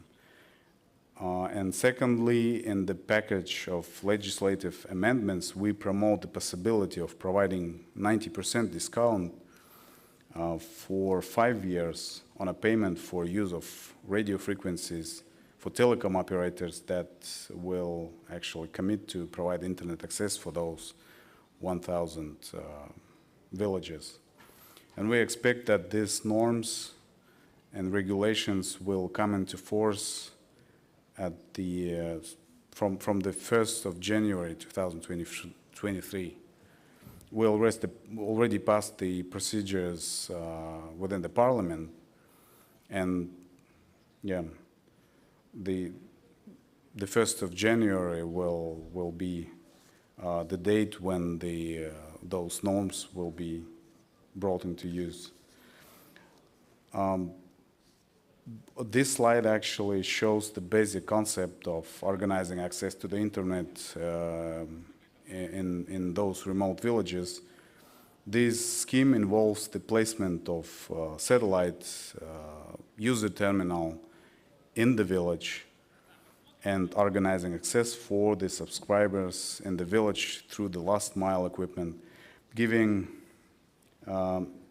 that these villages have a small number of residents. We assume that the implementation of such project will require state support in the form of funding. And we are now at the stage of feasibility study with the companies like SES and OneWeb, and considering their commercial proposal to that project. That's all from my side. Thank you. If you have any questions, I'm ready to answer. Thank you so much, Vice Minister Ozherbekov, for setting out the ambition, but also the challenge. In a country like Kazakhstan, such a vast territory, large areas that are so sparsely populated, the dream is to provide internet connectivity of a decent speed to everyone. We need, in order to get there, technological innovation as well as financial innovation. Now, when it comes to the technological innovation, we are very fortunate to have some of the industry leaders with us today, including two companies that have actually already been working, as the Vice Minister already indicated. So we'll start with SES. We're very fortunate to have both the CEO and the CFO of SES with us. The CEO, Steve Koller, is with us online, and the CFO, Sandeep Jalan, who has a long history with Kazakhstan, is with us in person. So let me hand over first of all to Steve Koller to introduce SES as a company, and then we'll hear further from Sandeep about the work they've been doing in Kazakhstan. Over to you. Thank you very much, Arthur, and good evening, everybody. Hopefully you can hear me okay? Perfect. Well, it's a real pleasure to be with you. Sorry I can't be with you in person, but I have to tell you that my presentation is going to be short because, Arthur, in your introduction and also Your Excellency in your description of both the challenges and the opportunities for Kazakhstan, I think you've done a fantastic job in setting the scene. So I'm going to introduce you briefly to SES, talk to you about why we've chosen the combination of geostationary and medium Earth orbit satellites and why we think this is a great solution for Kazakhstan. So if somebody could line up the slides, I'm going to start my slides on page 2 of our presentation. And this just describes SES and where, you know, our background. We're a 35-year-old satellite operator. We're the leading global satellite operator, and we have a long history of operating in Kazakhstan. We've been partnering with telcos and other service providers in Kazakhstan for more than 20 years. You know, we have 60% of our business dedicated to providing broadcast, and 365 million households, more than 1 billion people across the globe rely on SES every day for their video content. But on the network side, and this is really where we have relevance for Kazakhstan and digital Kazakhstan, we have a growing business. More than 40% of our business is dedicated to delivering network solutions across the globe. We have more than $10 billion invested in our infrastructure, and all of that orientated around delivering experiences to end users. And Arthur, you made the point right up front that the COVID period has really shown us the importance of being connected. If you are connected, you have access to the world's business, to the world's library, to the world's education systems, to all of the environments that you can find online. And if you're not connected, that divide continues to increase. So if I move to slide 3 of our presentation, this sort of describes the architecture that we've chosen. And again, the Vice Minister did a fantastic job in explaining the differences between the orbits. And they all have merits and they all have drawbacks. And we've built our architecture around geostationary satellites, where we have more than 50 satellites in orbit and deployed, and medium Earth orbit. And it's medium Earth orbit that we think can be a fantastic anchor for the Digital Kazakhstan program. And we consider it to be really the sweet spot between geostationary and low Earth orbit, because you're close enough to the Earth to remove latency as a barrier to communications, but you're far enough away from the Earth that the technical complexity is much, much lower. And that's shown by the fact that we've been operating in medium Earth orbit for more than a decade and delivering services on a global basis, very similar to the ones that we propose for Digital Kazakhstan. And if I move to slide 4, the most exciting thing for us that's happening in the second half of this year is the launch of our second generation system. So we already have 20 satellites in medium Earth orbit delivering services around the globe today. But we've invested in a brand new system, which is complementary, but a huge extension of our medium Earth orbit capability. It's called O3b mPOWER. It's a more than $2 billion investment. And we start to launch from Cape Canaveral, where I am today. We're launching another satellite today, but we start to launch the O3b mPOWER constellation within the next 2 months, and it will be on station and available for service in the very early part of 2023. And so why is it such a big step forward? You get all of the same benefits of the O3b system, so the low latency, the high throughput, but we're also now able to deliver much more cost effectively to many, many more endpoints, which is perfect for the Kazakhstan and the collections of towns and villages that the Vice Minister was describing. Importantly, we guarantee the service level that we're delivering. And so it's like fiber. It's like fiber delivered over satellite with the same quality of experience, the same Ethernet grade services. Importantly, everything is anchored by an in-country gateway. And again, that's very important for all of the requirements associated with the program. And it's important for every country to have a level of sovereignty. And with O3b mPOWER, Kazakhstan can effectively own and operate its own system with the support of SES. And the network responds dynamically to the requirements that it sees. So if certain towns and villages don't require connectivity, but others require more, we can dynamically shift the amount of capability that's distributed across the network.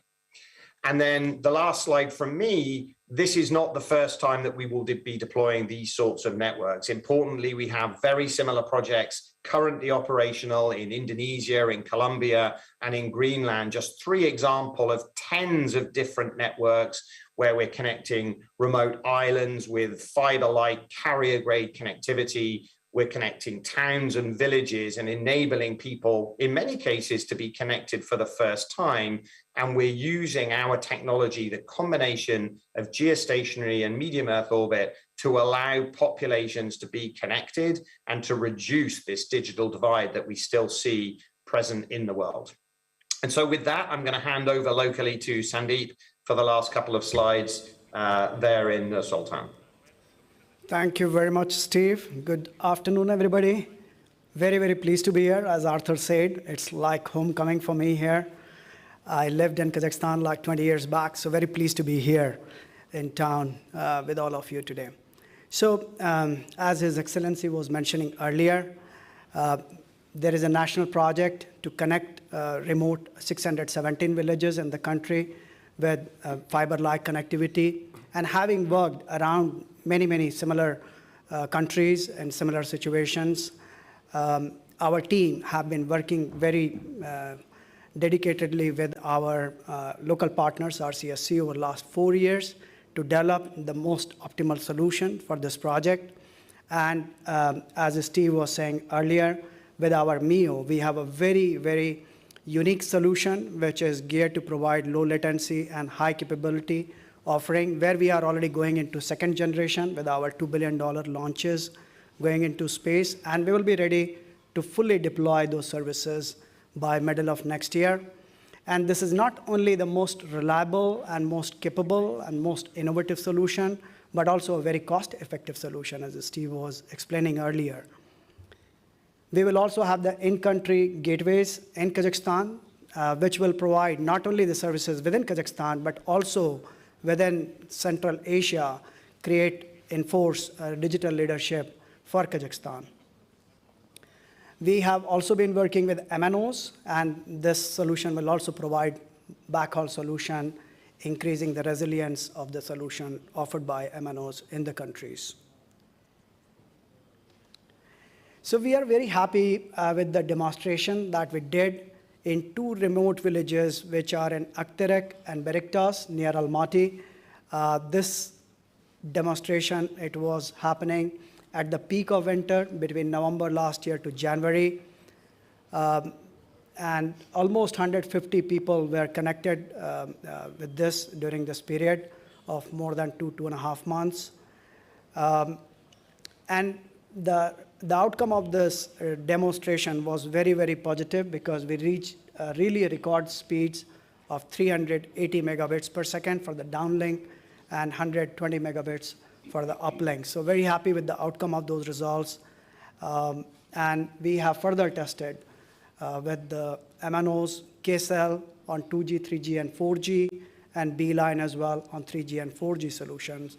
So having gone through this demonstration, we are very confident that MEO solution really provides the right solution to meet the expectations of the country to connect its remote villages. So once again, what I would say that Mio solution is really one of the most innovative solution, having very satisfied customers across the globe for the last 7-8 years. It's really field proven. Now we are going into the second gen, which will be operational in less than a year. And we really believe that this provides the unmatched capabilities that no other solution provides today, and fiber-like connectivity to the remote villages. I would like to show you now a video about Empower and its capabilities. So if we can play the video. No matter who you are, no matter your story, there's a question we're all asking ourselves. Do I have the bandwidth to deliver, scale, expand, optimize, de-risk, compete, succeed, smoother, faster, better, anywhere, at all times, in any situation? We do, because we deliver certainty, freedom, and control better than anyone on proven technology. We've built and evolved with the best partners in the world. Our trust is not given, it's earned. Risk is not a game we play. Mission critical is not a catchphrase. Unrivaled scale, unprecedented flexibility, superior performance, giving you total control of your network. This is not an overstatement.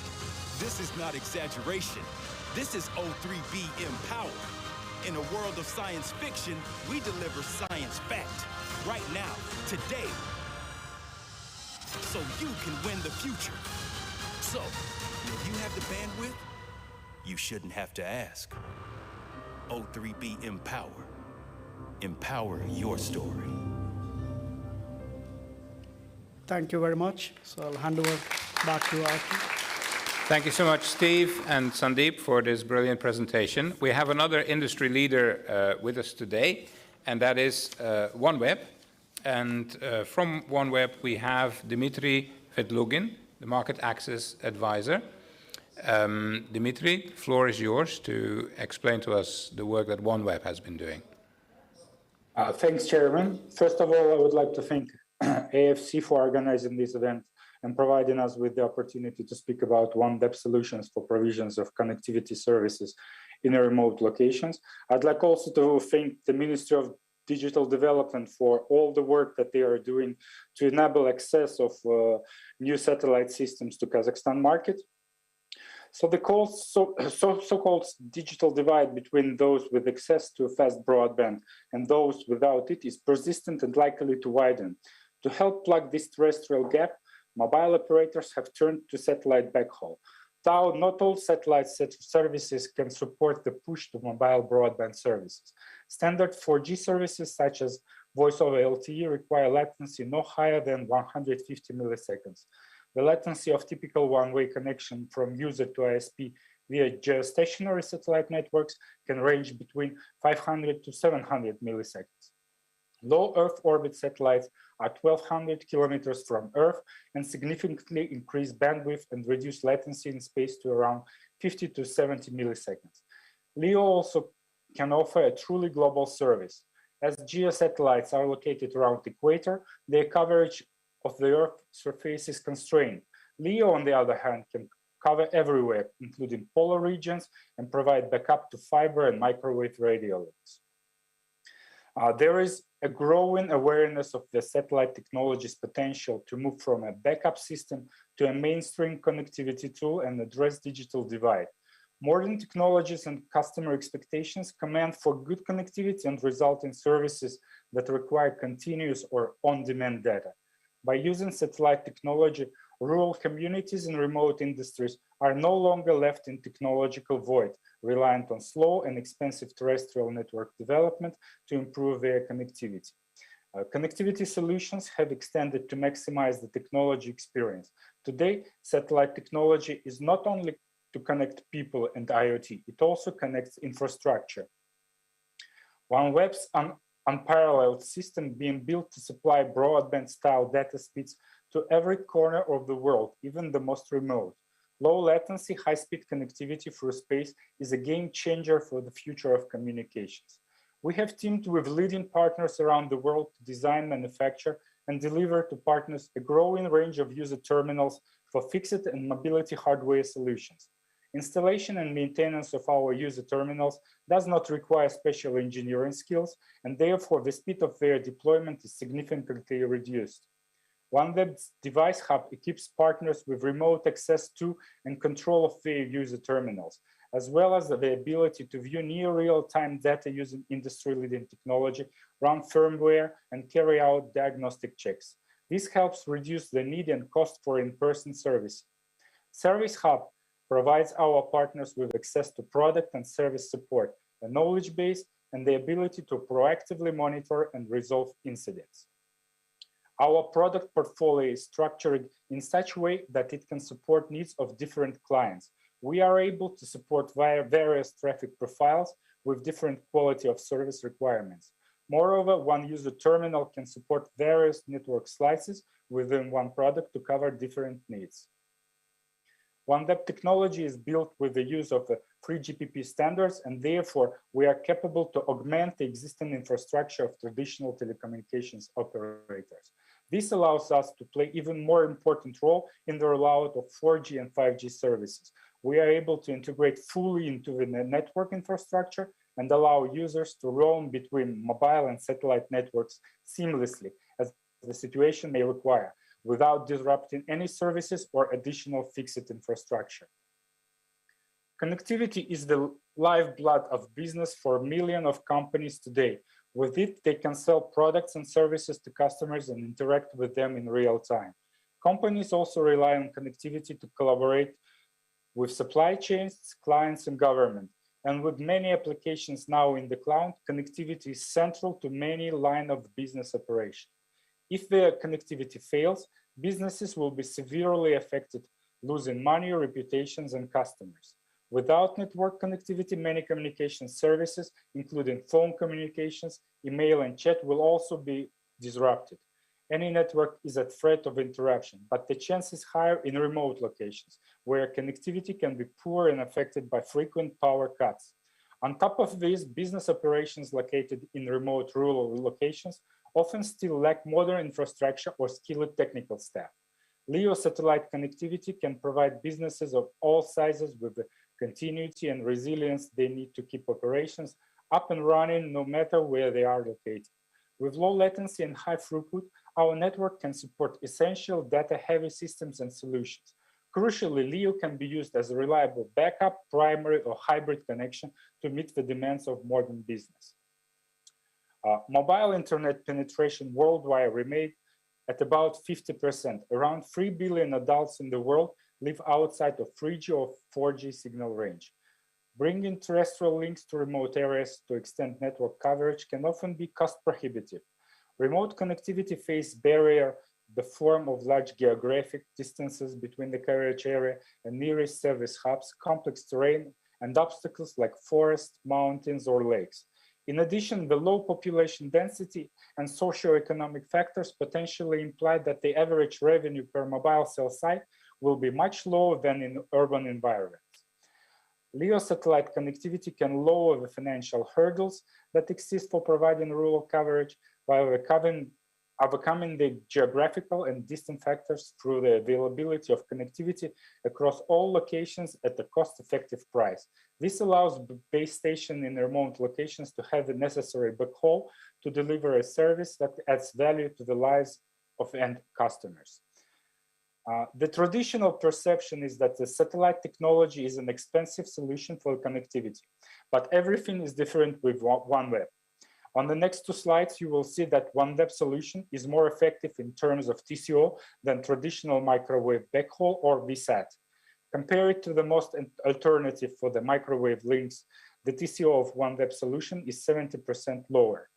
If we are talking about VSAT backhaul, it should be noted that it is impossible to support 4G services with it due to the latency limitations. Therefore, our solution is a key to upgrade to 4G there with TCO that is up to 60% lower than most VSAT deployments.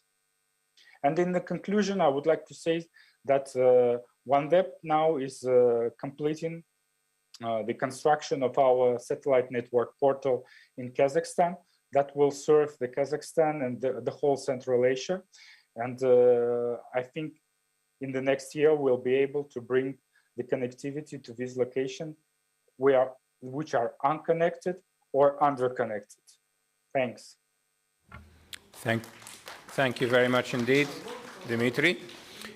So it's really exciting to hear about all these technological innovations and all that is possible now through satellite connectivity. But of course, what we all realize is that in order to realize that dream of universal connectivity, we're going to have a portfolio of different approaches. So therefore, it's great to now be able to hand over to Yerlan Minavar, who is the Deputy Chairman of the Board of Transtelecom. And he will tell us more about synergy points of existing infrastructure and new technologies. Yerlan, the floor is yours. Thank you, Arthur. Good evening, everyone. Thank you very much to the organizers of this amazing event. And thank you for the audience for joining us this late. I know we're competing with dinner and happy hour, so I'll try to keep this very brief. I'm not sure where the clicker is in the presentation, but I'll just get to it. So I'll tell you a few words about Transtelecom, then I'll tell you a couple words about what we're doing to battle digital inequality in Kazakhstan and some of the challenges and the good things that the regulator is helping us with in our way forward. So Transtelecom, we're one of the largest telcos, not only in Kazakhstan, but in the region. Not sure, okay, there we go. We currently own and operate more than 24,000 kilometers of our own fiber optic line. We have more than 3,500 people, close to 4,000 people in all areas of Kazakhstan. So we're present in all 14 Kazakhstan regions. As of recently, we are the leaders in cloud space because we recently launched seven new data centers, which brings our current data center ownership up to 10 all over the country. So we're basically well positioned to bring connectivity and digital services to large enterprises, to the government, to small, medium businesses, and we obviously service the Kazakhstan population. And one of our missions is to bring digital prosperity to all of Kazakhstanis. So in terms of our experience with battling digital inequality, right, we are one of the operators of a large private-public program that the government launched a few years ago, where we brought broadband connectivity to rural areas. Basically, it was between us and a large telco, our main large telco, Kazakhstan. The ministry gave us an order, right, to basically split the country. We got a list of 431 rural areas with 250 plus people, and we brought broadband. We brought fiber optic connectivity to all of those villages. And under this program, we connected more than 1,200 points. So basically, we connected all the government administrative buildings, all the hospitals, all the police stations, and this was a very large initiative where we built a brand new more than 6,000 kilometers of brand new fiber optic lines.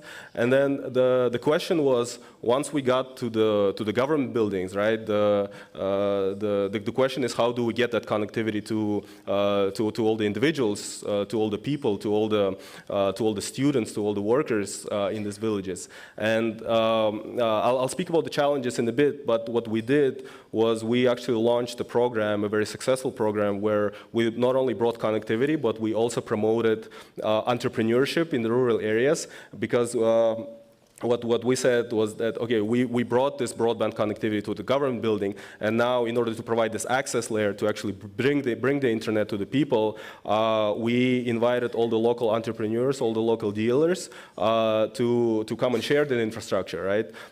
So one of the main access technologies that is actually that financially works in remote areas under the Kazakhstan regulatory framework is using radio relay or fixed wireless access. So we actually have more than 40 dealers all over the country, basically in all the villages that we operate in, where we have local entrepreneurs bringing connectivity to all the households, and basically we split, we provide a very good revenue share opportunities where we take on all the infrastructure needs, all the OSS, BSS, basically operation support and billing support requirements on the side of Transtelecom, and the local dealer just needs to come and bring the connectivity to the household and actually have that personal touch with the local households, with the rural population.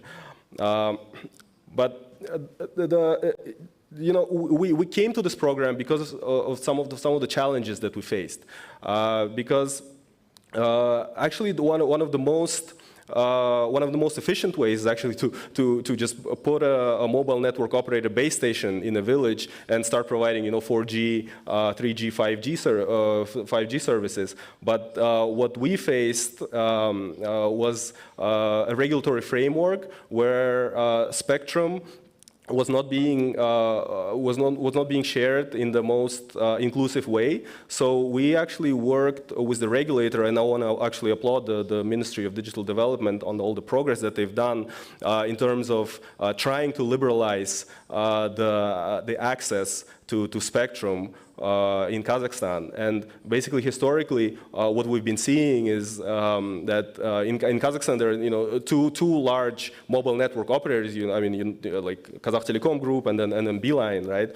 But we looked at global cases, and in order for connectivity to succeed, and especially in rural areas, it is very beneficial to liberalize the spectrum access and introduce, mobile virtual network operator regulation, and allow access to not only incumbents but also newcomers, and that will also help promote future connectivity and local entrepreneurship, and that's what we've been working with the ministry, and they've actually they've done a tremendous progress introducing new auction laws. And we're looking forward that towards the end of the year in 2023 we will see new more liberalized laws coming into place, and then we'll have actually hopefully we'll have more mobile network operators bringing more connectivity in not only in the rural areas but better connectivity in the cities. And in terms of satellites, my colleagues earlier, who are much more experienced than us in geo and non-geo satellites, have extensively spoken about the technology. But we also we operate our own geostationary satellite hub. We use Kazsat to provide connectivity to enterprises and remote areas. Obviously, my colleague spoke about the technological limitations. On the geo side, you can provide up to 10, 12 megabit per second connectivity, and that's the service that we offer now. It's expensive, so we're quite familiar with SES, OneWeb, SpaceX, and we've been working with them to bring them to Kazakhstan. And I also want to applaud my colleague Mr. Olzhabekov, and on the progress that they've made, because we've been working with OneWeb since the very beginning to try to bring them to Kazakhstan. We've been working with our colleagues in SpaceX and SES, and all these regulatory hurdles. It's very exciting to see that they actually they bubbled up to the surface, right? So my colleague spoke about the regulation that spectrum access to the satellites have to be liberalized. Some of the licensing situation around the satellite connectivity has to be liberalized. Some of the regulatory requirements they have to be made more lax, and it's very good to see that the ministry not only heard from the market that all of these things had to be done in order to bring more benefit to our country, to help to help break this digital inequality, but they're actually actioning on it, and they're providing certain strict deadlines, and I'm just very excited to see how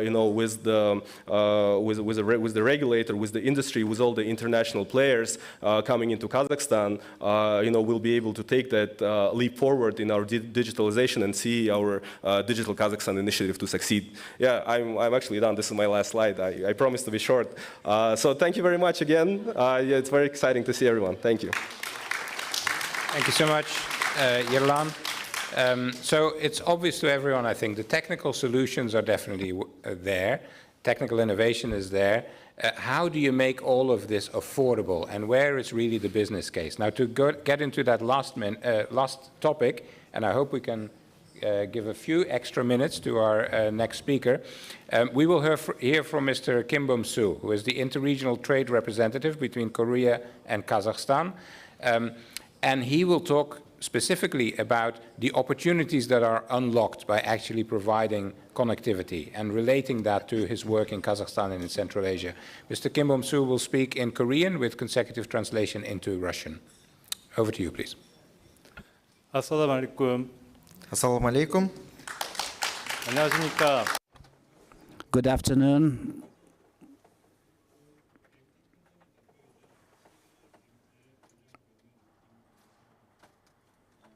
My name is Kim Bum-soo. I come from South Korea. I am the president of MT company and the chair of the board of Signal and MT.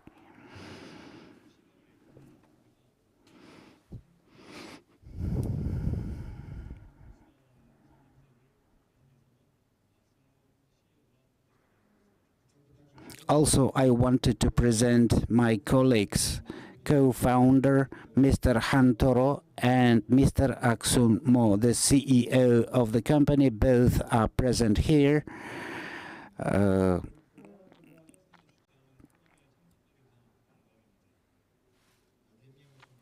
To me, it's great honor and pleasure to attend this forum.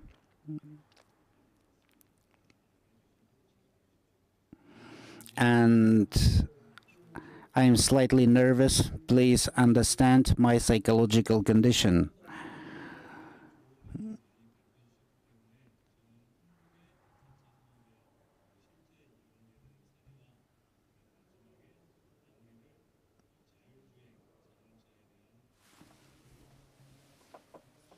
And because many speakers here have shared a lot of useful content in my presentation, I would like to show you a business case as well as a video from which you will see how we successfully implemented our theory in practice.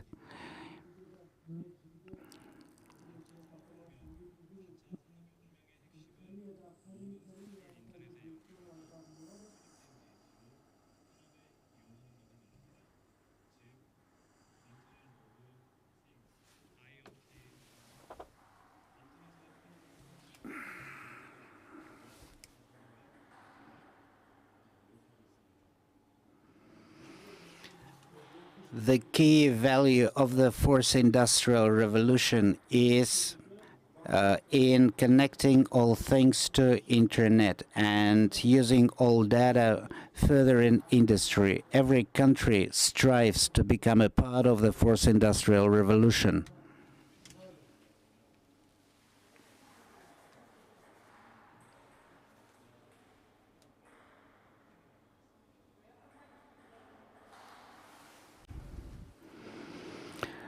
I wanted to show to you the example from healthcare. Particularly the pandemic situation emphasized the necessity of healthcare.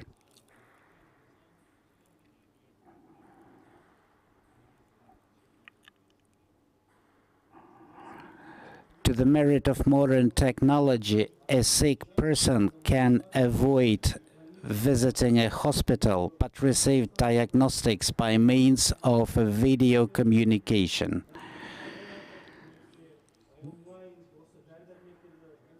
So let us take a look at the video, how it happens in Korea today.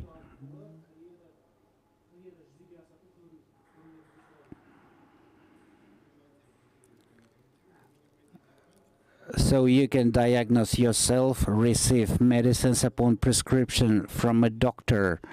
The number of diagnostic sessions is in excess to 4 million. Those are diagnostic sessions without attending a hospital. So the world shall never be the same as was before the pandemic. This woman is telling how convenient it is to use modern technology, particularly in healthcare and transportation. 네, 지금 옆에서 통역하시는 분이 설명.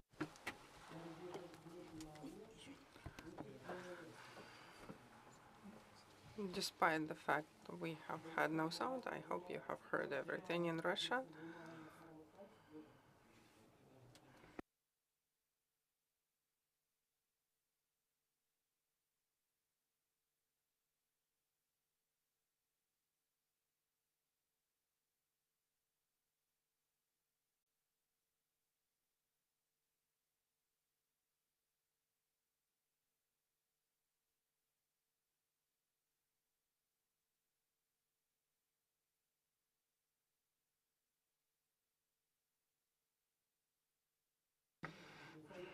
Healthcare may obtain investments from pharmaceutical companies. This is the area that requires investments into solutions, development, and improvement of the healthcare system.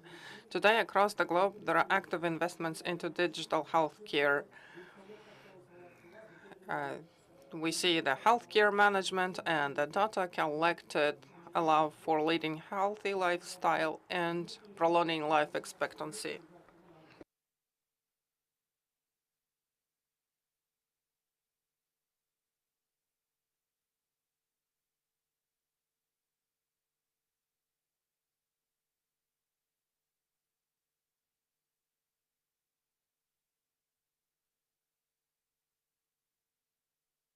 The second example is smart farming. Thanks to fast and efficient farm management, the control is easier. Now, time and space are no limits anymore. 이른 아침 비닐하우스 내 온도가 내려가자 농민이 스마트폰 앱으로 보온 덮개를 움직여 차가운 공기를 차단합니다. 팬을 돌려 적정 온도를 맞추는 일도 앱을 통해 이루어집니다. 여행지에서도 언제든지 농장 관리를 스마트폰으로 할 수 있다는 그 장점이 굉장히 좋습니다. Blocking cold air via their smartphone application. Temperature control is also exercised via a mobile application.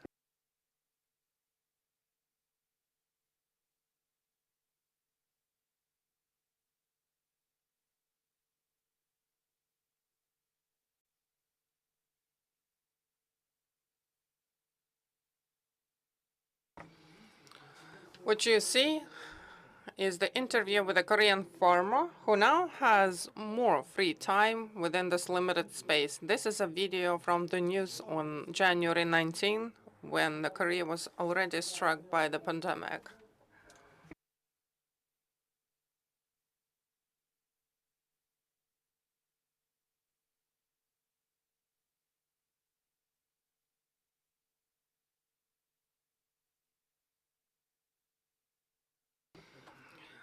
You may also consider the inflow of foreign investors eager to deal with farming and grow crops independently.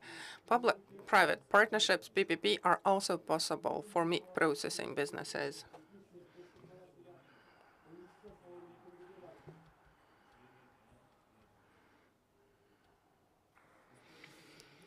The last example, the third one, is autonomous driving.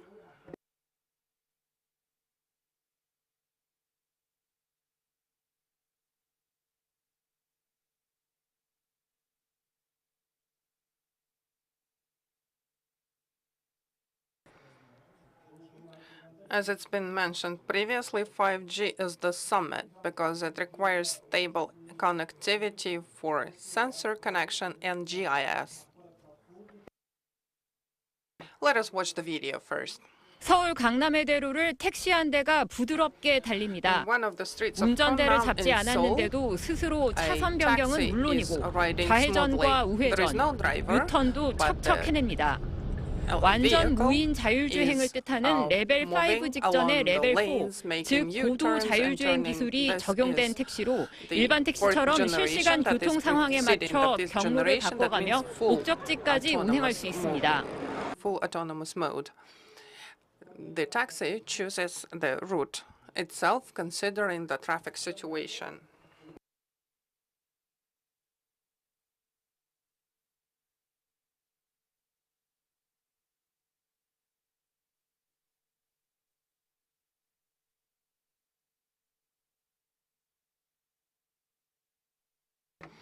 On June 22, the news reported about the fourth level generation. The feature was shot on Gangdam-daro in Seoul, which is the busiest street in Seoul. And there is an innovative experiment being held in Korea to ensure the safe environment.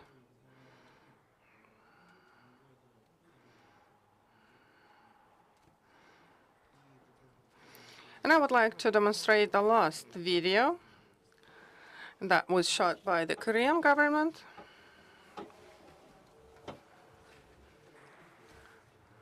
With vehicles. And based on the collision warnings, it supports the development of urban autonomous driving technologies. At bus and taxi stops, the possibilities of collisions are evaluated. The warning system guides the car to recognize bicyclists and jaywalking pedestrians and avoid collision situations. It will detect pedestrians passing crosswalk and make braking decisions within safe distance. It evaluates the supporting functions at the merging section. On the main lane, it is evaluated whether the vehicle keeps its lane and distance by using an advanced driving assist system. It evaluates the functions for forward collision warnings and emergency braking.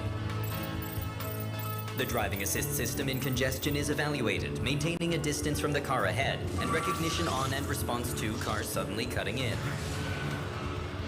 At toll gates, an assessment will be made on the perception of toll gates and the handling of situations where vehicles are in conflict with each other. At the roundabout, it evaluates the ability to decide on the priority among entering vehicles and to deal with possible collisions.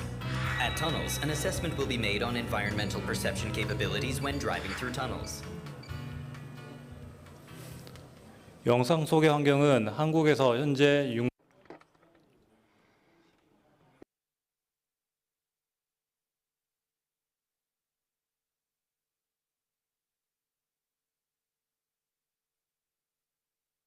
The territory shown in the video is 36 hectares, the major 20 hectares, an additional 16 hectares. This whole territory is used for R&D.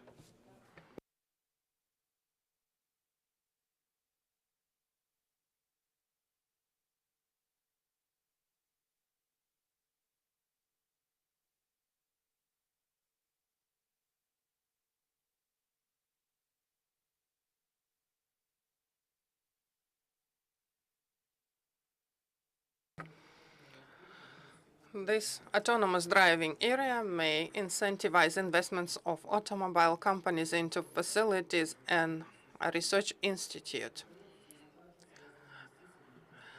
The relevant investments are investments into power plants, preparing for the increased number of electric vehicles.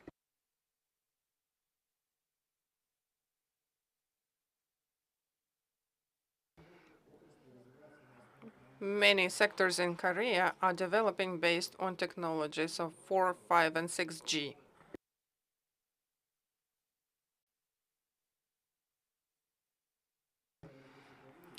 The rapid development of Korea became possible because the country has taken prompt and precise efforts to ensure comfort. At the same time, under strict competition, the people wouldn't give up when facing challenges.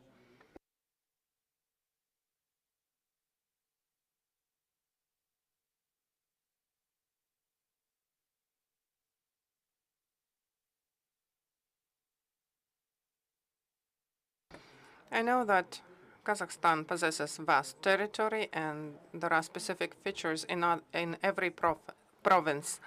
There is technological capabilities accumulated in many countries. Some other countries are only emerging and developing, but considering the specific features of each country, the relevant speeded up development model can be developed. It is expected that if high citizenship consciousness and their aspiration for better future will be harmonized, the entire world will be watching Kazakhstan developing.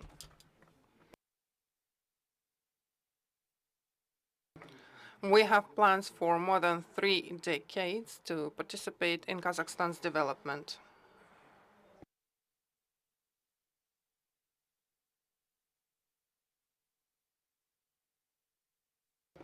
I would like to move forward step by step, ensuring Kazakhstan's economic leadership alongside with Korea. Thank you.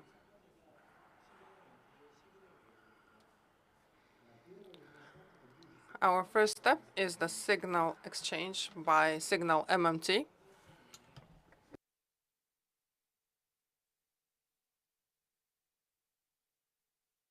At the moment, the work on integration with second-tier banks have been finished, and the commercialization works are underway.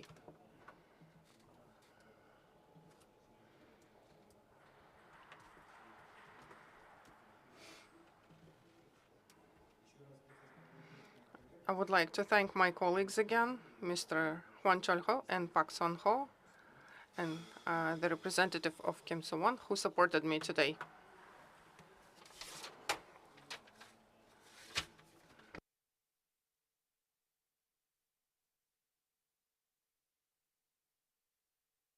We will be working actively to expand our activities, including this fourth sector.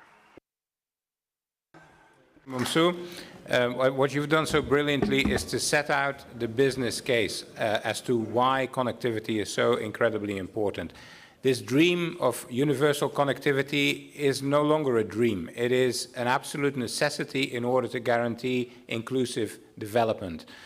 We've seen that the business case is there, the technology is there, the political will is there, the regulatory framework is being adjusted. We now need to make it happen. I would like to thank the Astana International Finance Center, the Tech Hub, for making this fantastic panel session possible today. And I would like to say to all of you, thanks for attending, thanks to all the panel speakers, and let's get to work to make this dream reality. Thank you so much.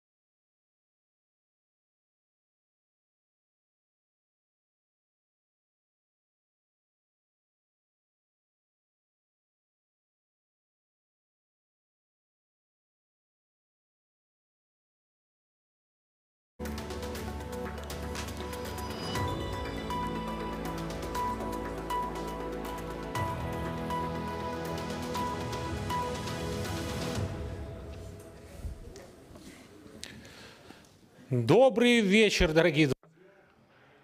Very good evening, dear friends. I am delighted to start the last session of our day. It's 8 p.m. Nur-Sultan time. I think it's the second source of energy that's open within our participants.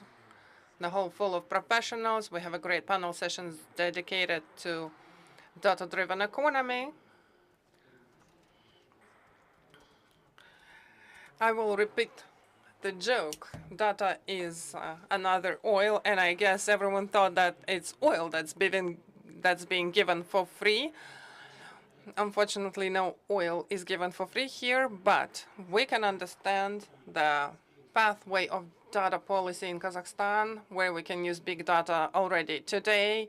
This is something that we will discuss in this session, and I would like to thank everyone who is participating today at our panel session. We have Askar Serikovich Zhambakin, Vice Minister of Digitalization, Innovation, and Aerospace Industry, Zhandos Shaimardanov, Head of National Statistics Bureau of the Agency for Reforms of Kazakhstan, Bayan Konerbayev, Head of Digitalization Department of Almaty, Nurtay Abirgaliev, CEO of BTS Digital, Asel Nurgaliyeva, Executive Director of the First Credit Bureau, and online we have our colleague from World Economic Forum, Ms. Amizaga, the Data Policy Platform Coordinator of World Economic Forum, and I'm the head of Tech Hub of AIFC and head of the 4th AR Affiliated Center here in Kazakhstan. Happy to welcome you. Let me not start with the banalities. Huge data bulks are being accumulated. Yesterday, we've been discussing IoT, and we understand that it's not like classical data in our everyday understanding. Data is very various, and there are bulks of data. The major regulator as of today in this area is the Ministry of Digitalization. The minister was supposed to take part in this, but His Excellency is apologizing for being absent, and our Vice Minister, who is actually responsible for the concept of digital development for many recent years, Askar Serikovich, could you tell us where are you taking us all?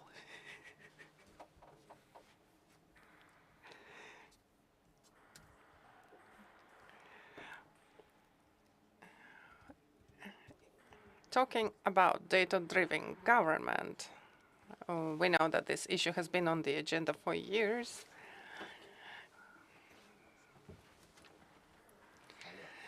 When some strategic decisions are being made based on data, when major processes are data-driven, and data is required from government bodies, from businesses, the law was adopted about the role of the competent body to develop the requirements for data management. So anybody who would like to discuss those requirements, you may be a part of the working group. There is a ban on requiring data that are already in place at the information systems of the government bodies and businesses. No certificates or extracts or fragments of data will not be requested if it's already in the information system. Every public body is developing sectoral strategies, preparing the register of industry data. And our further idea is to conduct the audit of the entire bulk of data that is required by the industries, to check it against what we have in the information system, and to define the gaps in data. And we will develop the strategy to digitize and collect this data, the lacking data. We have a good example, environmental code and environmental monitoring starting 2023. All enterprises, industrial companies will need to connect IoT devices and feed data on emissions into an online monitoring system. The oil metering system and gas condensate system are also in place, so the entire chain from extraction to selling at a gasoline station has been digitized, and all the data is fed into an information system. Therefore, this is the pathway we are moving along. We have conducted a reporting audit shaped by the Public Office. Together with the Bureau for National Statistics, we have conducted this audit of the reports that are being generated by public bodies, by line ministries, line agencies. Similarly to the previous approach, we will be auditing all indicators to define gaps, to define availability, where integration is needed, where we lack data, and we will develop new business processes to collect them. The concept of a digital government. Let us build a pyramid. For last year and for previous year, we have seen that a lot of time has been allocated to develop conceptual documents. One of them I have mentioned is the digital government concept. Could you briefly outline it to the colleagues here and online? What it is, this digital government, and what role data plays in this concept? Well, the first part has already been mentioned. When certain strategic decisions in economy, in policy are based on data, not at the level of like manual collection of information or some educated guesses or forecasts, but it is driven by authenticated relevant data. Digital government is transition to proactive interaction with both citizens and businesses. It's not like a reactive activity, it's a proactive activity, sometimes incentivizing activity to push individuals and businesses to certain decisions. So it's like the human-centered approach, right? Client-centered approach. As soon as we consolidate all of medical information systems in one platform, we will be able, for instance, to understand the level of morbidity, the types of morbidities, and make relevant forecasts, and case by case incentivize them to proper, for instance, treatment regimens. Digital interaction and clients and client orientations, it's proactivity. It's like forecasting the needs rather than waiting for some request from an individual or a business. Dear colleagues, I would like to know that you can see a QR code on our screen. You can use it to enter your questions to our speakers, to those who have already spoken and who are planning to speak. The most interesting questions that I will find most interesting, I will, by all means, convey them to the speakers. Thank you so much, Mr. Vice Minister. Human-centric approach is the terminology that we hear more and more often from our public officials, and we hope that it will be a universal practice. Žandos. Traditionally, the people responsible for data are usually known as the Bureau for Statistics. And I can see that you have moved forward, and some traditional things that have been obvious for generations of leaders in statistical agencies, such as data cleaning, data relevance, data sources. These are the priorities that you are now defining. What are your other priorities in terms of modernizations of the approaches that the National Bureau of Statistics is applying today? Thank you, Pavel. Very good evening to everyone present. We are doing our best to be human-centric. Sometimes it works, sometimes not. Considering the initiatives that are being implemented by the Ministry of Digital Development, Innovations and Aerospace Industry and digitalization of the entire economy that is underway now, will lead to the growth of data masses, which will enable a data-driven economy. But as of now, it's just opportunity. Data per se does not have any value until it's used. According to Forrester company assessment, the world uses less than 0.5% of the entire bulk of data. Of course, those are like illustrative numbers, but I would like you to understand the actual share of the unlocked potential of data. Can you imagine if we take this 0.5% to 1%, 2%, 10%, let's say? In this case, there will be a structural shift in the entire economy. There will be new economic drivers. The data will become, in its turn, the factors of performance, along with such traditional factors as labor, as capital, technology. So what do we do to make it happen? What do we do to unlock this potential? There are three pathways, three avenues. First of all, the target data architecture. Thanks to the work that the ministry is conducting, we have an opportunity to integrate with a variety of information systems of our public bodies. But at this stage, we're also facing certain challenges. Information systems of public bodies contain fragmented data, reference books, no description of metadata, no format logical controls. And we face those issues every day, and we would like to dedicate some time to their solution.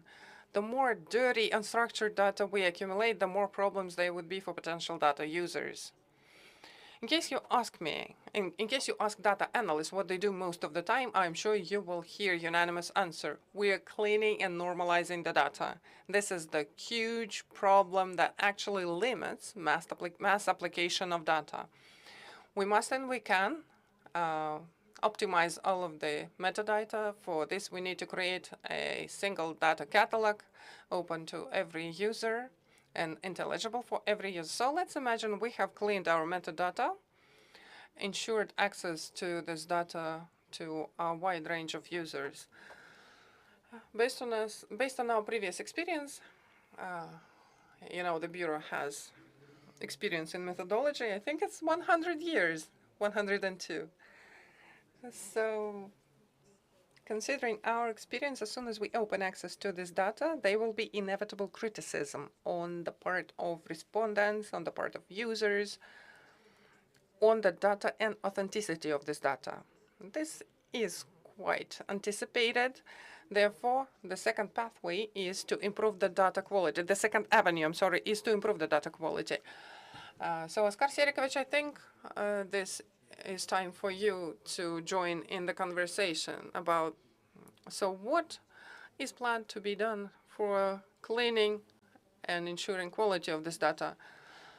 Well, it's important to look intently into the business processes for data collection and processing and introduce quality assurance systems, introduce international standards of data management that are already in place. They are used in practice, and we are actively working with the sectoral association. There is an international association, DAMA, that is registered in Kazakhstan too. And we would like to incentivize the market to use those international standards. And I would like to say that it's a rather methodological task than the IT task. And this is where the Bureau of National Statistics needs to take its place and play its role. Otherwise, the bad data implications will be really dire. Let me adduce the results of a research done by IBM in 2016. They researched the influence of bad data on U.S. economy, and according to their assessment, the low quality of data makes U.S. economy lose about $3.1 trillion annually, which are colossal losses. According to data analysts, garbage in, garbage out. So in our new ecosystem of data, it is the trust and quality on the part of users that we are aspiring for. And our third avenue is implementing or introducing the culture of data management. To single out the value of data, we must ensure full coverage of this data. For this, we are planning to develop and disseminate mass open online courses on data processing that would ensure among wider public the understanding of work principles and the proper interpretation of data. Further, we are planning to apply those courses for not only public officials, first of all, of course, for the Bureau of National Statistics, so we want to make a bridge between this data literacy to further career promotion of public officials. And that would improve, we are sure, at both individual and government level, the quality of decision making. Coming back to some questions, we might receive more information about approaches and initiatives. Career promotion is quite an interesting factor, although you didn't talk about it a lot. In the public service, people must have motivation to work properly with data, to clean the data. Askar, a couple of comments. What to do to improve the quality of data? Last year, we had a survey of 120 key databases. We prepared a data catalog, and currently we are compiling the list of requirements imposed on the data banks. And as Jean-Dos has said, data comes from business processes. The person who is inputting the data initially assumes responsibility for the cleanliness and for the cleanliness of the data. So basically, those requirements shall be provided for in special documents governing the data management. Okay, maybe in this case, Carla, maybe you can tell us from the standpoint of the Global Economic Forum, you monitor various approaches practiced in various countries. So who is succeeding, who is not succeeding, who would you advise us to pay attention to? What are the typical problems that countries encounter regardless their geography, and how do we struggle those problems? Thank you very much. Greetings from San Francisco, California in the US. Thank you very much for the opportunity to be part of this panel, and apologies that I could not be there in person. And thanks for the question too. It's a great question. And to start with the answer, I would like to highlight the importance of remembering the dual nature of data. That on one hand, it can see both as information that benefits from fundamental rights protection, but data can also be an economic asset capable of generating market value. So when we understand this dual nature of data, we see that there are like two main trends around the world in terms of data policy and regulation. We have the rights-based frameworks, which focus on individual protection rather than economic priorities, and confer a number of rights for individuals, such as right to access, delete, or rectify personal data. And very well-known examples of these are GDPR, or the General Data Protection Regulation from the European Union, which is a very important and definitely like symbolic and landmark data regulation that we have nowadays. And on the other hand, we find the market-oriented data regulation frameworks, which also address data protection, but focus more on improving the movement of data between organizations to facilitate trade and economic cooperation. And some examples of the market-oriented frameworks are the OECD Privacy Guidelines, the Asia-Pacific Economic Cooperation Privacy Framework, and the Association of Southeast Asian Nations Privacy Framework. And I wanted to start this conversation describing these two main trends, because even though in reality we don't see this dichotomy so marked, it is important to understand that data can be both protected, but also that can be exploited for market purposes.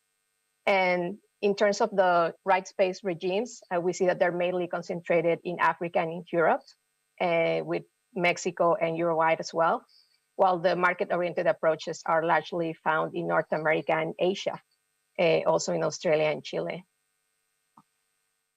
And for example, we see the case of the US that mixes a little bit of both. So the US is a signatory of the OECD privacy guidelines, but it also has a state-level regulation for the state of California, the California Consumer Privacy Act, which is molded based on GDPR. So it has a very strong focus on data, on privacy and data protection, including the right to know, granting the right to know the personal information for data subjects. And in terms of best practices and trends that we have observed and that we recommend countries to account for, one is something that we find in GDPR, which is clear definitions of all the concepts and all the actors and elements involved in data sharing and data, in general, the data process as a whole. So definitions such as personal data, pseudonymization, who's the controller, who's the processor, what's consent. These are maybe words that we hear all the time, but it's very important to have clear definitions that start from regulation. And in terms of consent, well, we have seen that it's can be tricky to really put it in practice. If we start with a good definition, that can help definitely guide us to make consent happen. And consent, as we know, should be freely given, specific, informed, and unambiguous. And it should come from a very clear affirmation from the data subject that they authorized a third party or a company to use his or her data. Another important element I would like to highlight, and this is also from GDPR, is a series of rights that it grants to data subjects. A right to access, to be informed, for rectification, the right to be forgotten or erasure of the information, data portability, the right to not be subject to automated processing, which is something that is becoming more common nowadays with the big data and AI-enabled decision-making systems, the right to object, and the right to restrict processing. So these are two elements that are present in GDPR that are very important to consider while enacting a new data regulation. Another important element is to understand the difference between right to privacy and data protection. A right to privacy is a right that is a fundamental right and that is granted in GDPR and in many data regulations, whereas data privacy focuses more on the enabling of data to be processed by another actor. And making sure that data protection is in place, but at the same time allows subjects to potentially have property rights on their data and put the data on the market and get the advantages of it. It's a conversation that we should have. It's somewhat, sometimes a little bit controversial to talk about data property rights because there is a market that has a lot of concentration and is not necessarily competitive. So sometimes thinking about the subjects dealing with their data in this market could lead to uneven benefits. But in the end, it's better for the subject to be able to control this data and market it as he or she wishes versus having the status quo, which is that companies are just setting the prices and setting the rules on how this data is marketed. Another important element that we should take into account is the existence of data trusts and data intermediaries. So in these cases where we have people that maybe have low data literacy or low digital or data agency, these trusts and intermediaries can act on behalf of people or groups to really make sure that the rights and the privacy are protected and data is handled securely, but at the same time allow data to be shared. So it's a more secure way to ensure that data can be shared while preserving the privacy. Other elements that should be taken into account and we have observed our best practices are the inclusion in the regulations around new data sources. So we're dealing with many new or non-traditional data sources such as satellite imagery, data from IoT devices, blockchain, mobile phone technology. So all these data, these different kinds of data, especially the data from IoT, which is like constantly being collected and sometimes without people really being aware of. This regulation should also be included in the data frameworks.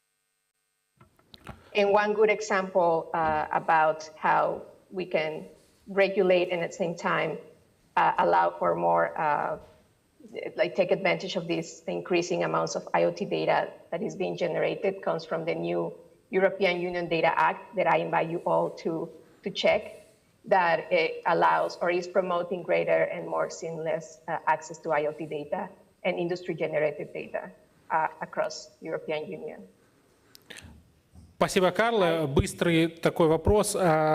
Thank you very much, Carla. I have a prompt question. In analyzing the global experience, we have built up such an impression that there are some universal approaches to the big data policy, and each country has such an approach. I might be exaggerating a little bit, but in your view, how much time does it take to implement the process from A to Z? I mean, to compile some sort of a country strategy for big data management.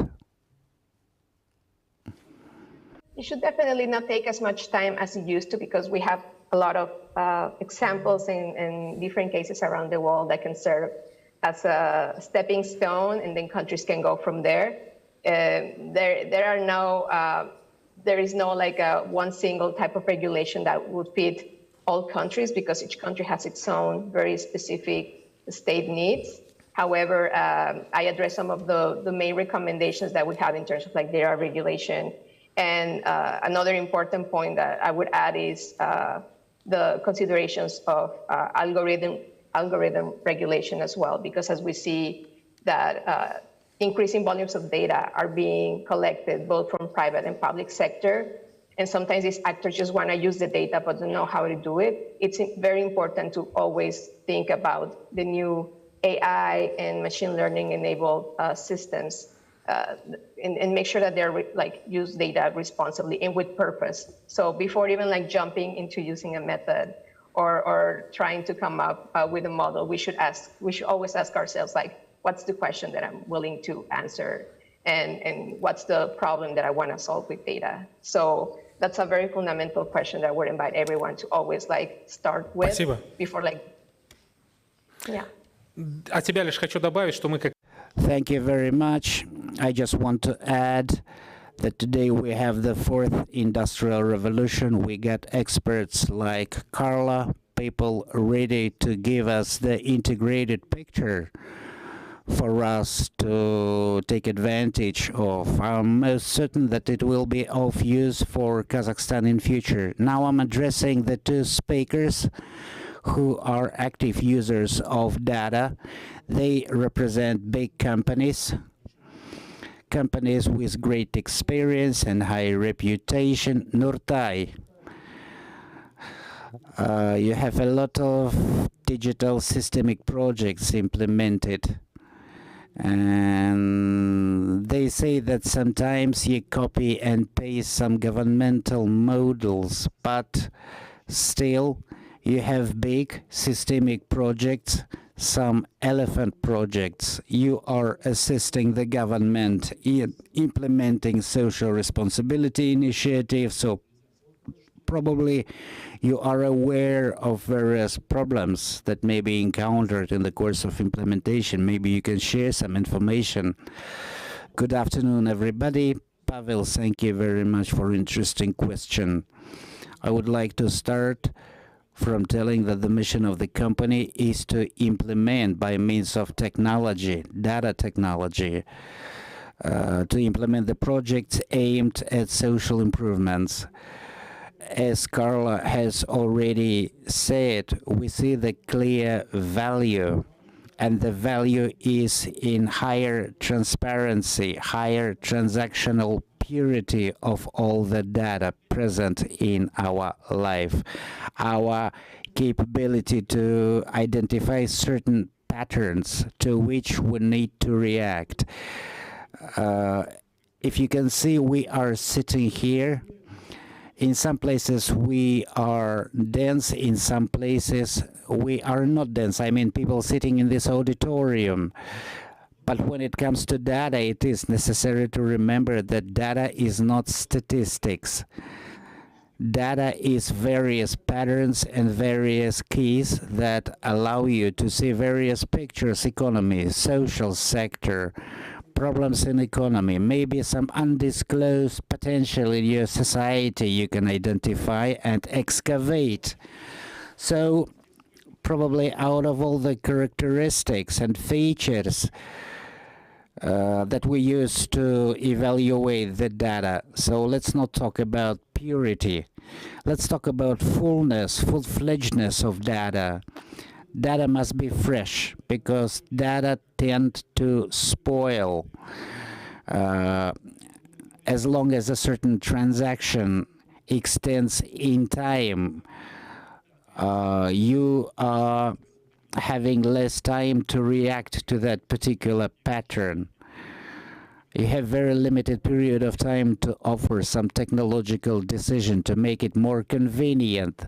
So this is something that needs to take place in real-time regime. So we want to create the mechanisms, the data mechanisms that would ensure capability to react promptly, to have the full-fledged picture, to have an honest picture, and the pattern that you receive eventually must be correct.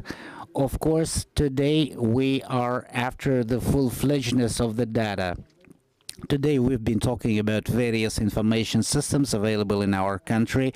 This is a significant problem we have because each system generates fragmented pieces of data. We have various public institutions who generate their own data, and they operate independently and separately from each other. Some of them accumulate data, others store the data, the third ones clean the data. So today, technologically, it appears pretty much complicated. The second challenge that we have today, it's more of a social challenge. Today, we've been talking a lot about the regulation.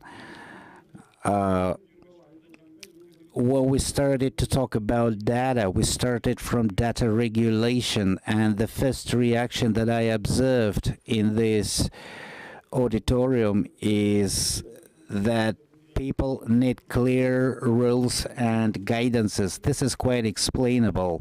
This is understandable. And our vision here is that we need to have a balance. Of course, it's quite normal. If, for example, we talk about personal data protection, on the other side, there always is a certain profit, a certain convenience I receive for sharing the data, and that option should not be discrete. It shouldn't be black and white.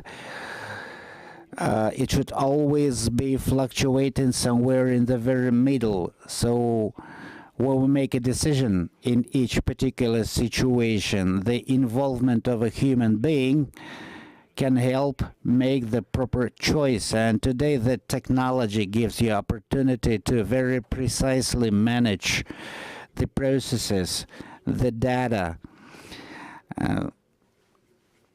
So the first dilemma that we are facing is the dilemma between how open we want to be, how available we want to be. And the second dilemma is the data from businesses, from various enterprises and organizations, data about their activities. So maybe you can resolve this dilemma immediately. You're not a governmental official. How to resolve? First of all, we need to delineate between the data that needs personal authorization from the owner of data. Secondly, we think that there should be certain stimuli for the businesses to accumulate their own data. There are a lot of commercial organizations that can collect data, accumulate data, so we can agree on how to delineate which particular data shall be of great use to society and economy if those data are announced, depersonified, and open.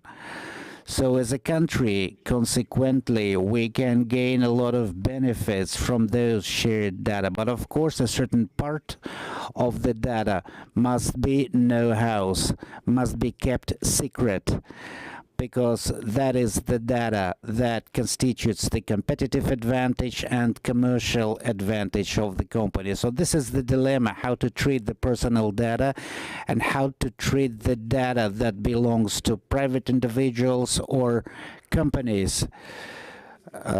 Basically, that is in virtue a new social contract. К такому важному, да, то есть вопрос. So, unpopular decisions that need to be made, if we refer to GDPR, to European experience, we can see that there are movements towards personal data, consensual use of data. If we take Chinese experience, we can see proactive use by the government of certain data. But unpopular questions need to be answered. Moving to ASEM, I've been following ASEM, like many of you, on Facebook, and in one of the posts she published was dedicated, so I'm not stalking you, I'm just following you on Facebook. It's important to know. So one of the important posts was about data management, that it's a new digital skill that we need to foster in our community within generations.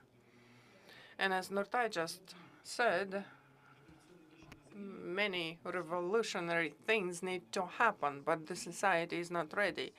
Therefore, it is training, it's enlightenment that will be the tools to resolve this. So how do we change the approach and mentality of people towards data? Indeed, the data topic is very interesting. I may here not agree with Nurtai about openness or closeness of data. It's not only personal data that is in question. There are many other secrets like pension, accumulations, loan history. These are the basic things that need our attention. And the best expertise in data management and statistically driven decisions is seen in the financial sector. All scoring decisions are not done by experts.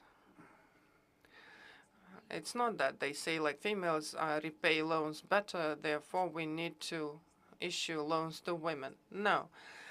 All scoring cards are data-based, data-driven. There are certain patterns of behavior that push us towards a certain decision. As for data management skills, there are some simple things, the easiest things. Never send copies of your ID via WhatsApp. This is something that is totally banned. Your ID copy or your bank card. But mainly people do that. And they stop doing that only after a certain moment. They can see that there is a fraudulent loan on their name, and they start thinking where the leakage was. It was probably the bank that linked the information, but actually we sent to the network a lot of information about us, including our documents, and then we experience issues with someone using our card number, our phone number. So this data management culture takes a long way. We cannot fully close the data. Data is a personal asset, a personal tool. And if I can use this data to benefit from cheaper, faster, efficient processes, better percentage rate, better offers, I can use this data for my purposes. In all other cases, I can just revoke access to this data and so on. So, roughly saying, it's a personal asset that you need to take care of. without allowing third parties to access this data. At the regulatory level, we just need rules. Data for business. Everybody understands why we deal with this issue. Because the major data provider, the biggest data hub, is in this banking sector, and businesses and citizens need clear rules of the game. The level of data cleanliness, the quality of data. There are GDPR regulations, and we on our side need some clear mechanisms of data protection and some clear guidelines on data. There are many data categories that need to be open, need to be accessible. For instance, penalty data are not open to everyone. I think that these are the things that need to be open. We talk about zero tolerance, talk about open data, closed data, but we need to take it all to the same denominator. Because in this area we close data, in this area we open data, here we protect, here we do not protect. So it's a biased approach, right? Well, it's not biased, it's like situational. It is interpreted in a variety of ways. So in data management and regulations, we need to be very careful.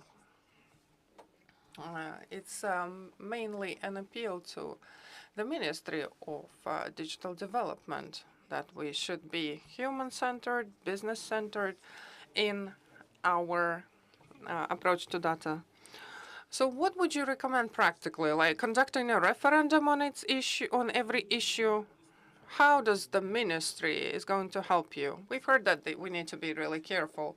Well, the practical recommendation to any regulator is to be in the dialogue with the people, with the experts who know it very well. If you are shaping some regulations, let us discuss them. If you are preparing a service to protect personal data, let us discuss how it must look methodologically, structurally, technically, and so on.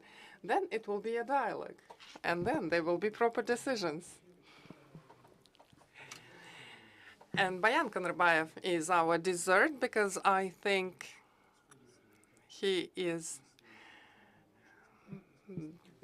actually in the middle of the cases coming from our public bodies, regulatory issues, and many implemented projects, including the single city data storage and so on. The cities today are very active implementers of data policy. So what have you seen in your practice, and what do you think, based on your experience, need to be scaled up to the boundaries of the Republic and the entire region? Thank you, Pavel. I would like to emphasize here Zhantos's words, that data has no value if you don't use it. There are statistics and basic dynamic indicators. If you don't use data, you lose every day the value of this data. It's important to understand it, because when we move along the regulatory line, like GDPR or some other regulations, we limit the use of data. The data per se has no value, only within some correlational component. If you take some information, combine it with some other piece of information, and you hear something from someone, and then you take a certain quality decision because you have a better quality understanding of the environment. It's really important.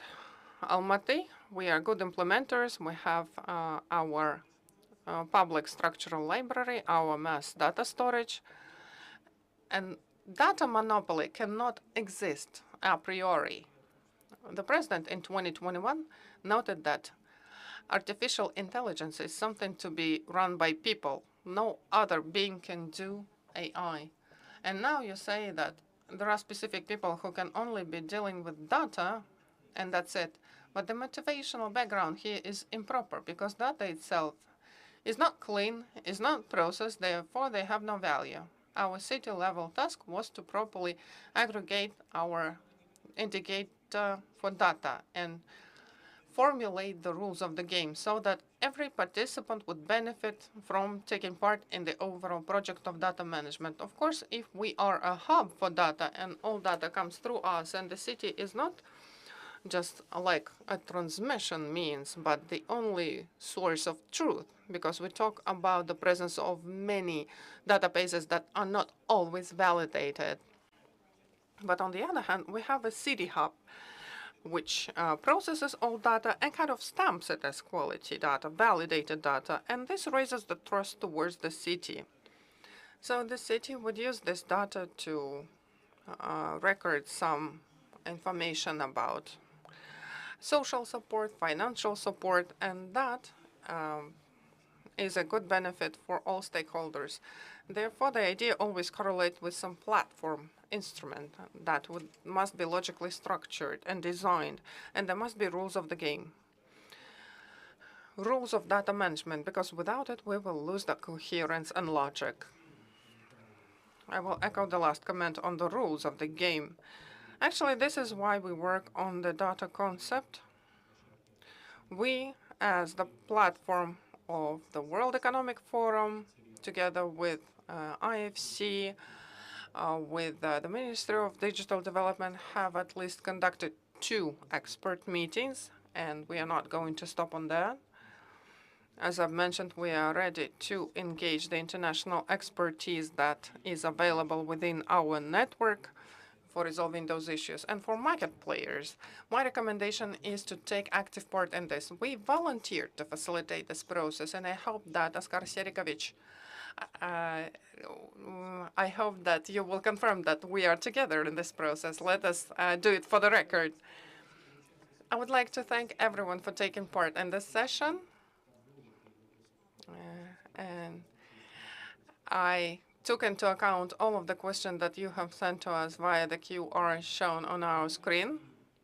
Unfortunately, some of specific questions, how to make money with data, that was sent to ASEM. I decided to leave it for sideline conversations. If someone wants to make money together with ASEM on money, ask her on the sidelines of this event. I would like to thank you again for your participation. Please join the working group. We're only starting the work. You have missed nothing yet.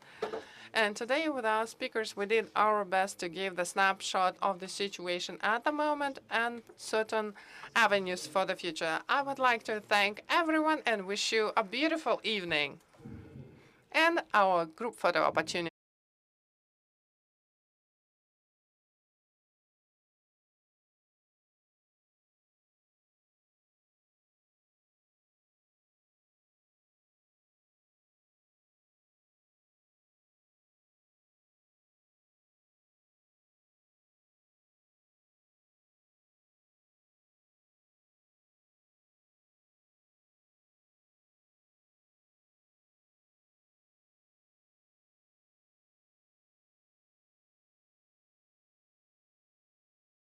Новые технологии в диверсифицированных бизнес-моделях, повышая их ценность для наших заказчиков.